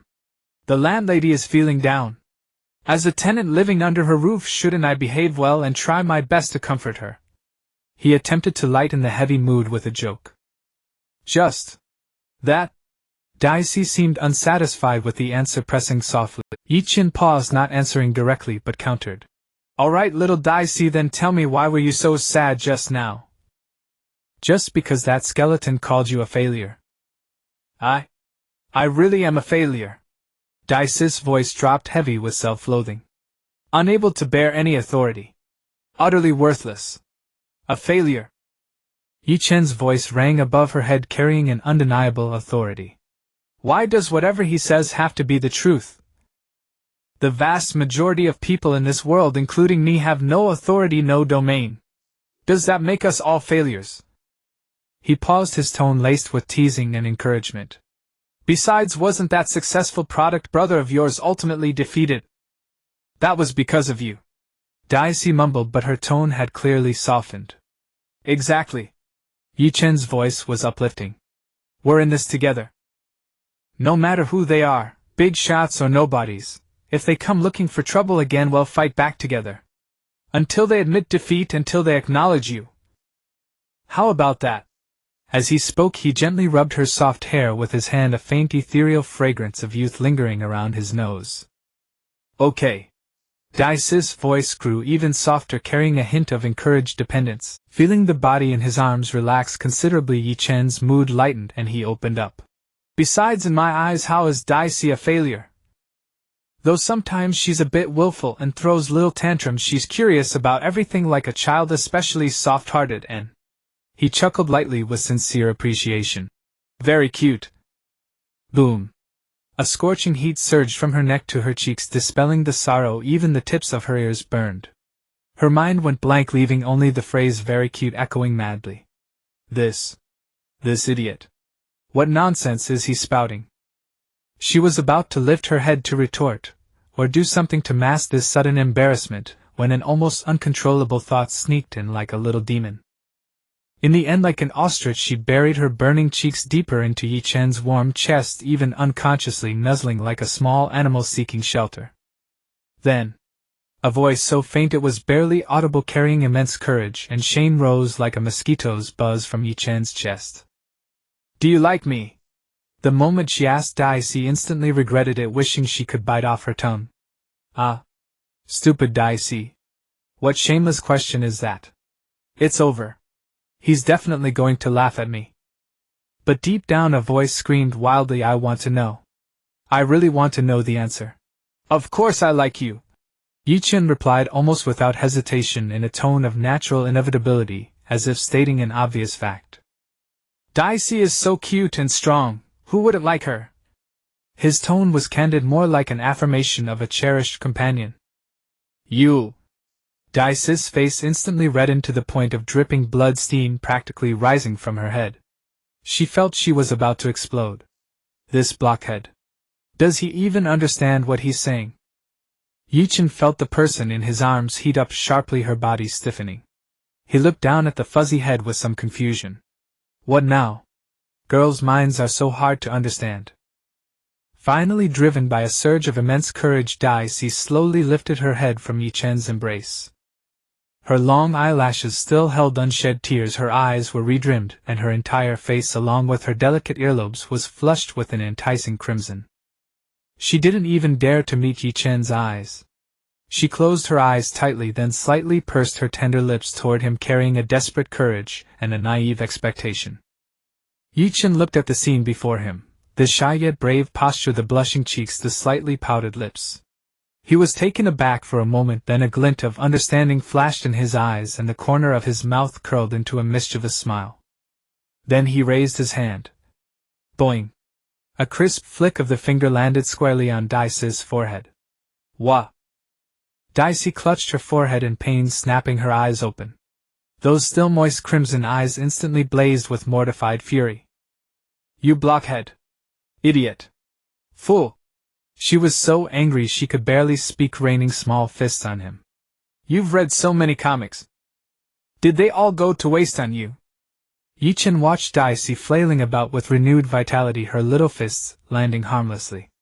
Though he took the soft blows, he breathed a huge sigh of relief. Good, the grumpy, scolding Daisy was back. She was truly all right. He laughed with the slyness of a successful scheme and a hint of fleeing. Looks like you're really fine now. Full of spirit. There's a whole mess out there waiting for me to clean up. I'm off. Bye. Before the words faded, his figure rapidly grew pale and vanished from the spiritual space. Blockhead! Big idiot! Daisy, her face red, shouted angrily at the spot where Ye Chen had disappeared. After confirming he was truly gone, she threw herself onto the big bed, burying her burning cheeks deep into the soft pillow. Her body curled into a ball, leaving only two blood-red ears exposed, still muttering discontentedly. Hate you the most. Blockhead! Ye Chen's consciousness returned to reality, his chest still faintly retaining the warmth and weight of the girl. He subconsciously patted his chest, his fingertips touching the cold, shattered silver armor, abruptly snapping him back to his senses. The image of Daisy's flushed, streak yet stubborn little face flashed through his mind, and even his own ears couldn't help but feel a bit warm. This little girl. Ye Chen muttered under his breath, as if trying to dispel that inexplicable flutter. He slapped his cheeks vigorously, attempting to regain the coldness of the battlefield. Stay sharp. Hiss! The movement inevitably tugged at his wound, causing intense pain that made him wince and suck in a sharp breath, sending all those lingering thoughts flying to the 9 clouds. Daisy! He tried to communicate through the mental link, his voice carrying a hint of appeasement. Do you know any healing spells? It really hurts. He softened his voice. Blockhead! Not talking to you. A puffed up yet slightly shy reply came from the mental world. Hey, don't be like that. It really hurts. Ye Chen resorted to acting spoiled, drawing out his words like a child begging for candy. Humph. Let you be stupid. Let me take over. Though Daisy's voice still carried a hint of feigned anger, the urgency in it was undeniable. In an instant the girl's jet-black pupils ignited with crimson. After Dicey took over the body she immediately frowned in pain, but she bit her lower lip, and mobilized the thin abyssal ether within her. Several small yet intricately constructed green magic circles slowly rotated and hummed around her, enveloping the shoulder wound in a soft radiance, quickly staunching the gushing blood. Phew! Dicey let out a sigh of relief, her voice laced with exhaustion. I can only stop the bleeding. Higher level spells? I don't know. She admitted honestly, her tone devoid of her usual pretense, revealing her inadequacy. That's enough, it's already good. Switch back. Ye Chen's voice was gentle and full of gratitude. Oh.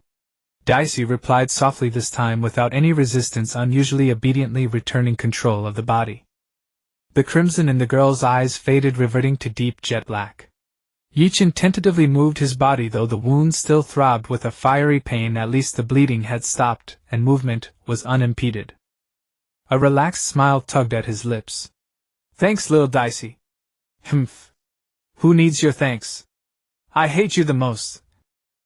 Dicey's coquettish snort immediately echoed in his mind, but the embarrassment in her voice was noticeably less than before, more like a habitual stubbornness.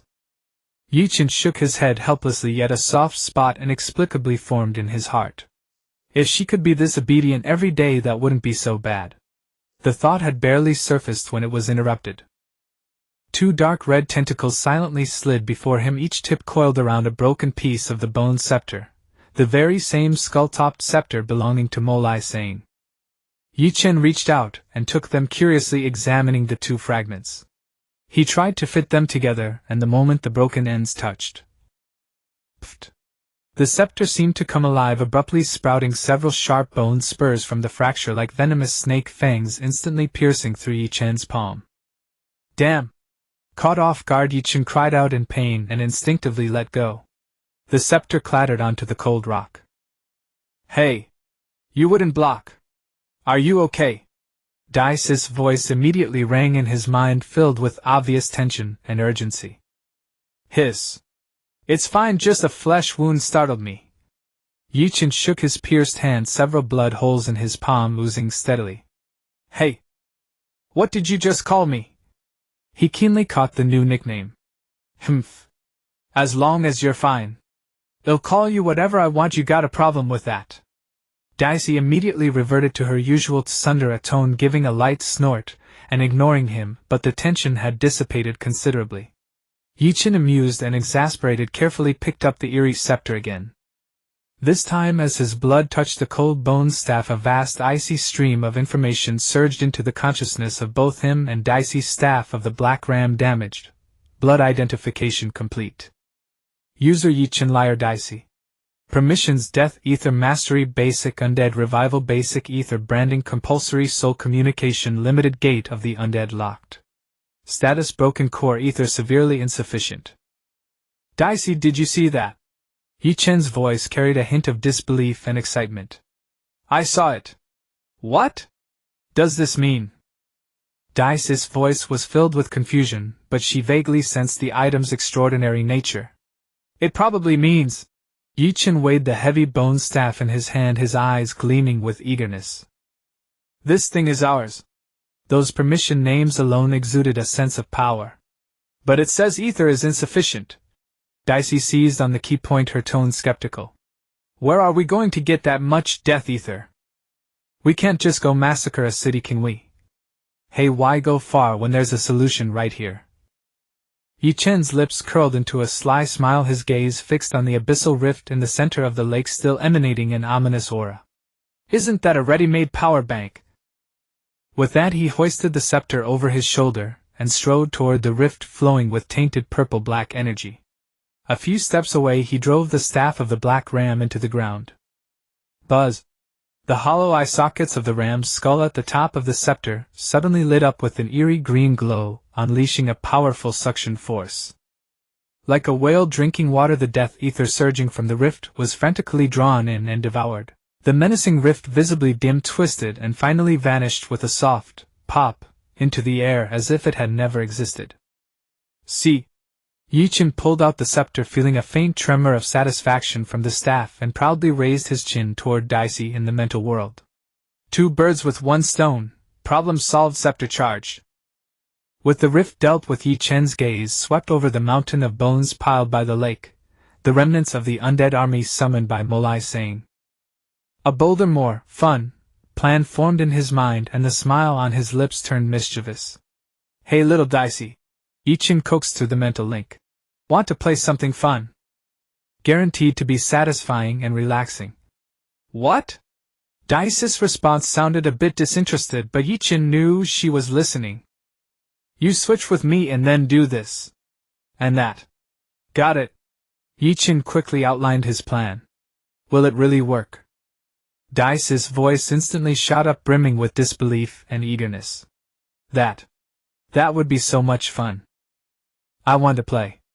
Before the words faded, control of the body switched instantly.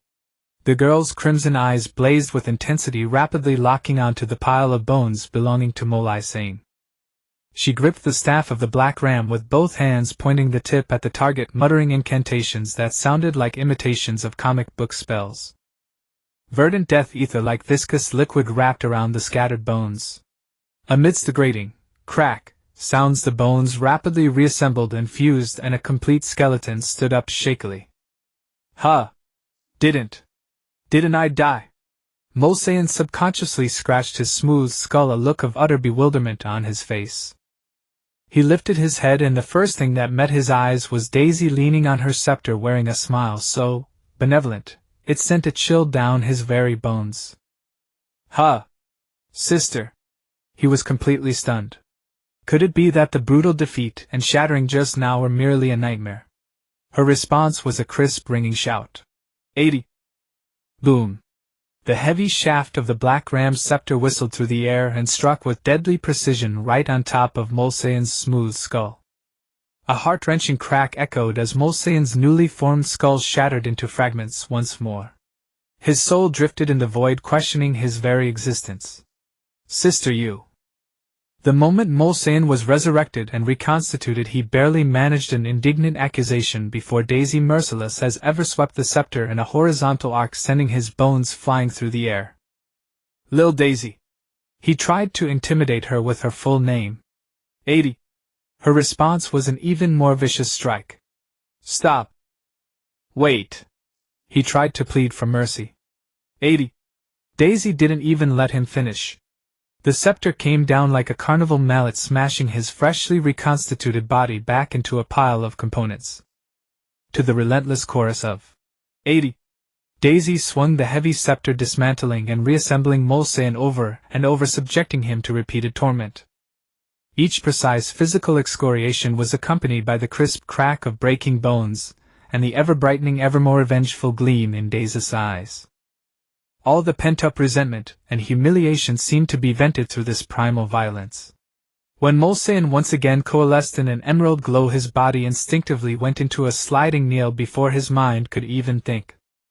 The withered skeleton flopped down at Daisy's feet with a thud, its bony claws desperately gripping her shin, which was smeared with blood and dirt.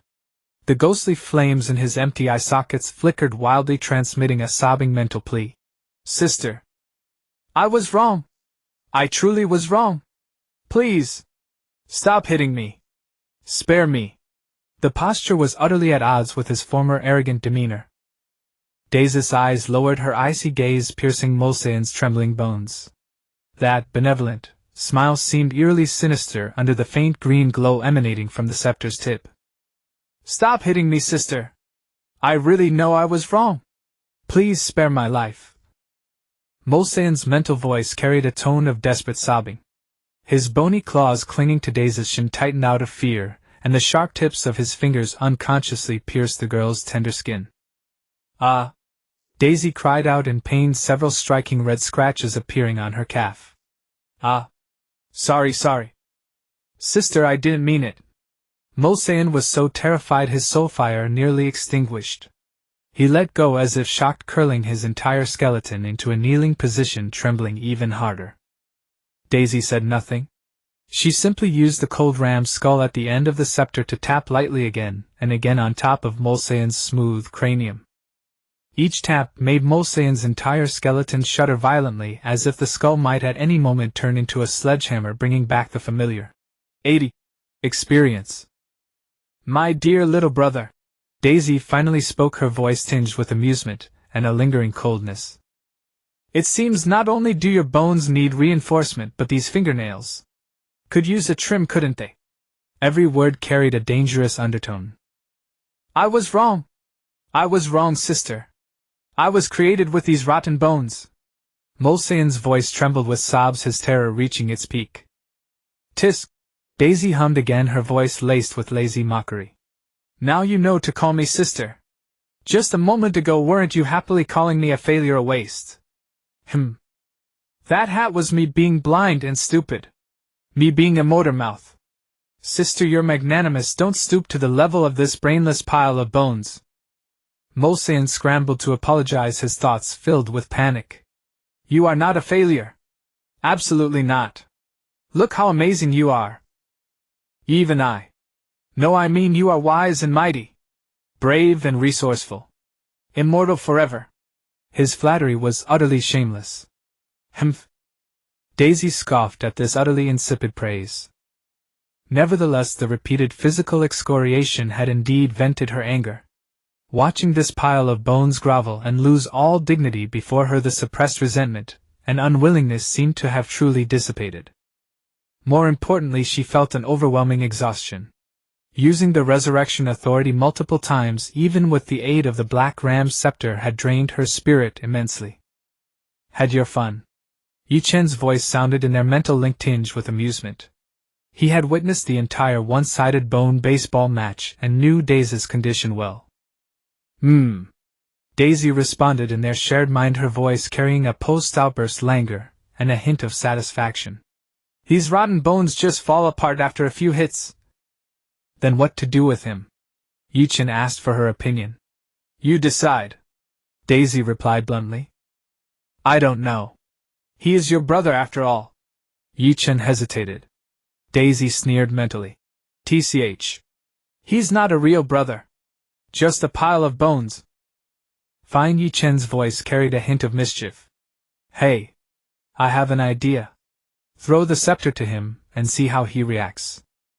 If he accepts it joyfully, it means he's already plotting betrayal, must not be spared. If he declines in terror, it means he's deeply scheming, even more reason not to spare him. Daisy's crimson eyes flickered slightly, and the corner of her mouth curled into an equally dangerous arc. You would block? Seriously, you're so wicked. You're nothing like a good person. The righteous knights in comics are saints compared to you. Hee. Ye Chen was completely unbothered, even a little smug. Little Daisy, when did I ever say I was a good person? He took the comment as a compliment. Mulsayan. Daisy's voice regained its former arrogance, but with less murderous intent and more scrutiny. Considering you knelt and begged for mercy, and for the sake of that tiny laughable sibling bond. She paused, deliberately satisfied to see the skeleton beneath her feet trembling even more. Now I'm giving you a chance. As she spoke, Daisy casually threw the heavy Black Ram's scepter with a clatter onto the ground before Mulsayan. Take it. Go back to your abyss. Tell your master that Lil Daisy is dead, that you personally ground her bones to dust. Understand? Mulsayan raised his head in disbelief, the ghostly flames in his eye sockets flickering violently. He extended a trembling claw, cautiously touching the cold scepter as if it were a branding iron. His mind churned with intense turmoil, clearly engaged in a fierce mental struggle. Return to report. Or. In the end, Mulsayan resolutely pushed the scepter away from himself, looked up at Daisy and said, No, sister. I don't want to go back. Daisy narrowed her eyes dangerously. Oh. Don't want to go back. Then where do you plan to go? Stay here chewing on grass roots? Anyway, I've died a few times already. Mulsayan's voice carried a calm born of burning his bridges. Having been resurrected by this scepter, my soul no longer belongs to the abyss. Besides. He paused, his hollow eye sockets seeming to gaze into the distant darkness. I don't want to return to that eternal cage either. What if he comes looking for you? Daisy pressed on, her tone icy. You're not afraid of him?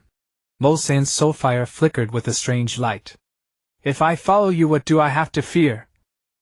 At worst I die again. I've already died plenty. His tone even carried a hint of anticipation. So, sister, can I follow you? Daisy rolled her eyes dramatically. Why should I trust you? Based on these bones that shatter at a touch.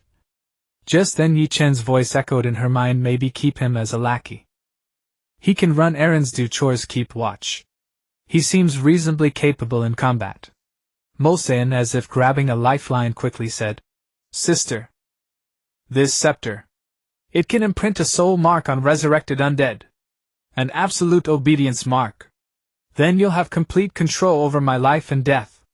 Will that reassure you? Daisy thought for a moment, weighed the pros and cons, and finally agreed with Ye Chen's idea. You asked for this. Her voice was icy. Remember what you said today? If I detect even a hint of betrayal. She didn't finish, but the unspoken threat was more oppressive than any words. Don't worry, sister. Mulsan was so excited his skeleton clattered. This person. Know this pile of bones, my best quality is loyalty. And then my bones are tough. I will never betray you. I swear. Hearing this, Ye Chen silently remarked in their mental link, tough.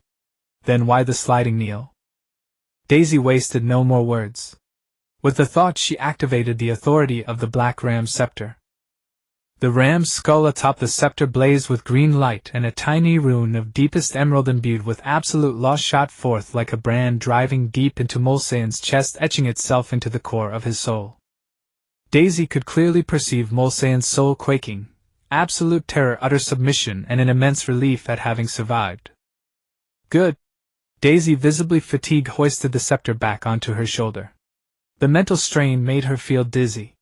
Thank you, sister. Thank you for sparing my life. I'll follow you to the end. Through fire and water I won't refuse. Mulsan, as if pardoned, knelt before Daisy and knocked his head on the ground with dull thuds. He done, Daisy said to Ye Chen in their mental link, her voice carrying exhaustion and a hint of cheerfulness. The moment her expression relaxed, the voice came from the edge of the forest. Little Daisy. Is that you? Lena's soft but uncertain voice drifted from the tree-line. She parted the branches, her face etched with worry. What are you doing here so late? I heard noises and came. Her gaze fell on Daisy, taking in the dried dark red bloodstains, the ghastly wounds beneath the shattered silver armor. Good heavens! You're injured. Lena's voice rose sharply in alarm, her face turning pale. Her eyes locked onto the menacing bone scepter resting on Daisy's shoulder. What? What is that in your hand? Her voice was shrill, filled with shock. Then she saw with horror the skeleton kneeling at Daisy's feet. Bones! Monster! Lena gasped, her voice twisting in terror, as she stumbled backward.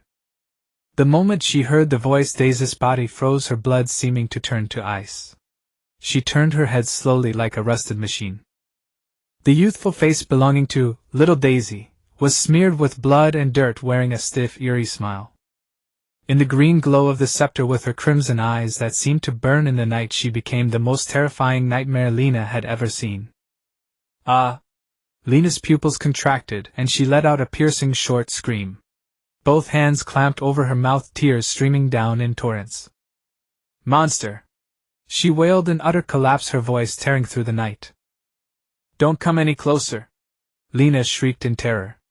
Daisy was completely stunned, frozen in place, at a loss. Her mouth opened and closed. Lena!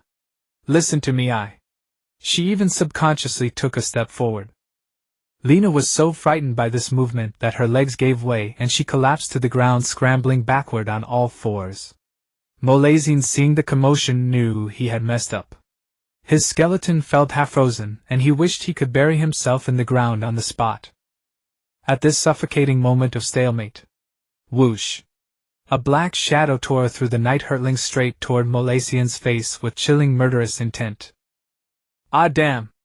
Mulsanne cried out, instinctively raising his bone claws to block.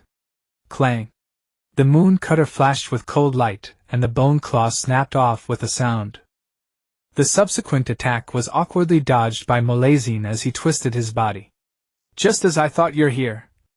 A lazy yet knowing voice came from the shadow of a nearby tree.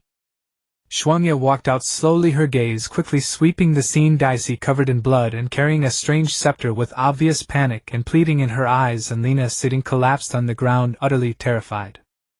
Xuanji's brow furrowed slightly, and she instantly understood. Cradle Ode. Without hesitation she tore a page from the half-law forbidden codex in her bosom and flicked it with her fingertips. The page transformed into a gentle warm stream of life ether like the softest lullaby, instantly enveloping Lina, whose emotions were crumbling. Lina's tense body visibly relaxed, her eyelids grew heavy, and closed, her breathing became steady and long, and she fell into a deep sleep. "Is Lina okay?" Daisy hurriedly approached, her voice filled with genuine anxiety, her eyes showing worry. "She's fine. Let her sleep for a while and she'll be okay." Xuanji's voice remained calm, her gaze falling on Daisy. "But you're covered in wounds. Don't move." She forcefully pulled Daisy over to a slightly flat rock and made her sit down, then began to examine the gruesome injuries. At that moment Li Jiang's killing intent locked onto Molazine again. He pounced like a leopard. "Oh hell! Again!" Molazine's soul fire flickered wildly. He quickly rolled over, scrambled behind Daisy, his withered claws clutching the edge of her broken skirt armor, and his soul shouted with a sobbing tone. "Sister, save me! QWQ! He's going to break me apart! Sister!" Li Jiang's sword halted midair, a look of astonishment on his face as he stared at the skeleton hiding behind Daisy, then at Daisy. Even Shuangya, who was preparing to cast the spell, stopped her movements, a flicker of obvious surprise in her eyes as she glanced back and forth between Daisy and Molazine. Daisy winced as Molazine's pull aggravated her wound, drawing a sharp breath. She was also so embarrassed that she wished she could find a hole to crawl into. She quickly pried off Molazine's claws and explained to Li Jiang and Shuangya with a tone of exasperation. Well, let me explain. He's my new underling now. It'll settle the score for him attacking me later. For now he's safe." She spoke rapidly with a hint of gritted teeth. Shuangya glanced at Daisy, then at the trembling Molazine, and didn't press further. She simply repeated calmly, "First treat your wounds. Don't move." She refocused on Daisy, beginning to examine the 2 wounds pierced by the ray. "Hiss easy, you." Daisy gasped in pain, about to complain, but Shuangya had already deftly torn another page from the codex and slapped it onto her forehead with a smack. Daisy was stunned by the talisman, stuck on her, then felt a gentle cool stream of ether flow into her wounds. The intense pain quickly subsided and a slight tingling sensation came from the wounds. "Don't move, this will stop the bleeding and accelerate healing," Shuangya explained calmly while cleaning the wound on Daisy's shoulder. Li Jiang, looking astonished, sheathed his sword and pointed at Molazine, then at Daisy. "This pile of bones can fight that well." He looked at the gruesome wounds on Daisy's shoulder and leg, his tone filled with absurdity. "And a beautiful girl and a skeleton. That combination. Wow, ridiculous." Daisy was so embarrassed she wanted to curl her toes into the ground. Why was everyone fixated on this issue? Molazine looked at the wounds he had inflicted on Daisy, his skeleton exuding a strong sense of shame and unease. He lowered his head and said in a muffled voice, "I'm sorry, sister. I really know I was wrong." While Shuangya treated the wounds, Daisy took a deep breath and began to recount the events, of course omitting the part where she cried. In the spiritual space, Ye Chen was holding back a laugh, teasing, "Hey little Daisy, isn't your version of the story missing a key chapter? Like a certain little kitten crying.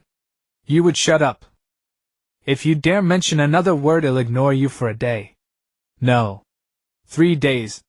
Daisy bristled with embarrassment and annoyance, her cheeks instantly heating up. Ye Chen wisely fell silent, but his smile deepened.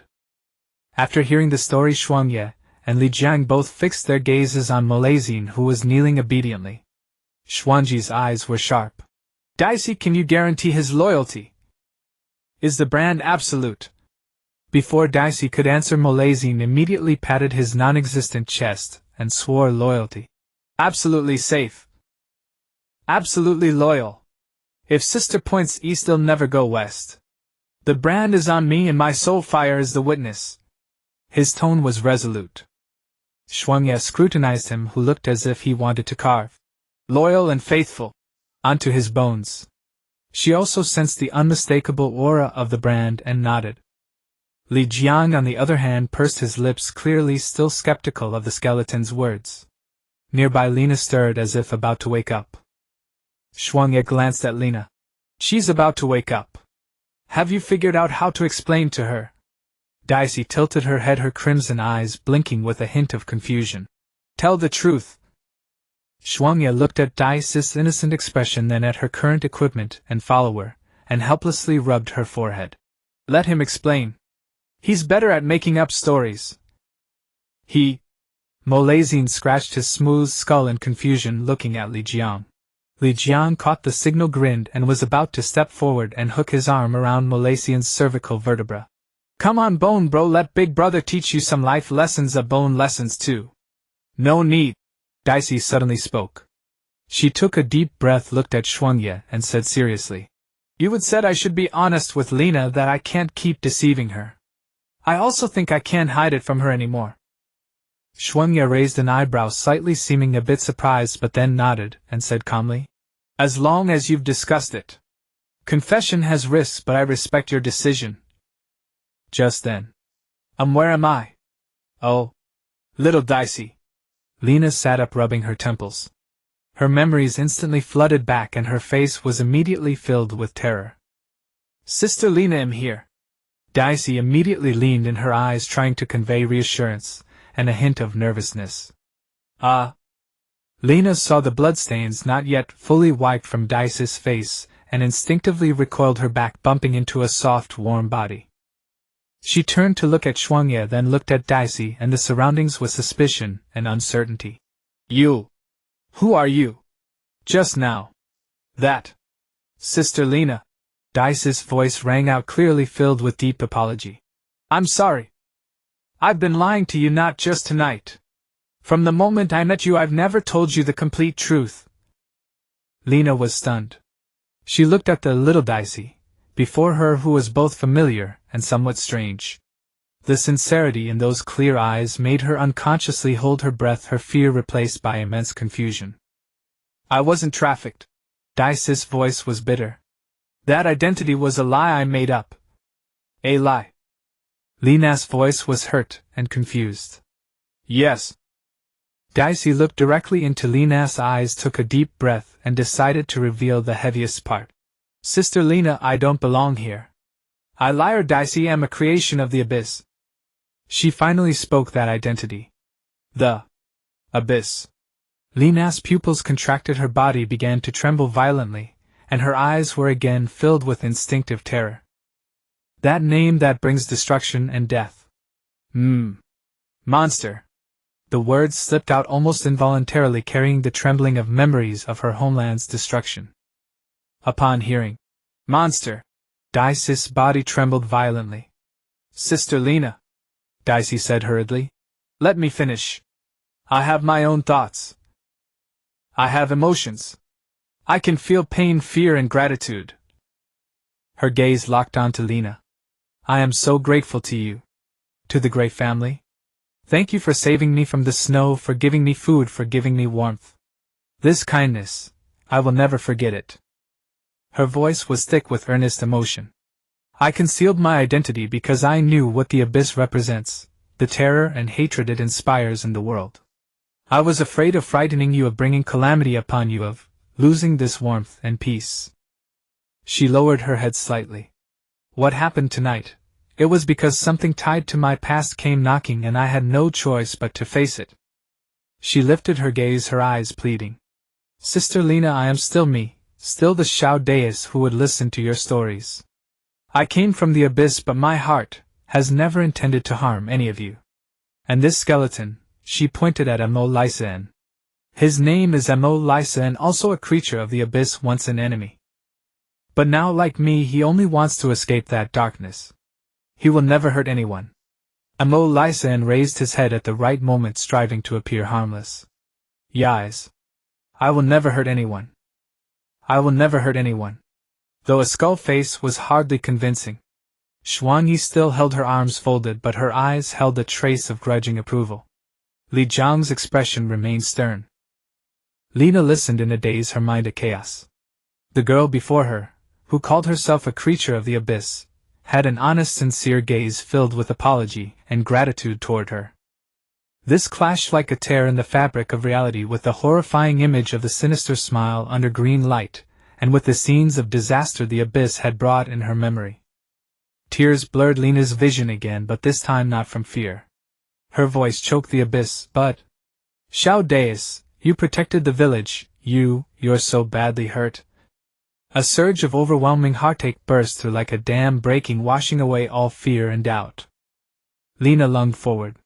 This time without hesitation she held Deis tightly, recklessly embracing the girl covered in blood and grime. Her tears gushed down, soaking Deis's shoulder. Wowu, foolish child. Why didn't you tell me sooner? Carrying such a heavy secret alone, fighting such terrifying things alone. Whether you're from the abyss or not, you're my Xiao Deis.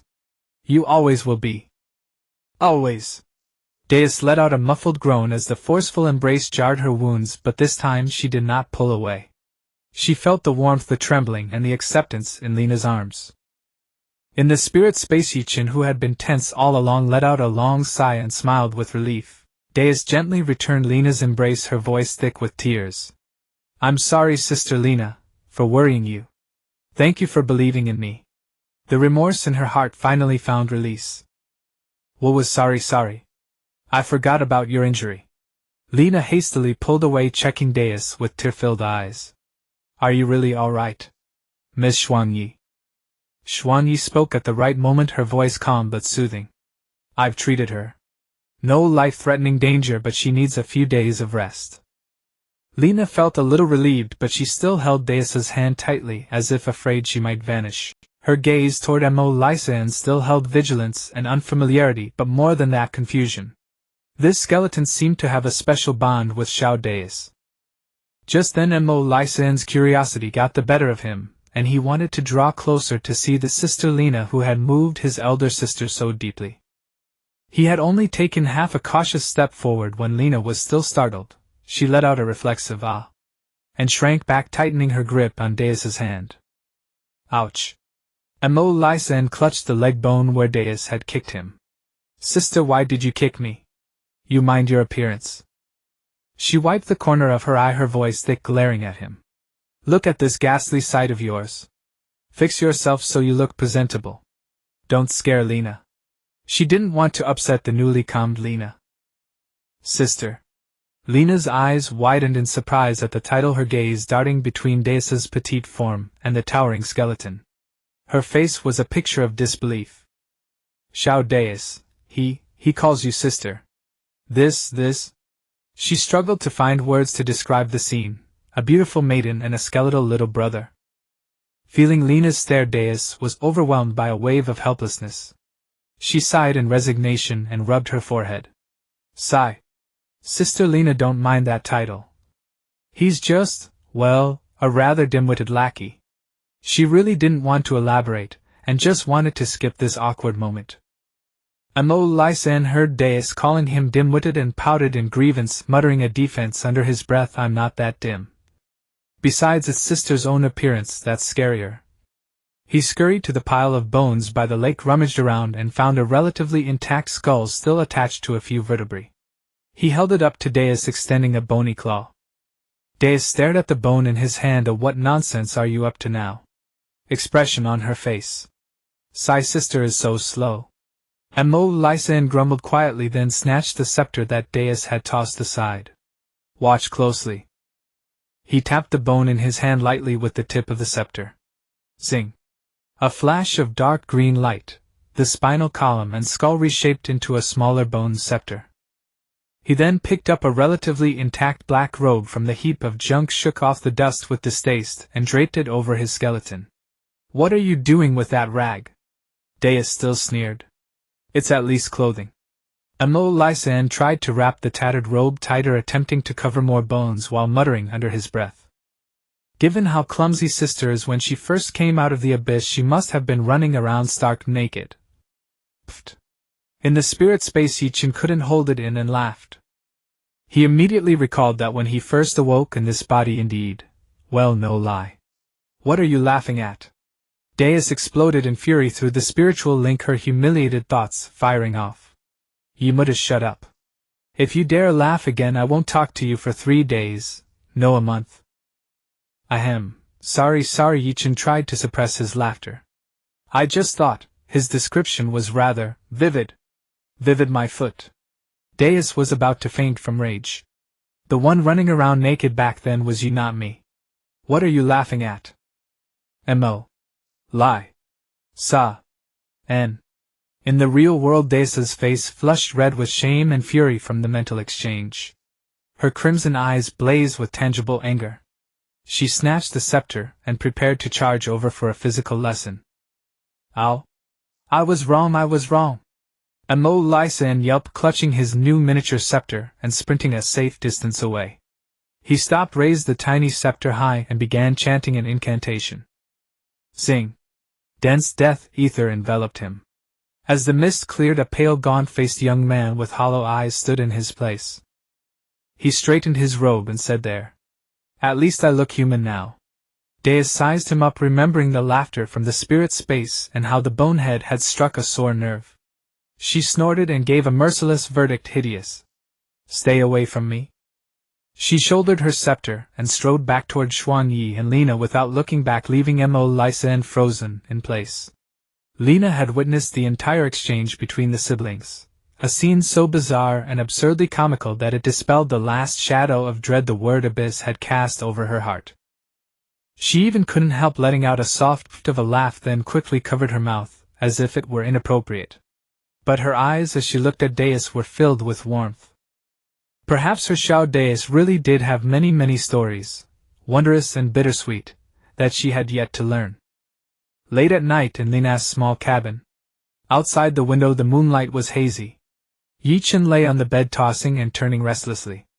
The wounds on his thigh and shoulder still ached with a dull pain. Hey, wooden knight. Dai's voice suddenly rang out, tinged with a hint of coyness. What's wrong, little Dicey? Still awake? Ye Chen composed himself and responded. Come in here. Dai's command carried a forced authority, but the trailing tone betrayed a lack of confidence. Come in. Into the spirit space. So late. What's the matter? Ye Chen asked, puzzled, a silent alarm ringing in his mind. What did this little troublemaker want now? Stop talking. Just come in when I tell you. Hurry up. Dai's voice rose slightly, using impatience to mask something. Ye Chen had no choice but to concentrate and let his consciousness enter that shared space. The large, soft, comfortable bed was still there. Dicey sat on the edge barefoot, wearing a thin silk nightgown. The flimsy fabric clung to her youthful curves, the hem so short it barely covered the tops of her thighs, leaving her smooth, slender legs completely exposed. She hugged her knees, her chin resting on them. Her crimson eyes avoided him, drifting elsewhere, and her small face seemed to flush a delicate pink under the soft light. All right, what is it that can't wait until tomorrow? Ye Chen walked over and sat down beside her, deliberately keeping some distance. He wasn't quite sure about her mental state right now. Dicey shot him a quick glance before immediately averting her gaze, her voice as faint as a mosquito's buzz. You sleep here tonight. Ye Chen. He thought he had misheard. Sleep here. In the spirit space. What about my real body outside? You're injured out there, tossing and turning and making so much noise. You're disturbing my rest. Dicey found a seemingly plausible excuse, but her shifting gaze betrayed her. Just stay here. There's plenty of space anyway. She patted the large empty area beside her on the bed. Ye Chen massaged his forehead. Little Dicey, don't be ridiculous. Resting in the spirit space and resting your physical body are two different things. He stared at her, obviously off-kilter demeanor, and probed, did you have a nightmare? Or are you feeling unwell? He recalled the way she had wept earlier. Not at all. Dicey retorted instantly, like a cat whose tail had been stepped on, but then her voice dropped, taking on a soft, coaxing tone. I just, being alone, feels a little empty. Her voice grew smaller, and smaller the last words nearly drowned between her lips. Her crimson eyes fragile and expectant stole glances at him. Ye Chen felt his heart strike by something not heavily but undeniably. He knew too well what that feeling of emptiness was, the instinctual craving for warmth and companionship after 5 years of imprisonment, the spiritual dependence and hollowness that followed a massive emotional release. She wasn't being capricious, she was clumsily seeking a sense of security. Ahem. Ye Chen cleared his throat, trying to resist the inexplicable flutter and softening of his heart. This isn't really appropriate, is it? I mean, I'm a grown man. What's inappropriate about it? Seeing his hesitation, Daisy's shyness was instantly replaced by anxiety. She turned around, reached out, and grabbed his arm, shaking it like a little girl begging for candy. You promised. You said any time? What's wrong with staying with me in the spirit space for a while? I'm not going to eat you. And. In a flash of inspiration she declared him the landlady. I have the right to demand that my tenant provide care services. Yes. Care services. It's a landlady's privilege. The more she argued, the more justified she felt, and her chin lifted again, but her grip on Ye Chen's arm didn't loosen, instead it tightened. Ye Chen watched her, stubborn and pleading, her crimson eyes filled with obstinacy and entreaty. The words of refusal reached his lips but refused to come out. He remembered her weeping in his arms, remembered the emptiness in her eyes at this moment. Forget it. Sigh. Ye Chen let out a long resigned breath and wearily rubbed his brow. All right, the landlady has the final say. Care services it is. But let's get this straight, just sleep. No kicking, no snoring, and definitely no pushing me off the bed in the middle of the night. He deliberately put on a stern face, laying down an unequal treaty. Humph. Who would kick you? The moment Daisy saw him agree, she immediately let go, her face brightening instantly, even carrying a trace of triumphant pride. She quickly flipped open the blanket and patted the spot beside her, her eyes sparkling as she looked at him. Lie down quickly. I'm turning off the lights. Ye Chen lay down in resignation, his body stiff. The soft bed radiated a relaxing aura, but he felt more tense than when he had fought Molazine outside. No sooner had he settled than a warm, fragrant body pressed against him immediately. Daisy, like a kitten finding a warm stove, very naturally turned sideways, wrapped her arm around Ye Chen's waist, and then firmly pressed her head and half her body onto his chest. She even lifted a leg and casually draped it over Ye Chen's leg, locking him in place, as if clinging to a large stuffed toy. She adjusted her position, found the most comfortable angle, and nuzzled contentedly. Hey! Little Daisy. What are you? Ye Chen's body instantly tensed, the weight and sensation on his chest making him catch his breath. The girl's warm breath through the thin fabric of her nightgown brushed against his skin, sending an indescribable tingling through him. Her unique scent, a mixture of coolness and a hint of sweetness, permeated his nostrils. Shut up. Go to sleep. Daisy commanded in a muffled voice against his chest, tightening her arm around his waist, locking him in place, as if afraid he would escape. Her voice was thick with drowsiness. The earlier ordeal had clearly exhausted her as well. Ye Chen lay stiff, not daring to move. He could clearly feel the curves of Daisy's body and hear her breathing gradually become steady and deep. Before long she really fell asleep, her breathing light and peaceful, her long eyelashes casting faint shadows under her eyes. Her sleeping face was as serene as an innocent angel, completely unlike the abyssal girl who had brandished her staff and shouted 80 during the day. This girl. Ye Chen stared helplessly at the ceiling, but the corner of his mouth involuntarily curled into a gentle arc he himself didn't notice. His chest felt a little heavy, his arm was going numb from being used as a pillow, but what made it even harder for him to calm down was the unusually clear, violent pounding in his heart, as if it wanted to burst out of his chest. Daisy slept soundly and deeply, as if she had found the safest haven, holding tightly to her human plushie, a satisfied, childlike smile lingering on her lips. And Ye Chen, feeling the warm, soft body in his arms and that utterly trusting dependence, smelling the fragrance of the girl lingering at his nose, listening to the thunderous beat of his own heart, was destined to spend a long, sleepless spiritual night. Time seemed to lose meaning in the spirit space. Ye Chen lay stiff, feeling the regular warm breaths on his chest, the unique sweet scent of the girls surrounding him. Ye Chen tried to empty his mind, counting sheep, counting tentacles, even counting the bone fragments of Molazine, but it was useless. Every heartbeat transmitted clearly to Daise's cheek, pressed against his chest, making him afraid to wake her, yet unable to control the thundering vibration. He maintained that position, praying that time would pass quickly or that Daise would turn over. TSK. He kind of needed to pee. After an unknown period, just as Ye Chen felt his half of his body going numb, the little beast lying on his chest seemed to stir. Ye Chen immediately held his breath, closed his eyes, and forced his body to relax, pretending to be fast asleep. He could feel Daise's head shift slightly on his chest, as if adjusting her position. He continued playing dead, even deliberately making his breathing long and steady.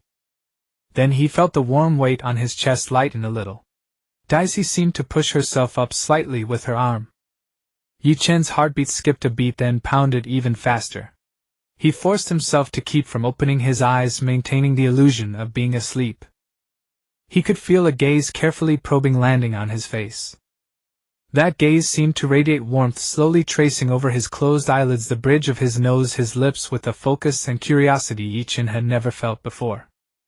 And even a trace of hesitation. Daise was indeed awake.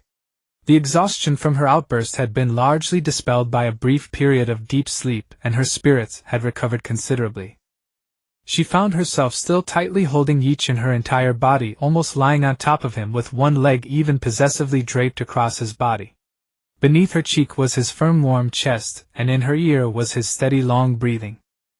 An unprecedented emotion, a mixture of reassurance, contentment, and intense shame, instantly overwhelmed her.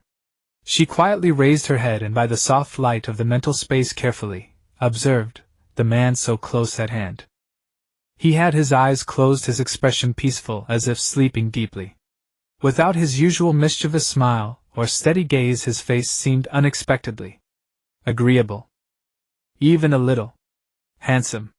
Daise's gaze involuntarily fell upon his lips. Those lips were well defined, now slightly pursed, and in the soft light they appeared somewhat dry. Her heartbeat inexplicably began to quicken even faster than Ye Chen's had been moments ago. A bold yet blush-inducing thought, like a mischievous vine, quietly crept into the depths of her heart. He's asleep. He doesn't know anything. Just for a moment.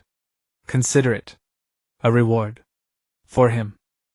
Once this thought arose, it was as hard to extinguish as wildfire.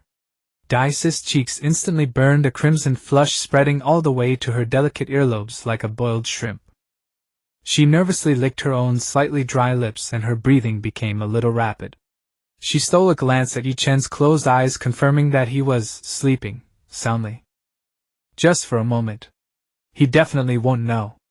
Daise cheered herself on in her heart with a tension and excitement akin to doing something wrong. She held her breath like a kitten and extremely slowly, bit by bit, propped herself up. The soft fabric of her pajamas rustled slightly, unusually clear in the silent space. She was so nervous that her palms were sweating and her movements were as light as possible. Then, with a hardened heart, she made an incredibly bold decision. Carefully moving her legs with a reckless determination and a pounding heart, she gently straddled Ye Chen's waist and abdomen, her buttocks landing precisely on his lower belly. Through the thin layers of their clothing she felt with extreme clarity the contours of Ye Chen's body, the lines of his muscles, and the scorching heat of his body temperature that continuously radiated upward.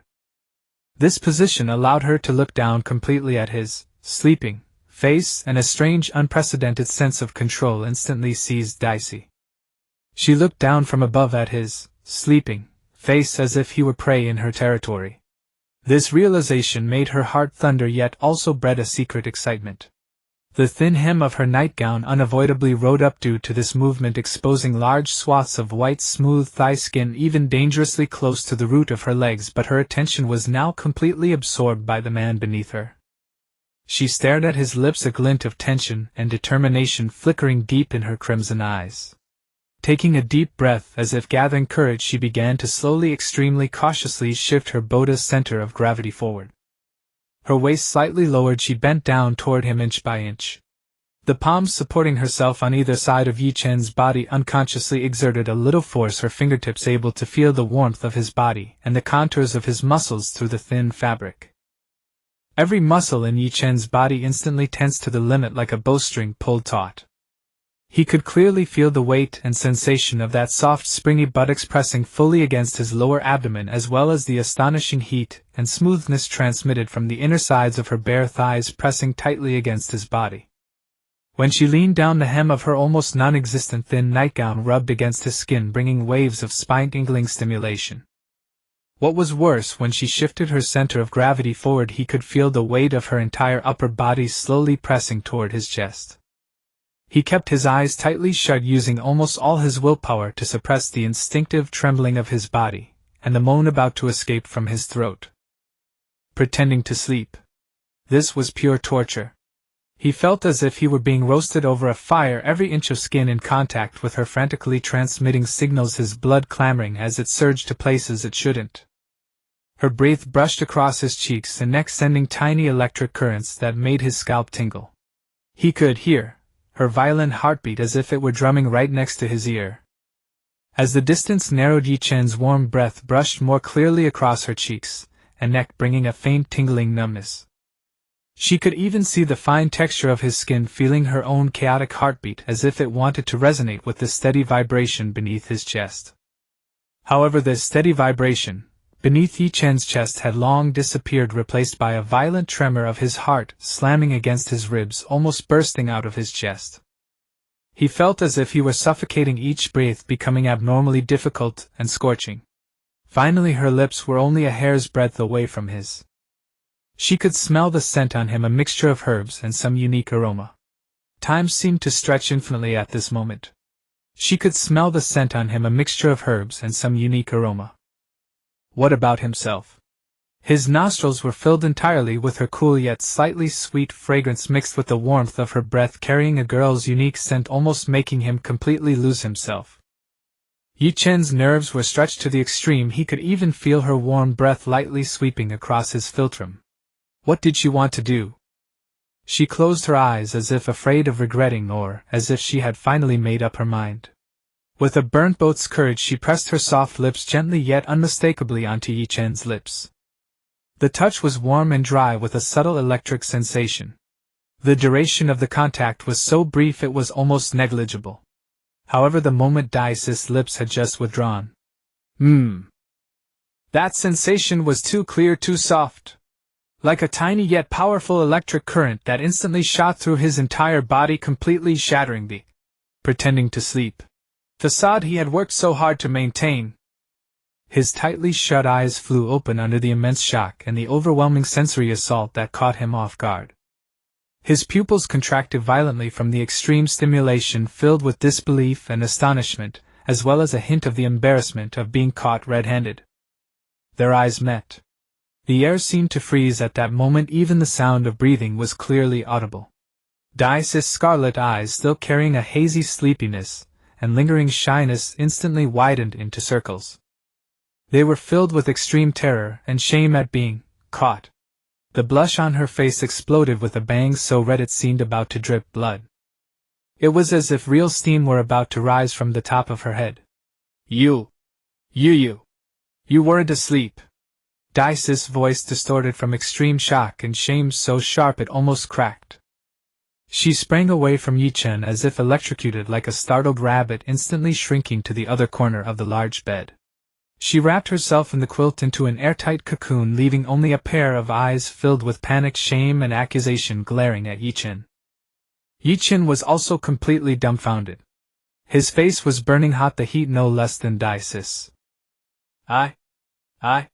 He subconsciously raised his hand to touch his own lips, where it seemed the soft, cool sensation, and a strange moist trace carrying her scent still lingered, but the movement froze halfway because he felt more clearly the changes in his own body, and the immense awkwardness brought by their position.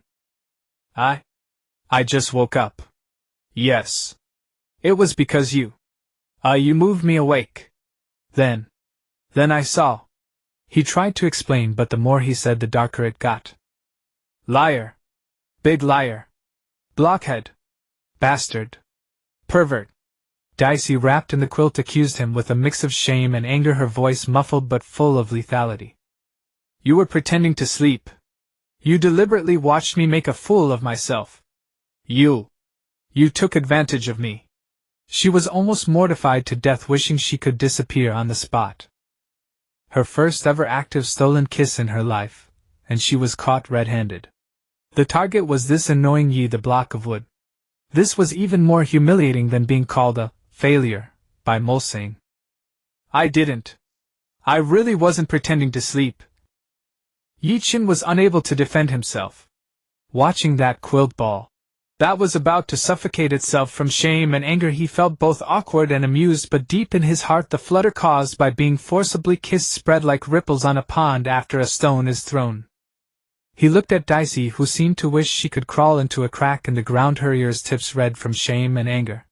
Her usual proud and irritable demeanor was completely gone, leaving only pure girlish shyness and panic.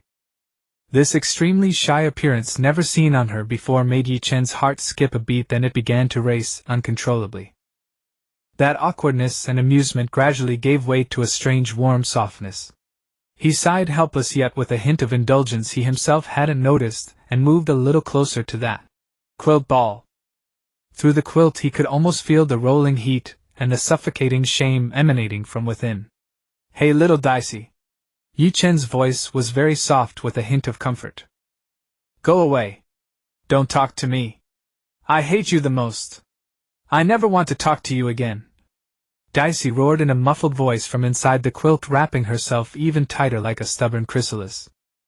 Ye Chen looked at that stubborn quilt ball, imagining her inside, grinding her teeth with shame and anger. Her face flushed red and couldn't help but curl his lips into a smile. He reached out and through the quilt gently rubbed the spot that was probably her head. All right, it's my fault for not waking up less timely. He deliberately emphasized the word wake with a teasing tone. Consider it a special treatment fee from a certain little fool. After all, tonight I've been a pillow and a punching bag, and I almost got suffocated. He tried to lighten the mood with a joke. Shut up. Don't you dare say it. You blockhead. You big jerk. They'll kill you. The quilt ball erupted with even more shameful screams and non-threatening death threats, accompanied by frantic kicking movements inside, causing the entire cocoon to shake violently. Ye Chen finally couldn't help but let out a low chuckle, his chest vibrating slightly. He looked at the abyss girl, who had fluffed up from shame and anger, now like a shy little snail hiding in its shell, and the strange feeling of attraction in his heart became clearer. This night, though full of twists and turns, seemed not too bad after all. He simply lay down as well, turning sideways to face that quilt ball, propping his head on his hand, and watched with a smile as the person inside continued her self-isolation performance. In the mental space, only the muffled snorts of a certain quilt ball's anger and shame, and the low joyful laughter of a certain villain, intertwined, creating a wonderful ambiguity and warmth in the silence. After a little over a week, Lina insisted on a few more days of rest, though he was actually mostly recovered in 4 or 5 days. Ye Chen's wounds were completely healed, and it was time to part ways. At the entrance of the small courtyard, the atmosphere of farewell was tinged with melancholy. Wah! Little Dicey, you must come back to see us. Ms. Eli said with tearful eyes, holding Dicey's soft cheeks and kneading them. Ye Chen said the elderly couldn't bear parting scenes, so he had Dicey handle it, her gaze full of reluctance. Don't worry, Sister Lina, Aunt Eli. I will definitely come back. Dicey promised with slurred speech, unusually not struggling to escape Eli clutches. Her small face was deformed by the kneading, but her eyes were earnest. Little Dicey, you must take good care of yourself, eat on time, and dress warmly when it gets cold. Lena stepped forward, giving Dicey a big tight hug, her voice choked with sobs, her eye rims red. Don't worry, Sister Lena. Dicey hugged her back, lowering her voice with a hint of a smile in her ear. I hope next time I come back you'll hear some good news about you and Aesite. You child. Lena's face instantly flushed crimson, and she playfully patted Dicey's back with a scolding gesture, the sorrow of parting somewhat diluted Finally, after bidding farewell to the Grey family and the villagers one by one, Dicey led Molazine, who was trying to stay inconspicuous, and Li Jiang, who carried their luggage with a face that said, "Finally," setting off. As they boarded the waiting carriage. "Little Dicey, stay safe. Have a smooth journey." Lena chased to the village entrance, shouting loudly toward the gradually departing carriage, her voice choked. "Goodbye."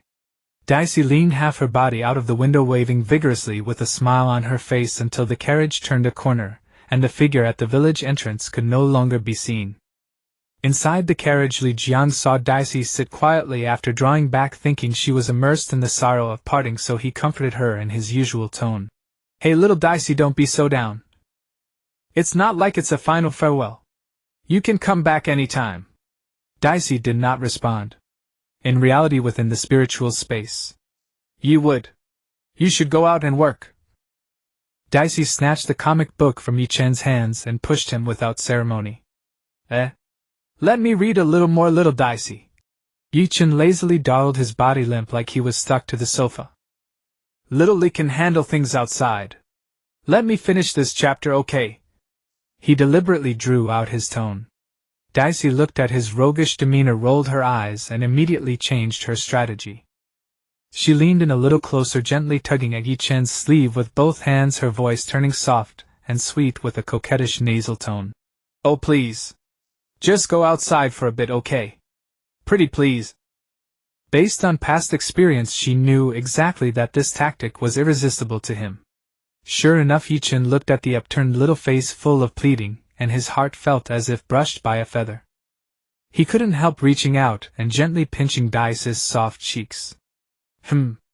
Dicey not only didn't dodge, but like a cat being stroked, slightly squinted her eyes and actively rubbed her cheek against his palm, revealing an obedient expression. Ah! How deadly! Too adorable! Completely irresistible! Ye Chen wailed inwardly, thoroughly defeated by this coquettish assault. He sighed resignedly. All right. I'll go. He swiftly took over control of the body. Inside the carriage. "Sister." Molazine, sitting beside him, keenly sensed the change in Dicey's aura and called out curiously. He was wearing clothes provided by Aesite, no longer the shriveled figure of before. His flesh was full, and though his complexion was still a bit pale, he looked almost normal, except the dark circles under his eyes made him seem a little sleep-deprived. Ye Chen responded, looking at Molazine. "Have you taken care of what I asked you to do?" He remembered the mountain of bones by Nis Lake.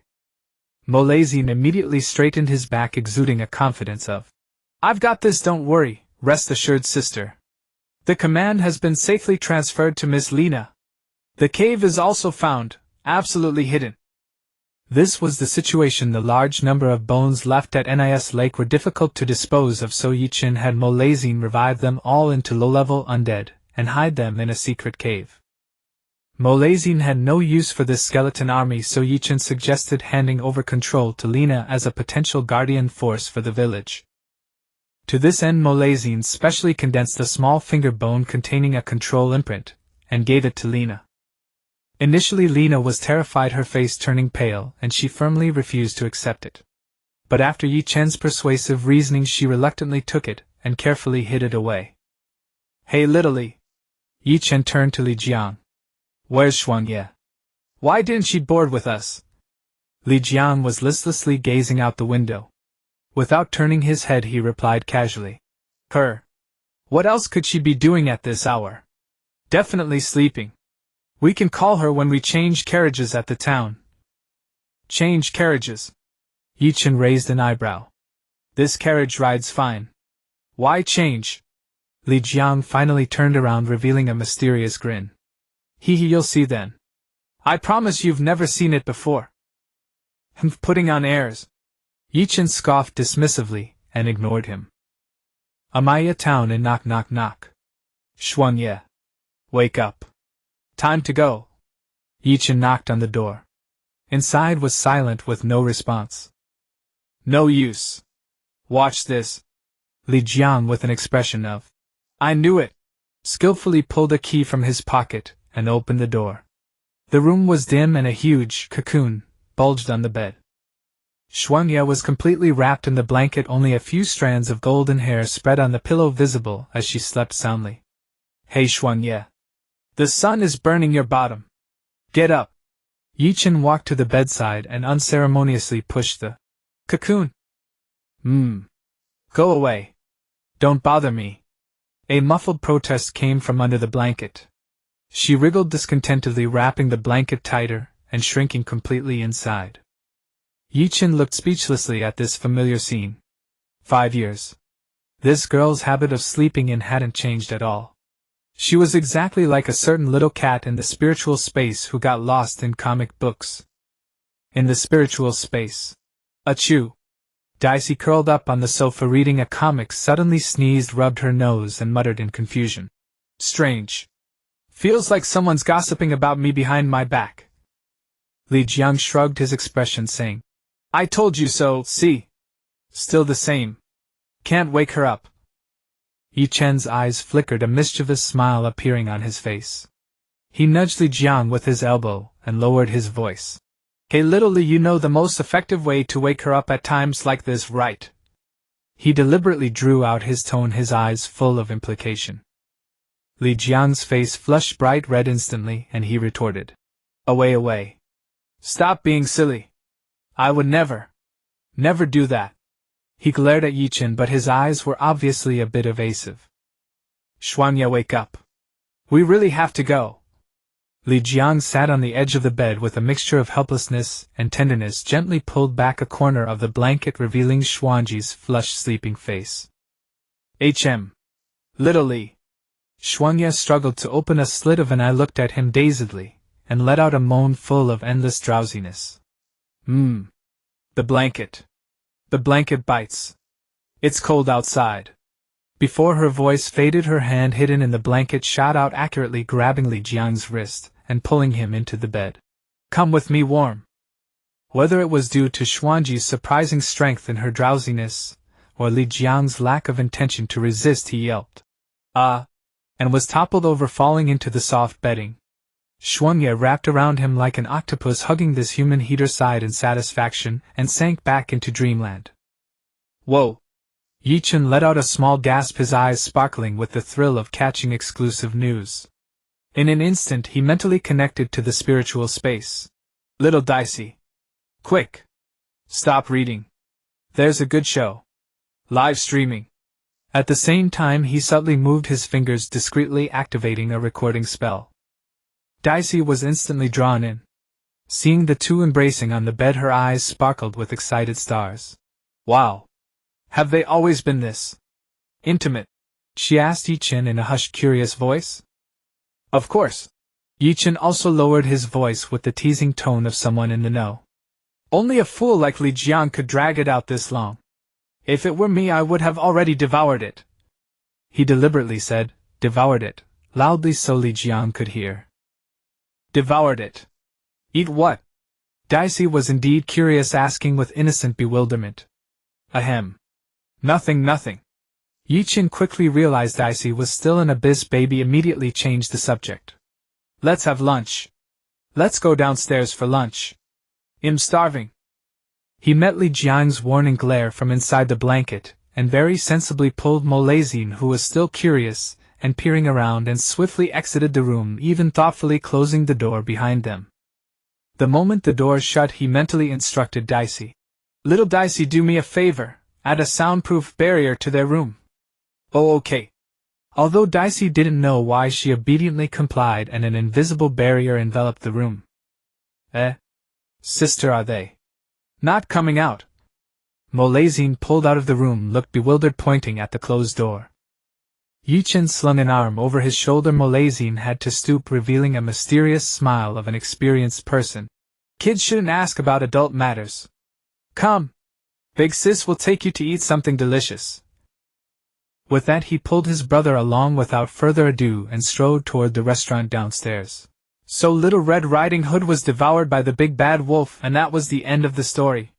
Ye Chen was vividly narrating a fairy tale to Dace and Morrisane, who sat across from him. Just then footsteps echoed from the staircase. Futaba descended with radiant energy, followed by a helpless-looking Li Jiang. Oh, you two finally done resting? Ye Chen immediately flashed a bright smile, deliberately stressing the word, resting, as his gaze flickered between Li Jiang and Futaba. Futaba shot him an exasperated glare. Can't you be serious? Ye Chen chuckled as he rose, darting forward in a single stride to enthusiastically guide them to empty seats. Haven't had lunch yet, right? Grab a bite to eat before we hit the road. As he spoke, he used his body to block Li Jiang's line of sight while discreetly slipping a small photograph into Futaba's hand. Futaba glanced down in confusion, catching a glimpse of the photo. It showed her drowsily clinging to Li Jiang like a warm stove earlier that morning. The tips of Futaba's ears flushed crimson. She shot Ye Chen a venomous glare and muttered under her breath, "You're such a bastard." Yet despite her words, she swiftly tucked the photo into the innermost layer of her small bag. Huh? What are you two whispering about? So secretive. Li Jiang leaned in suspiciously, his gaze darting back and forth between Ye Chen and Futaba. Nothing. Futaba sprang up like a cat with its tail stepped on, moving with slightly flustered haste toward the counter. Ill order. What do you guys want to eat? Li Jiang grew even more puzzled, fixing his sharp eyes on Ye Chen. What's going on? Hee. Ye Chen laughed like a mischievous kitten, swiftly flashing another identical photo in front of Li Jiang before tucking it away without a word. Huh. You. Li Jiang instantly understood, his face turning beet red as he lunged forward wildly. Bastard! Give me that photo! Ye Chen was quick. He ducked low, dodged the attack, and deftly stuffed the photo into his own chest pocket. Then he clasped his hands behind his back, lifted his chin, and wore an infuriating expression that screamed, "Come and get it if you can!" even glancing pointedly at the curious patrons around them. Li Jiang itched with fury, but in such a public setting he couldn't actually reach into Ye Chen's clothes. If that rascal started shouting he'd never wash himself clean, even jumping into molten lava wouldn't help. Forcing down his rage, he clamped his jaw and gritted out through clenched teeth. You! What exactly do you want? What do I want? Ye Chen blinked his innocent big eyes and mimicked Dace's tone. Dace doesn't understand. Seeing Li Jiang's face darken further, Ye Chen sensed the moment was ripe. He slowly extended 2 fingers and rubbed them together in a familiar gesture before Li Jiang. TSK. I knew it! Li Jiang cursed in resignation, digging out a bulging wallet from his pouch with a pained expression. He tossed it ungraciously to Ye Chen. That's all. Take it or leave it! Ye Chen caught the wallet casually, pulled out a few large denomination bills without bothering to check the rest, and threw the wallet back to Li Jiang. Grinning, he produced the photograph. Li Jiang snatched the photo as if it were a rare treasure. He examined it carefully, confirmed it was genuine, and then solemnly placed it in the innermost pocket of his wallet close to his body. After lunch, Li Jiang led the group to the town's way station. Mr. Li. Your reserved vehicle is this way. Please follow me. The station attendant guided them to a massive tar-covered object. This is the premium ride you boasted about. Ye Chen crossed his arms, a hint of disdain in his voice as he eyed the canvas. Of course. Li Jiang's face radiated pride and ostentation. He strode forward, grabbed a corner of the tarp, and yanked it off. Behold! The tarp slid away to reveal a Magitech Jeep brimming with industrial aesthetics. Rugged tires, a gleaming hood, it stood in stark contrast to the traditional carriages in the station. Bah, just a Jeep. Wait. A Jeep. Ye Chen's disdain froze on his face, his eyes widening in disbelief and shock. She darted forward in a swift stride, her fingers tracing the hood and the tire treads, her eyes blazing with fervor. A real Jeep. You actually managed to build this thing. Spiritual space, huh? Sensing Ye Chen's intense emotional upheaval, Dace popped up curiously. That iron box from the cartoons used to train Ultraman. Whoa. An expert. You actually recognize it. Li Jiang saw on Ye Chen's face the expression he'd been longing for, akin to beholding a divine artifact, and chuckled heartily, hands on his hips. No kidding. This thing. Just 5 years ago the internal combustion engine was barely a prototype. Ye Chen's voice trembled with excitement as he circled the jeep like an art connoisseur. Is it magic tech combined with mechanics? Or purely magic-driven? What about the transmission? What's the power core? He fired off questions continuously. Those genius kids at the Magic Academy cobbled it together based on the models you left behind, Li Jiang boasted proudly. It fuses a magic core with partial mechanical structure, more stable than pure mechanics, and just a tad more efficient than pure magic drive. Awesome. I'm driving. Ye Chen was as excited as a child. He couldn't wait to pull open the heavy driver's door, climbed in nimbly, and his small body sank into the wide, thick leather seat, almost completely swallowed up with only a fuzzy head visible. Ye Chen gripped the cool steering wheel, a long-lost sense of control surging through him. He instinctively extended his feet toward the accelerator and brake pedals. Then the smile on his face instantly froze. His feet, clad in small leather boots, kicked futilely in the air, still a stretch away from the metal pedals. His short legs dangled midair, the scene drenched in awkwardness. A startled realization-filled voice emerged from the driver's seat. A brief, suffocating silence followed. Pfft. Li Jiang was the first to crack. Seeing the tiny figure swallowed by the big seat with short legs flailing in the air, he burst into laughter, clutching his stomach. Ha! I knew it! Can't reach, can you? Little short legs. Ha! The chair's practically swallowed you whole. Pfft. Ha! Morrisane joined in, pointing at Ye Chen's dangling little legs, laughing so hard his skeleton seemed to shake. Sister! You're so miniature. So adorable. Ha ha! Ahaha, is that so? Ye Chen slowly turned his head, a smile of cloying sweetness on his face. In the shadows, several dark red tentacles silently curled around the sword Mo Chuan and handed it to her. But Ye Chen didn't take the sword, just calmly swept his gaze over the two doubled-over laughers. Thwack! Thwack! Two crisp, resonant flicks landed precisely on the tops of Li Jiang's and Morrisane's heads. Ow! Ouch! The laughter cut off abruptly as they clutched their heads, grimacing in pain. Futaba watched, struggling to suppress a smile. She stepped forward and gently ruffled Ye Chen's head in a soothing gesture. All right, don't be angry with them. Next time, tell the Magic Academy to design a driver's seat with adjustable height and pedal distance. Spiritual space, you wooden head, don't be sad. Dace's voice came through, both comforting and huffy. Those two idiots. Next time they dare laugh at you, will beat them up. After more than a month, Ye Chen and his companions finally arrived at Aluka City. With Li Jiang's credentials, they entered the city without hindrance, even bypassing the routine inspection. Ye Chen cast a glance at the deferential soldier, a trace of disdain in his tone. After all these years, still the same. If I truly wanted to fight, this dilapidated place would have changed hands long ago. Li Jiang let out a scoffing laugh. Come on, forget those old coots with their domains. Just a dozen or so ninth-tier knights and mages in this city. Can you even take them now? Ye Chen pursed his lips, let out a dismissive tch, and didn't argue further. Let's find you two a place to stay first, Li Jiang arranged. Little Chen, you go see Serafina first, then get your documents from Mr. Anderson. What's that old geezer up to? Wouldn't it be simpler to just mail them over? Ye Chen frowned, his tone laced with obvious reluctance. He really didn't want to face Anderson. He insisted on handing them to you in person. Shuangye interjected, a hint of warning in her words. Be careful.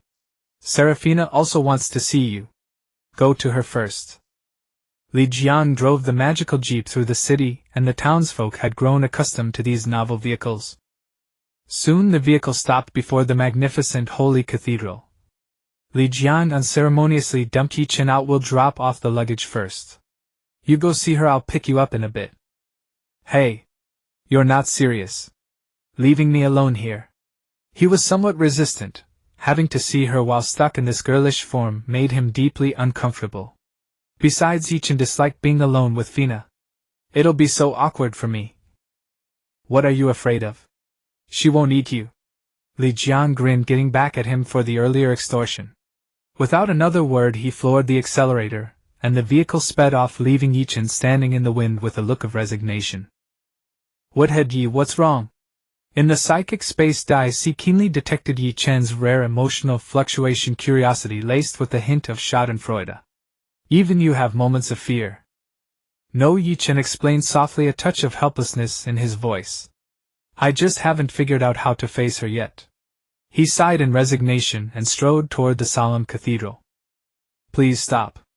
A nun blocked his way, her tone courteous yet distant. The Holy Maiden is in prayer. If you wish to attend Mass or confess, please wait. Ye Chen glanced at her and stated his purpose directly. I'm here to see the Holy Maiden. The nun subtly assessed his plain attire, clearly not a noble, and asked matter-of-factly, do you have an appointment? Ye Chen thought for a moment, then invoked Li Jiang's name. Li Jiang sent me. Please wait a moment, I will announce you. The nun turned and entered the inner hall. Before long a silver-haired nun emerged. Ye Chen recognized her, Seraphina's personal attendant Ai Lin. Greetings, are you Miss Daisy? Ai Lin inquired softly, her gaze cautious. Yes, it's me, Ye Chen nodded. Please follow me. Ai Lin gave a slight nod and turned to lead the way. Ye Chen followed her through the empty sacred prayer hall and into the inner courtyard. At the altar deep within the church, a white-haired woman knelt in devout prayer. Her thin prayer robe outlined her mature and voluptuous figure, creating a subtle contrast with the holy atmosphere. Ye Chen's gaze swept over the familiar church and inner courtyard entrance. Nothing had changed from 5 years ago. Woodhead, this doesn't look like what was drawn in the comic, Daisy remarked, also curiously examining her surroundings. Of course it's different, Ye Chen explained, in the psychic space. The outer area is for worshippers to pray, the inner part is where that woman lives. I'll show you around sometime. He responded to Daisy as he stepped into the inner courtyard. Please wait here. Ai Lin guided him to a resting area and went to fetch Seraphina. Footsteps soon approached. Seraphina walked over, supported by Ai Lin, still wearing the prayer robe from before. Ye Chen raised his head, his gaze landing on Seraphina's face. That once radiantly beautiful face was now covered with a conspicuous black ribbon obscuring her eyes, a sight that struck him as jarring. Is it nice to look at? Seraphina's voice sounded gentle as ever, yet devoid of emotion, as if it were an ordinary greeting. It would be nicer without that annoying ribbon. Ye Chen replied flatly with a touch of sharpness. He knew her too well. He knew what lay beneath that cold exterior. It was an accident. Seraphina's tone remained nonchalant, as if the injury wasn't hers. So? Ye Chen stared at her for a long moment, and when she said no more, he couldn't help asking, what exactly did you want from me? What? An old comrade returns and I can't even see you. Seraphina maintained her icy demeanor, but Ye Chen seemed to catch a flicker of emotion. But you can't see now. Ye Chen muttered under his breath, feeling a strange awkwardness in his own words. You. Seraphina was momentarily stumped, her aloof facade nearly cracking. She abruptly turned to Ai Lin. Ai Lin, wait a moment. With that she walked briskly, almost angrily, toward her room, leaving Ye Chen and Ai Lin behind. Ai Lin glanced at Ye Chen helplessly and let out a light sigh. Soon Seraphina reappeared. Instant character switch. She had changed into a set of dark practical monastic robes, her white hair tied back in a sharp high ponytail. Though her eyes were still veiled by the ribbon, her entire aura shifted from holy detachment to a warrior's briskness. Even more striking was the two-handed greatsword slung over her shoulder. She crooked a finger at Ye Chen's direction, the corner of her mouth curving in a provocative smirk. What do you think you're doing? Ye Chen watched this instant face change with a helpless hand to his forehead. First thing you do is pick a fight with me. This bad habit of yours still hasn't gone away. Let's talk. You scumbag. Seraphina's voice had shed all the Holy Maiden's coldness, filled instead with a warrior's fierceness and the familiarity of an old reunion. Let's see if your bones are still as hard. Use Mo Chuan. Before the words faded, the great sword came swooping down with a gust of wind, leaving no room for refusal. Hey, I'm exhausted from the trip, all right. Ye Chen protested wearily, but his body reacted instinctively. He executed a sharp backbend to barely dodge the blade's edge, while his right hand reached into the shadow at his side, precisely catching the Mo Chuan longsword that emerged from it. Seraphina used the momentum of her swing to spin around, delivering a fierce side kick like a whip aimed at Ye Chen's waist. Ye Chen had just stabilized himself and couldn't fully evade. A dull thud echoed as he took the kick, stumbling back a few steps. Is that all? You've regressed. Seraphina lowered her leg and stood firm, her tone dripping with disdainful taunts, more like a goad. Is that so? Ye Chen felt his temper flare. He steadied himself, pushed off the ground, and shot forward, a mo chuan tracing a cold gleam straight toward Seraphina's center. Clang! Seraphina blocked precisely with a metal gauntlet. Ye Chen used the leverage to leap, employing his current height advantage to deliver a swift kick aimed at her chest. Seraphina reacted swiftly, turning the great sword sideways. Its heavy blade firmly caught the kick. The moment he landed, Ye Chen twisted his body again, and Mo Chuan transformed into a continuous cascade of sword shadows in his hands, thrusting, slashing, and flicking from tricky angles. Relying on her extraordinary perception and battle instincts, Seraphina wielded her great sword like an impenetrable barrier, precisely parrying every attack. In a minuscule gap between one parry and the next, Ye Chen suddenly lunged forward. He decisively released Mo Chuan, which was instantly swallowed by shadows, and with his left hand drew a short blade from his waist like lightning. The ice-cold tip, akin to a venomous snake striking, pressed against Seraphina's heart in an instant. You lost again. Ye Chen panted slightly, his tone carrying a familiar hint of smugness. Humph. Seraphina pouted, her voice no longer icy, revealing the old familiarity and reluctance. Still the same as before, always beating me with these tricks. When have you ever won against me in a fair sword fight? Though it sounded like a complaint, it was more of a confirmation, confirming that the one before her, using a girl's body yet with battle style ingrained in his bones, was indeed the bastard she knew. A win is a win. What does it matter what moves I use? If you can't beat me, why don't you just hand over the title sword Saint to me? Ye Chen sheathed the short blade, thrusting it back into his waistband, and retorted testily. Now are you convinced? Satisfied? I'm convinced. Seraphina nodded, her voice growing softer. The moment he sheathed the blade, she suddenly opened her arms wide and pulled the petite figure into a tight embrace. Her voice choked with emotion. You're alive, that's all that matters. You bastard. Ugh. Lu. Let go. Can't breathe. Caught off guard, Ye Chen's face was instantly buried in a surprisingly soft, billowing expanse. He flailed and struggled free, his cheeks slightly flushed, glaring indignantly at Seraphina's expression as if nothing had happened. He gritted his teeth. He knew he shouldn't have come. This was exactly what had expected. The woman's strength hadn't diminished one bit. Heh. Seraphina watched him fumble to straighten his clothes, unable to suppress a laugh, and eyed him teasingly from head to toe. Being like this is quite interesting. Why not stay a beautiful girl? No need to be a scumbag anymore. Her gaze held undisguised curiosity. None of your business. Ye Chen felt uncomfortable under her scrutiny and retorted curtly, while also noticing something odd about her gaze. He silently cursed, isn't this woman supposed to be blind? Speaking of which, you're a saintess now. Is hugging like this appropriate? Aren't you afraid of disillusioning your followers? Nearby, Eileen had already turned around, very tactfully pretending to arrange flowers in a vase, her shoulders trembling slightly. It's fine, Eileen. Seraphina waved her hand dismissively, her voice no longer cold but lowered. You've met her before. How do you know about me? Did Shaoli tell you? Ye Chen asked curiously, wondering how everyone seemed to know his identity. No. Seraphina naturally took Ye Chen's hand and led him to a stone bench, her tone softening. Old Fox Anderson needed final approval from the church for your identity documents. The paperwork clearly stated Lildes, and combined with Shaoli's earlier vague reports, I figured it out. Her tone carried a hint of smugness, then grew quieter, laden with deep concern. The years you disappeared. I've been worried. They said you defected. I didn't believe it. I never expected you to end up like this. She paused, her gaze falling on Ye Chen's exquisite face. It's good, at least looks much better than before. She chuckled. Let them say what they want. Ye Chen shrugged, indifferent. Well, whatever. Faina smiled, her mood much lighter. Since you're like this now, even if you jumped out and said you were that bastard Ye Chen, no one would believe you. Good, it's safe. If there's nothing else, they'll be going.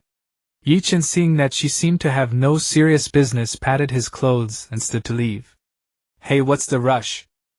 Feina immediately tried to stop him, inviting warmly. Stay for lunch. The Chich's holy meal.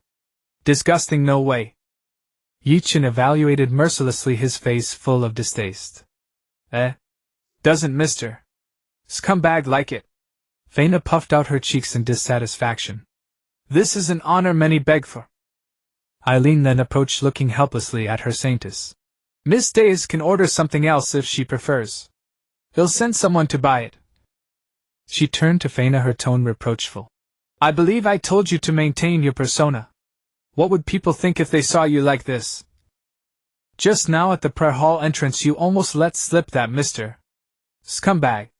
I'm sorry, little Eileen QWQ. Feina immediately clasped her hands together, putting on a pitiful expression. I was just too excited. Besides, is there anyone else here?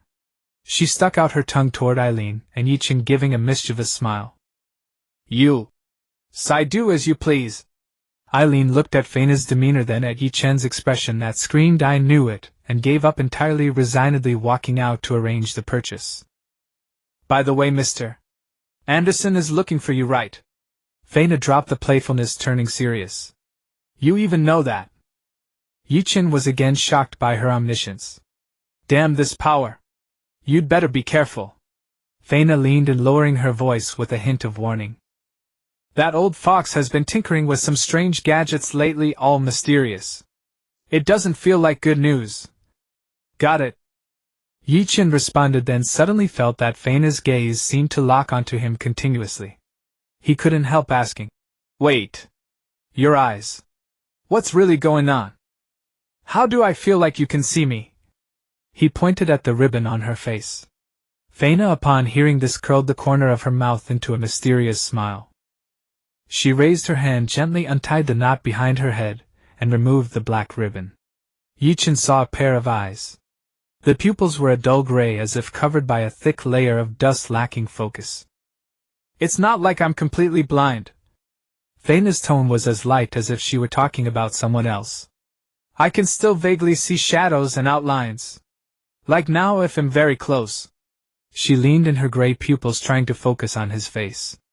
I can barely make out a bit. And I'm cuter than I imagine, she said with a teasing smile, directly reaching out to pinch Ye Chen's cheek. Ye Chen, startled by her sudden move, leaned back slightly and slapped her hand away. There's no way to fix it. Feina sat up straight, shrugging. The dragon god sex high priest curse is insidious. It would take a high saintess of at least 9th rank specialized in healing to completely remove it. The way I am now is already the best outcome. Aren't you a high saintess? Ye Chen raised an eyebrow. I'm only good at using a sword to persuade people to believe in God. Feina pouted, unabashed. Healing magic? That's too delicate for me. Ye Chen. Fine, there really weren't many saintesses in history who earned the title through martial prowess. The two chatted about recent events and past matters until Eileen came to inform them that lunch was ready. After lunch, Ye Chen bid farewell to Feina and arrived at the Four Vows Holy Hall with Li Jiang. Hello, are you Miss Liar Dicey? A priest at the door asked respectfully. Ye Chen nodded. Please come in, Lord Anderson has been waiting for a long time. The priest made a welcoming gesture to Ye Chen, then politely stopped Li Jiang. Lord Anderson instructed that only Miss Dicey is to enter. Li Jiang curled his lip in displeasure, leaned against the wall, and muttered under his breath. That old bastard. Seeing this, Ye Chen had no choice but to push open the heavy hall doors alone. The hall was empty, with only a prayer altar where an old man with white hair knelt devoutly with his back to him. Ye Chen took a few steps closer, stopping before the altar, and said without any respect, Hey old man, where's my ID? Anderson slowly turned around, his murky eyes fixed on Ye Chen, his face deeply wrinkled, looking like he was on the verge of death. Stop pretending. Is that fun? Ye Chen rolled his eyes at his decrepit posture, his tone full of disdain. Just as Ye Chen rolled his eyes, Dicey suddenly warned in the mental space, Woodhead, watch out. A sharp glint flashed in Anderson's eyes and his aged demeanor vanished in an instant. Like lightning he pulled out a long tubular object from behind the prayer altar, and the pitch-black muzzle was instantly aimed at Ye Chen. Ah, damn it! Ye Chen realized it but was too late. Bang! An explosive roar. The firearm spewed flames and a pellet tore through the air, brutally piercing Ye Chen's shoulder. The immense impact made Ye Chen grunt as he staggered and fell to the ground. Bastard! His fury exploded in the mental space. Several dark red tentacles accompanied by the sound of tearing air suddenly burst from the shadows behind Anderson and fiercely stabbed toward his back. Swish! Anderson's figure eerily vanished on the spot, and the next second like a ghost he appeared behind Ye Chen, easily evading the tentacles' attack. Are you crazy, old bastard? Ye Chen clutched his bleeding shoulder, grimacing in pain, fury surging, but he forced it down, while soothing the enraged Dicey in the mental space. Dicey. Calm down. Don't act. Anderson's tone held a hint of doubt, as if he had just conducted a minor experiment. I didn't expect you couldn't dodge that. Haven't seen you in years and your reflexes have degraded this much. Do you have no brains, old bastard? Ye Chen endured the excruciating pain and struggled to his feet, the agony from the wound causing sweat to bead on his forehead. That thing was less than 2 meters away from me. Who the hell could dodge that? Do you think I'm the Huyan Xieshen? He cursed outright in anger. That was inconsiderate of me.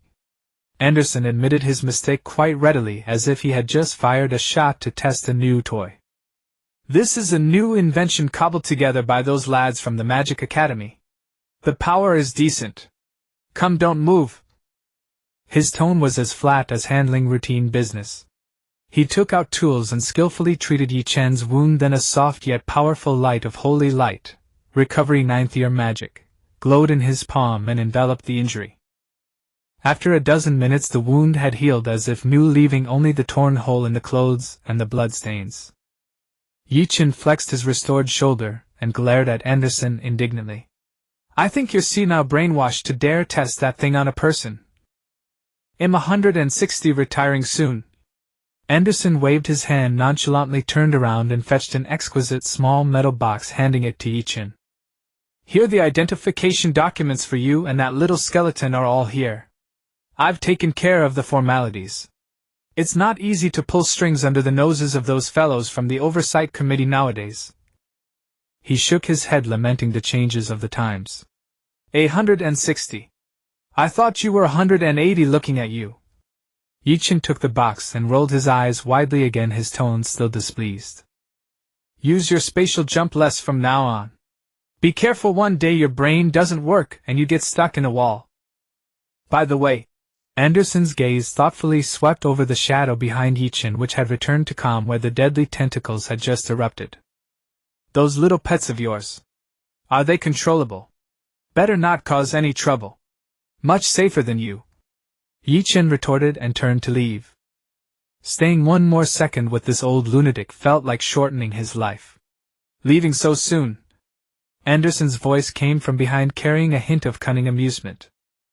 I've handled such troublesome identity for you. It doesn't seem appropriate for you not to help me with a small favor, does it? Ye Chen didn't stop walking, retorting without looking back. You treated me with a bullet at our first meeting. Why should I help you? No way. I'll owe you a favor. Anderson raised his voice slightly, tossing out the bait. Ye Chen's steps indeed halted. A favor from Archbishop Anderson. That was indeed a weighty bargaining chip. He slowly turned around, crossed his arms, and raised an eyebrow at the other. You say, go to the school, Anderson said succinctly. That one you graduated from Ares Magic Academy. Help me investigate some matters. Going to school. Ye Chen's brow immediately furrowed in resistance. No way. Who wants to go back and relive student days? Not as a student, Anderson slowly added, but as a teacher. Deal. Ye Chen's eyes lit up instantly, and without a second thought he agreed. Being a teacher. That's interesting. What do you want me to do? Let's get this straight. I'm busy now. I'll have to wait until after the new year. He calculated how to educate those future flowers. Investigate the infiltration of the Divine Dragon sect in the Academy. No hurry, you can go when the spring semester starts next year. Seeing her agree so readily, Anderson lowered his voice and began to explain some specific details. You're finally out. Li Jiang, waiting outside, immediately approached and complained when he saw Ye Chen come out, then asked with concern. How was it? That old fox didn't do anything to you, did he?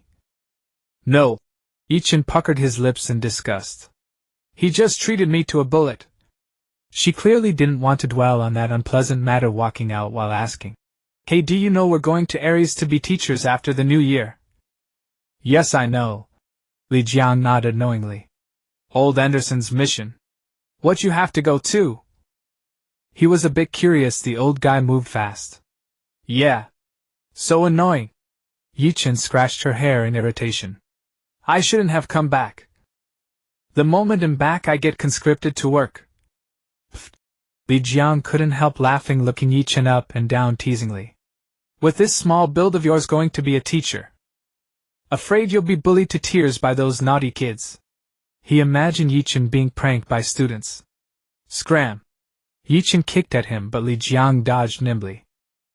Teaching students, will definitely be 10,000 times better than you. Where am I staying tonight? I'm exhausted. He had experienced too much today, both physically and mentally drained. Come to my place, Li Jiang said casually. My house is pretty big. What about my place? Ye Chen asked, then remembered something. By the way, is my house still there? It is. Li Jiang nodded, then suddenly remembered something important and slapped his forehead. Oh. Look at my memory. I don't think I've told you yet, have I? Your sister. She's been looking for you. Let her look. Ye Chen waved dismissively. Tomorrow I'll go find her directly and tell her your big brother has turned into a beautiful girl. Won't that be fine? No. Li Jiang's expression turned cautious as he observed Ye Chen's face and lowered his voice. The problem is, that deserter wanted order of yours that was personally issued by your sister. Ye Shi, the highest level wanted order. Huh. The expression on Ye Chen's face instantly froze, her mind unable to process it, and she was completely stunned. She looked at Li Jiang in disbelief, her voice tense. WH. What do you mean? Don't panic first. They'll tell you slowly when we get back. Seeing her expression turn wrong, Li Jiang quickly pulled her and hurried back to his home. Back at Li Jiang's home, Shuangye was also there. Li Jiang told Ye Chen the whole story in detail, including how Ye Shi determined Ye Chen's betrayal, how she used the oversight committee's power to push the wanted order, and so on. Ye Chen sat on the sofa listening, her mind seemingly stopped thinking. A wanted order, issued by her own sister. Her originally calm mood instantly sank to the bottom. She couldn't understand. Why? Was it to find him? Or did she really believe those rumors? A huge confusion and a cold feeling of being betrayed by her closest kin seized her. Shuangye keenly sensed Ye Chen's bad mood, immediately glared fiercely at Li Jiang and quickly stepped forward to comfort gently. Ye Chen, don't rush. Look on the bright side. Maybe she did this just to have more authority and reason to find you. Li Jiang also quickly nodded, putting on an innocent and earnest expression. Yes, that's what I think too. She must have been too anxious to resort to this.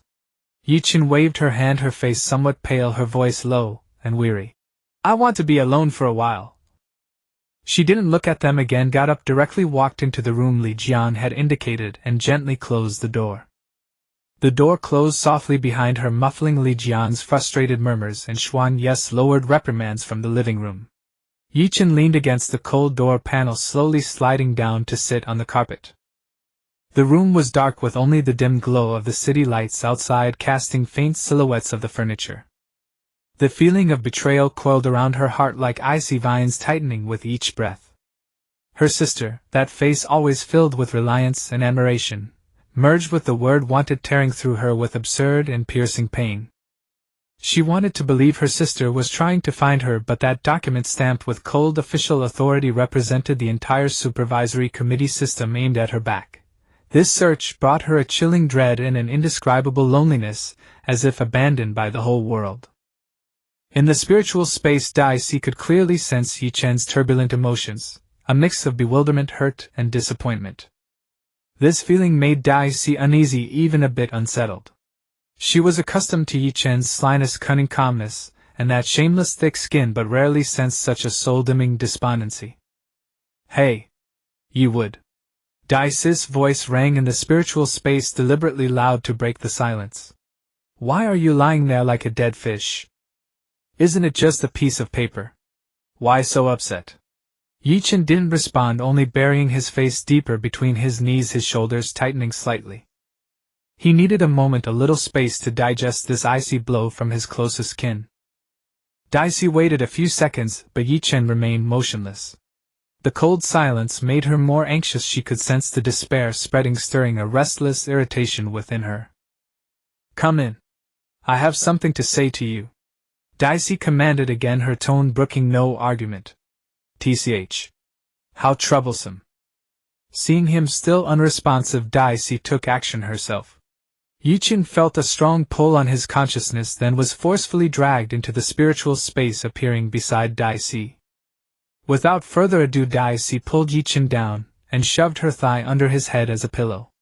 Ye Chen was dazed, then felt the back of his head sink into a soft, warm touch. "Hey!" Daisy looked down at him with a rare clumsy tenderness, placing one hand gently on his head and stroking awkwardly.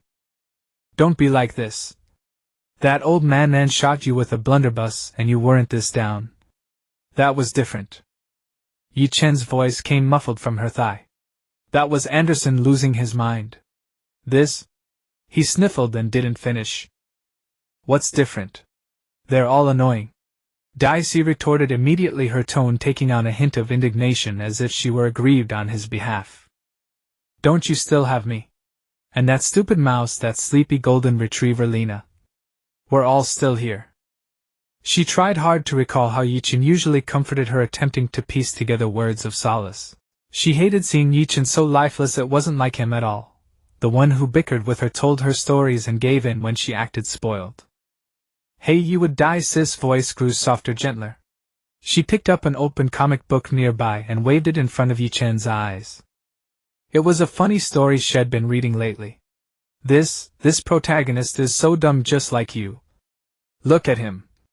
Daisy tried to recount the comic's plot to cheer him up.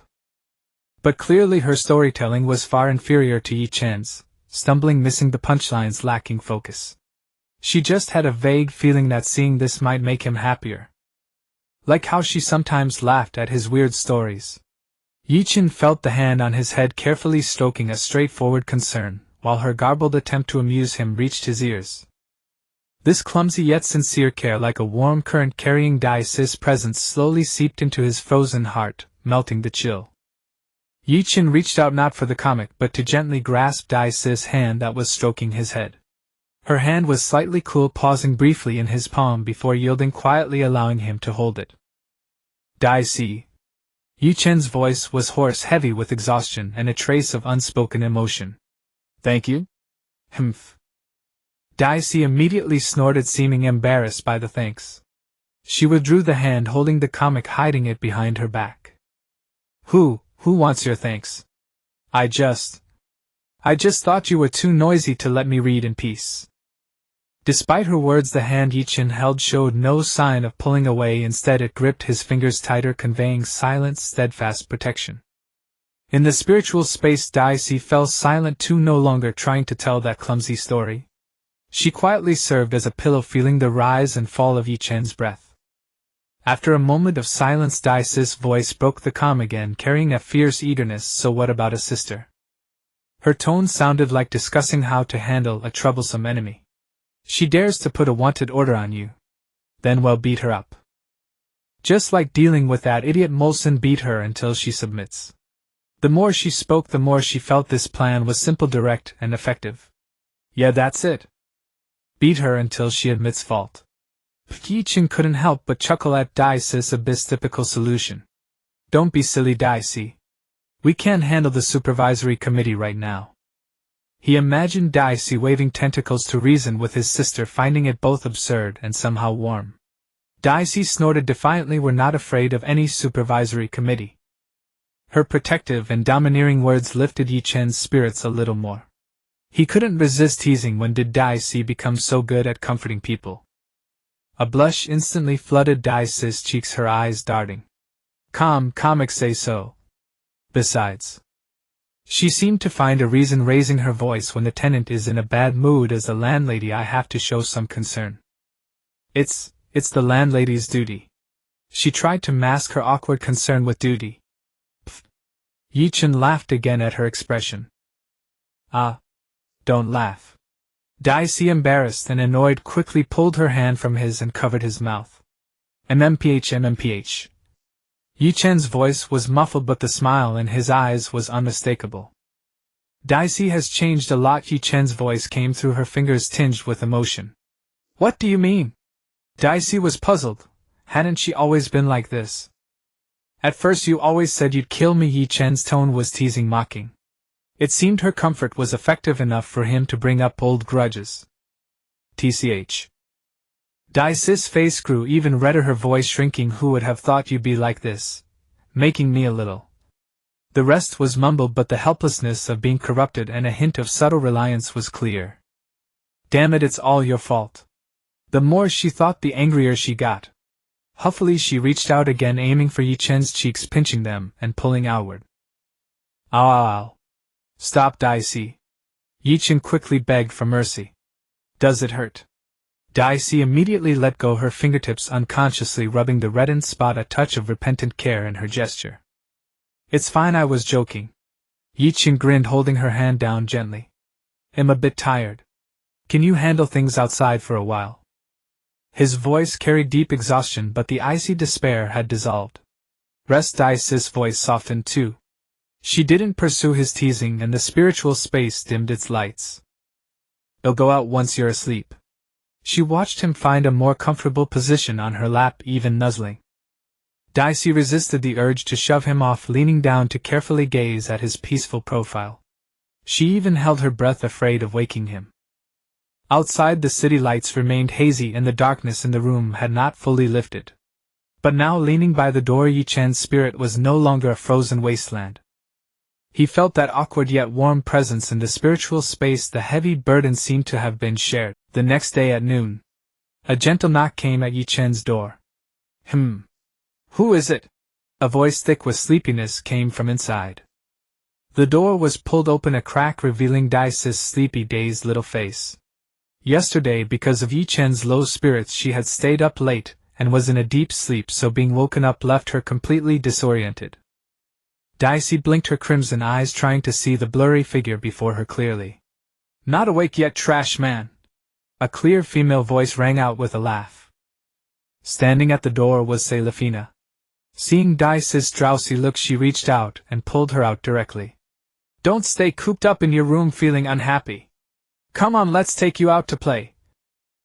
Feina enthusiastically dragged Daisy, who was still half asleep, toward the bathroom. With Feina's enthusiastic help, Daisy finished washing up. The cold water fully woke her, and she finally saw the person in front of her clearly. Ah, you're that woman. Daisy let out a small exclamation, recognizing the saint who had just met yesterday, and whose personality was drastically different.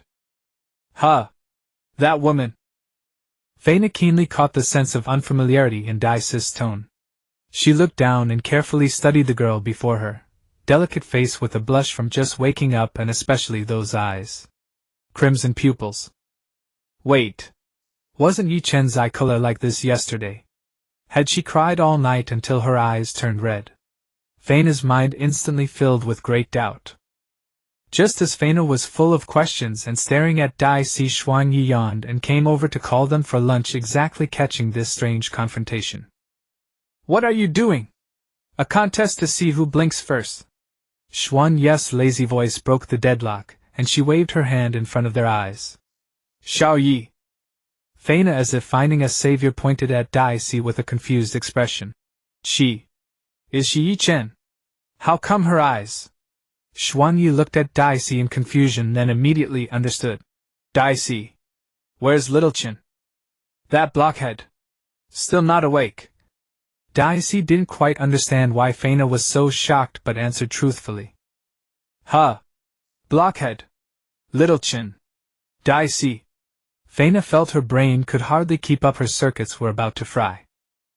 Seeing her reaction, Xuan Yi instantly understood and briefly explained the situation of Ye Chen and Daisy. Oh, Feina realized, then put her hands on her hips and said angrily. So he's a damn scumbag. Keeping such a cute little girl hidden from me. Little Daisy, hurry up and call that heartless guy out. I'm going to teach him a good lesson, playing mental hide and seek. Huh. That wooden man. He's not awake yet. Isn't it bad to disturb him? Daisy quickly waved her hands, defending Ye Chen. Oh ho! Feina immediately caught the key point. She leaned in teasingly and grinned. Our little Daisy is pretty protective of him, huh? Woe is protecting him. Daisy's face instantly flushed red, her eyes wandering and her voice stammering. I hate that blockhead the most. Is that so? Feina dragged out her tone, her smile more meaningful, staring intently at Daisy. Exactly. Daisy felt extremely uncomfortable under her gaze, quickly looked away and tried to change the subject. By the way, aren't you blind? How come? You seem to be able to see now. She finally noticed that Feina's eyes weren't covered by a ribbon and her gaze seemed focused. Just a curse, Feina said in an exceptionally good mood today. She cupped her chin with both hands and playfully blinked her gray eyes at Daisy. I used the highest grade holy water combined with Xiao Ye's advanced purification spell to temporarily restore my vision for a few hours. Especially to come find you guys to play. Pfft. At over 30, still acting cute like a little girl. Ye Chen's consciousness had woken up at some point and just saw Feina like this, couldn't help laughing in his mental space. Ah. He's awake. You guys talk to him. Daisy, as if pardoned, quickly pushed the body control to Ye Chen and shrank back, apparently not yet used to Feina's overly enthusiastic personality. So, Ye Chen took over the body, rubbed his brow, and looked at Feina helplessly. You use such precious holy water that only gives temporary effects just to come find us to play. He thought this woman was simply unreasonable. Well, what's the big deal? Feina waved her hand dismissively. It's been 5 years since we last met. What's wrong with going out for a walk together? Seeing Ye Chen's reluctance, she turned to Xuan Yi for support. Xiao Yi, don't you agree? Xuan Yi thought for a moment and nodded. Feina is right. It's a rare opportunity. And since she used the holy water, it would be a waste not to go. Right. Since I used the holy water, it would be too wasteful not to go. Feina immediately chimed in with a solid reason. Ye Chen had no words. Ye Chen sighed. What about Shaoli? Is he going? He said. Feina replied with a grin. If Xuan Yi goes, he goes. All right. Ye Chen rubbed his forehead, realizing that guy had already been persuaded by Xuan Yi. He could only ask helplessly. Where to? New Street. Feina's eyes lit up as she excitedly suggested. It's really lively there with many interesting new shops. Xuan Yi also nodded in agreement. Shopping. The moment Ye Chen heard those two words, his scalp tingled. Going shopping with girls. And with Feina and Xuan Yi. Using Daisy's body. He could imagine being treated like a dress-up doll. No way, absolutely not. I've been exhausted these past few days and yesterday's blow was too heavy. I really don't have the energy. Ye Chen immediately put on a look of extreme fatigue, needing rest, using Daisy as cover. Let Daisy go with you. She surely likes shopping. Ah. In the mental space, Daisy immediately refused. You guys go ahead, I'm not going. I want to read manga. Little Daisy. Ye Chen started coaxing in the mental space like a big bad wolf tricking Little Red Riding Hood. Think about it, isn't it really fun in manga when girls go shopping together? Full of youthful vitality and joy. Don't you get to eat lots of novel snacks? He accurately hit Daisy's small interests. I guess. Daisy was a bit tempted by his words. Besides, Ye Chen began to play the pity card, his tone pitiful. I'm really tired these days. Yesterday's incident was too big a blow. Right now I just want to lie down and read manga to recover. But I don't want to reject their kindness. Please, landlord lady. He even brought out the title. Landlord lady. Well. Okay, Daisy was successfully persuaded and even a little worried you take a good rest. Success. Ye Chen silently gave himself a thumbs-up. Plan successful. Fina agreed with remarkable alacrity. Fine. I'll let you off this time. I'll settle the score with you later. As for today... She wrapped her arms around Deus, who had just switched out, her smile radiant. Let's just get to know our adorable little Deus better. No, please. Deus struggled free from Fina's embrace. It'll come out after we leave then. With that, Deus pushed Ye Chen forward again. Wait, let me check my ID first. Seeing that she wouldn't let him off, Ye Chen quickly spoke up to stop her, and went to fetch the small box Anderson had given him. Opening it, he found 2 identity cards and qualification certificates, 2 bank cards and some passes. He picked up his own Lyre Deus 26 years old 7th rank knight qualification certificate. Then he picked up the other Molazine 25 years old 7th rank warlock qualification certificate. Ye Chen couldn't help but purse his lips and mutter, I graduated as an 8th rank knight, and they give me a 7th rank.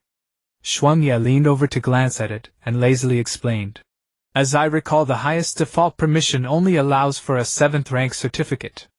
For higher ranks you have to take the exam or have special contributions. Right. Fina chimed in. It's already incredibly impressive that Anderson managed to get you both 7th rank knight and mage certificates outright. It saved you a lot of trouble. If that old man couldn't manage that, I'd have to doubt his status as archbishop. Ye Chen nodded, put away his own documents, and picked up Molasian's set, heading toward his room, curious about what that kid was always holed up in his room doing. He knocked on the door. Creak, the door opened. Sister. Molasian poked his head out with a puzzled look, a thick grimoire in hand. What is it? Well, at least he's working hard. Ye Chen shoved the ID card, qualification certificate, and bank card into his hands and added, Don't stay cooped up in your room all day or you'll grow mold. Want to come out with us this afternoon? He gestured toward the living room. Who's this? Fina, curious, approached and fixed her gaze on Molasian, a faint, almost imperceptible gleam of holy light flickering in her gray pupils. Ah. How interesting. She looked as if she had discovered a new continent, her eyes sparkling. Mr. Scum, you've been keeping a little skeleton here. Come out and sit with us. With that, she pulled the still dazed Molasian out from the door. Ah. Sister. Save me. I'd rather go back and grow mold. Feeling the dense pure life ether radiating from Fina, Molasian was as uncomfortable as a mouse encountering a cat. He violently pulled free from her grip, darted back into his room, and slammed the door shut. Why is he running? Fina looked disappointed. You could tell. Ye Chen looked at Fina in surprise. Molasian's strength was above the 9th rank. How could Fina see through his disguise at a glance? Humph. Fina lifted her chin proudly. I am the holy maiden. Seeing through such a level of disguise is child's play. Under the holy light no evil can hide. Her tone was filled with unquestionable confidence. What about me? Ye Chen grew interested, pointing at himself. Take a look and see what I am. Ever since fusing with that core, Deus had said her body had undergone tremendous changes, even severing the connection to the abyss. You. Fina looked him up and down, her gray eyes carefully seeing him, then shrugged. What else could you be? Just an ordinary person, no special energy fluctuations. She finished, then suddenly remembered Molasian's earlier form of address, and her gossip fire blazed. Wait. He just called you sister. A beautiful girl sister, and a skeleton brother. That combination. She looked at Ye Chen with a how amusing expression. Stop obsessing over that form of address. Used to the shock that Molasian's way of addressing her caused, Ye Chen briefly explained Molasian's origin. I see. Fina nodded thoughtfully, then grew serious. Then you need to warn him to be careful. Although you suppress the death ether on him, holy officials who get close can still sense a slight disharmony. Be careful, someone with ill intent notices. Got it. I'll tell him. Ye Chen nodded and made a mental note. Just then Li Jiang's voice came from the living room, tinged with helplessness. I say, 3 young ladies. I call you one by one to eat and none of you come. Having a tea party here. The food's getting cold. After the meal, Fina had Xuangyue use magic to change the color of her hair. Then with one arm linked through Dace and the other pulling Xuangyue, she charged enthusiastically into New Street, while Li Jiang dutifully followed behind as the porter and wallet. New Street lived up to its reputation. Crowds streamed like a river, shops stood in rows, an array of novel and interesting goods dazzled the eye, and the air was filled with the aroma of food and lively noise. For Dace, who had been cooped up in that space for so long, it was like another world entirely. Come on, little Dace, try this on. Fina, quick as lightning, dashed into an exquisite women's clothing store, grabbed a dress adorned with lace and bows, and held it up against Dace. No. Too much trouble. Dace instantly frowned and shrank back. She had no interest in the intricate clothing of humans, finding it far less comfortable than reading comics in the mental space, and it was too much effort to put on and take off, nowhere near as convenient as the little shark pajamas Ye Chen had given her. Just try it. Look how this color complements your eyes. Fina, brooking no refusal, half persuaded and half pushed Dace into the fitting room. Xuangyue watched with interest, occasionally lazily offering a comment. That redan black cinched waist might be nice too. Dace reluctantly changed clothes in the fitting room, muttering softly about how Ye Chen had pushed her out to suffer. But when she saw her transformed self in the full-length mirror, her complaints abruptly ceased. The girl in the mirror. Her crimson eyes appeared exceptionally bright against the light blue backdrop. The exquisite cut outlined her slender waist, and the lace trim added a touch of playfulness. Dace was a little dazed and unconsciously spun around the skirt, blooming like a flower. Wow! So pretty! Fina was the first to clap and praise, her eyes sparkling. Xuangyue also nodded. It suits you perfectly. Even Li Jiang rubbed his chin and commented. And then much more pleasant than little Chen's usual drab outfits. A strange, wonderful sense of satisfaction welled up in Dace's heart. So this is what it felt like to wear beautiful clothes. It seemed not bad. She looked at herself in the mirror again, the corners of her mouth unconsciously lifting, and her previous resistance vanished. For the rest of the outing, Dace was noticeably more enthusiastic. Fina pressed her advantage, dragging her through various shops to try on delicate hair ornaments and pick out soft scarves. Dace still muttered, trouble, occasionally, but the brightness in her eyes and the eagerness while trying things on couldn't deceive anyone. Li Jiang's wallet shrank visibly, but seeing Dace's rarely lively expression, he could only resign himself to following and paying. Of course, food was absolutely indispensable. Fina fully played the role of tour guide, treating Dace to crispy fried skewers, sweet, glutinous rice balls, delicious sea worm jelly. Dace ate until her eyes narrowed into crescent moons, completely forgetting how to spell the word trouble, her crimson eyes sparkling with pure novelty and joy. Just as they were sitting on a bench at the street corner, Dace, holding an oversized cup of ice cream and licking it with contented little licks, a familiar figure appeared at the intersection. Phi! Finasima! Eileen spotted the black-haired girl sitting with Dace and the others, her voice tinged with disbelief and a hint of fury. She strode over briskly, her gaze sweeping across Daisy, Xuangyue, and Li Jiang before finally locking onto Fina, who was trying to shrink her neck. Aren't you supposed to be presiding over the winter solstice right outside the city walls? Why? Why are you here? Eileen was practically fainting with fury. She had meticulously arranged this important itinerary, yet her own saintess had actually sneaked out to go shopping. And she even changed her hair color. Fina's smile instantly froze, then shifted to a pitiful expression as she grabbed Aileen's arm. Little Eileen, she drawled, her voice dripping with pleading. That ceremony is so boring. I don't want to go. You see, my eyes finally regained their sight for a few hours, so I thought I'd take my new friends out to feel the vitality of Iluka. She shook Aileen's arm vigorously, blinking her eyes hard, trying to squeeze out a few pitiful tears. Please don't be angry, I promise. Next time I'll definitely listen to you. I absolutely won't sneak away again. Okay. Eileen looked at her saintess, who was utterly without dignity, and on the verge of rolling around and acting spoiled, then at Shuangye with a face that screamed, "None of my business!" Li Jiang struggling to suppress laughter, and Dicey holding an ice cream with wide eyes, completely clueless. A profound sense of helplessness mixed with rising blood pressure washed over her. She let out a heavy sigh and rubbed her aching temples. "You!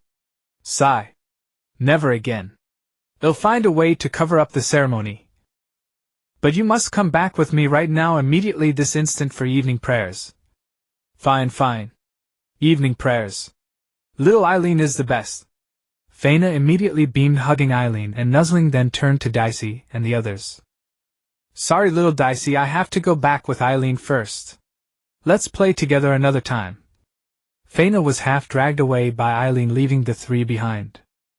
Dicey watched Faina's retreating figure lick the ice cream from her lips and thought this saintess was really interesting.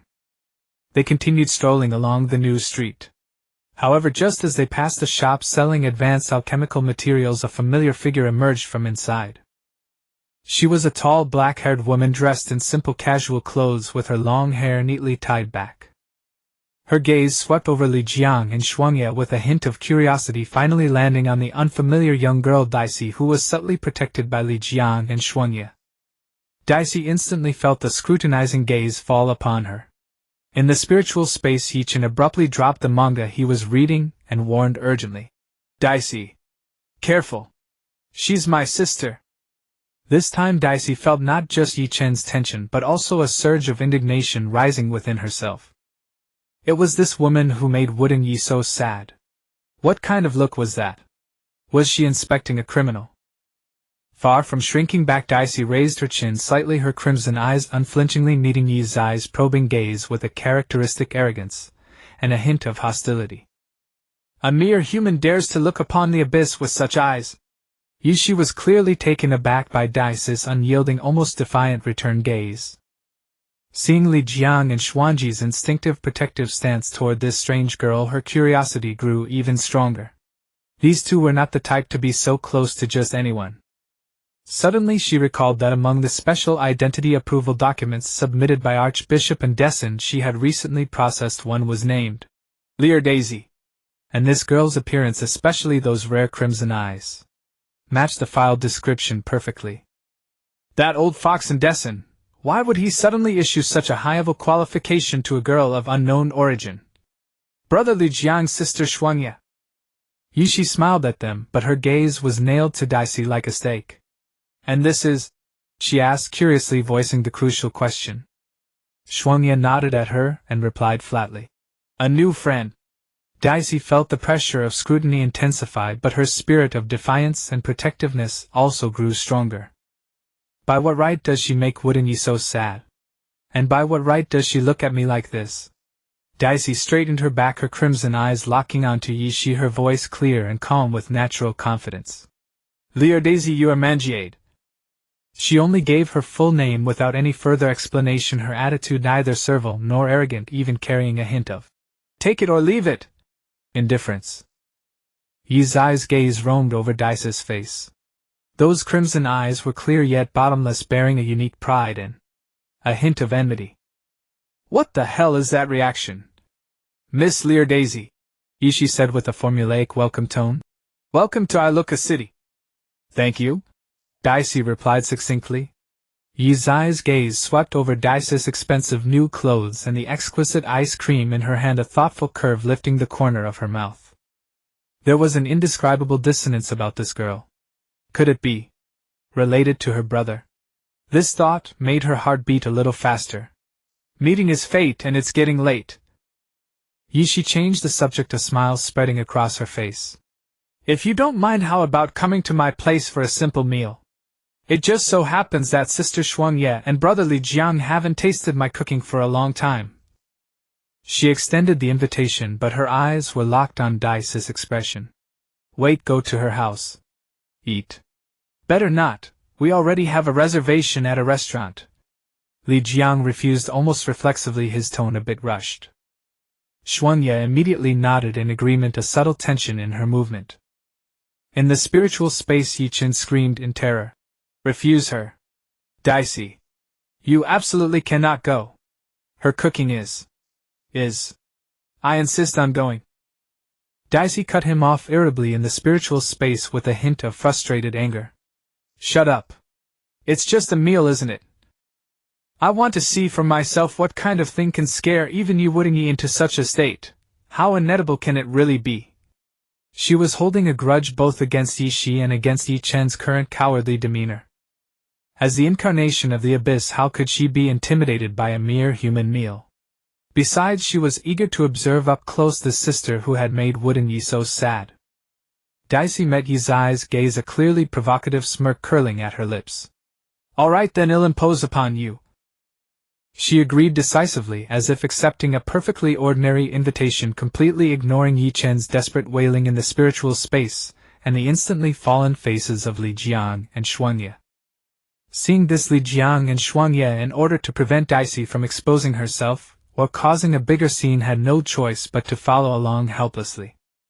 Following Ye Shi back to her residence the moment they entered, a familiar aura washed over them, causing Ye Chen in the spiritual space to instantly falter. 5 years. The layout, the placement of items here, they were almost identical to his memories. Ye Shi noticed Daisy curiously looking around and explained with a smile. This is where my idiot brother and I used to live together. But he hasn't been back for a long time. There was a hint of loneliness in her voice, and a flicker of sorrow quickly passed through her eyes. She invited everyone to sit in the living room, then turned and went into the kitchen. Little Daisy. Li Jiang took the chance to lean in, lowering his voice with a lingering fear. Why are you challenging her? Didn't Little Chen give you a detailed description of just how remarkable Ye's eyes cooking is? He didn't dare to recall. As for Xuanye, she had already sunk into the sofa, her beautiful eyes turning into lifeless deadfish eyes, as if awaiting the judgment of fate. Humph, what's there to be afraid of? Daisy crossed her arms and said defiantly, I want to see just what kind of masterpiece she can come up with. Soon several dishes were set on the table. Unexpectedly, the dishes looked quite exquisite, with tempting colors and an enticing aroma. Yet Daisy's heart tightened. What if she suddenly got scared? She sat down gracefully, her gaze sweeping the table in an attempt to identify the least harmful food. Li Jiang and Xuanji's expressions, however, were even more subtle, filled with profound understanding and vigilance toward what was about to happen. Just a simple home-cooked meal, make yourselves at home. Ye Shi sat down at the head of the table, her gaze sweeping over everyone with a hint of expectation, finally focusing on Daisy. The food is all here, why aren't you eating? Ye Shi looked at the frozen trio, a puzzled expression on her face. Daisy looked at the rice in her bowl, and the dishes on the table, stealing her heart. Amid Ye Chen's constant muttering of, it's over, and, hold it in. Do it for me. You must hold it in. Whatever you do, don't throw up and blow our cover. She, with a near martyr-like solemnity and intense curiosity, picked up a piece of the most harmless-looking stir-fried seasonal vegetables and put it into her mouth. The anticipated taste of culinary disaster never arrived. It was refreshing, crisp, carrying the natural sweetness of vegetables and a perfect balance of saltiness. Perfectly normal even. Quite palatable. Daisy raised an eyebrow in surprise, refusing to believe it, and took another bite of the braised meat beside her. Tender and flavorful, rich aroma, flawless cooking. She sampled the other dishes. Each one met the standard, vibrant in color and aroma, utterly impeccable. In the spiritual space, Ye Chen's laments stuttered into an incredulous silence, then erupted into an awkward roar. Impossible. That cannot be my sister. She is definitely not my sister. She must have been swapped. Daisy now ate with ease, even feeling a hint of disappointment, as if thinking that's all there is to it. It seemed that Ye the blockhead's intelligence was seriously flawed. She continued dining, appetite still intact. Ye Shi observed her every reaction, from the initial martyr-like tasting to the fleeting surprise when discovering the food was normal, and then to the relaxed enjoyment. She leisurely dabbed the corner of her mouth with a napkin, a look of understanding mixed with inquiry on her face. It seems Miss Daisy has a good appetite. Ye's eyes voice broke the silence at the table, her gaze fixed on Daisy. However, I am curious. She leaned forward slightly, the aura of a judge silently radiating, locking her eyes onto Daisy. When you agreed to come for dinner on the street just now, there was something in your eyes. Not merely curiosity or politeness. Her voice carried undeniable authority, each word clear and deliberate. I could sense it. It was a kind of vigilance. Or perhaps a foreboding. Concern. Miss Daisy. Her gaze cut like a blade, as if to lay bare all pretense. What exactly were you worried about back then?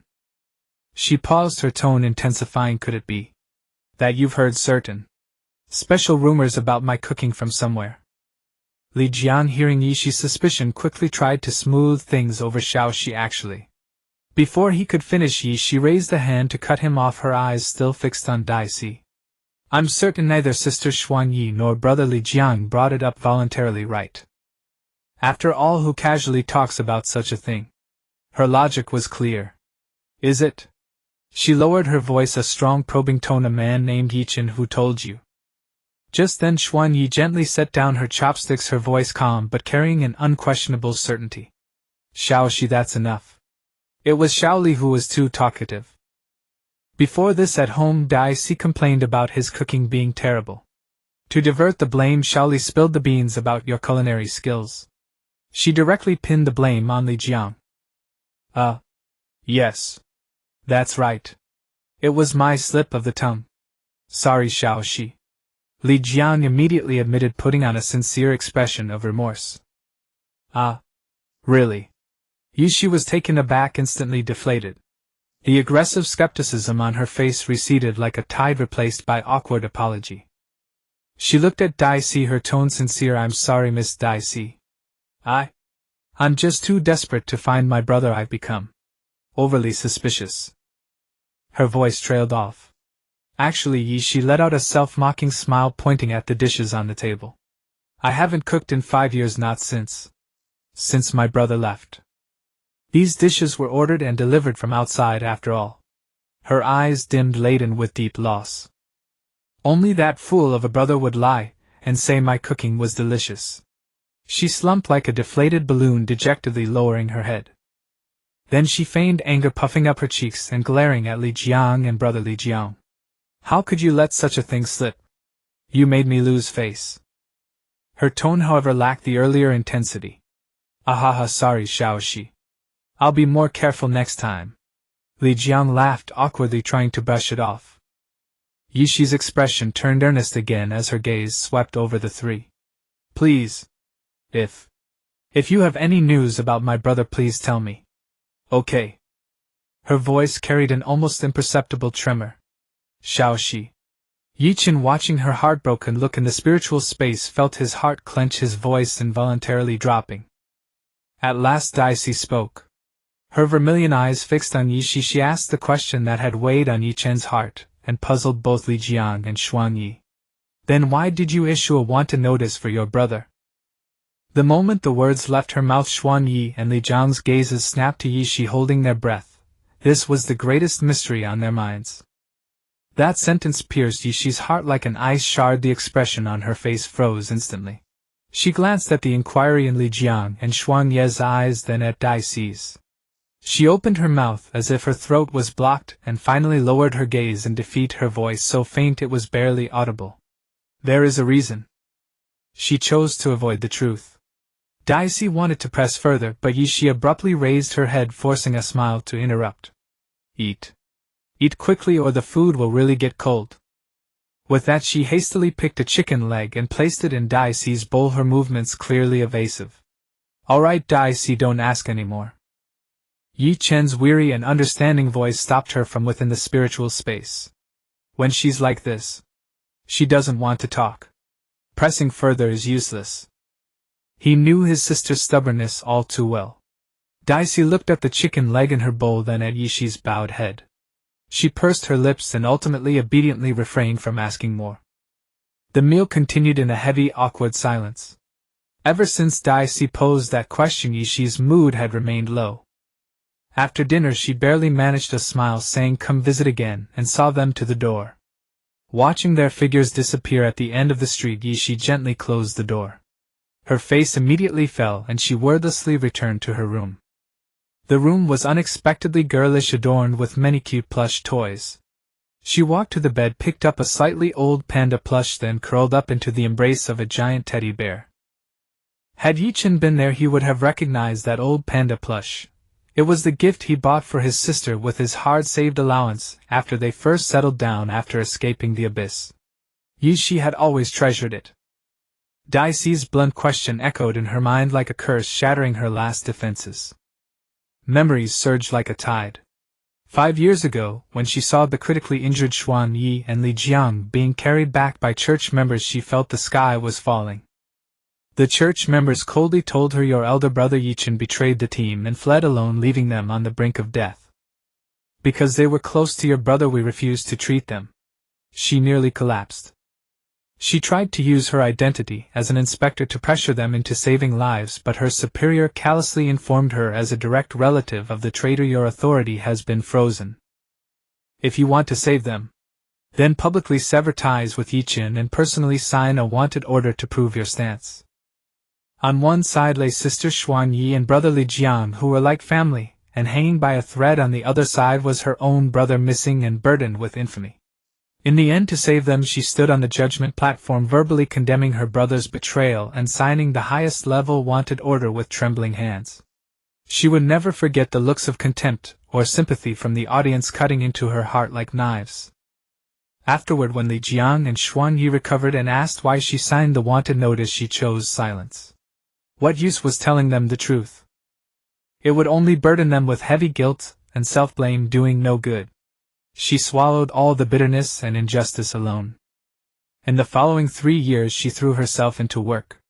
With exceptional ability she gathered evidence step by step, finally brought down the superior who had kicked her when she was down, and ascended to the position of 13th judge of the inspectorate. She thought she finally had the power to seek the truth and clear her brother's name, but her brother remained unheard of. Tears welled up uncontrollably, silently falling, soaking the fur of the panda plush.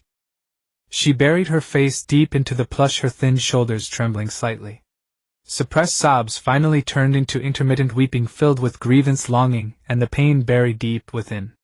She murmured to herself, "Brother, where are you? I miss you so. I really miss you." A few days later, Ye Chen, who had been living a life of being kept at Li Jiang's home, suddenly slapped his forehead, recalling something important, and quickly got up to go out. Ye Chen walked down the street in a light-colored short skirt, his delicate and adorable appearance making passers-by turn their heads repeatedly. A gust of wind blew, lifting the hem of the skirt slightly, and Ye Chen instantly felt the chill below. Extremely uncomfortable. He used to wear trousers, but after being dragged by Fina to buy a pile of skirts, his daily attire had been forcibly transformed. He secretly regretted he shouldn't have gone out today. This outfit had been secretly changed by Deus while Ye Chen was still sleeping in that morning. When Ye Chen discovered it, his protests were useless. Deus said matter-of-factly in the spiritual space, "This is obviously super cute. Why do you have to wear those ugly clothes?" She even threatened, "If you dare to change back, I'll make you taste the power of repeat G again." Faced with such intimidation, Ye Chen could only compromise with tears in his eyes. Following his memory, he arrived at a building with an ancient and understated appearance nestled in a secluded alley. Above the door hung 3 forceful characters, Sangshuge. Pushing the door open, a catfolk receptionist immediately approached with a professional smile. "Hello, are you here to deposit or retrieve a book?" she asked politely. Ye Chen glanced at her and said concisely, "Retrieving heaven grade. Heaven grade." The catgirl's ears instantly stood up straight, a flicker of surprise in her eyes. She left with the words, "Please wait a moment," and quickly disappeared behind the counter. Ye Chen looked around idly. It had been a few years since he last came, and the interior decoration had become even more luxurious and refined. "Yumutu, what are you doing here?" Deus, like a curious baby, peered around in the spiritual space. "This place looks so mysterious and beautiful." "This is the Tsungshuge," Ye Chen explained in the spiritual space. "It's known as one of the safest places on the Iliade continent, similar to Bulake's District 13. You pay, store your items, set a password, and your belongings are guaranteed safe." Oh, Deus responded with a hint of confusion, apparently not understanding at all. Just then an elderly elf with snow-white hair walked over slowly, a warm smile on his face. A distinguished guest graces us. I apologize for not welcoming you sooner. I am Einor the steward here. Are you the one retrieving a heaven-grade book? He extended his hand. Ye Chen nodded slightly and shook his hand politely. Please follow me. Einor led Ye Chen into an elegant reception room. After they were seated, he stroked his long beard, a hint of inquiry in his eyes. Heaven grade is our highest level of safekeeping with only 300 slots. I believe I have memorized the information of every owner, but forgive my poor eyesight.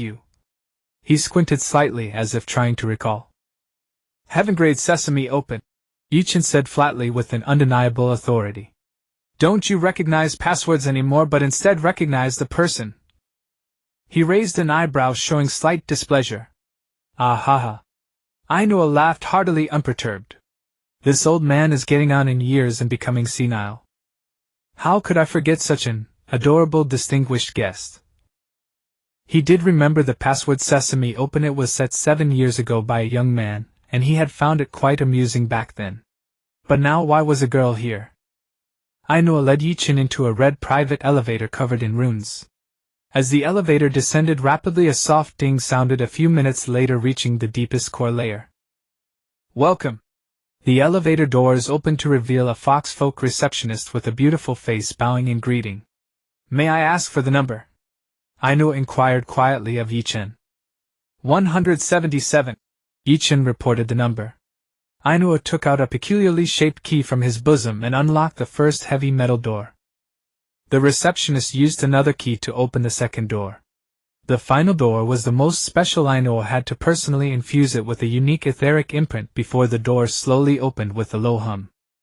Wow, this place is so deep. Deus whispered in the spiritual space, putting down her manga, curiously watching the layers of security measures before her.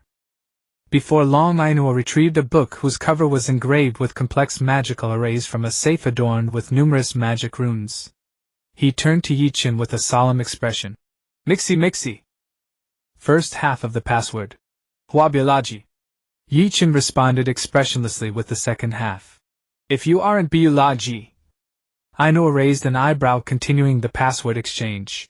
Then I can't mixi. Ye Chen smoothly finished his exterior calm as still water, but inside he was mortified enough to dig out a 3-bedroom apartment with his toes. TSK.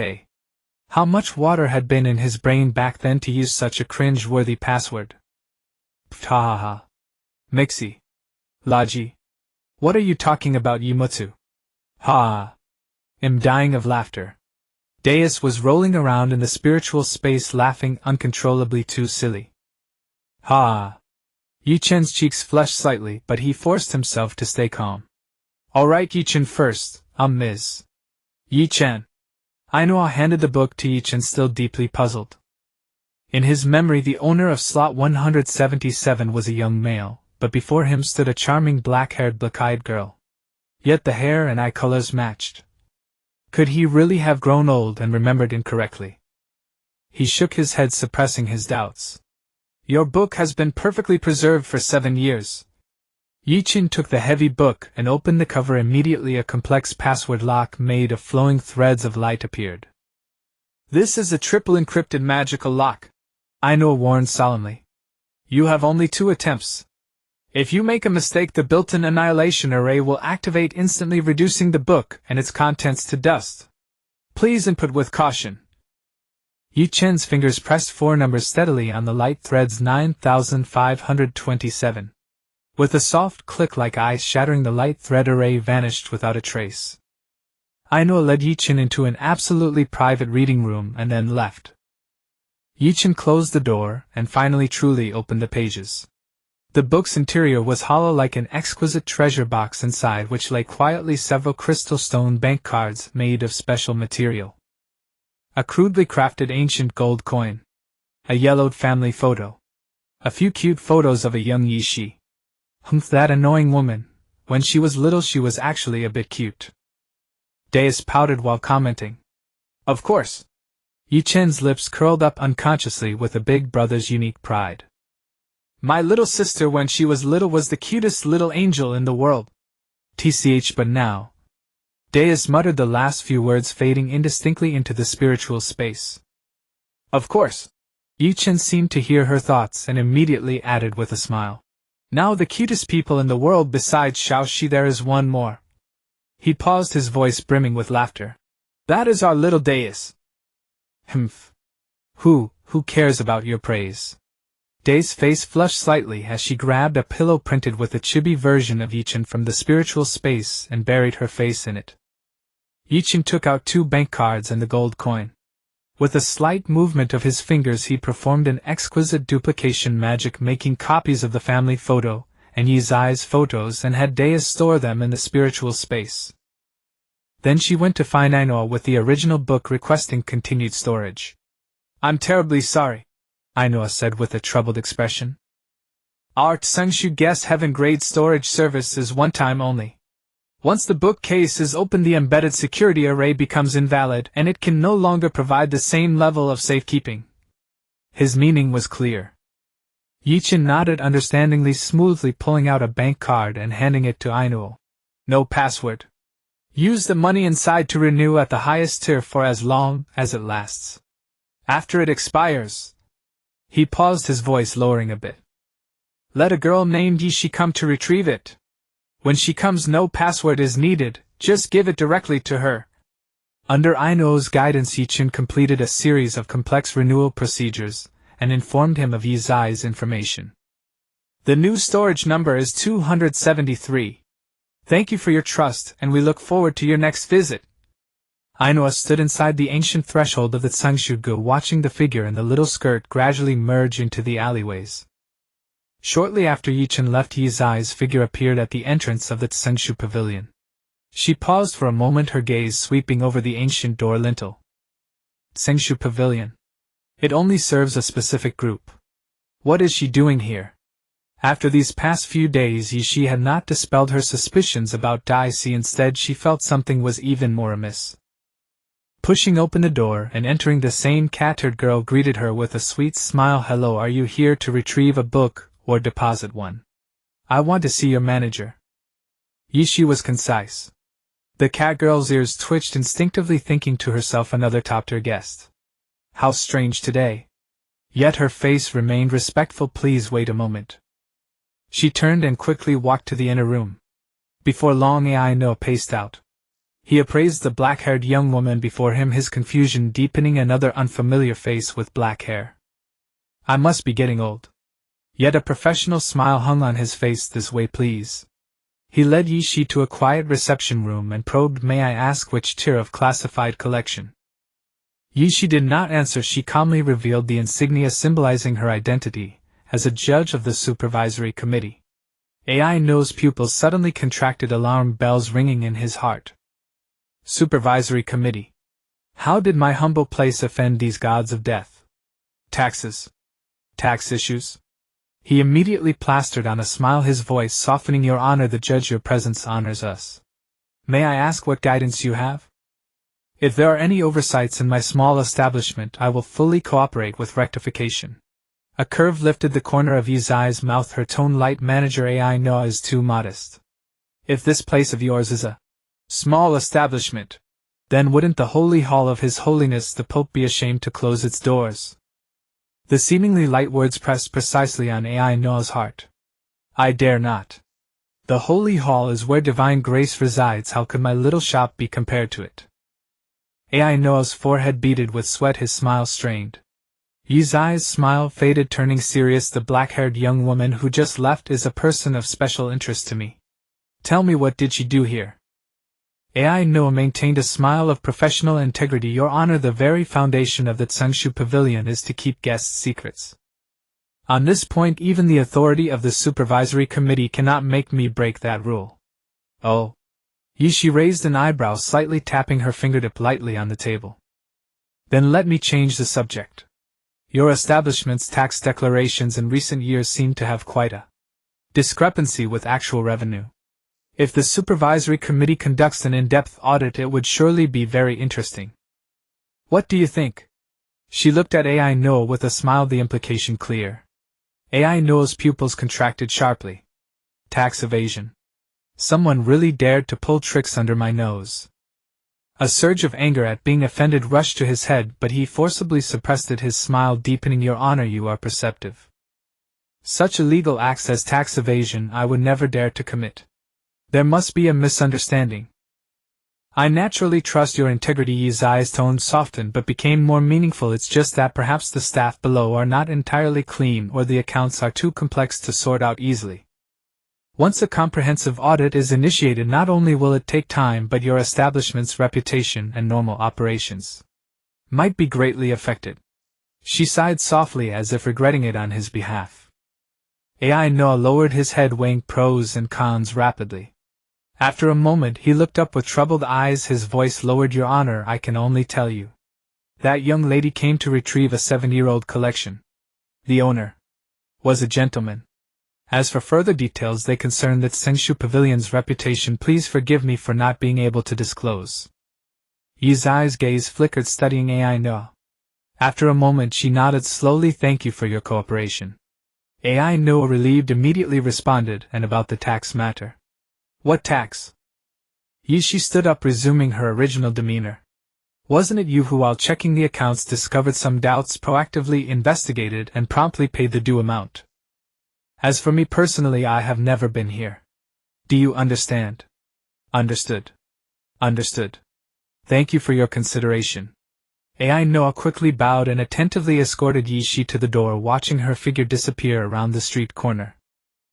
Only after confirming she was far gone did his smile instantly collapse, replaced by the fury of being fooled. He spun around and growled at the catgirl who had just poked her head out from the back. Go. Immediately summon all the managers in charge of accounts. Not a single one missing. His chest heaved, face dark. I want to see who has the guts to play tricks under my nose. Back to Ye Chen. After leaving the Tsengshu Pavilion, she went to the bank. Coming out of the bank, Ye Chen clutched the brand new bank card, feeling her steps lighten. The card from Anderson actually contained a considerable reserve fund, which added to her satisfaction with the preparations for the academy mission. I have money, she muttered inwardly, a long-lost sense of confidence quietly growing. As she walked along the street, a loud and passionate storytelling voice suddenly pierced her ears. Last time we spoke of Guan Ye's broadsword-cleaving Gundam, and the First Emperor's campaign conquering the three-body problem. This time we tell of Lin Daiyu wisely marrying Belial and Xuanzang's bloody battle on Cybertron. Huh. Ye Chen halted, her mouth twitching. What the hell? She followed the sound and saw a small circle of people gathered at the street corner. Same old rule, one story, one pot of wine. If you have wine, come join. That voice, that tone was inexplicably familiar. Dicey, don't you think this voice sounds a bit familiar? Ye Chen asked in the spiritual space. Forgotten. But it feels like a super annoying guy. Dicey's voice was lazy.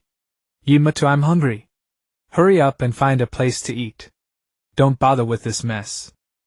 Wait, let me see who it is. Ye Chen's curiosity was piqued. She stood on tiptoes trying to see over the crowd, but her current young girl's stature was too short, her view completely blocked. She frowned, used her small frame to squeeze in, and got to the front row to look. In the center of the crowd, a gray-haired young man was spitting as he wildly gesticulated, performing his tale of Lin Daiyu wisely marries Belial. It's him. Ye Chen's pupils shrank slightly, and she tentatively called out Fei Lin. In the spiritual space, Dicey instantly bristled. It's him. That bastard who almost got us frozen to death on the snowy mountain. Quick. Yimatu. Take him out now. A surge of killing intent roiled in the shadow beneath Ye Chen's feet, uncontrollably boiled and twisted, its edges rippling with ominous waves. Dicey. Calm down. Ye Chen immediately forced the turbulent power down. This is the center of Iluka City. Exposing abyssal power will doom us both. TCH. He's lucky. Dicey snorted in frustration. The boiling shadow barely subsided, but the gnashing irritation still permeated the spiritual space. Huh. Who called me? Fei Lin was interrupted by the call, looked over, and upon seeing Ye Chen immediately broke into that familiar smile. Yo. If it isn't Miss Dicey. Long time no see, how have you been? Let's talk. Come here. Without another word, Ye Chen stepped forward, grabbed Fei Lin's wrist with a strength far beyond a delicate girl's, and started dragging him away. Hey. We're at a critical part. Fei Lin struggled symbolically but couldn't break free. The sudden action immediately drew dissatisfaction from the onlookers. Several captivated men yelled, "Little girl, what are you doing? Can't you see he's in the middle of a story?" Exactly. You're costing him money. Ye Chen raised her eyebrows sharply and shot back without courtesy. He said, "1 pot of wine for 1 story. Have you paid for the wine? Has he finished? He'll get it when he's done," someone retorted defiantly. Ye Chen laughed at that, too lazy to argue further, and waved her hand generously enough. "Stop being a bother. This round of wine is on me." With that, she dragged the still dazed Fei Lin out of the crowd. "Sorry, everyone. A cute girl invited me for a drink today. As for the story, we'll continue next time, I promise." Being dragged away, Fei Lin still turned back with a cheeky grin to explain to the audience. Ye Chen found a clean-looking restaurant nearby and dragged Fei Lin inside. "Hello, table for 2. A fox-eared waitress with a sweet smile approached. "2. Ye Chen replied curtly, following her to a seat in the back. "Please order." The little fox girl handed over the menu. Ye Chen, however, had no mind to peruse it. Her thoughts were entirely occupied with the enigmas of the snowy mountain. She shoved the menu toward Fei Lin and directly addressed the server. 4 cold dishes to go with the wine, 4 hot dishes for the meal, and a bottle of brandy." The fox girl glanced at Ye Chen's petite frame and slightly youthful profile, then cast a wary glance at Fei Lin, who was slouching in his seat. She hesitated and whispered, "Miss, are you of legal age? Can you drink?" Her eyes were filled with suspicion toward Fei Lin. Ye Chen's sore spot was instantly struck. Her face darkened. She was about to flare up, but then she caught the waitress' expression and suddenly understood. She was worried that this suspicious character might be trying to get her drunk. She had no choice but to pull out her ID card and place it on the table with a resigned sigh. "Miss, rest assured I'm an adult. Legally allowed to drink." The little fox girl carefully checked the age and photo on the ID, then let out a relieved breath, offered an apologetic smile, and left with the menu to place the order. Fei Lin cast an intrigued glance at the card, then looked around the restaurant, the familiar smirk still playing on his lips. "It seems Miss Dicey is quite familiar with Ilukaha." While waiting for the dishes, Ye Chen leaned forward slightly, her gaze sharp as she cut straight to the point. "That day on the snowy mountain, what exactly did you throw at me? And what were you up to after I passed out?" She paused, then added, "I went back later and saw traces of a magic circle left in the snow." Fei Lin shrugged, twirling a water glass in his hand, retaining his impenetrable demeanor. "Just a mission. I know nothing." In her spiritual space, Dicey was grinding her teeth in fury. "Arg. This bastard is still as annoying as ever. So stubborn. Let's find a deserted alley and beat him up in a sack." "Dicey, be good, don't be impulsive," Ye Chen soothed her internally. "Not in the city." Just then the cold dishes and brandy arrived. Fei Lin poured himself a glass, the amber liquid swirling in the cup. He looked at Ye Chen's face, seeming to feel a bit guilty about freeloading, and finally relented a little. "Tis can't really let you treat me for nothing. Let's put it this way, if you really want to know those truths." He swirled the glass, a mischievous glint in his eyes. "Go find your master. That's your best bet." Ye Chen frowned. "You seem to be on good terms with that old man." "Good terms?" Fei Lin snorted, his expression dripping with disdain. "Don't get me wrong. It's just that he dropped some unfinished mess back then and dumped it all on me. All thankless hard labor, damn annoying." He tilted his head back and down the glass as if trying to wash away the bad luck with alcohol. The pungent aroma of spirits filled the air, stirring Ye Chen's craving. It had been nearly half a year since her revival, and she hadn't touched a drop. Suddenly she wanted to taste it. She grabbed the bottle, poured herself a full glass, and raised it to her lips. Hey. Fei Lin quickly stopped her, half teasingly, half worriedly. "Can that little body of yours really handle this stuff? It's not juice." "Ha!" Stung by his provocation, Ye Chen's stubbornness and competitive spirit flared up. "Who do you think you're looking down on? Back in the day I could drink 1,000 cups without getting drunk. With that she tilted her head back heroically and drained the entire glass in one gulp. The fiery liquid burned its way from her throat to her stomach, making her squint involuntarily. Oh. Fei Lin raised an eyebrow, intrigued. Big talk, huh? Want to have a contest? Bring it on. Think I'm afraid of you? Ye Chen's competitive spirit was fully ignited. Glass after glass they went back and forth, and soon half the bottle of brandy was gone. 1 glass. 5 glasses. 18 glasses down. In no time several empty bottles littered the table. Burp! Ye Chen's fair face was already flushed with a drunken rosy hue, her eyes glazed. She slapped the table, her tongue slightly thick, and began boasting to Fei Lin. Bro, let me tell you. Back in the day, I was really strong. I could punch through Megatron. She struggled to recall her glorious past battles. You would. Wake up. Your tongue's all twisted. Daisy called anxiously in the spiritual space. She could clearly feel the Buddha's strong reaction to alcohol.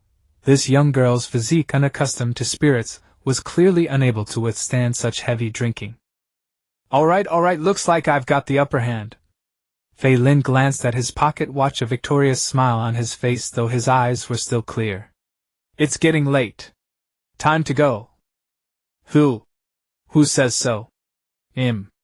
Not drunk.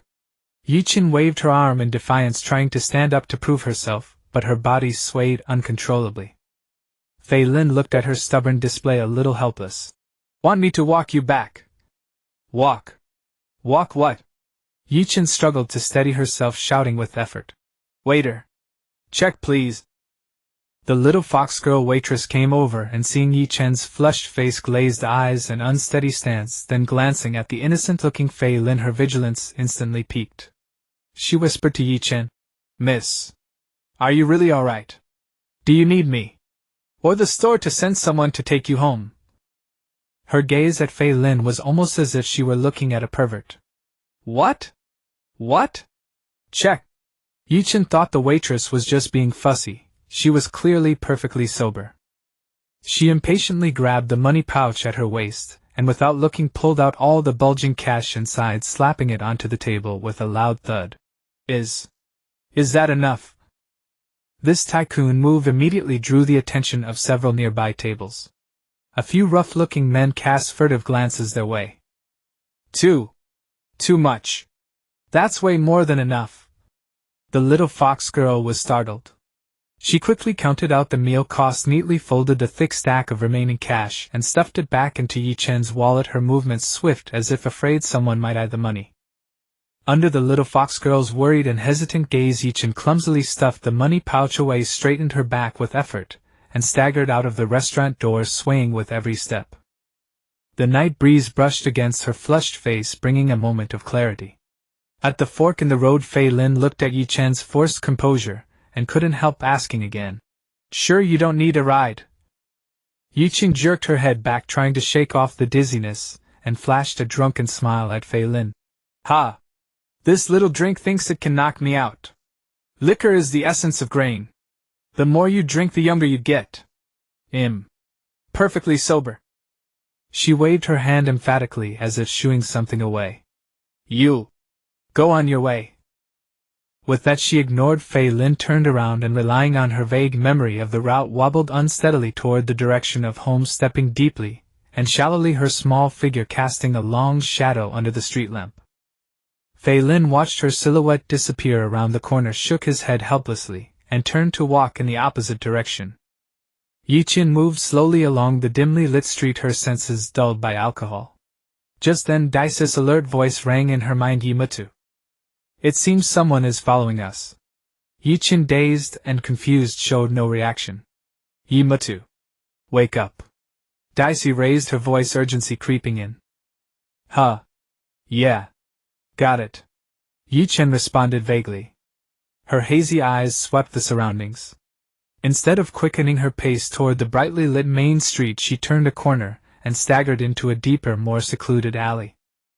What are you doing? Daisy was both shocked and angry. Shouldn't you run toward crowded places at a time like this? Are you drunk out of your mind? Hey! You mutter, you're too drunk like this. Let me take over. I promise I won't beat them to pulp. Watching Ye Chen about to collapse at any moment, Dicey was truly worried and volunteered. Fine. Fine. Ye Chen struggled to keep herself together, forcing her voice to sound sober even with a hint of inexplicable confidence. Watch. Watch me shake them off. She walked further and further into the side streets, finally stopping at the end of a dead end. Bewildered, she raised her head to look at the high wall before her, belched, and tilted her head in confusion. The road. I remember this place. Used to be passable. Little sister, how did you end up in this dead end yourself? The silhouettes of 3 burly men blocked the alley entrance, surrounding her with malicious intent, lewd smiles plastered on their faces. Can't find your way home? Want to come to Big Brother's place for a visit? Well, escort you. Another man rubbed his hands, his voice greasy. Ye Chen's body gave a sudden jolt like a startled fawn as she slowly turned around. She leaned against the cold wall, her legs trembling uncontrollably, her eyes filled with terror, her voice choked with tears. You. What do you want? Hey. You mutter, why are you so scared? Just a few small fry. Let me deal with them. Dicey was both anxious and angry, completely unable to understand why Ye Chen, who usually feared nothing, was so terrified. The shadow roiled violently, several grim tentacles poised to strike, waiting only for Ye Chen's command to tear these scum apart. Dicey, don't rush. Watch. Watch me. Ye Chen urgently stopped her, in her mind a trace of excitement in her tone. What on earth are you up to? Dicey was so angry she nearly stomped her feet in the spiritual space, but seeing Ye Chen's insistence, she suppressed her fury and let out a resentful humph. Fine. I'll watch your show. She withdrew her power, the shadow calmed, but the spiritual space was filled with grumbling discontent. Little sister, the lead man with a scar on his face, grinned, his greedy eyes scanning Ye Chen. Just now at the eatery you were spending pretty lavishly, weren't you? We brothers have been a bit short lately. Lend us some money to spend. Then if I give you all my money, will you let me go?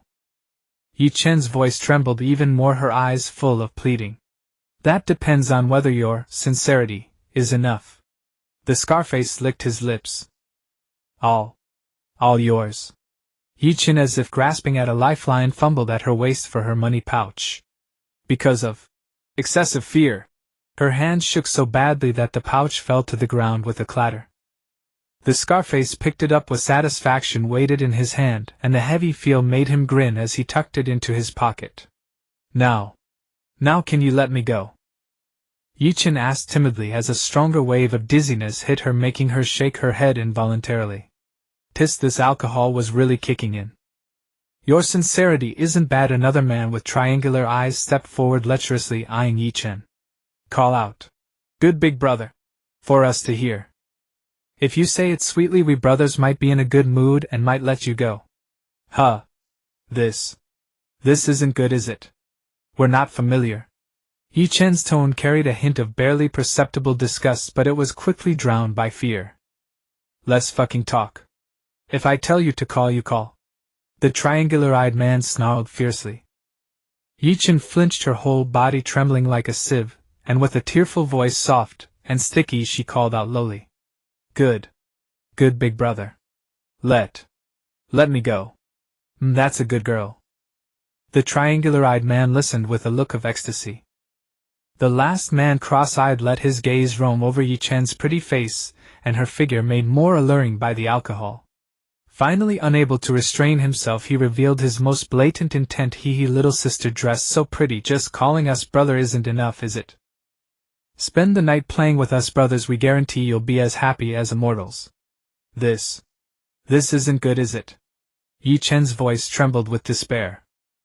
I gave you all my money, I called you. People shouldn't want everything, should they? She seemed to be making a final struggle. Little sister, it seems you won't accept a toast, and would rather drink a forfeit. The 3 men laughed lewdly, completely dropping their pretense, and closed in step by step, cutting off all escape. As if resigning to fate, Ye Chen helplessly pressed her hand to her burning forehead, and let out a deep sigh. She slowly raised her head. On her flushed face there was no longer fear or terror but a sweet smile. She even took a step forward, voluntarily flexing her slender neck with a soft crack, her voice carrying an odd lightness and challenge. All right then, since you big brothers are so enthusiastic, I accept your invitation. Hurry up, don't dawdle. Her posture was not that of a hunted prey but of an impatient hunter. Oh ho. Getting the hang of it. The Scarface paused, then smiled even more smugly. But the next second, my waist. Help. Several piercing screams shattered the alley's silence. In a flash, thuds of impact, crisp sounds of breaking bones, and heavy thumps of falling bodies rang out in succession. When all the dust settled, the triangular-eyed man was half stuffed into a gap in the brick wall at an extremely twisted angle, only his feet thrashing outside. The cross-eyed man was planted headfirst into a nearby trash bin. The scar-faced leader lay sprawled on the ground like a dead dog, bruised and swollen, groaning in pain. Ye Chen leisurely walked over to the Scarface, her dainty boot mercilessly stomping on his swollen face as she bent down slightly. Her face bore a drunken blush, but the corner of her mouth curved into a demonic smile, her voice dripping with sweetness. My dear big brother, why are you lying down already? Weren't you just so mighty? Is it your body giving out? She even maliciously ground her heel. Wah! Mercy! Mercy! Lady, have mercy! Hand us over to the city guard. Please. The Scarface wept and pleaded incoherently. At this moment he would rather face a cold prison cell than this demon. Weren't you so good at shouting just now? Let me hear a couple more calls for big sister. Ye Chen increased the pressure with her foot, her tone sinister. Wow. Ye Mutu. How come I never knew you were so good at playing? In the spiritual space, Dicey watched in stunned amazement, then clapped her hands in excitement, her earlier anger vanishing, replaced by the thrill of a good show. What disgusting look is that? Ye Chen suddenly noticed that the Scarface's gaze seemed to flicker toward a certain spot. Curiously, she followed his gaze and looked down. TSK. Ye Chen frowned instantly, a surge of shame and anger flooding her. She had forgotten she was wearing a short skirt today. A cold glint flashed in her eyes, and she lifted her foot for a fierce kick, hitting the Scarface precisely on the chin, knocking him completely unconscious. Ye Chen bent down to pick up her money pouch, dusting it off. Looking at the 3 human trash on the ground, she pursed her lips and muttered drunkenly, just leaving like this. Seems a bit of a loss, doesn't it? She simply crouched down, swiftly rummaging through the unconscious men, taking all their money pouches and stuffing them into her own clothes. Now. We're even. She nodded with satisfaction, staggered to her feet, and hummed a tuneless song as she prepared to leave the messy alley. Just a few steps out of the alley, a hurried figure rushed over with a gust of wind. Miss Dicey. Yi Zai's voice carried clear urgency and panting. She immediately spotted Ye Chen leaning against the wall, swaying, face flushed red, and quickly went to support her. Are you all right? A passing bar just told me that some shady characters were following a young girl, and the description sounded just like you. Did you encounter danger? Shao Shi. Ye Chen looked up with blurry, drunken eyes, recognized Yi Shi, and called out instinctively, then dazedly pointed at the alley behind her. See. Inside there. Yi Shi keenly caught the overly intimate nickname, her arms supporting Ye Chen, stiffening slightly, a flicker of confusion and inquiry in her eyes. Miss Dicey. What did you just call me? When had their relationship become close enough for such a nickname? Ye Chen did not speak but led Yi Shi further inside. Yi Shi supported Ye Chen back into the alley and saw the 3 bizarrely posed unconscious art pieces, making the corner of her mouth twitch involuntarily. She quickly summoned a magical carrier pigeon and concisely notified the city guard to handle the scene. Miss Dicey, where do you live? I'll see you home. Yi Shi looked down to ask Ye Chen, who was leaning on her arm, but found her breathing steady and deep, her head nodding slightly. She had actually fallen asleep on her. Miss Dicey. Yi Shi gently shook her shoulder but got no response. The girl's sleeping face was tranquil, long lashes casting shadows under her eyes, cheeks still flushed with a trace of pink, looking utterly defenseless. She looked down at the sleeping girl in her arms, the unconsciously blurted Xiao Shi echoing repeatedly in her mind. An uncontrollable thought surfaced. What should I do? Maybe take her home first. Hey Woodhead. Wake up. If you don't, that woman will take you home. Daisy paced anxiously in the spiritual space.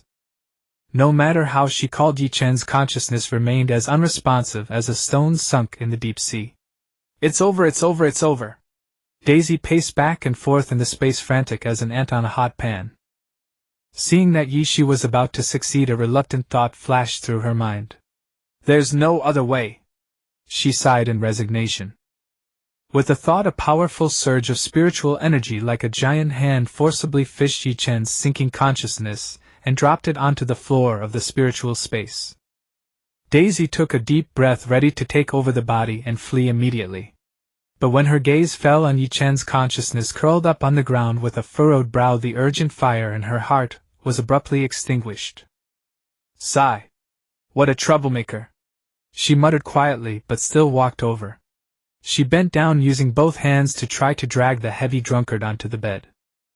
Unfortunately, without the support of the etheric cycle, the strength of her consciousness was too limited. Despite her efforts, her face flushed, she could barely move him. Daisy stamped her foot in frustration and spoke to the empty space with a hint of petulance. Hey! Don't just stand there. Come and help. As soon as she spoke, several smooth tentacles emerged from the floor, carefully lifted Ye Chen, and gently placed him on the bed of consciousness. Daisy climbed onto the bed, knelt beside him, and clumsily tried to adjust his position to make him more comfortable. The slight movement seemed to disturb the sleeping consciousness. Ye Chen's eyelashes fluttered and he opened his eyes with a confused look, his gaze wandering across the familiar space. He muttered vaguely, "A dream. Back." He clearly hadn't focused on Daisy, who was right beside him. Daisy tilted her head in confusion. What nonsense is this Woodhead muttering now? His arm groped unconsciously on the bed like a child who had lost a toy. Huh. Where's my body pillow? Body pillow. Daisy was even more puzzled. When had this guy ever slept with a body pillow? Her gaze instinctively searched the space and finally landed on a pillow printed with the chibi smiling face of Ye Chen. It was hers. Seeing Ye Chen's dazed persistence in searching, that little stubborn softness in Daisy's heart stirred again. She pursed her lips and muttered quietly, as if giving herself an excuse. Humph. Considering you've had a rough day and drank too much. She jumped off the bed, ran over and hugged the pillow as if confirming something. Then she climbed back up, reluctantly shoved the pillow into Ye Chen's arms and said, Here. You can borrow it for one night. No thanks. Just as Ye Chen was fumbling in a daze, his hand suddenly touched something soft. Instinctively he grabbed it and pulled hard, dragging both the pillow and the person along. The pillow fell to the floor. Ah! Caught off guard, Daisy was firmly hugged into Ye Chen's arms. Her small frame was completely trapped in his embrace. The sudden intimate contact made Daisy freeze instantly, a rush of heat surging to her cheeks, dyeing her small ears red. Hey! Woodhead! Let go! Daisy twisted her body symbolically, her voice low and flustered. If we don't get out now, Ye Shi will really take us away. Idiot! However, her struggles seemed to have the opposite effect. Not only did Ye Chen not let go, but he tightened his arms and even unconsciously rubbed against Daisy's soft cheek, letting out a satisfied sigh. It really is a dream. Even the pillow is soft and fragrant. His warm breath brushed against her neck. Daisy's face grew even redder, like a ripe berry. She protested quietly, humiliated. I'm not a pillow. Her struggle softened. A few tentacles, sensing their master's predicament, silently crept to the edge of the bed, their tips gently swaying as if to silently ask need help. Daisy, feeling tickled and irritated by Ye Chen's obliviousness, glared at the tentacles and scolded them with a red face. Go away. Don't cause trouble. The tentacles immediately retreated back under the floor like children who had done something wrong, disappearing in an instant. Now only Daisy was left, tightly held in Ye Chen's arms, and she could clearly feel the warmth radiating from him. Strangely, though he had drunk so much outside, there was no smell of alcohol here, only the reassuring scent of Ye Chen. Ye Chen seemed to find this comfortable, and lowered his head again, gently sniffing at Daisy's hair and the hollow of her neck. Just as Daisy thought he would say something silly like soft and fragrant again, he murmured a slurred whisper. "Wife. You smell so good." "Daisy." An overwhelming wave of embarrassment surged through her. She was about to flare up, but his next words stopped her. "Let me guess. Who are you?" he asked, holding her, his voice slurred as if playing a game in his sleep. The shyness on Daisy's face instantly froze, replaced by an indescribable emotion. "Guess who you are." "What does that mean? Does this guy have another lover outside? Multiple wives?"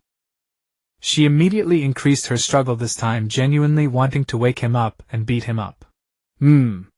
Ye Chen seemed completely unaware of the little cat's movements in his arms, instead holding her more comfortably as he intermittently blurted out names. "Mai. Tuanzi. Leimu. Or. Naxida." Daisy's struggling abruptly stopped. "Well, it seems I was overthinking." The anger was instantly replaced by a massive sense of speechlessness. Daisy finally understood. This woodhead was simply dreaming of his 2D waifus. Her tense body completely relaxed, and she even felt like laughing. She sighed helplessly, gave up struggling, and let him hold her, muttering quietly with a resigned indulgence. "Forget it. Since you're so pitiful, you'll consider this a special benefit for tonight." Her voice was as soft as a whisper. Ye Chen's harassment didn't stop. He seemed addicted to rubbing, continuing to nuzzle his cheek against Daisy's soft face and temples, tickling her. "Hey! Stop rubbing!" Daisy, tickled, couldn't help but turn her head slightly, her voice carrying a soft complaint. "Are you a puppy?" Doesn't seem like any of them." Ye Chen ignored her protest as if trying to think of the right answer. "Of course not," Daisy retorted sulkily, her voice still gentle with a hint of guiding intention she didn't even notice herself. "Idiot! Can't you think of the person right in front of you?" Just then his arm unconsciously shifted upward, and one of his large hands landed squarely on the gentle curve of Daisy's chest, even giving it a light squeeze. He seemed to have an epiphany, and with the satisfaction of solving a world-class puzzle murmured confidently, "Oh, so it's Hu Tao. Daisy." The sensation from that mischievous hand made Daisy tremble all over. The blush that had just receded surged back with a vengeance. She screamed inwardly, "Humiliated you! You woodhead, where are you touching?" However, the expected fury didn't come. After all that had happened, her tolerance for this level of offense seemed to have increased. What bothered her more was the name, Hu Tao. Who was that? Why did touching there make him guess it was her? Did that character named Hu Tao have something in common with her? A question filled with intense curiosity and a hint of subtle comparison quickly replaced the embarrassment and swirled in her mind. And Ye Chen, having successfully guessed the answer, seemed satisfied. His breathing became even and deep, and he fell into a deep sleep, holding her, no longer moving. Daisy stiffened for a moment, feeling the warmth of the hand that no longer moved but still rested on her chest. The heat on her face was astonishing. In the end, she didn't forcibly break free. Instead, she awkwardly adjusted her position to lean more comfortably in his arms, then quieted down, letting her thoughts wander around the mysterious Hu Tao. In the spiritual space, only the peaceful image of the two snuggling together remained, along with the new lingering question in Daisy's heart. Short Scene Li Jian looked at his watch again and again in the living room, feeling restless. Tsk. Where did that little Chen go? Ye Chen felt as though he had been dreaming. In the dream, he was curled up in a small room surrounded by his beloved wives, and he could even hear the echo of a basketball. Truly a beautiful dream. He slowly opened his eyes, his consciousness still hazy, feeling something held in his arms, the sensation strangely real. Wait. In his arms. Ye Chen instinctively looked down. Dais was curled up in his embrace, sleeping soundly, her long eyelashes casting faint shadows beneath her eyelids like a lazy cat clinging to him. Ye Chen's mind instantly went blank. Who am I? Where am I? What the hell did I do last night? He froze, holding his breath. Was this still a dream? Yes. It must be that the dream hasn't ended. To verify, he gently tightened his arms, pulling the warm, soft body closer. Fragrant and soft with body heat. This was really Deus. Not a dream. Disturbed by Ye Chen's movement, Deus let out a dissatisfied murmur. Her lashes fluttered and she slowly opened her eyes. She lifted her head, looking at Ye Chen with sleep-laden eyes, her voice soft from slumber. Awake now. Woodenhead Yi. Her languid tone brushed against Ye Chen's heart like a feather, causing an inexplicable stir. Seeing Deus about to burrow back into his arms like a kitten to continue sleeping, Ye Chen quickly steadied himself and gently shook her. Deus, wake up. Don't sleep. His voice carried a tension he hadn't noticed. What is it? Deus reluctantly propped herself up, rubbed her eyes, and tried to focus on him, still dazed. Sleeping so well? Last night. What happened afterward? Ye Chen tried to recall, but it seemed he had blacked out from drinking. He only remembered competing in drinking with Faline, downing 18 glasses and nothing after that. Deus was now fully awake. She tilted her head, looking at him with a hint of scrutiny. You really don't remember what happened? She sat up. Ye Chen nodded, honestly, looking innocent. I only remember drinking, then blacking out.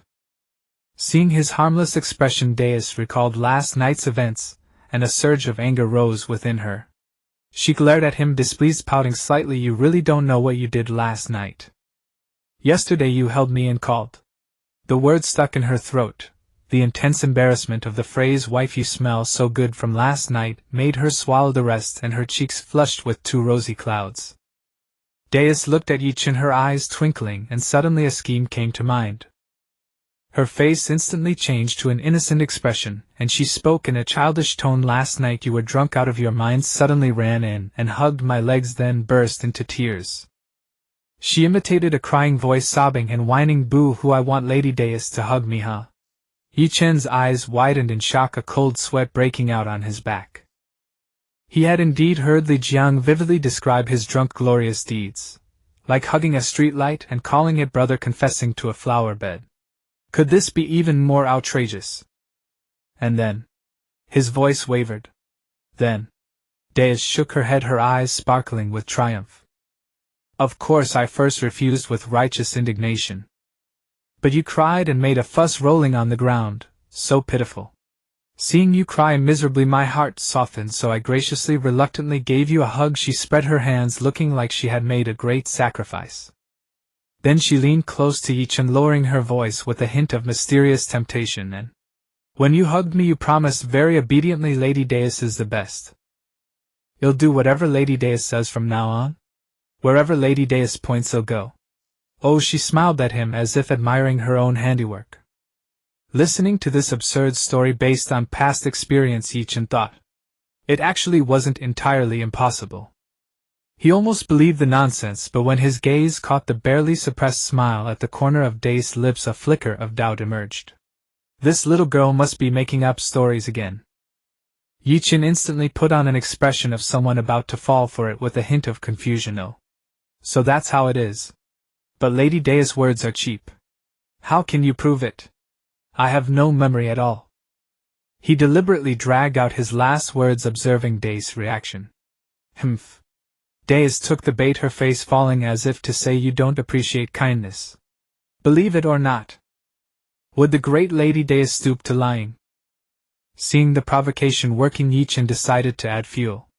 Suppressing a smile, he pretended to recall deeply. I only remember that once upon a time there was at Tsundere a little kitten who was very clingy when sad. He looked at her meaningfully, bringing up the past.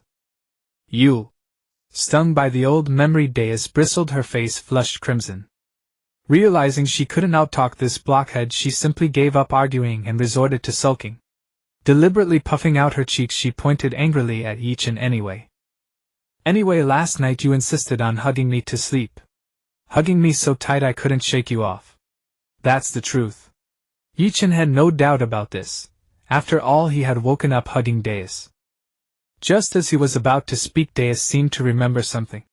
Her angry expression softened, and she looked at him, then opened her arms toward him. Is this an eagle spreading its wings? Ye Chen teased. You blockhead. Deus blushed, her voice lowering with a hint of anticipation. You held me all night, took such advantage of me. Now I want to hug you, what's wrong? Can't I? She turned her head slightly, her ears red. What's gotten into you today? Ye Chen found Deus acting strangely, but seeing her flushed face and expectant eyes, he didn't resist. He reached out and gently pulled her back into his arms, feeling the familiar warmth. A strange sense of satisfaction and peace spread through him, making him unconsciously relax. Just then Deus buried her face in the crook of his neck and whispered softly in a breathy voice only the two could hear, Hey Woodenhead. Can I ask you something? Really? How many wives do you have? Huh. Ye Chen's body stiffened, alarm bells ringing in his mind. Here it comes again. What else did I say in my drunken stupor last night? Nothing much. Deus nuzzled against him, her voice carrying a hint of jealousy. It's just that last night someone held me but called out other people's names. Like my Tonzi Rem Nahida. Oh, and finally guessed who tell.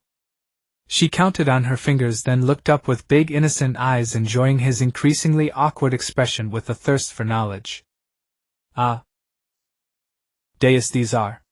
Ye Chen explained awkwardly, so awkward it was like patting your buddies, but only to find it's a girl. Seeing Ye Chen desperately wanting to crawl into a hole, Deus finally couldn't hold it in and burst out laughing, clearly getting back at him for calling her clingy. She released her arms, gently pushed him, and returned to her usual tone. All right, I'm done teasing you. Hurry up and go out. There's a big surprise waiting for you outside. Surprise? Ye Chen's mind still stunned by the wife list asked blankly. Deus' words hit him like a bucket of cold water, snapping him awake. Right. Our bodies. Guess where they are now? Where? A bad feeling rose in Ye Chen's heart. Not passed out in some street corner, are we? Don't worry, safe and sound. Deus waved her hand, flashing a bright smile. Your good little sister took you home. Oh, that's good. Huh. Ye Chen's heart, which had just settled, leaped to his throat, his eyes wide. What did you say? By whom? Taken back where? By Yishi, back to where you two used to live. Deus enjoyed the spectacular changes in his expression. You. Why didn't you stop her? Ye Chen's scalp tingled at the thought of being alone with Yishi. Deus raised an eyebrow at this, leaned in and shook her little fist in front of him, smiling. Guess who last night clung to me like a limpet, rubbing and refusing to let me go? Huh. Ye Chen stared at the fist inches from his face, recalling his likely beastly behavior, and instantly broke into a sweat, all bravado gone. Then. I didn't say anything inappropriate, did I? In front of her. You. Deus withdrew her fist and shrugged. Not much, just directly called out Shao Shi with her intuition. TSK. She didn't finish, but her meaningful look made Ye Chen's vision go dark. Ye Chen felt his future was pitch black. He looked at Deus with a woebegone expression, pleading for help. Then you. He wanted her to take over his body to handle it. Seeing his pathetic state, Deus' heart softened again. She stepped forward, gently hugged him once more, and softened her voice. All right, Woodenhead, what's coming will come. Since it's just the two of you now, isn't this a good opportunity? Ask what you want to ask. You can't run away. Deus' gentle words swept away Ye Chen's anxiety and desire to escape like a breeze. He took a deep breath, feeling the warmth in his arms, and gradually calmed down. He looked down at Deus with a relieved smile. You're right. Thank you, Deus. Deus pulled back, took a step away, and smiled encouragingly, gently waving her hand. Go on, brave Woodenhead. Ye Chen's figure gradually became transparent, and finally dissipated from the spiritual space. In the empty space, only Deus remained. She stood still, savoring the hug just now, a blush creeping onto her face, but the corners of her mouth involuntarily lifted. She looked in the direction where Ye Chen had disappeared and whispered softly to herself with a hint of smugness. Stupid Woodenhead. That wife calling. You won't get away with it for nothing. As consciousness returned to his body, a violent headache made Ye Chen groan involuntarily, his throat dry and parched, his stomach churning. Hissing. Damn alcohol. She rubbed her forehead in pain, feeling as if her head was about to split, gritting her teeth and vowing, if I ever drink again, I'm a dog. She sat up looking around the familiar bedroom. As she was identifying the old items, the door was gently pushed open. She walked in with a glass of warm water, a hint of concern on her face, but her eyes were fixed intently on Ye Chen's face. "You're awake. How do you feel?" Her voice was steady, betraying little emotion. She placed the cup on the bedside table with a natural fluid motion. She didn't approach immediately but stood a few steps away from the bed, maintaining a safe distance that allowed for observation. Ye Chen suppressed his discomfort. Thanks. I'm fine." He instinctively avoided Ye Zai's gaze, the inexplicable feeling of guilt nearly overwhelming him. She was silent for a few seconds. Suddenly, as if she had made up her mind, she spoke without warning. "Brother." Ye Chen's body stiffened sharply. His mind went blank in an instant, leaving only one thought: excessive drinking is harmful. He turned his head in disbelief to look at Ye Shi, his voice dry. "Xiao, you know everything." This response stirred a monstrous wave in Ye Zai's heart. Originally she had only formed a bold guess based on various doubts and the bizarre stories her brother told when they were children, nonsense about being blown up by Optimus Prime and turning into a beautiful girl, and she tried to bluff him. Never in her wildest dreams did she actually, really, bluff him successfully.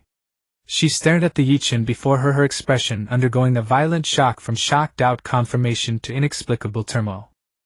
"Oh my God! You really are, brother."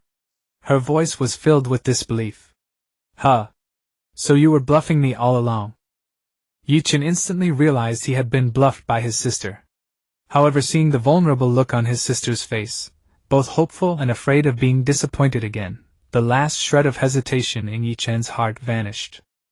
He nodded heavily, meeting Ye Zai's gaze, and admitted with crystal clarity, "It's me, Xiao. I am Ye Chen." The moment of confirmation, Ye Zai's tense body seemed to have all its supporting strength suddenly drained, swaying violently. She instinctively grabbed the nearby wardrobe to steady herself.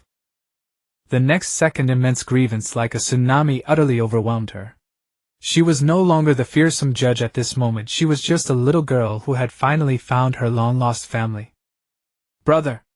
With a tear-choked cry, she lunged to the bedside, hugging Ye Chen without regard for appearances, and began to cry. "Woo-woo. Brother. It's really you. Do you have any idea how hard I've searched for you? I thought you had abandoned me. Woo-woo." The emotions pent up for 5 years burst forth like a dam breaking, unleashing without reserve. Her cries were filled with the immense joy of regaining something lost and the belated fear of what could have been. Ye Chen's heart felt as if it were clenched by an invisible hand. He reached out, gently patting Ye Zai's back, apologizing over and over. "I'm sorry, Xiao. I'm sorry. It's all brother's fault. Making you suffer alone in fear for so long. I'm sorry." His eyes reddened involuntarily, his voice choked. She cried for a long time, as if to shed all the tears and grievances accumulated over 5 years in one go. Only when her sobs gradually quieted did she slowly lift her head. Her usually stern little face was now streaked with tears, her nose red, looking disheveled and pitiful, yet shedding all pretense of strength. "Brother," she called again, her voice thick with nasal congestion but filled with immense joy. She gripped Ye Chen's hand tightly, as if he would vanish again if she let go. "Brother, you need to give me a reason."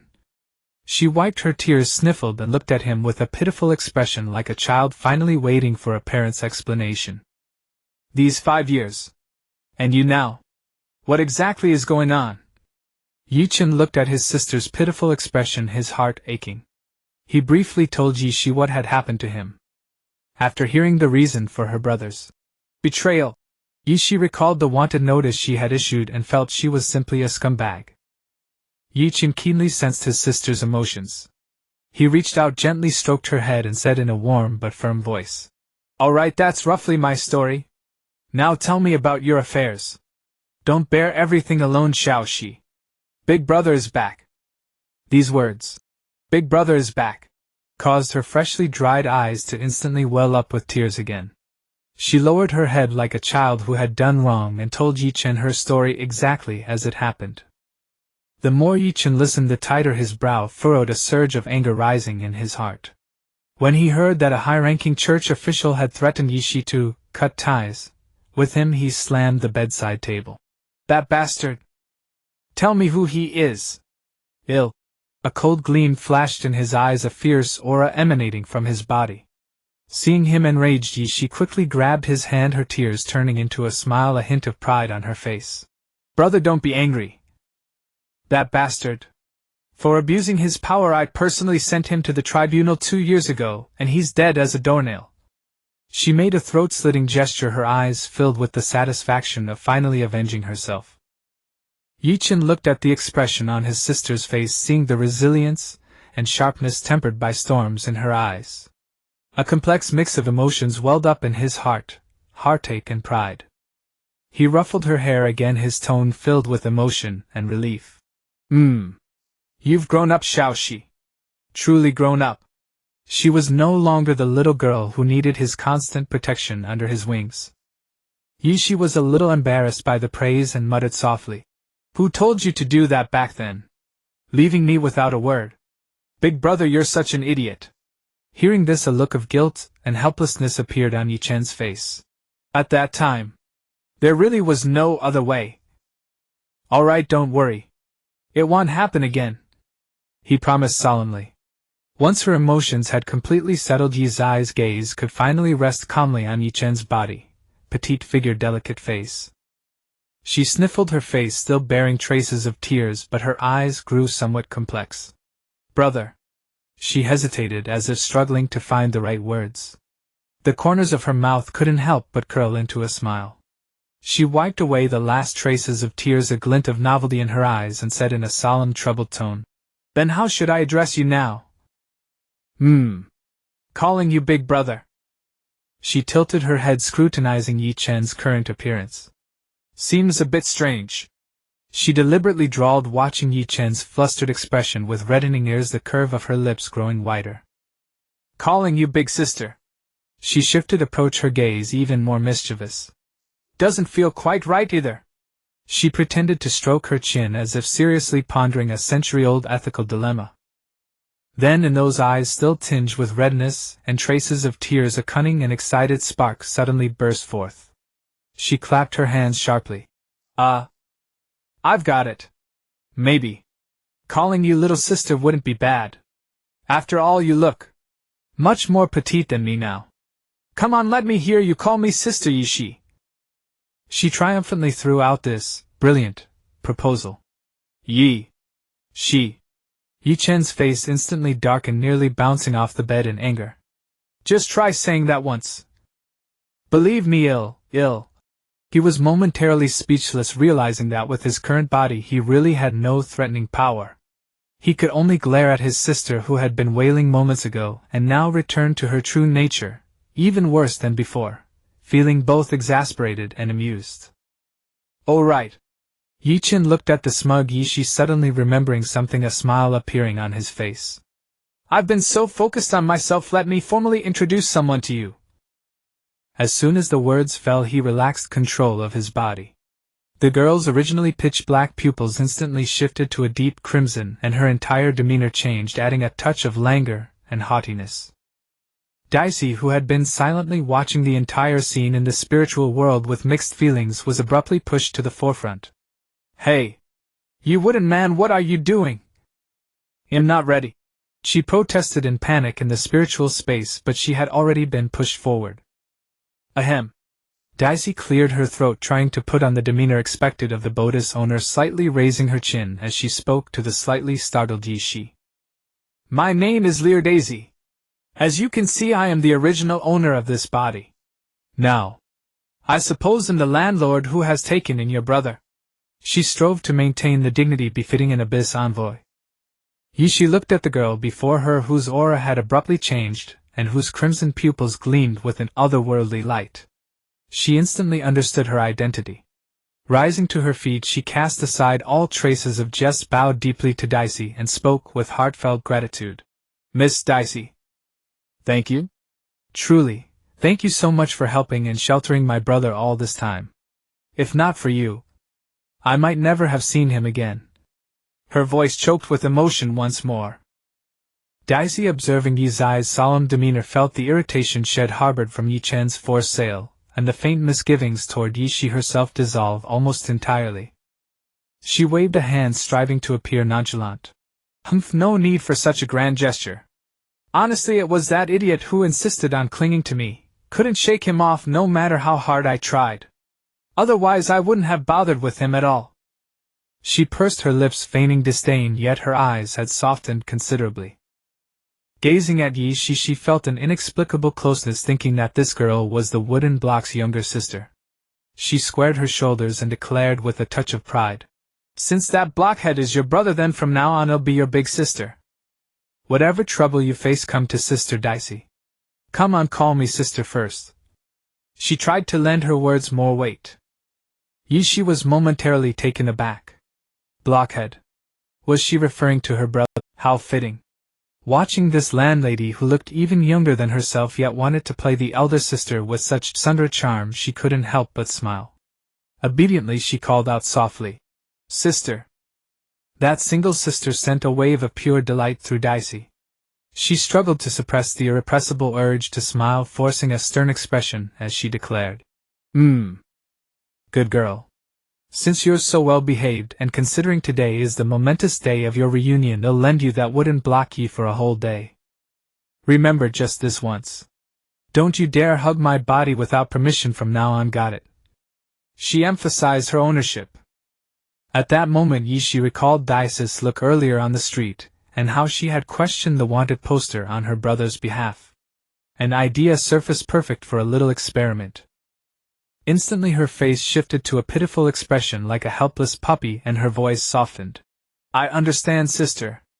I won't hug randomly anymore." She lowered her head, fingers twisting the hem of her clothes, looking every bit the picture of "I'm being good but a little sad." Daisy had never faced such tactics before. Seeing Yi Zai's expression, so reminiscent of Ye Chen's own crestfallen look when upset, her protective instincts surged and her defenses crumbled.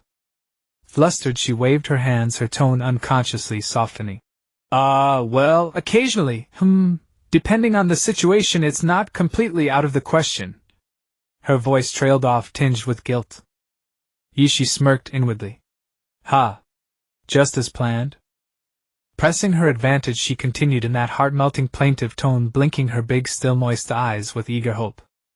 Sister, if I trade you one of my brother's old secrets, could he hug me just once more? Just for a little while." She held up her pinky to indicate a tiny bit. Daisy's eyes sparkled instantly, all principles thrown to the wind. She leaned in eagerly, her face alight with avarice. "What secret? Spill it, spill it." Yi Shi nodded vigorously, dangling an irresistible bait. "I have photos of my brother when he was little. An exclusive collection. Do you want to see them, sister?" Yes. Daisy was practically bouncing with excitement, desperate to drag Yi Shi off to see the blockhead's embarrassing past. "Quick, take me."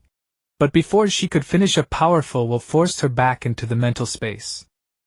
Ye Chen regained control of the body, his crimson eyes turned pitch black. He stared face dark with exasperation at the two who had been bargaining over him right in front of his eyes.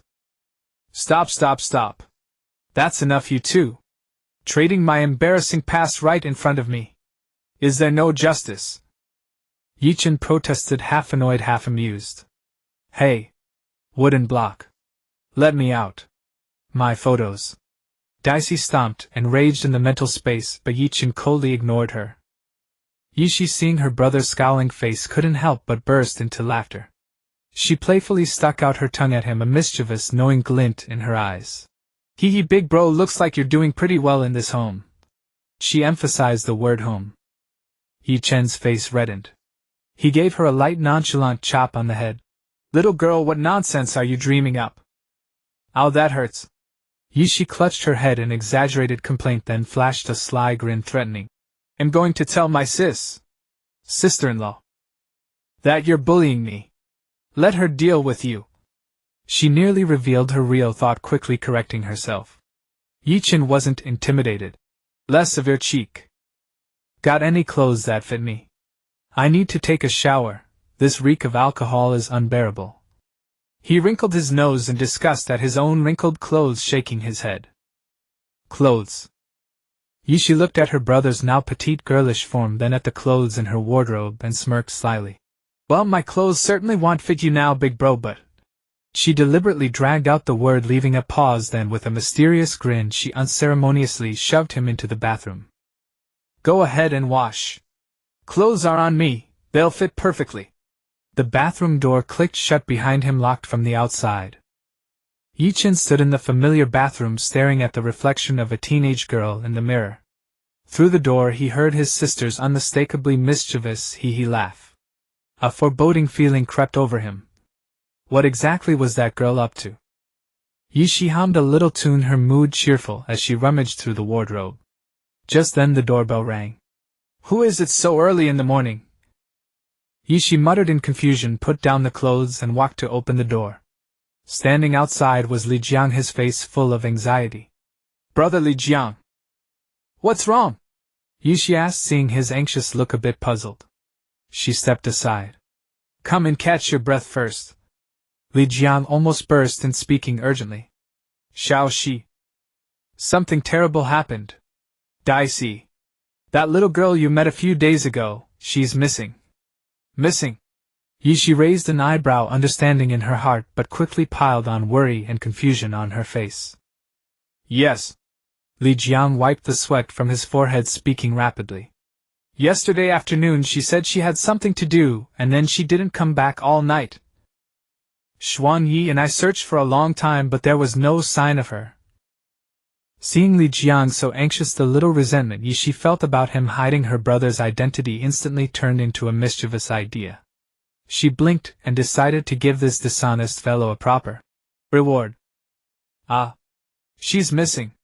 Ye Chen pretended to be even more shocked than him, then, as if recalling something terrible, she covered her mouth and lowered her voice, looking tense. Oh my God! Last night I think I heard a patrolling guard say they saw a little girl who was dead drunk being taken away by 3 thuggish-looking men. What? Taken away? Li Jiang was thunderstruck, his mind buzzing. That can't be right. With that girl's skills, 3 thugs are nothing. This thought had barely surfaced when it was overwritten by another more terrifying memory, that bastard's behavior when drunk. TSK. Damn. It really might be possible. Then, those 3 men. Were they caught? Didn't the guards do anything? Li Jiang asked urgently, staring intently at Ye Chen. Ye Chen shook her head helplessly, spreading her hands, her tone innocent and resigned. Well, Shao Shi wouldn't know, the guards just mentioned it in casual talk. Li Jiang felt something was off about Ye Chen today. Her smile seemed too bright, her tone too lively, unlike her usual self. But right now his mind was full of panic that Ye Chen might have met with misfortune, and he had no time to think deeper. No. I have to go search again. Shall she please you also? Before he finished, the bathroom door clicked open, pulled from inside. Steamy mist billowed out, carrying the fragrance of body wash. Ye Chen emerged wrapped in a towel, her dripping black hair still shedding water droplets. As she carelessly dried her hair with a towel, she lazily complained. Shao Shi, my cielo. Thes. Her voice trailed off abruptly. Ye Chen saw Li Jiang in the living room, paused in surprise, then habitually tilted her head and asked. Huh. Little Li. What are you doing here? Li Jiang froze in the middle of the living room, mouth slightly open. His gaze darted between the puzzled Ye Chen and the fox-like grinning Ye Chen beside her. In an instant all the clues connected. God damn it! Li Jiang's veins bulged on his forehead as a surge of fury at being tricked shot to his head. So you 2 siblings are teaming up to mess with me. Xuan Yi and I spent the whole damn night looking for you. He lunged forward, making as if to punch this ungrateful bastard. But his fist stopped midair. Before him stood Ye Chen, wrapped in a towel, her fair shoulders and slender calves exposed. He really had no place to strike. This feeling was infuriating.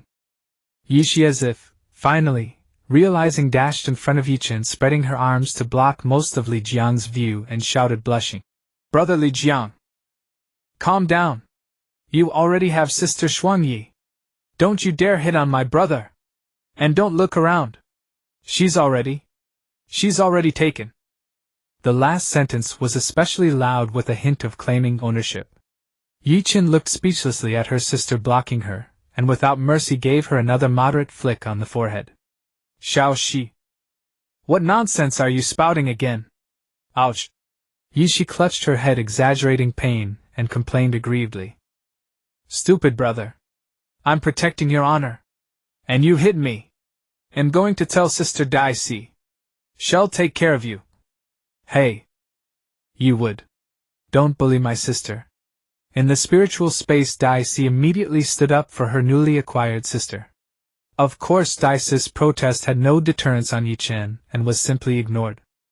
Ye Chen irritably pushed her obstructive sister aside and said to Li Jiang, All right, I'll explain later.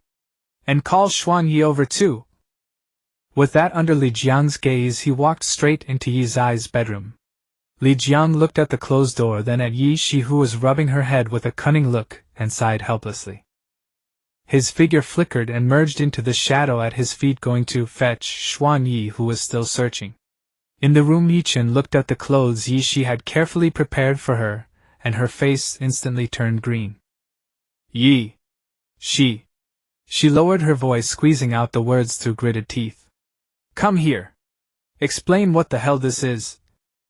In her hand she shook open a girl's school uniform that Yi Shi used to wear when studying at AI Risi, a white short-sleeved blouse, a navy blue pleated skirt, and a pair of black knee-high socks.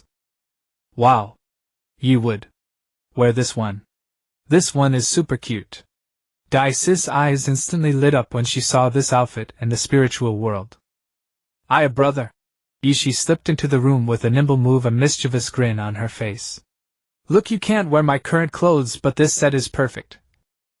This was my favorite school uniform back then. I couldn't bear to throw it away. Hurry up and put it on. Brother Li Jiang and Sister Xuan Yi are still waiting outside. As she spoke, she enthusiastically held up the short blouse and gestured it against Ye Chen, even deliberately lifting the skirt to compare its length against her waist. Listening to the two women chattering inside and out, Ye Chen felt her hangover headache worsen. She took a deep breath and said to Dai Si in the spiritual space, Little Dai Si, don't you like it? Come out and wear it yourself. The opportunity is yours. Hearing this, Dai Si's eyes rolled. She crossed her arms and lifted her little chin. Humph. No way. I want to see you wear it. Watching you wear it is way more fun than wearing it myself. In the spiritual world, Dai Si was determined to watch the show and refused to take over. Ye Chen looked at the pitifully small piece of fabric in her hand, the skirt, and the veins on her temple began to throb. Yesterday's skirt had already been her limit. This one, it simply crossed the line. But she couldn't go out to meet people wrapped in a towel. With no choice, she put on a dark face and started pulling on the clothes. A few minutes later, with Ye Zai's attentive guidance, and helped, the bedroom door opened again. Tada! Brother's limited edition outfit, School Days, makes a dazzling appearance. Yi Shi grinned, acting as the MC, half pushing and half dragging the utterly resigned Ye Chen out. Before them stood a young girl in a white blouse, its slightly loose collar open a bit, revealing a delicate collarbone. Beneath the navy blue pleated skirt were two slender, straight, and dazzlingly white long legs. Black knee-high socks hugged her calves tightly, leaving an enticing indentation just above the knees. Setting aside her expression of wanting to destroy the world, this youthful and vibrant school uniform unexpectedly suited her current body, even exuding an air of innocence. Beautiful. So beautiful. He in the spiritual space, Dai Si covered her mouth, laughing with satisfaction. Li Jiang was taken aback at first, then let out a whistle, a familiar sly grin spreading across his face. Wouldn't have guessed it, little Chen. It fits quite nicely, you look the part. Beside him, Xuan Yi, with faint dark circles under her eyes, blinked and said, It suits you very well. While hiding her hand behind her back, her fingers silently tracing a glimmer of light, the abhorrent recording magic had been activated. Ye Chen was already fuming, and seeing Li Jiang's smug, gleeful grin, she found the perfect outlet. Without a word, she leaped onto the sofa, in one swift move grabbed Li Jiang by the collar and snarled, Try laughing again. Believe it or not, I'll strip you naked and throw you out onto the street right now. Ha! I'm not laughing, I'm not. Really. Li Jiang quickly raised his hands in surrender, struggling to suppress his laughter, but his shoulders still shook uncontrollably. Pfft. Under Ye Chen's murderous glare, he clamped his hand over his mouth. Yishi, seeing her brother still so fierce while wearing a little skirt, quickly stepped forward to pull her. Brother! Be ladylike. Be ladylike. You can't make such big moves in a little skirt. You'll flash someone. Xuanyi looked at the three, satisfied, and stopped the recording magic. She cleared her throat and got to the point. Talk. Then Li Jiang also turned serious and looked at Ye Chen. From Ndezen's side, an urgent message came. Large-scale abnormal energy fluctuations have been detected along the coast of the southern continent, suspected to be the formation of a large abyssal rift. The situation is critical. A disaster could break out at any moment. That old codger Ndesen hopes we can set out immediately. Head to support the local garrison, assess the situation, and try to contain it. He looked intently at Ye Chen. How about it? Will you come with us? Ye Chen was silent for a few seconds, then slowly shook her head. No, I need to go back to the eastern continent to find my master. Your master? Li Jiang and Xuanyi were both stunned. This decision was unexpected. Ye Chen rarely mentioned her master voluntarily. Ye Chen nodded. There are some things that only he might be able to give me the true answers to. Brother. Yishi instantly became unhappy. She rushed over, tightly wrapping her arms around Ye Chen's waist, burying her face in her chest. You just came back. Why are you leaving again? Are you going to abandon me again? Her body trembled slightly. Ye Chen's heart was struck by this reluctance, softening completely. She sighed deeply, wrapped her arms around her sister, and gently patted her back, her voice low and tender. Silly girl, I'm not abandoning you, I promise. It's just a trip back. I'll be back soon. Then I'll go with you. Yishi looked up, her small face streaked with stubborn tears. Silly. Ye Chen chuckled, wiping away her tears. What about your job as an inspector judge of the supervisory committee? Quitting after just 2 years. Pfft. I've wanted to quit that lousy job for a long time. Full of troublesome crap every day, such a hassle. Yishi pouted, her face full of disgust. Be good. Ye Chen ruffled her hair, her tone soothing and promising. I promise I'll be back before the new year, and I'll spend the holidays with you, okay? Yishi buried her face in her arms again and said in a muffled voice. You promise? You must come back before the new year. I promise. Ye Chen nodded solemnly, emphasizing again. Wait for me to return. Only then did Yishi reluctantly let go, her eyes still red like a pitiful little rabbit, but at least she stopped blocking, just tightly clutching her sleeve. Xuanyi watched their sibling affection and asked, The eastern continent is quite far. Need any help? Let Li Jiang. No need. Ye Chen interrupted, returning to her usual demeanor, her tone confident. I'll be more agile alone. You focus on handling the abyssal rift in the south. Be sure to watch your safety. You can take Mo Lai San with you. That kid is a bit cowardly, but he has some strength. Li Jiang and Xuanyi exchanged a glance and nodded. Li Jiang gave a firm pat on Ye Chen's shoulder. Got it. Take care of yourself, you bastard. Remember, before the new year. You must come back. Otherwise we'll go up there and drag you back. Location: the stormy coast of the Lingnan region in the southern continent. The briny sea breeze, laden with an ominous chill, swept through the makeshift camp. In the distance, the once azure sea was shrouded by an eerie gray mist. A massive cyan rift tore through the horizon where the sea met the sky. Viscous water elemental energy seeped out from it, and what was even more unsettling was that with each expansion of the rift, hordes of distorted creatures leaped out and plunged into the sea. These monsters, tentatively called fishmen, bore ferocious mucus-covered heads resembling those of anglerfish, yet grotesquely possessed human limbs. They howled, climbing over rocks and the shoreline with webbed claws, their crimson eyes filled with nothing but bloodlust. Damn it! That old bastard Anderson always gives us troublesome missions. Li Jiang irritably ran a hand through his salt-soaked hair, and the moon-cutter long sword in his hand transformed into a streak of cold light. Squelch! A fishman that had just thrust its head above the waves had half its skull sliced off instantly. Black foul blood splattered across the sand only to be washed away by the next wave. His movements were swift and ruthless, each swing of his blade precisely cleaved through the monster's fragile joints or neck, yet the restlessness on his brow lingered. This damned place. These damned things. Standing on a rock behind him, Xuan Yi was surrounded by the halo of faint golden runes. She manipulated the air with her hands, conjuring ice spikes that precisely struck creatures attempting to ambush Li Jiang or establishing traps on the ground to slow the fishman's advance. Her voice remained calm. Enough complaining won't help. At least this time the godfather sent by Anderson is his son Andre, not those rigid old churchmen. We can go all out. She glanced at the distant reef. There the young Andre was single-handedly with his sword slaying fishmen one after another. Hey, I hope these elves can handle this mess on their own. Li Jiang cleaved another monster, catching his breath, his eyes filled with disgust and wariness. He had thought the rift would open on the beach, forcing them into a defensive battle on the sand.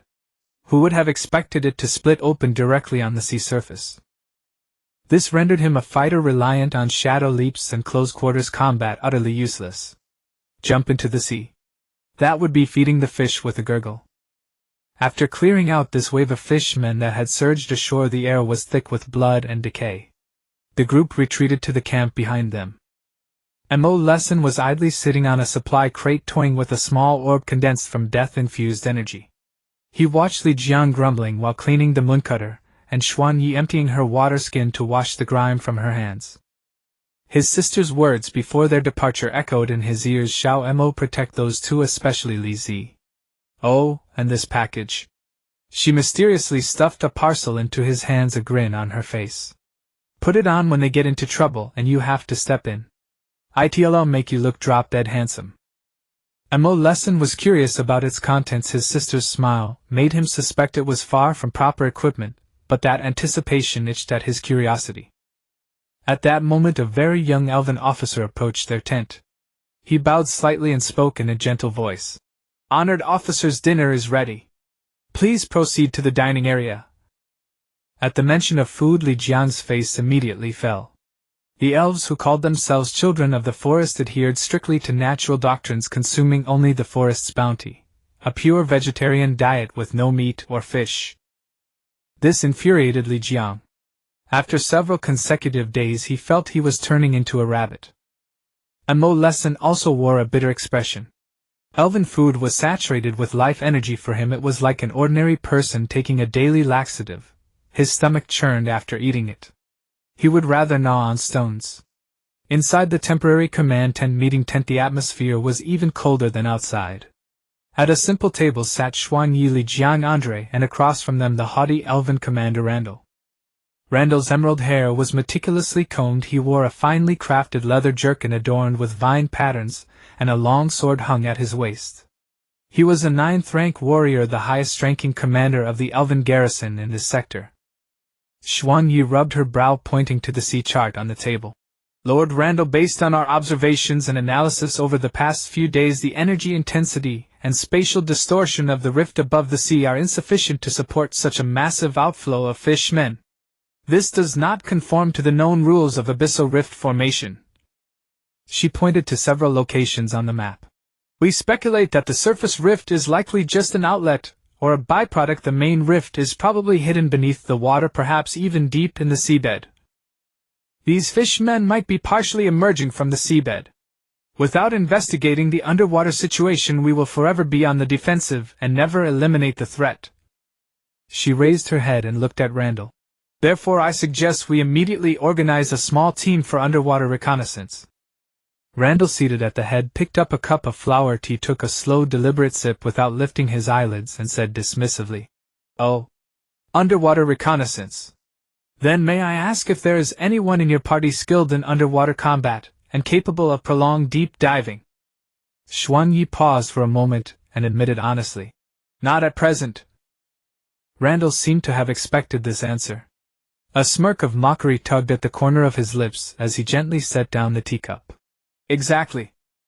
He spread his hands in an arrogant gesture.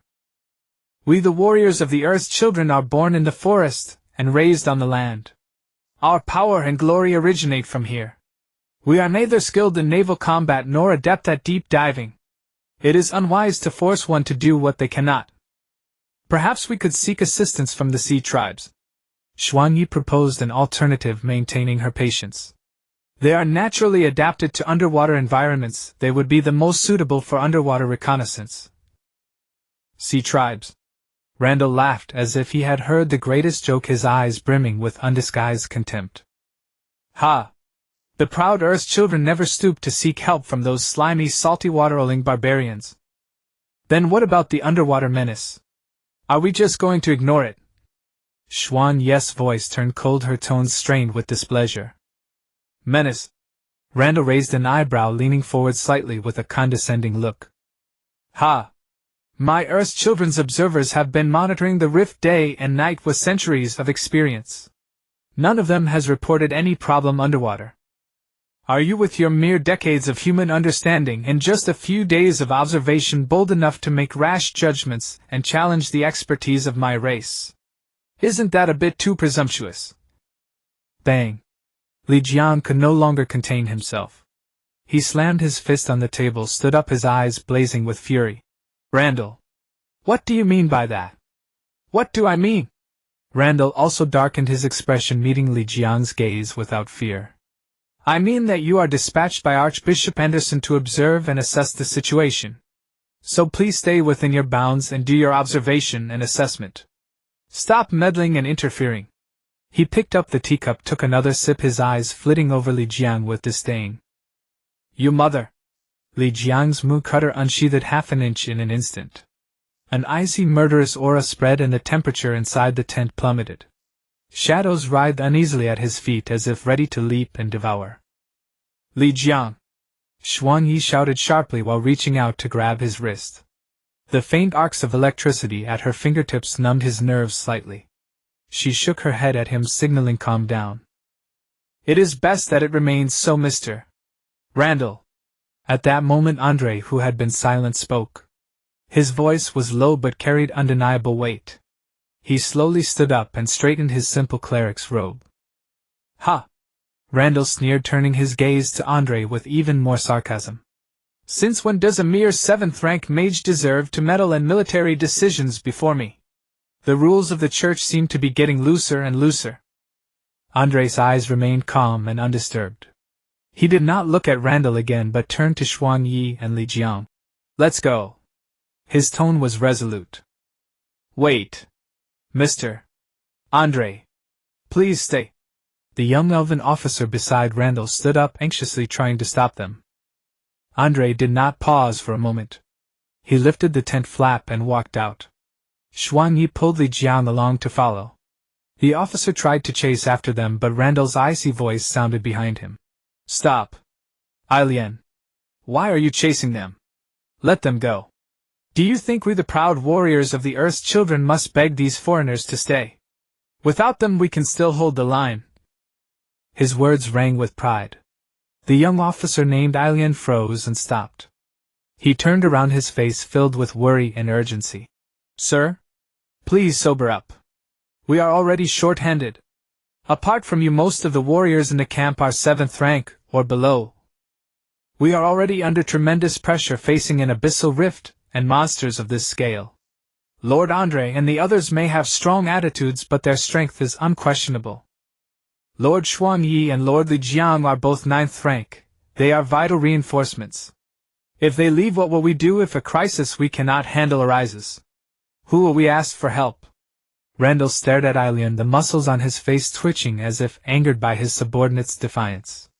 He took a deep breath, straightened his back, and spoke in a low, firm voice. Glory is life. The Earth's children never seek help from outsiders. That is our creed.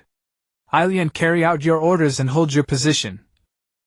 Ailian looked at the commander's face, etched with stubbornness, and the last glimmer of hope in his eyes faded. He bowed his head deeply.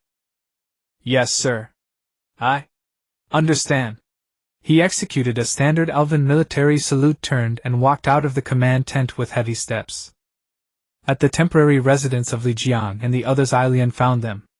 He stood outside the tent, took a few deep breaths, then lifted the flap and entered.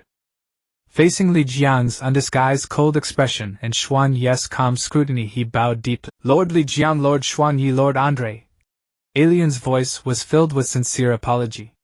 "I extend my deepest apologies on behalf of Commander Randall for his words and actions today. His stubbornness and arrogance do not represent the thoughts of all elven warriors, nor do they reflect our gratitude for your assistance." Li Jiang, with his arms crossed, snorted coldly and turned away. "Humph. Aren't you Earth's children never seeking help from outsiders? Quite the backbone, huh? And now you come to apologize for what?" "Li Jiang." Xuan Yi chided softly, signaling him with her eyes to stop. She turned to Ailian and spoke gently. "Officer Ailian, you don't need to do this. We understand Randall's stance, though we do not agree. We have received your apology." Ailian straightened up, a deep worry etched on his face. "Thank you for your magnanimity, Lord Xuan Yi. I have an impertinent request." He hesitated, then steeled himself to speak. If the defensive line truly faces a crisis that Commander Randall and we cannot handle alone at the most critical moment, I implore you, lords and ladies, for the sake of innocent lives, to extend a helping hand. I beg of you." He bowed again deeply, his posture extremely humble, his voice pleading. He knew this request went against the commander's orders and the creed of some among his kin, but as a frontline warrior he understood the harsh reality and the impending storm all too well. A brief silence fell inside the tent. Li Jiang curled his lip but said nothing. Andre turned and left the decision to Xuan Yi. Xuan Yi looked at the young elven officer before her and let out a soft sigh. "I understand." Her voice was clear and firm. "Our mission here has always been to contain the abyssal calamity. If it truly comes to a life-or-death moment, we will not stand idly by, not for Randall but for all the lives on this land that should not be devoured by the abyss." Alien's eyes lit up with a burst of relieved brilliance as he raised his head. His voice choked with emotion. "Thank you. Thank you, lords and ladies. Alien will remember this kindness forever." He executed an elven military salute of utmost solemnity, filled with heartfelt gratitude and respect. After completing the salute, he let out a long sigh and withdrew from the tent. Inside, Li Jiang ran his hand through his hair in frustration. "Damn it! What kind of mess is this? We have to put up with a stubborn old fool and then clean up after him." Andre waved his hand helplessly. "The old man said it himself. We don't need to mind that old fossil Randall. Just make sure to protect the other elven tribes." Amo Lesson remained silent in the corner, as he could only intervene at the very end. "Woo woo!" The piercing sound of the horn tore through the air. "Enemy attack! Highest alert!" The elven sentinel's shriek from the watchtower was drowned by the roars of the fishmen. Countless fishmen, like a marching tide of ants, surged madly from the churning sea, charging toward the coastline. "Hold the line! For the glory of the forest!" Commander Randall's voice remained resonant. Clenching his longsword, he transformed into a streak of silver light and charged first into that despairing black tide. The power of a 9th-rank warrior was unleashed without reserve. Where the sword light passed, flesh and blood flew, severed limbs and broken arms fell like wheat under a scythe. Following closely was Sergeant Elian, an 8th-rank elven warrior whose twin blades danced in a flurry, guarding the commander's flanks. The elven warriors, relying on fortifications built from reefs, unleashed arrows like rain and magic that blazed desperately, resisting this terrifying onslaught. Yet the fishmen were like an unending black tide, and the defensive line began to crumble under immense pressure. Warriors were continually overwhelmed by the monster horde, their screams instantly replaced by the sound of tearing flesh. Roar! A roar that shook the sea and sky erupted from the deep. A colossal creature burst forth from the towering waves. It resembled a giant eel about 15 meters in length, covered in blue bone armor. It had no eyes, only a terrifying maw lined with spiral razor-sharp teeth. At the end of its thick tail was a massive bone hammer, each swing unleashing devastating waves. A dense aura of water ether coiled around its body, and wherever it passed the sea itself seemed to boil. The giant beast rampaged across the coast. Elven arrows and magic left only faint white marks on its bone armor. Its tail swept forth with a thunderous crash, and a section of defenses along with the warriors upon it was instantly pulverized. Its maw opened wide and a horrifying suction formed a vortex devouring both elves and fishmen who failed to escape. Randall and Elian's faces changed drastically. Forced to abandon clearing the lesser foes, they both lunged at this terrifying primal beast. Randall's long sword erupted with blinding silver light thrusting into the gaps of the bone armor. Elian's twin blades became a storm of afterimages slicing at the relatively soft belly. The combined assault of 9th rank and 8th rank powers suppressed the sea serpent, but every dodge was nerve-wracking. The beast's roars and the thunderous impact of its bone hammer against the ground shook one's very soul. Yet the calamity was far from over. Screech! A shrill cry sharp enough to tear the soul pierced the grey sky. From a rift on the sea surface a great swarm of corrupted seagulls erupted dense as a blinding cloud. And surrounded by these gulls a massive figure with a wingspan of nearly 8 meters descended. Its main body resembled a seagull, but its head was twisted into the skull of a night owl with eerie green soulfire burning in its eye sockets. The night owl hovered its skeletal beak opening, releasing a terrifying sonic wave that caused elven warriors below to suffer splitting headaches and sluggish movements. Some collapsed clutching their heads only to be instantly torn apart by diving seagulls. Its ghastly green gaze locked onto Randall and Elian, who were locked in battle with the sea serpent. Spreading its wings it conjured several sharp wind blades made of wind ether which howled as they tore through the air toward them. Watch out! Randall and Elian sensed the lethal threat simultaneously, and had to divert their attention to deflect the wind blades. In that moment of distraction the wave-tide sea serpent's bone hammer came crashing down with unfathomable force. Elian had no time to evade. He crossed his twin blades to block. Pooh! Blood spurted violently. Elian flew backward like a broken kite, crashing heavily into a pile of rubble, his fate unknown. Elian! Randall's eyes seemed to split with rage. Deprived of his comrades' support, facing the sea serpent alone was already difficult, and above him loomed the night owl's threat. The elven defensive line crumbled instantly under the coordinated assault of the two primal beasts, and countless seagulls and fishmen. Screams, the crunch of bones, and the tearing of flesh mingled. The reef and sand were stained a ghastly crimson. Retreat! Fall back now! Abandon the line! Withdraw to the high ground! Randall's desperate roar. At the critical moment 2 figures charged into the battlefield from the high ground behind. Li Jiang's figure moved like a specter through the shadows. The dark ether accumulated in his moon reaper formed a deadly crescent sweeping out, and clearing a swath of fishmen instantly. Xuan Yi on the high ground behind thrust her staff deep into the earth. Her fingers danced and the preset formation on the battlefield was instantly activated, altered and reconfigured. Countless runic lines traced and drew in the air. A massive freezing matrix covering a large expanse of the sea surface took shape in an instant. Blinding blue light erupted and the surging sea was frozen solid at a visible rate. Luminous bulwark! Andre drove his long sword into the ground and a massive golden barrier of light rose abruptly like a sacred dome, barely covering the retreating elven remnants, and blocking the corrosive acid spray from the sea serpent, as well as some wind blades.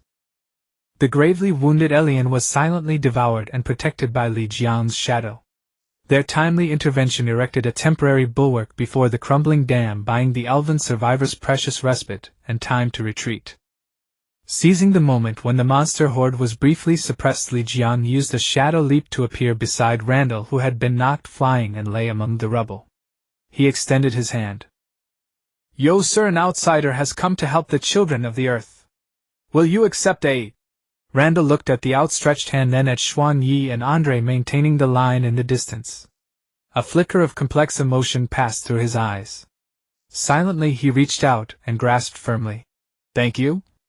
Li Jiang pulled him up in one motion, his moon reaper pointed at the rampaging sea serpent, battle burning in his eyes. Come! We'll fight back with you! Yet the malice of the abyss seemed endless. Crack! Boom! The frozen sea surface near the deep water suddenly exploded. A monster slightly smaller than the sea serpent, but radiating a more sinister and ferocious aura, burst through the waves. It resembled a giant scorpion over 10 meters in length. Its pair of massive pincers gleamed eerily, chilling the heart, while the stinger raised high at its tail exuded a lethal aura. The moment the venom scorpion appeared, its tail's stinger pulsed violently. A thick green beam of aether tore through the air without warning, aimed directly at Andre, who was maintaining the luminous bulwark. Andrei's face contorted. He roared, gathering holy light fiercely before him to withstand the blow. Boom! The barriers shattered instantly. Andre grunted, blood trickling from the corner of his mouth. At the same time, the venom of the abyss scorpion's massive pincers slammed heavily onto the frozen sea surface. The ice layer exploded and shattered. Countless fish-men surged forth once more. 3 primal beasts. The sea eel rampaged on land, the night owl released mental shrieks and wind blades from the air, and the scorpion provided terrifying long-range fire support from the rear while continuously destroying the control terrain. Coupled with the endless sea of seagulls and fish-men, the pressure fell upon Li Jiang, Xuanyi, Andre, and Randall like an avalanche. Even exerting their utmost, they could barely defend themselves amidst the monster tide protecting the remaining soldiers, and were utterly unable to inflict effective damage on the 3 primal beasts. Li Jiang weaved through the shadows, attempting to launch an assault. The nodes of the freezing formation kept failing under the scorpion's destruction. Andre was already gravely wounded. Randall cut down the surging fish-men while guarding Andre. Defeat seemed inevitable. Retreat. Xuanyi. Get them out of here. Save as many as you can. Li Jiang shouted hoarsely to Xuanyi.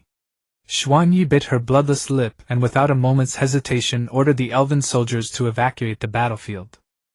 After the elves withdrew, Mo Lai Sa and slowly stepped forward, untying the black bundle he had been clutching tightly. A leather-sewn tight jacket appeared in his hands. Etched upon the leather were intricate abyssal runes. Without hesitation he donned the jacket. It fit his form perfectly, instantly imbuing his demeanor with an added air of danger. Next he drew his finger across the air. Where his fingertip passed, space silently tore open. Rifts that seemed to lead to the underworld suddenly gaped wide. Awaken, silent dead! In an instant countless bone-white hands reached out from the rifts. Then came a surging white tide of skeleton warriors, ghouls, gargoyles, and even death knights riding skeletal war horses. A massive undead legion silently pounced upon the abyssal monsters on the battlefield. Bone and rotting flesh instantly clashed with fish-men and seagulls. This army of the undead, which feared no death, withstood the charge of the abyssal tide and even pushed back some of the fish-men and seagulls. The 3 abyssal primal beasts seemed daunted by the sudden legion of the dead, pausing their ferocious assault on Li Jiang, and the others warily eyeing the source of the undead army. Xuanyi seized this opportunity. Her hands moved with lightning speed, reconfiguring the remaining intact formations into a simple extermination array. The extermination array erupted with blinding golden light. A golden beam like a spear of divine punishment pierced through the tail of the sea serpent with precision. Simultaneously Li Jiang appeared like a phantom above the sea serpent's tail. His Moonreaper, charged with accumulated shadow power, slashed precisely at the spot where Xuanyi's formation had pierced through. A flash of blade light, and the massive bone hammer at the sea serpent's tail was severed with a crisp sound. The sea serpent let out an earth-shattering howl of agony. Mo Lai San picked up his staff. In his palm the staff rapidly twisted and transformed, shedding its disguise, finally reverting to the secondary black ram's scepter. The ferocious black goat skull at the head ignited with 2 points of ghostly green flame in its hollow eye sockets with a puff. In the name of the abyss! Mo Lai San murmured, his voice resonating with the scepter. Hum! The ghostly green flame atop the scepter suddenly swelled. In an instant it transformed into a roaring demonic blaze, engulfing Mo Lai San's entire body. The leather jacket on him did not burn in the demonic flame, instead its runes blazed with crimson light, greedily devouring the power of the fire. Yet beneath the jacket his flesh began to burn. Mo Lai San's skin rapidly carbonized, peeled, and turned to ash in the demonic flame. In a single breath the concealing flesh was gone, leaving only a bleached skeleton blazing with fierce, ghostly green demonic fire. In the hollow eye sockets 2 icy blue soul flames replaced his former eyes, fixing their gaze on the 3 primal beasts on the battlefield. At this moment Mo Lai Saan was like a necromancer lord stepping forth from the deepest pits of hell, radiating a terrifying pressure. Domain expansion. Death prison. The skeletal jaws opened and closed, emitting a grating sound of bone friction. Viscous ink-like death ether exploded outward, covering a vast expanse of the battlefield. The surroundings instantly transformed into a nightmarish landscape. Cracked earth oozing magma, countless undead writhing and crawling in the lava. The entire space became a living tableau of hell. The three primal beasts and numerous fish, men, and seagulls were forcibly dragged into this death prison. Their etheric aura was visibly suppressed by this domain of death, their power bound by invisible shackles. Meanwhile, Mo Lai Saan's power surged. His skeletal hand, wreathed in demonic flame, gripped the scepter tightly. He pointed a finger from the burning skull at the closest soul-plundering night owl. Stygian soulfire! Surging ghostly green demonic flame instantly crossed space, striking the night owl's skull with perfect accuracy. Screech! A piercing shriek echoed through the domain. The soulfire within the night owl's skull flickered wildly. Its massive body writhed and convulsed violently in the air before crashing to the ground. The moment Mo Lai Saan attacked the night owl, the scorpion's tail stinger pulsed at high frequency, firing several streams of putrid green corrosive beams like venomous serpents toward him. The wave-tide sea serpent, lashing its amputated tail, smashed it down heavily at his skeletal frame. Mo Lai Saan's burning skull tilted slightly. Facing the incoming beams, he abruptly thrust his scepter into the crimson ground. Hum! An invisible force field instantly expanded. The scorpion's beams were dispersed instantly, and the sea serpent's tail was severed. Mo Lai Saan swung his scepter, pointing it at the scorpion. Nail of the dead! Several enormous crosses made of bone materialized out of thin air, howling as they descended from the sky. In an instant they pierced through the scorpion's massive body, pinning it firmly to the crimson earth. Within the domain, the blazing skeletal frame was the sovereign. Alone he suppressed and grievously wounded the three abyssal primal beasts. Demonic flames towered, the scepter pointed, the dead wailed. His might was unrivaled. Cracked, the edges of the death prison began to fluctuate violently, and spiderweb cracks appeared on the crimson ground. Crack! Boom! Finally the death prison reached its predetermined duration, and shattered like a mirror. The space reverted to the bloody beach battlefield. Mo Lai Saan staggered slightly under the impact of the domain's collapse, immediately using the momentum to retreat and create distance. The moment the domain shattered, the suppression on the three primal beasts vanished. But the night owl's soulfire was on the verge of extinguishing, and the scorpion, pierced by bone crosses, was already mortally wounded. The relatively less injured sea serpent, a wild desperation for survival in its eyes, abruptly turned its massive body and fled recklessly toward the deep sea rift. As long as it reached the ether-rich area, it would have a chance to recover. Think you can escape? Li Jiang and Xuan Ye's murderous intent boiled, and they were about to give chase instantly.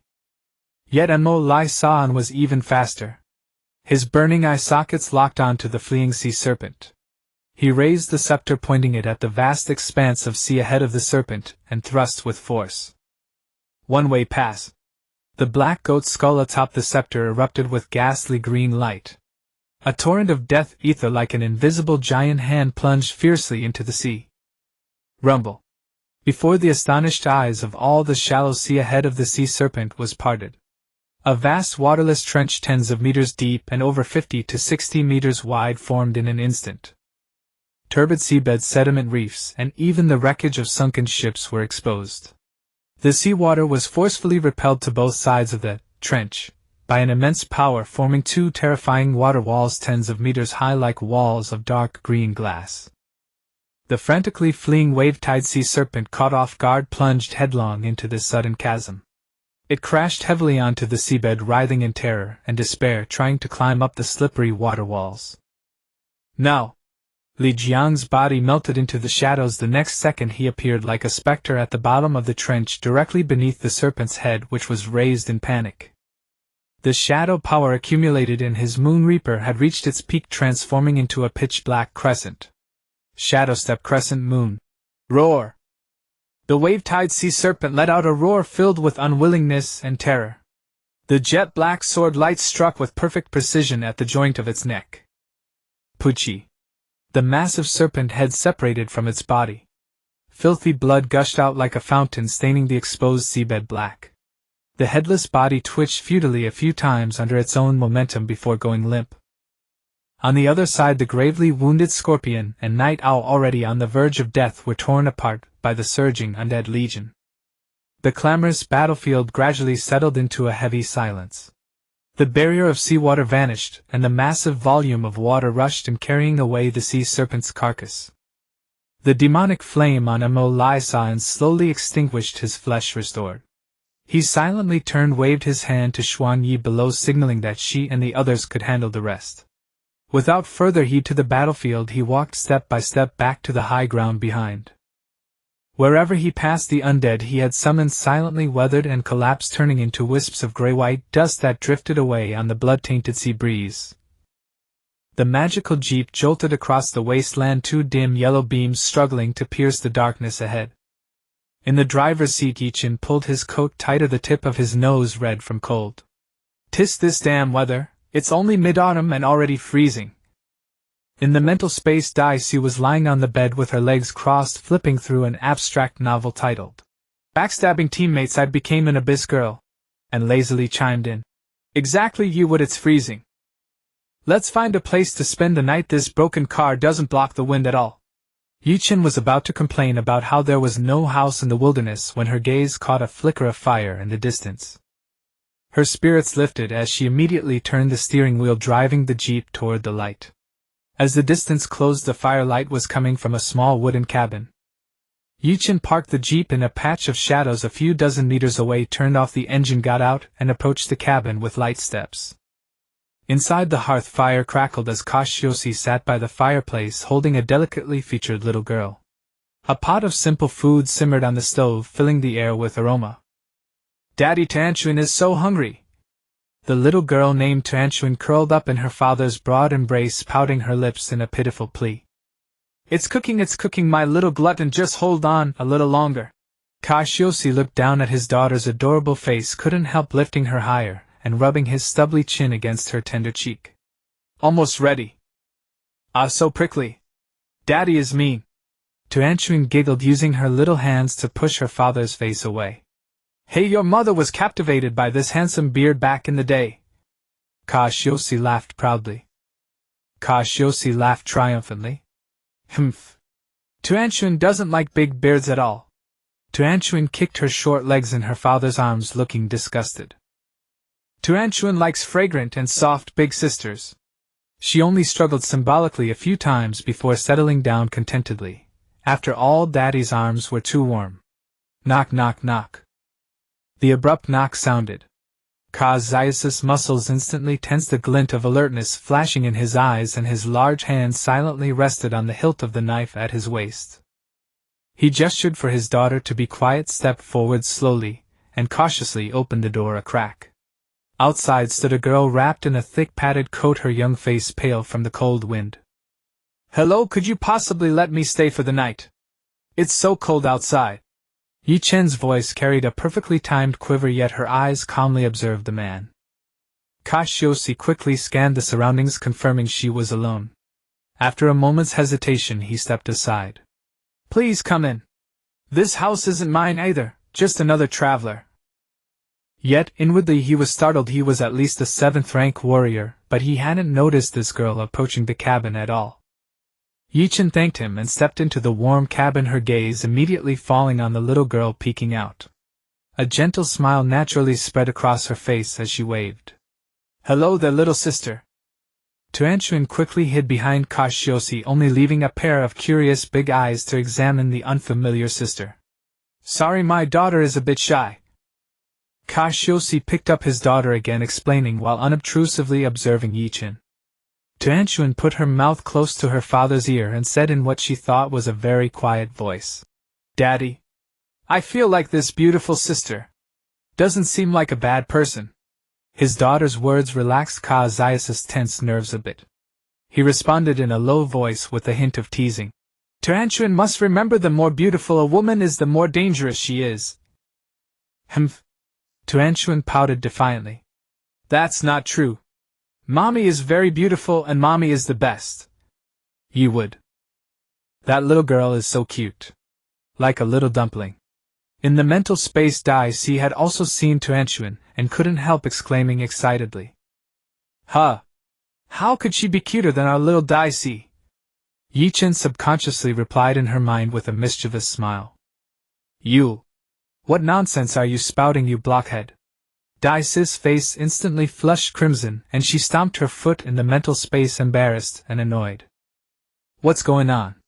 Ever since that day when this guy got drunk, it seems. Seems like he's not so wooden anymore. Has he finally become enlightened? Ye Chen, on the other hand, inexplicably found it endlessly amusing to tease little Daisy, who blushed at the slightest compliment. So want to come out and play with her? Ye Chen suggested with a smile. She had observed that Ka Zai's strength was about 6th or 7th rank, and with his young daughter and honest eyes he probably wasn't a villain. Yes, yes. Daisy immediately became excited and eagerly took control of the body. At that moment Tuanchuan whispered in her father's arms. Daddy, this beautiful sister is all alone outside. She looks so lonely and pitiful. How about we take her with us? Daisy, who had just taken over the body, happened to hear this and immediately stepped closer, retorting with a hint of pride. Little sister, big sister here is not lonely at all. She silently added in her heart, I have a dead blockhead with me. Seeing Daisy suddenly approach, Tuanchuan instinctively shrank back into her father's arms and retorted defiantly. Tuanchuan has Daddy with her. She raised her little chin proudly. Daisy's movements froze and she opened her mouth only to find herself speechless, stumped by a little girl. This damn irrefutable truth. Kashiosi saw Daisy frozen and quickly stepped in to smooth things over. Children are clueless and say foolish things, miss, please don't mind. In the mental world, Ye Chen laughed without restraint. Ha ha ha. Little Daisy, you got knocked out by a little peanut with just one sentence. Daisy clicked her tongue in displeasure and muttered with a hint of petulance. Humph. It's enough that I have you with me. Although her voice was light, it carried a trace of subtle seriousness. This time it was Ye Chen who was struck speechless in the mental space. A warm current mixed with an inexplicable thrill surged through her heart. Daisy seemed to realize what she had just said and immediately shifted her attention. She rummaged through her backpack, pulled out a bar of chocolate, and waved it in front of Tuanchuan, smiling. Big sister has chocolate to keep her company. Does Tuanchuan have any? Want to eat? Chocolate? Tuanchuan's eyes instantly lit up, staring fixedly at Daisy's hand. Kashiosi rubbed his daughter's head, his tone gentle but firm. Be good, Tuanchuan. Eating too much chocolate will give you a toothache. You can't have it. Bad, Daddy. I can eat it.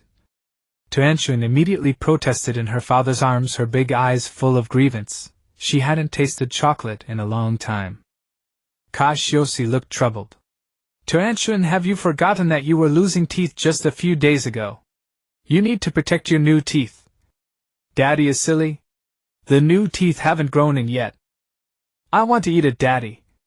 Tuanchuan switched to pleading mode, her voice so soft and sweet it could melt. Daisy looked at the little girl's adorable mannerisms and felt her heart melt. She quickly chimed in. Uncle, eating a small piece of chocolate occasionally won't harm the teeth.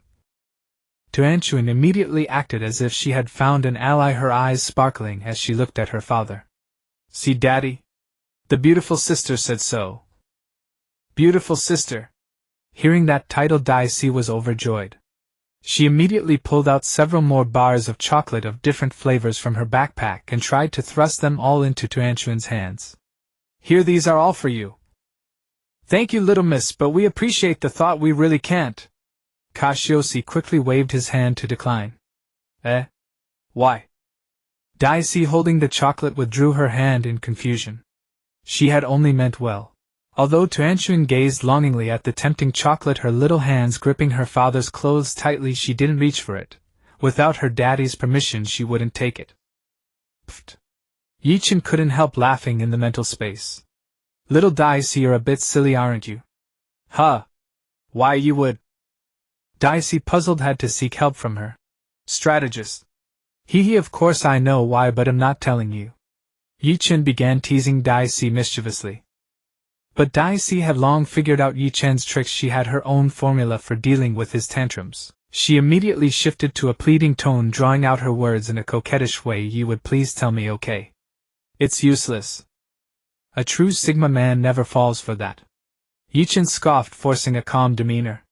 Then, Daisy's voice took on a hint of temptation. I can promise you one request. No matter how outrageous. She deliberately emphasized the word. Outrageous. Really? Ye Chen's heart skipped a beat. Of course it's true. I, the great Daisy, mean what I say.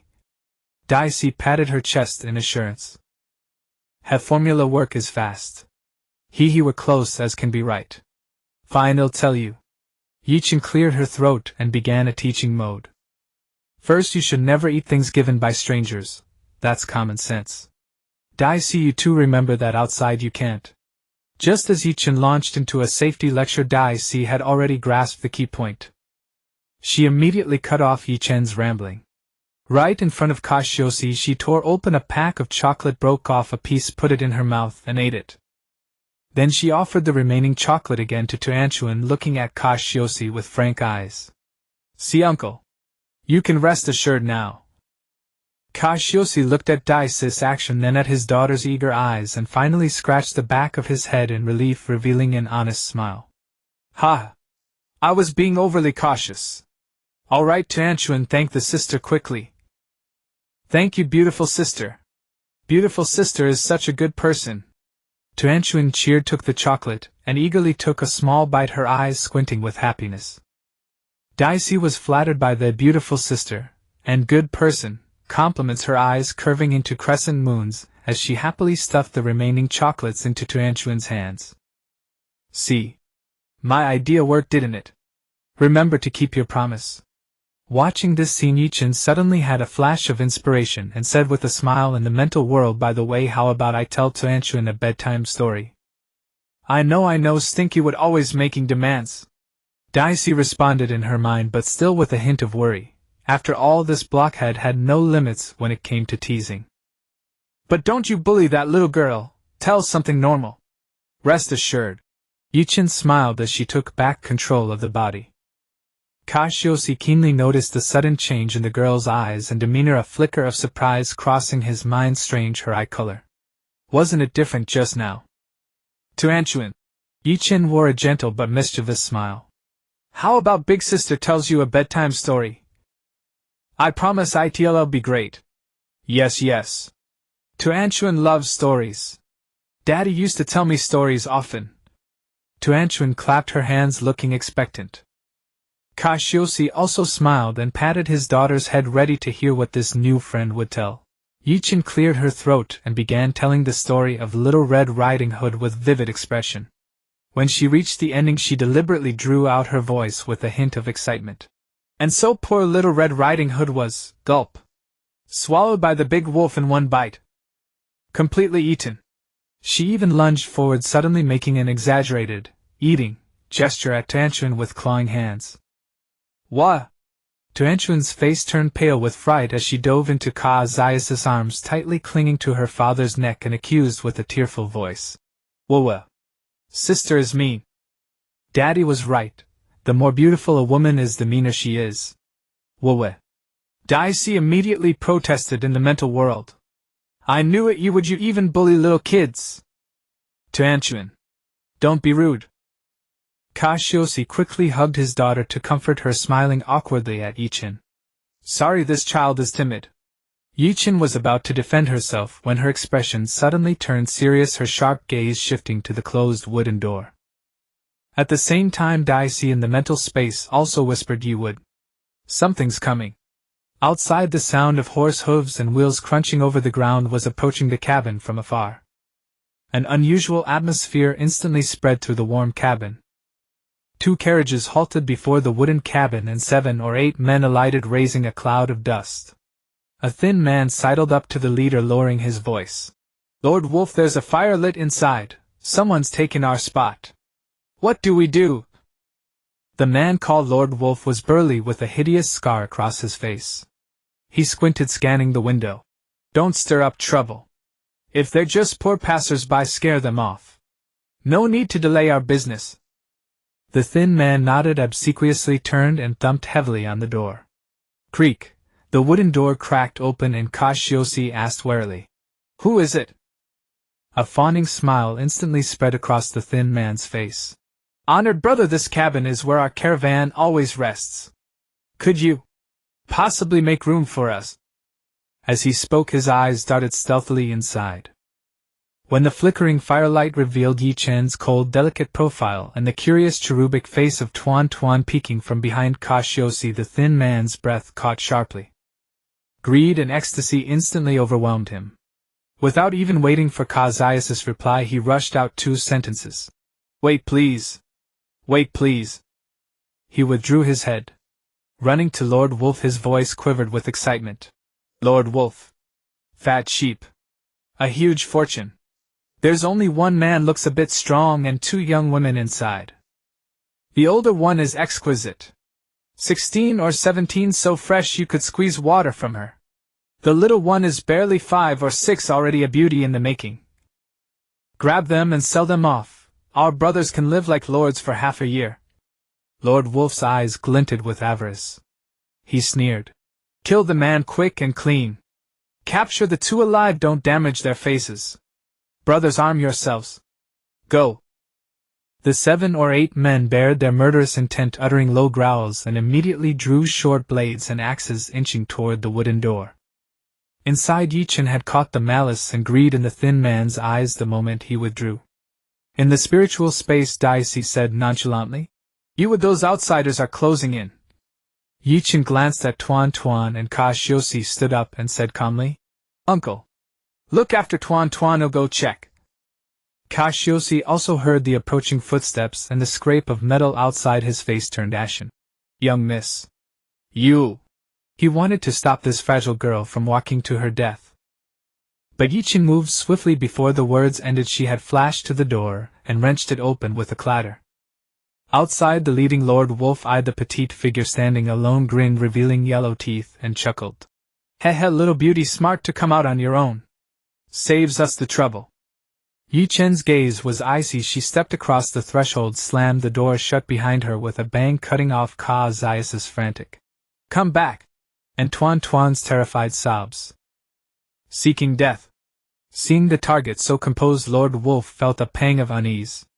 He roared to suppress it, his eyes blazing with ferocity. "Seize her! Don't let her escape!" The 7 or 8 men surged forward. Blades and axes glinted coldly in the dim night. The shouts, curses, and sounds of weapons cutting through air outside made Kashiosi frantic. "Be good, Tuan Tuan. Cover your ears. Shut your eyes. No matter what you hear, don't come out."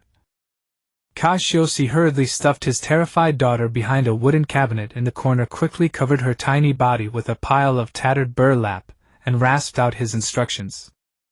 Tuan Tuan's eyes were wide with terror. She clamped her hands over her mouth, nodding desperately, tears welling in her eyes. Kashiosi drew the thick-backed chopping knife from his belt, flung open the door, and charged out. He bellowed, "Stop! You beasts!" But the final word got stuck in his throat. Kashiosi stood frozen, dumbfounded, his cleaver clattered to the ground. Outside, the bloody confrontation he expected, the girls surrounded and cut down, had never happened. Instead, those 7 or 8 ferocious brutes were now uniformly buried in the earth. Each was buried up to the chest, only heads and shoulders exposed, their bodies locked tight by the hard soil, unable to move an inch. The sneers on their faces had long since given way to terror. They twisted their bodies fruitlessly, emitting horrified, despairing whimpers. Ye Chen stood before this row of human stakes, casually dusting off the non-existent dirt on her hands. She tilted her head, a smile on her face, and asked in a clear voice, "They say you reap what you sow. Now that I've planted you, scum, what do you think will sprout?" She leaned slightly, approaching Lord Wolf's face purple from suffocation and terror. In the spiritual space, Dicey watched with great interest, her voice excited. "You would. This trick is so fun. What other new moves do you have? Teach me too. I want to try." Ye Chen smiled back. "Sure, next time I'll show you some interesting poses." Ye Chen then turned to the stunned Kashiosi, putting on what she thought was a kind smile. Uncle, why did you come out? Where's Tuan Tuan? Is she scared? Woo woo. Spare. Spare us. Heroine.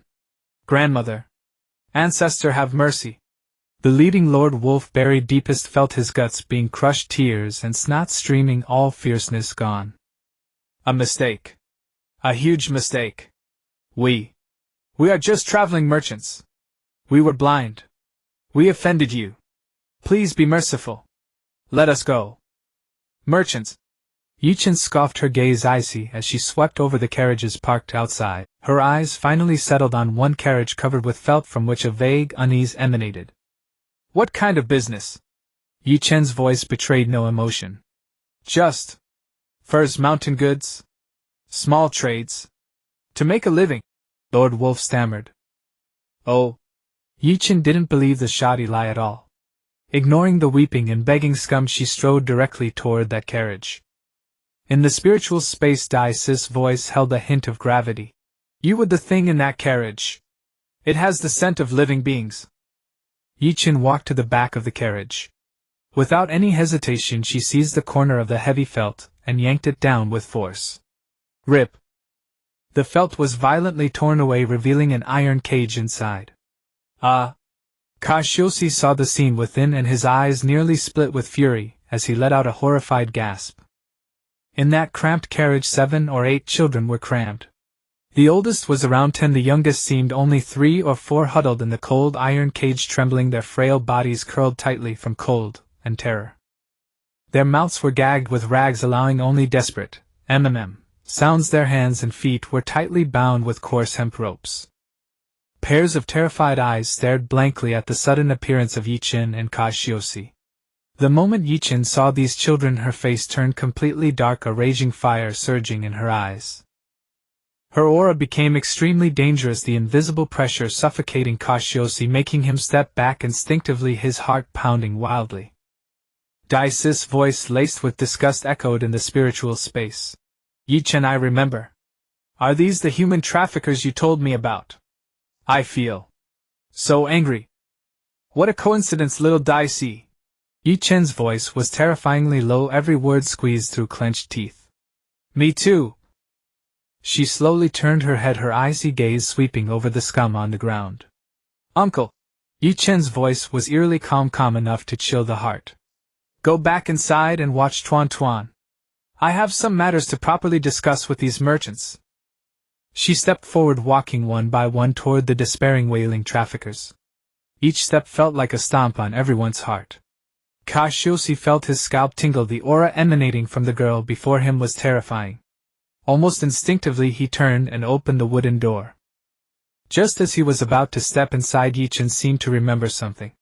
She suddenly stopped, turned back, and gave Kashiosi an extremely brilliant smile. Oh, uncle, remember to make Tuan Tuan cover her ears. Her tone even carried a hint of sweetness, yet it made Kazayas' hair stand on end. Heroine. Ancestor. We were wrong. Really wrong. This is our first time. We were bewitched. Spare us. We won't dare again. Never. Lord Wolf and the other traffickers, seeing Ye Chen's brilliant smile and hearing her gentle instruction, felt as if they had heard the call of death. Scared out of their wits, their cries for mercy became even more shrill and desperate. Ye Chen's smile vanished instantly. She walked step by step to the row of human stakes, looking down at them from above. Weren't you trading furs and mountain goods?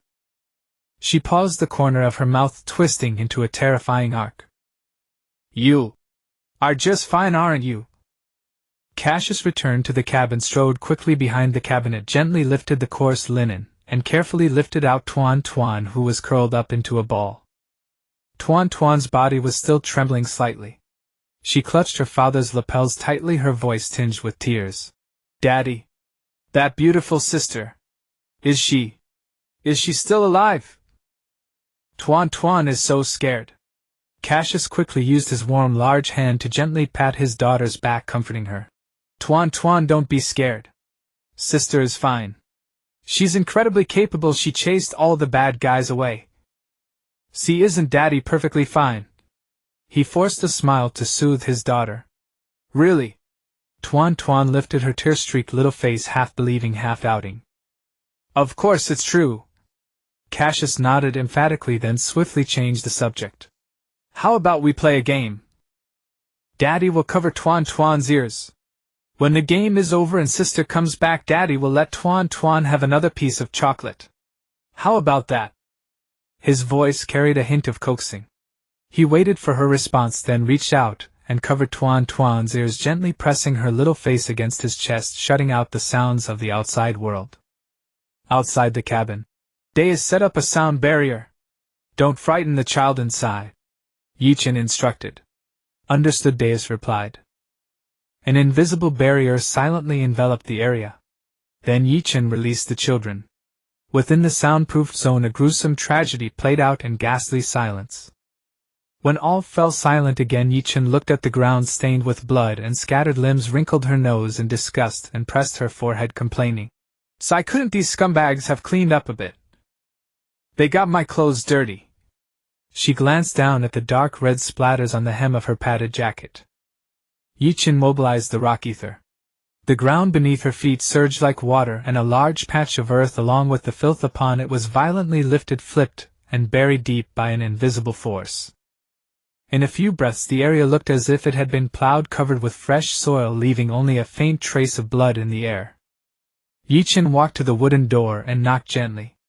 Cassius immediately released his hands from Tuan Tuan's ears, opened the door a crack, and upon seeing Ye Chen outside let out a sigh of relief. His gaze fell upon a smear of crimson on her cheek. Silently he pulled a clean coarse cloth handkerchief from his bosom and handed it to her. Ye Chen tilted her head, puzzled by the handkerchief. "Wipe your face." Cassius' voice was low, tinged with complexity. This seemingly fragile young girl now exuded an aura that made even him feel a chill in his heart. "Oh, thanks." Ye Chen casually wiped her face with the handkerchief, removing the trace of blood, then stepped inside. "Sister." Upon seeing Ye Chen enter, the fear in Tuan Tuan's big eyes finally dissipated. She let out a long, relieved breath. "Sister is safe." Tuan Tuan was so worried. Seeing the adorable look of concern on the little girl's face, Ye Chen couldn't help but step forward, reaching out to ruffle Tuan Tuan's fluffy little head. Sister is fine. The bad guys have been sent to plant crops. It's all over now." Tuan Tuan didn't flinch, obediently letting her stroke her head. After petting the little one, Ye Chen's mood improved. She turned to Cassius. "Uncle, could you come out and help me for a moment?" She glanced meaningfully toward the door. Cassius understood immediately. He nodded and said softly to Tuan Tuan, "Be good, Tuan Tuan. Can you wait here for Daddy a little longer? Daddy needs to help sister with something and we'll be right back." Ye Chen pulled a few pieces of chocolate from her backpack and pressed them into Tuan Tuan's hands, smiling. "Tuan Tuan is the best. Daddy is borrowing sister for a bit, okay?" Tuan Tuan clutched the chocolate and nodded vigorously. Tuan Tuan understands. Tuan Tuan will wait here for Daddy and sister." Cassius followed Ye Chen out of the cabin again. A breeze carried a faint, lingering scent of blood. The thugs had vanished, leaving only the carriage as evidence that the events just now were not an illusion. The two walked to the carriage. Ye Chen looked at the children huddled together inside, still trembling with fear. Her gaze softened as she said to Cassius, "Sorry to trouble you, Uncle. These children. We need to settle them down first." Cassius looked at the pitiful children, his eyes filled with sympathy and anger. He shook his head emphatically. "Little lady, what are you saying? Those damned human traffickers committing such heinous deeds. Rescuing these little ones, how could that be a trouble for me, Cassius? Not a bit of trouble at all." Ye Chen walked to the back of the carriage and asked in her mental space, "Little Days, what are you daydreaming about? What do you think of these little sprouts?" Day's voice came after a moment, clearly upset. "What else can I think? We must save them. Those scum died too easily." Cassius swiftly opened the door. He looked at the children inside and tried to make his voice as gentle as possible. "Children, don't be afraid.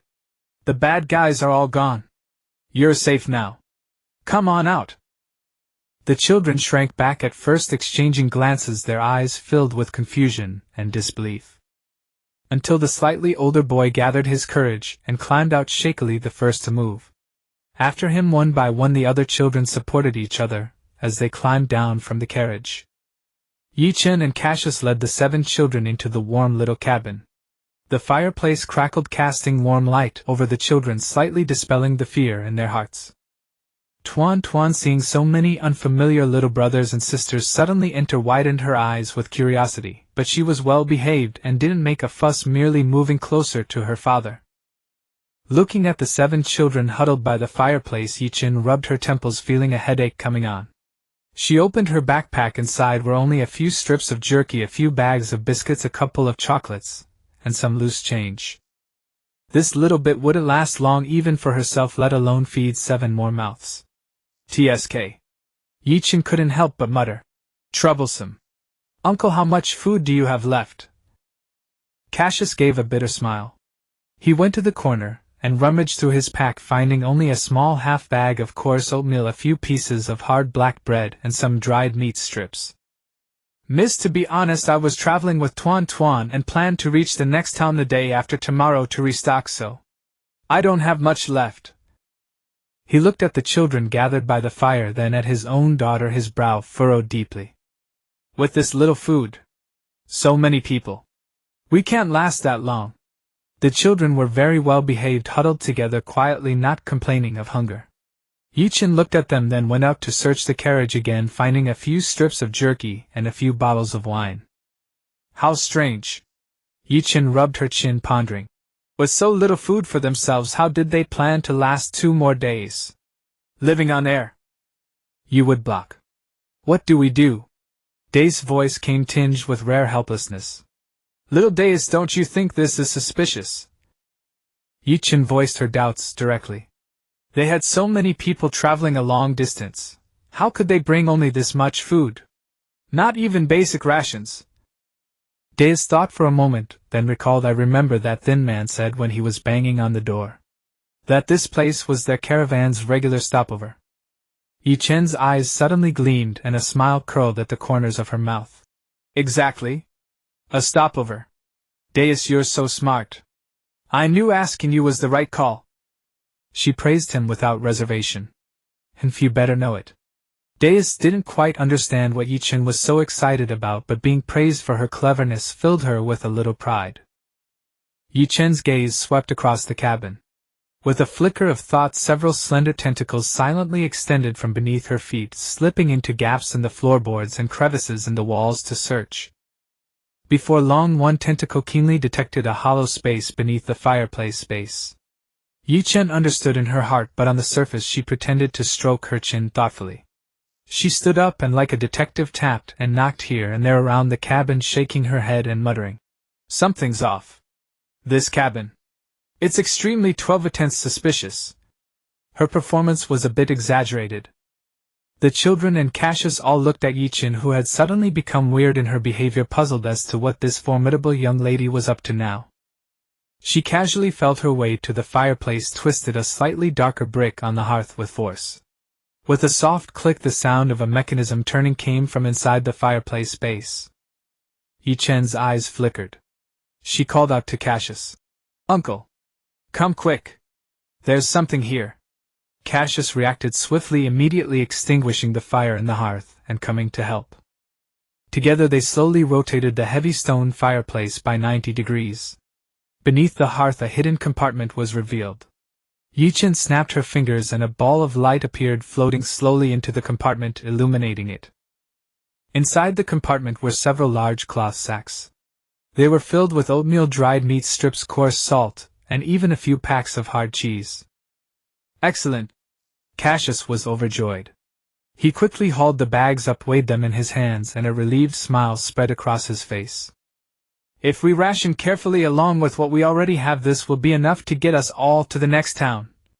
Cassius, holding a large bag of oatmeal, looked at the children and Tuan, who were staring at him expectantly, and laughed heartily. Food is here.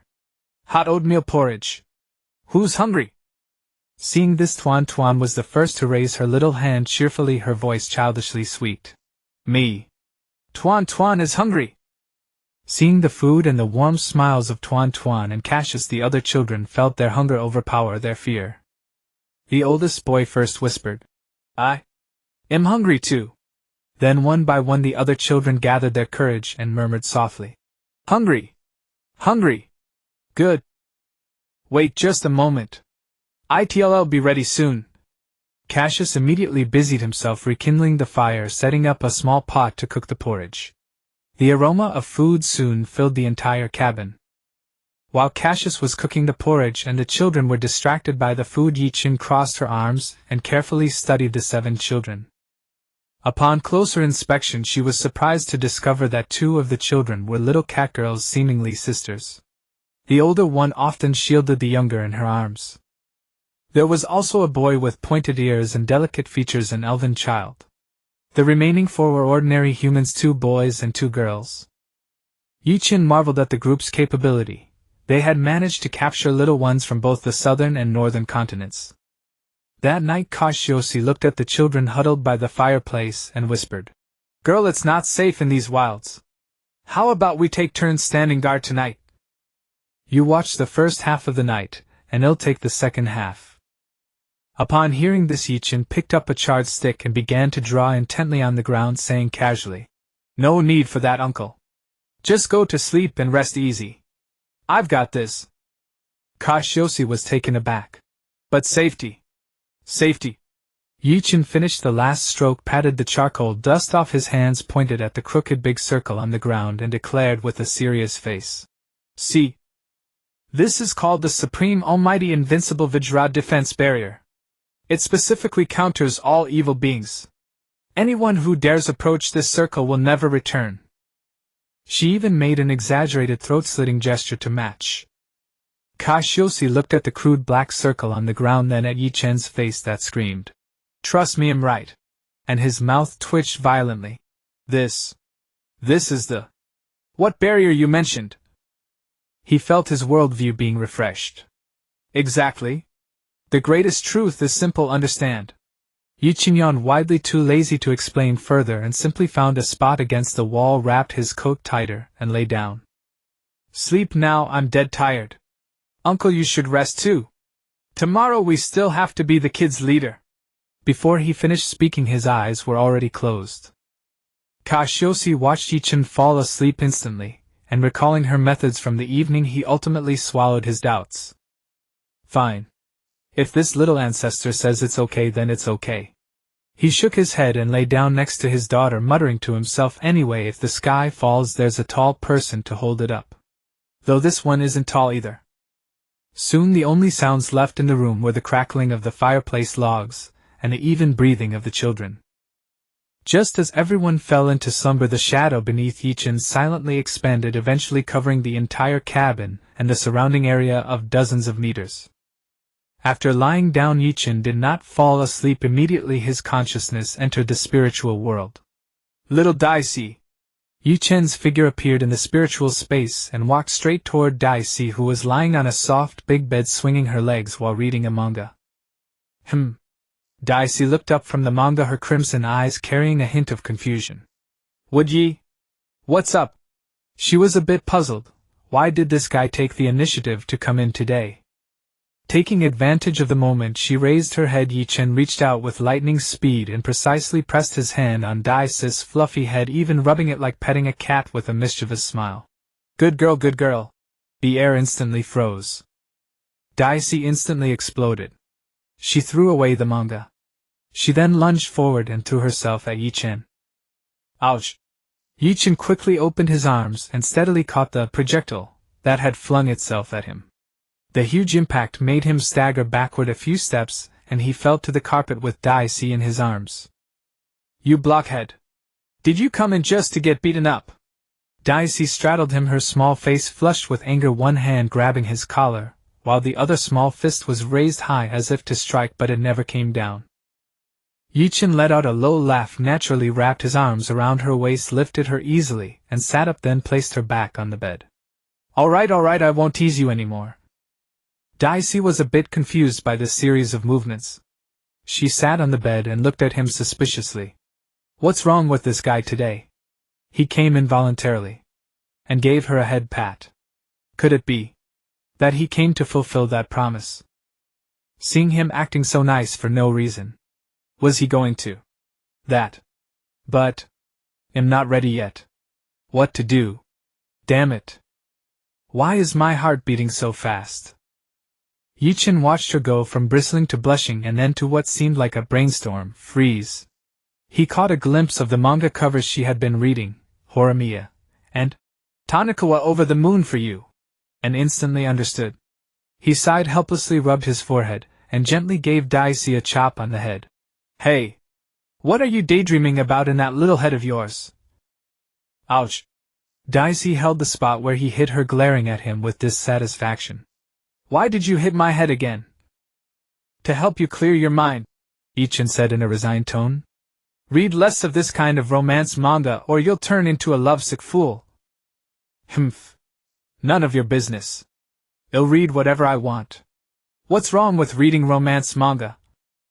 Daisy pouted, putting up a strong front, but she still guiltily snatched up the 2 manga books and quickly hid them under the pillow.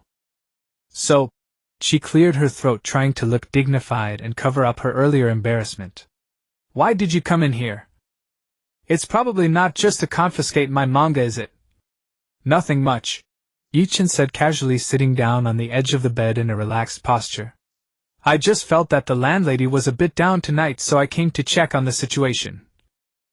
Who's down? Daisy retorted instinctively, but when she saw Ye Chen sit down on the bed, she immediately shoved him hard. You! Get up! You're all dirty. Not allowed on my bed.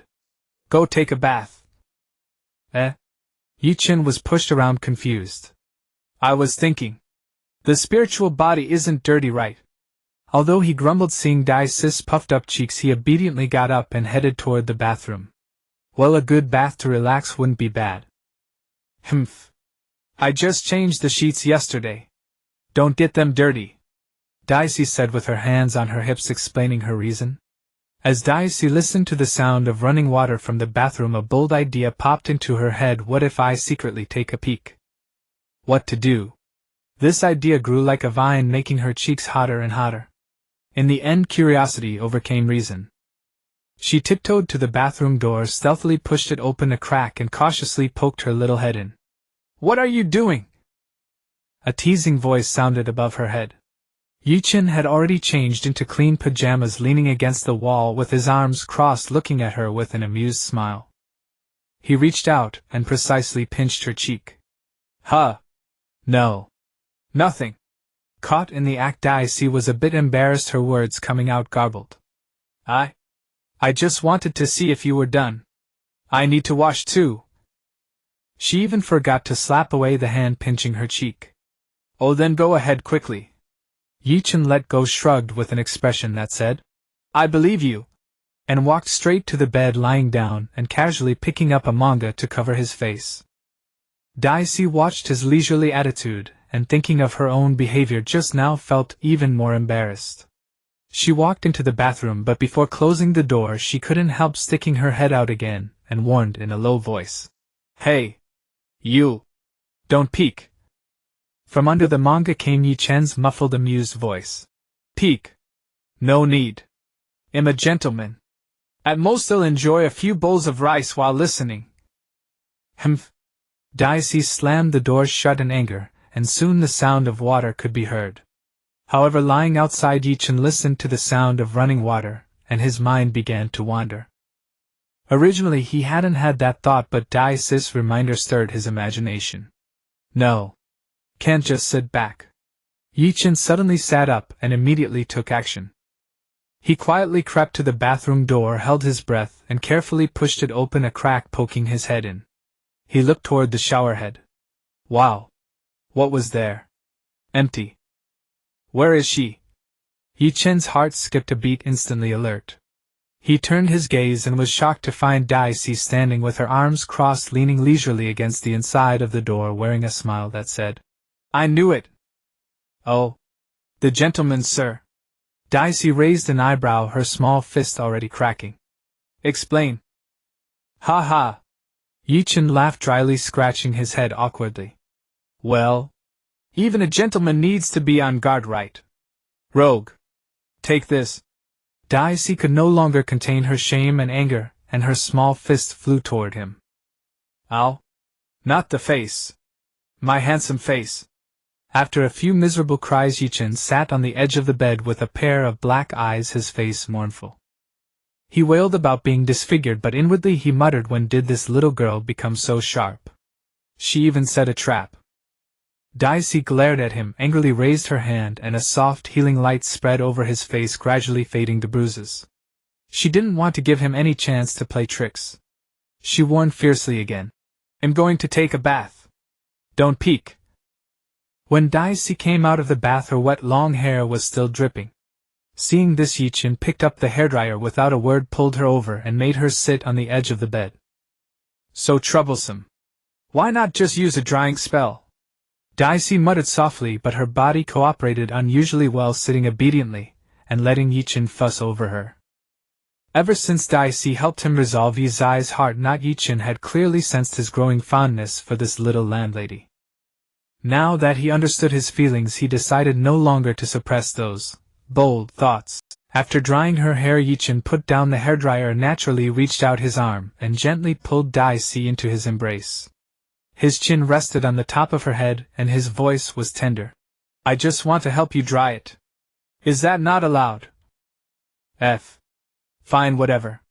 Daisy, held in his arms, felt the warmth emanating from him. She thought he had been getting more and more audacious lately, but she couldn't bring herself to truly resist. Ye Chen buried his face in the warm crook of Daisy's neck, inhaling her pleasant scent. His warm breath brushed against her sensitive skin, causing a slight tickle. What are you doing, would ye? Daisy couldn't help shrinking her neck, her voice carrying a hint of coquettish complaint. Ye Chen's muffled voice came from her neck. Little Daisy, do you know you smell so sweet and feel so soft? It's so comfortable holding you. Daisy's heart skipped a beat. This time she didn't struggle, she just slightly turned her head and muttered softly, her face red. You've said that before? After a long while, Ye Chen lifted his head and looked at Daisy's profile, still tinged with a hint of melancholy, and asked softly. So, my landlady, what exactly made you unhappy today? Can you tell me now? Daisy was silent for a moment, her long eyelashes drooping, her voice low. Those children reminded me of Xiao Shi. When she was little. Wasn't she almost abducted too? Those terrified, helpless eyes stabbed into her heart like needles. Seeing Daisy's rare display of vulnerability and self-blame, Ye Chen found her even more endearing. He sighed helplessly, reached out, and gently pinched her soft cheeks, pulling them apart to make a funny face. Silly girl. Ye Chen's voice carried a soothing power. When we encounter such things, we just have to do our best to stop them and save them. Isn't that enough?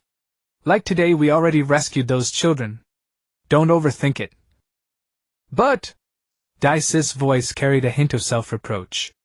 I always feel there's some responsibility on me. If not for the abyss, maybe there wouldn't be so many children. Ye Chen's expression turned serious. He cupped Daisy's face in his hands and forced her to meet his eyes, saying word by word. Daisy, listen to me. These scumbags exist whether the abyss is there or not. There are always maggots in places where the sun doesn't shine.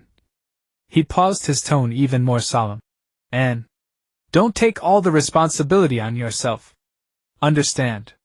We are no longer the abyss. You are completely clean, without a trace of abyssal energy. Our connection to that damn place has been severed long ago. Remember.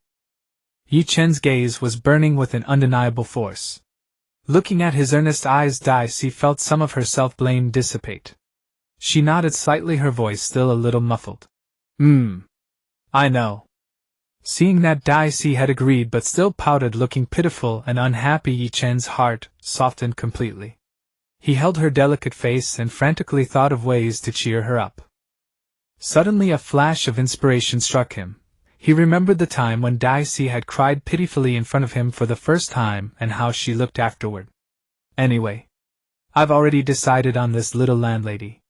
So why not let loose a little? With the thought in mind, Ye Chen didn't hesitate. While Daisy was still immersed in her own little emotions and hadn't reacted, he quickly leaned down and planted a loud smack on her smooth cheek. Daisy instantly turned to stone. Her eyes bulged wide, her pupils seeming to spin like two dizzy circles. The next second a huge wave of shyness washed over her like a tsunami. Her cheeks flushed red at a visible speed. It was as if a puff of white steam actually burst from the top of her head. You! Daisy pointed at Ye Chen, her tongue tied, unable to form a complete sentence.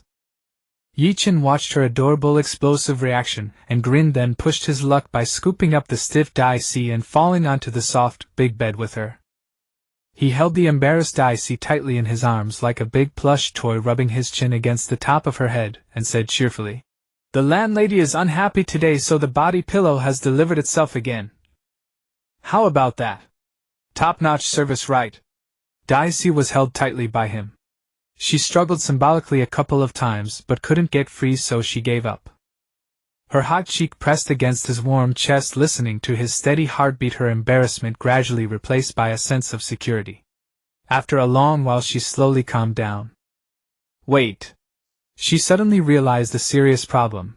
Wasn't he supposed to be the body pillow? Why was he holding her instead? Forget it. Daisy sighed softly, and her heart resignedly snuggled a little deeper into his arms and found a more comfortable position. This felt pretty good. Having this reliable blockhead by her side. It was really nice. Then Ye Chen's hand, which had been properly resting on her waist, began to quietly move upward. Hey! Where are you touching? Daisy was startled awake like a frightened rabbit, grabbing the wandering hand and holding it tightly, preventing it from moving any further. The blush that had just faded returned to her cheeks. Caught red-handed, Ye Chen was not embarrassed at all. Instead, he let out a low chuckle. "How, woman? You think that can stop me?" He decisively changed tactics, rubbing his cheek against Daisy's tender face. Daisy felt ticklish and couldn't help turning her head away, her voice carrying a mix of embarrassment and reproach. Stop rubbing. It's so itchy. Would you really are a puppy? Little girl, wake up, time to go." Cassius nudged Ye Chen, who was sleeping soundly, with a helpless shrug. She seemed to be in an unusually deep slumber.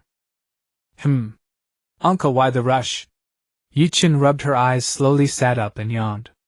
"Breakfast is ready and everyone's waiting for you." Cassius gestured around with a gentle smile. Ye Chen then noticed the 8 children in the room, all sitting together, staring at her eagerly. They had clearly been waiting for a while. Ye Chen scratched her messy hair and gave an awkward laugh. "Ahaha. You all go ahead and eat, don't wait for me." Then, as if remembering something, she flashed a bright smile at the children. "Let me properly introduce myself. I'm Lildes. Just call me Des, uncle." She looked at Cassius, then turned to the children and winked. "As for you, you must call me Sister Des." "Sister Des." Tuan was the first to respond enthusiastically, her voice crisp and clear. Tuan is such a good girl." Ye Chen laughed, patted Tuan's head, and pulled out a piece of chocolate to give her. "Thank you, sister." Tuan took the chocolate, beaming happily, her eyes curving into crescents. Seeing the reward, the other children's eyes lit up, and one by one they eagerly called out, "Sister Des, all right, everyone gets one." Ye Chen smiled as she handed out chocolate to each child. The little ones who received it couldn't wait to eat it. The younger cattered girl wolfed down her chocolate in 2 or 3 bites, her cheeks puffed out. Her older sister quietly gave her the remaining half of her own piece. Cassius watched this heartwarming scene and said with a smile, "Miss Des, from now on just call me Cassius. Stop calling me uncle all the time." Ye Chen nodded and casually handed him a piece of chocolate, winking. "Got it, uncle." Cassius looked at the chocolate in his hand, then at her mischievous grin, and was momentarily speechless. In the end, he could only accept the candy designated for uncles. Ye Chen stepped out of the wooden house to wash up briefly and also released a few magical messenger pigeons to send Ye Xi a safety update and explain the situation. Only then did she return to have breakfast with everyone. Outside the house, Cassius looked delighted at the 2 captured carriages. "Miss Des, do you know how to drive? With these 2 carriages it'll be much easier for us to travel with so many people. Ye Chen, however, shook her head, lightly dropped a "Wait a moment," and turned toward the distant woods. Soon a faint engine sound came. To everyone's astonishment, a jeep drove up and stopped steadily beside the carriages. The door opened and Ye Chen, wearing sunglasses, jumped out, nimbly grinning at Cassius. "Hey, I've got a car too. So we have 3 vehicles but only 2 drivers. What do we do?" In the end, Cassius decided to link the 2 carriages with a tow rope, have both horses pulled together, and he would drive them by himself.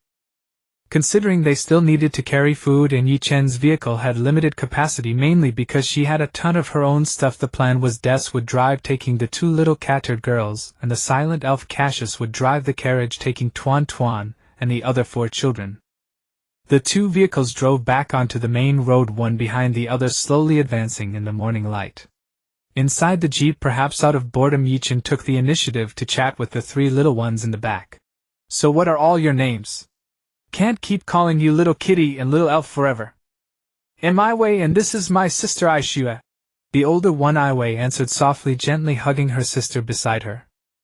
I'm Aishua." Little Aishua also looked up and introduced herself in a sweet, childish voice, her fluffy ears swaying gently as she nodded. "Ai. Aishua," Ye Chen repeated with a smile. "Such pretty names. From now on I'll call you Xiao Wei and Xiao Shui, okay?" Both sisters nodded. Ye Chen's gaze shifted to the elf boy who had been staring out the window, and she deliberately drew out her tone to tease him. "What about you? Our silent little elf?" The boy seemed taken aback by being singled out. His body stiffened slightly.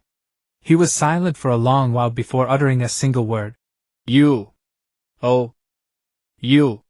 That's a very poetic name. Then from now on I'll call you Xiaowei, okay?" Ye Chen hadn't even finished her sentence before you interrupted her bluntly. "Just call me you." He turned around, his face expressionless, but his tone was unusually firm. "Oh, I know Xiao Yu." Ye Chen put on a stubborn, "I hear you, but I'll do what I want" look, making Yu's protest seem feeble. Ai Wei and Aishua secretly covered their mouths and giggled at Yu's defeat. "Nightwood, what are you mumbling about?" In the mental space, Des finally woke up and asked drowsily. Ye Chen, hearing her voice, teased. "Oh, the little sleepyhead finally decided to wake up. The sun is already shining on your bottom." In the mental space, Des let out a big roar, yawn, and retorted lazily. "You can move yourself. What difference does it make whether I'm awake or not? You drive, I sleep. Clear division of labor." "Well, can't argue with that." Ye Chen was momentarily speechless. "Today, Des wins." Forget it. Let me introduce you to these little friends in the car." Ye Chen quickly changed the subject and introduced the 3 children to Des. Soon the group arrived at a small town. As they approached the city gate, a guard on duty stopped them. "Halt! Please show your documents." Ye Chen and Cassius handed over their documents respectively. The guard saw that both were 7th-rank professionals. He then glanced at Ye Chen's jeep and the 2 carriages behind Cassius along with the group of children on them, and became more alert, questioning.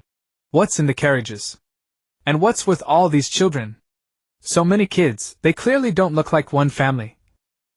Cassius quickly stepped forward and explained the situation.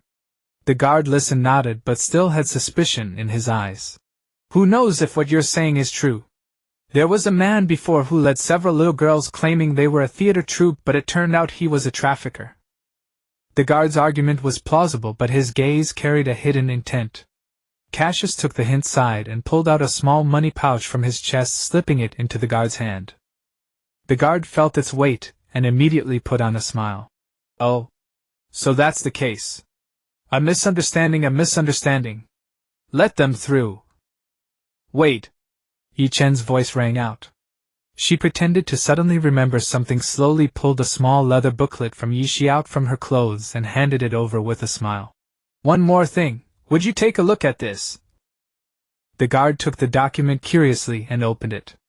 His face instantly turned pale, his legs went weak, and he nearly fell to his knees on the spot. Hastily he shoved the money pouch back into Cassius' hand, his voice trembling uncontrollably. Provisional judge. This lowly one has eyes but failed to see. I have offended you, my lord. Please enter the city at once. He wished he had never been there. Ye Chen retrieved her document. Her smile remained gentle, but her eyes held a trace of coldness. Is that so? Then go find the town mayor right now and tell him what you just did. He'll be going about my business, so come to him afterward to learn the situation. With that, ignoring the terrified guard, she signaled Cassius to drive into the city. The guard, as if his soul had left him, walked into the city, his mind racing to fabricate excuses. Cassius, sitting on the carriage, was utterly stunned. He stared at Ye Chen's back in the jeep ahead, his thoughts in chaos. 7th rank. That strength clearly doesn't match. And she's a provisional judge. Who on earth is this Miss Des? Terrifying. Knightwood, are you really going to that town mayor to punish that guard? Des asked curiously in the mental space, with a hint of excitement, like watching a show. Punish him. Ye Chen snorted, her tone casual. That kind of stuff, many city gate guards do it everywhere. I'm used to it. Just scaring him a bit so he can't sleep well tonight. I can't be bothered to actually go find him, it's a waste of time. Oh, Des dragged out, her tone giggling as she gave a precise assessment. Got it. You're just being mean-spirited. You want to see him sweat it out. You've known me for more than a day, Ye Chen replied with a laugh. They found a clean inn in town to park their vehicles and horses. Little Des. Ye Chen's voice carried a hint of weariness. You take them to buy clothes and supplies, okay? I've been driving all day and I feel completely drained, super tired. Okay. Des responded immediately, her tone full of concern. Leave it to me. Go rest, don't wear yourself out. She quickly took control of the body. Des jumped out nimbly and said to Cassius, who was untying the horses, Uncle, you take care of buying food and supplies, all right? It'll take these little ones for a good bath and then get them some decent clothes. She pointed at the children's shabby garments. Cassius nodded in agreement. Kids, follow your sister. Des winked happily at the children, her tone full of allure. Sister will take you to get clean and smell nice, then buy pretty new clothes. I promise to make you all look beautiful.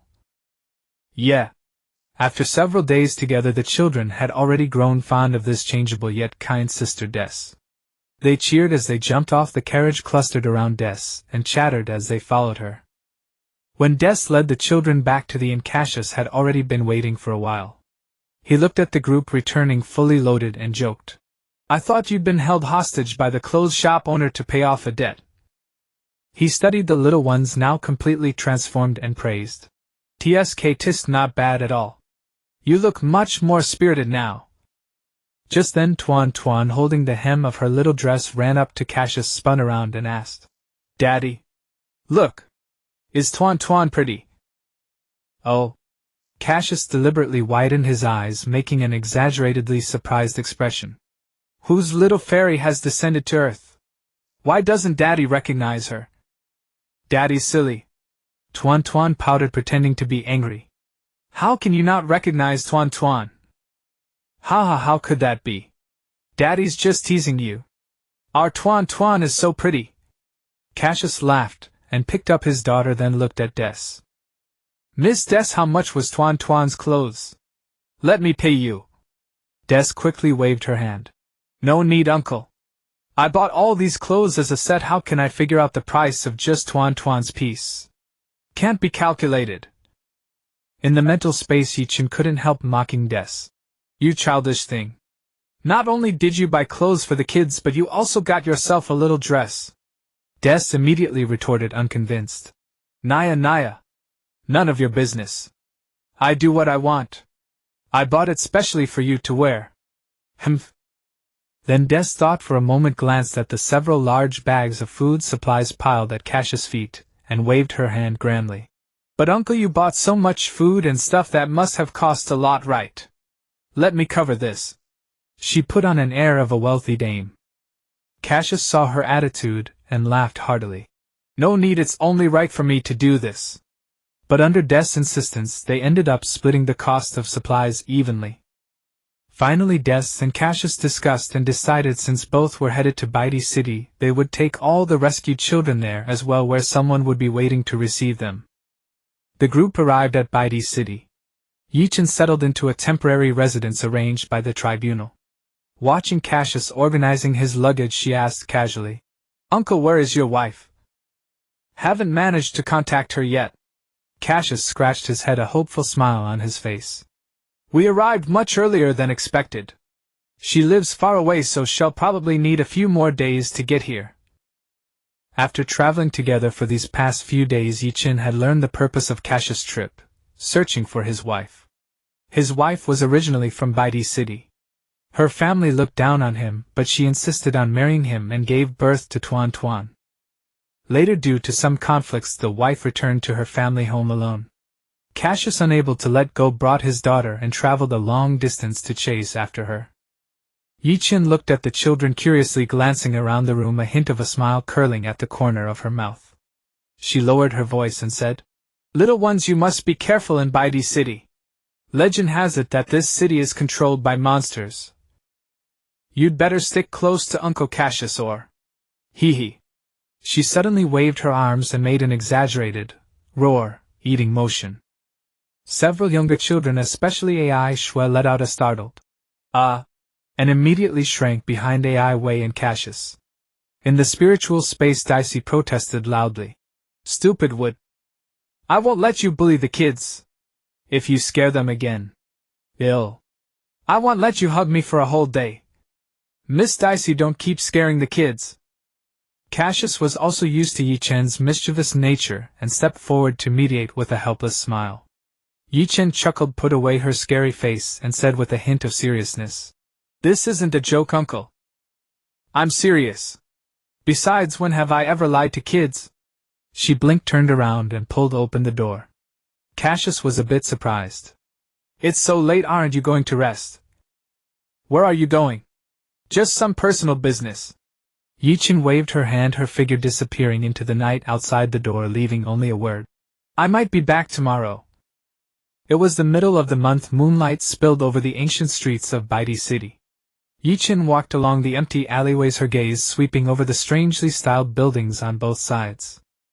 You're sneaking into this dark, unlit alley again."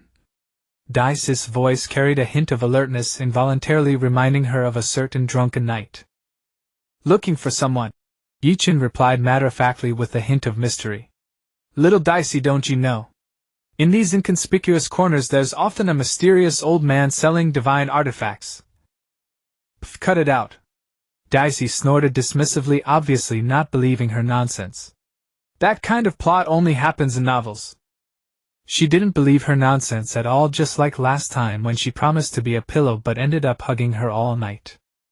However, at the end of the alley, in the shadow where the moonlight could hardly reach, there was indeed a small figure curled up in a black robe. "See, I told you there was one." Ye Chen raised her chin triumphantly. "It's actually real.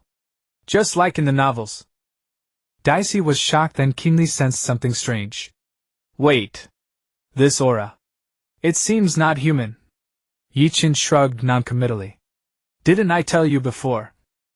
This is the city controlled by monsters." She stepped forward, crouched in front of the small figure, and took out an ancient gold coin, offering it.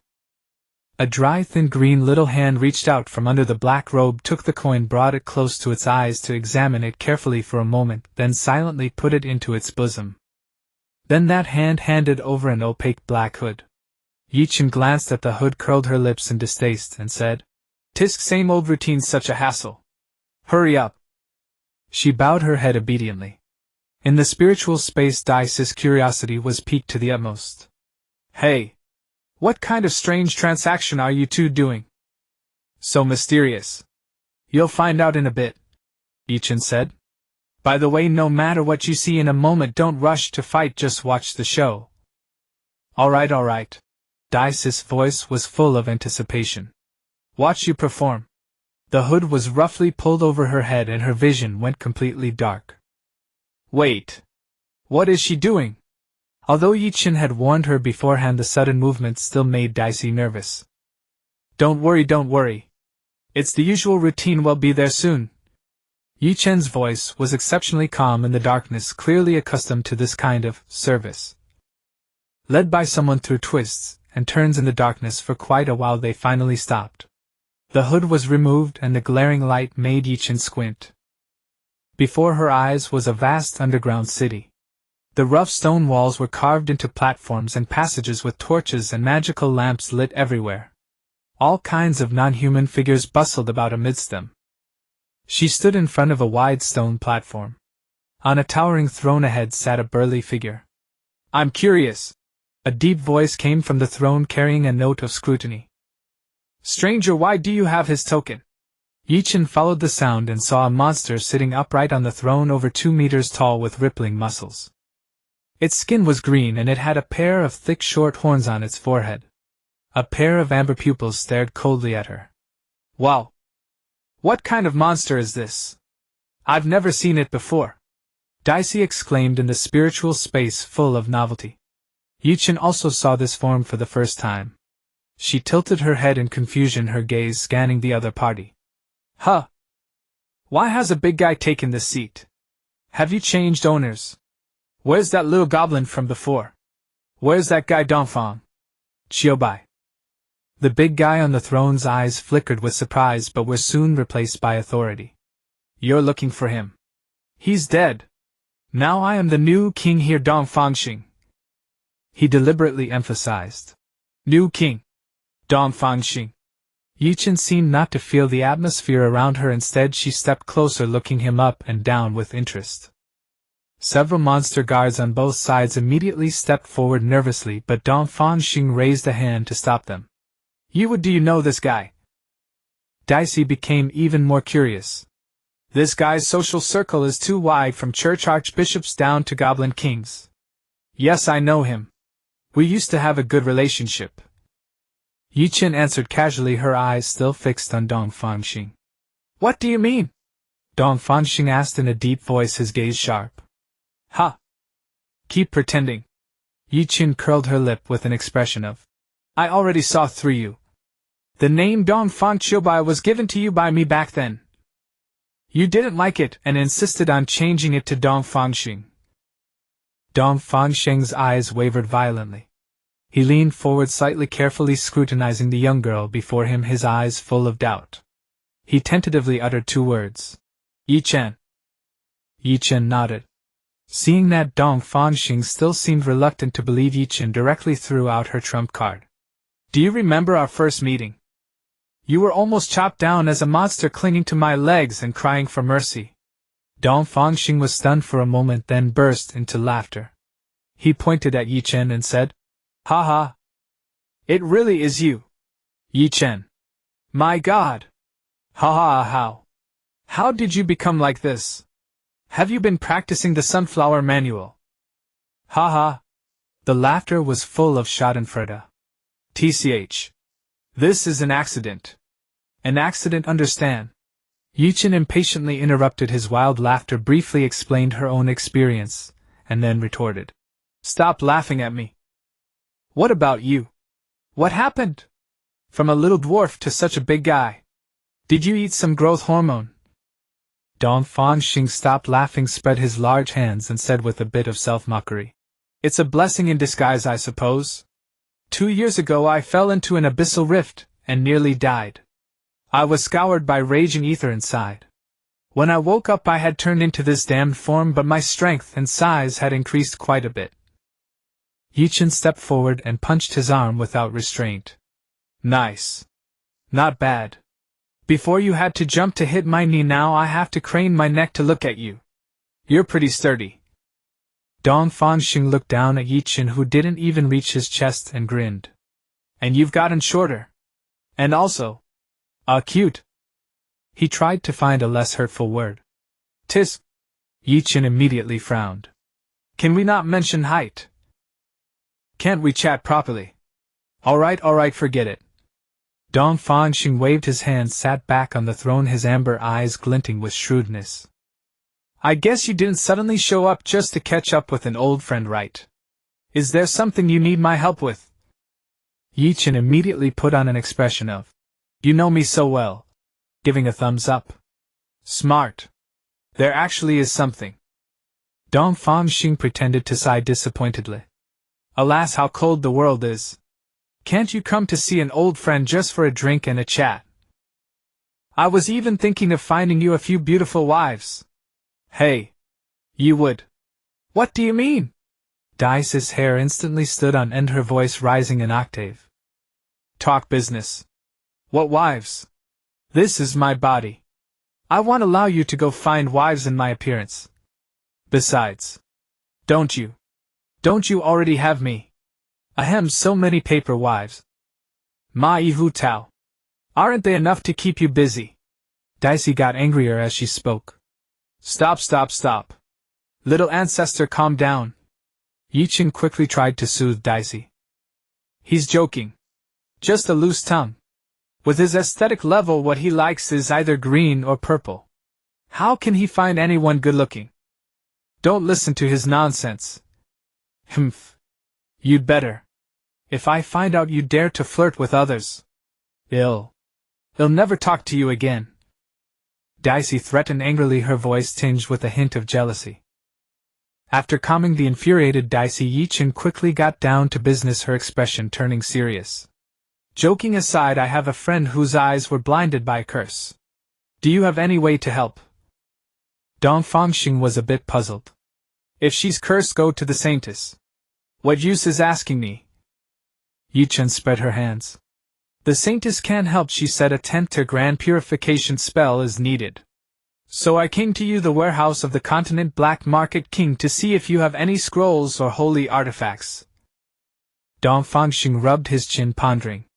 My side is mainly about circulation.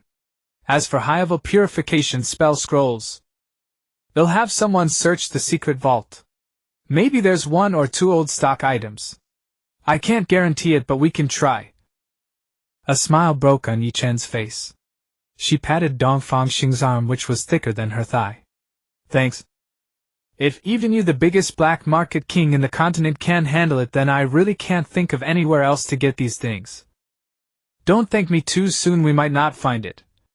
Dong Fangxing stood up and threw an arm around Ye Chen's shoulders. Let's go. We'll talk business tomorrow.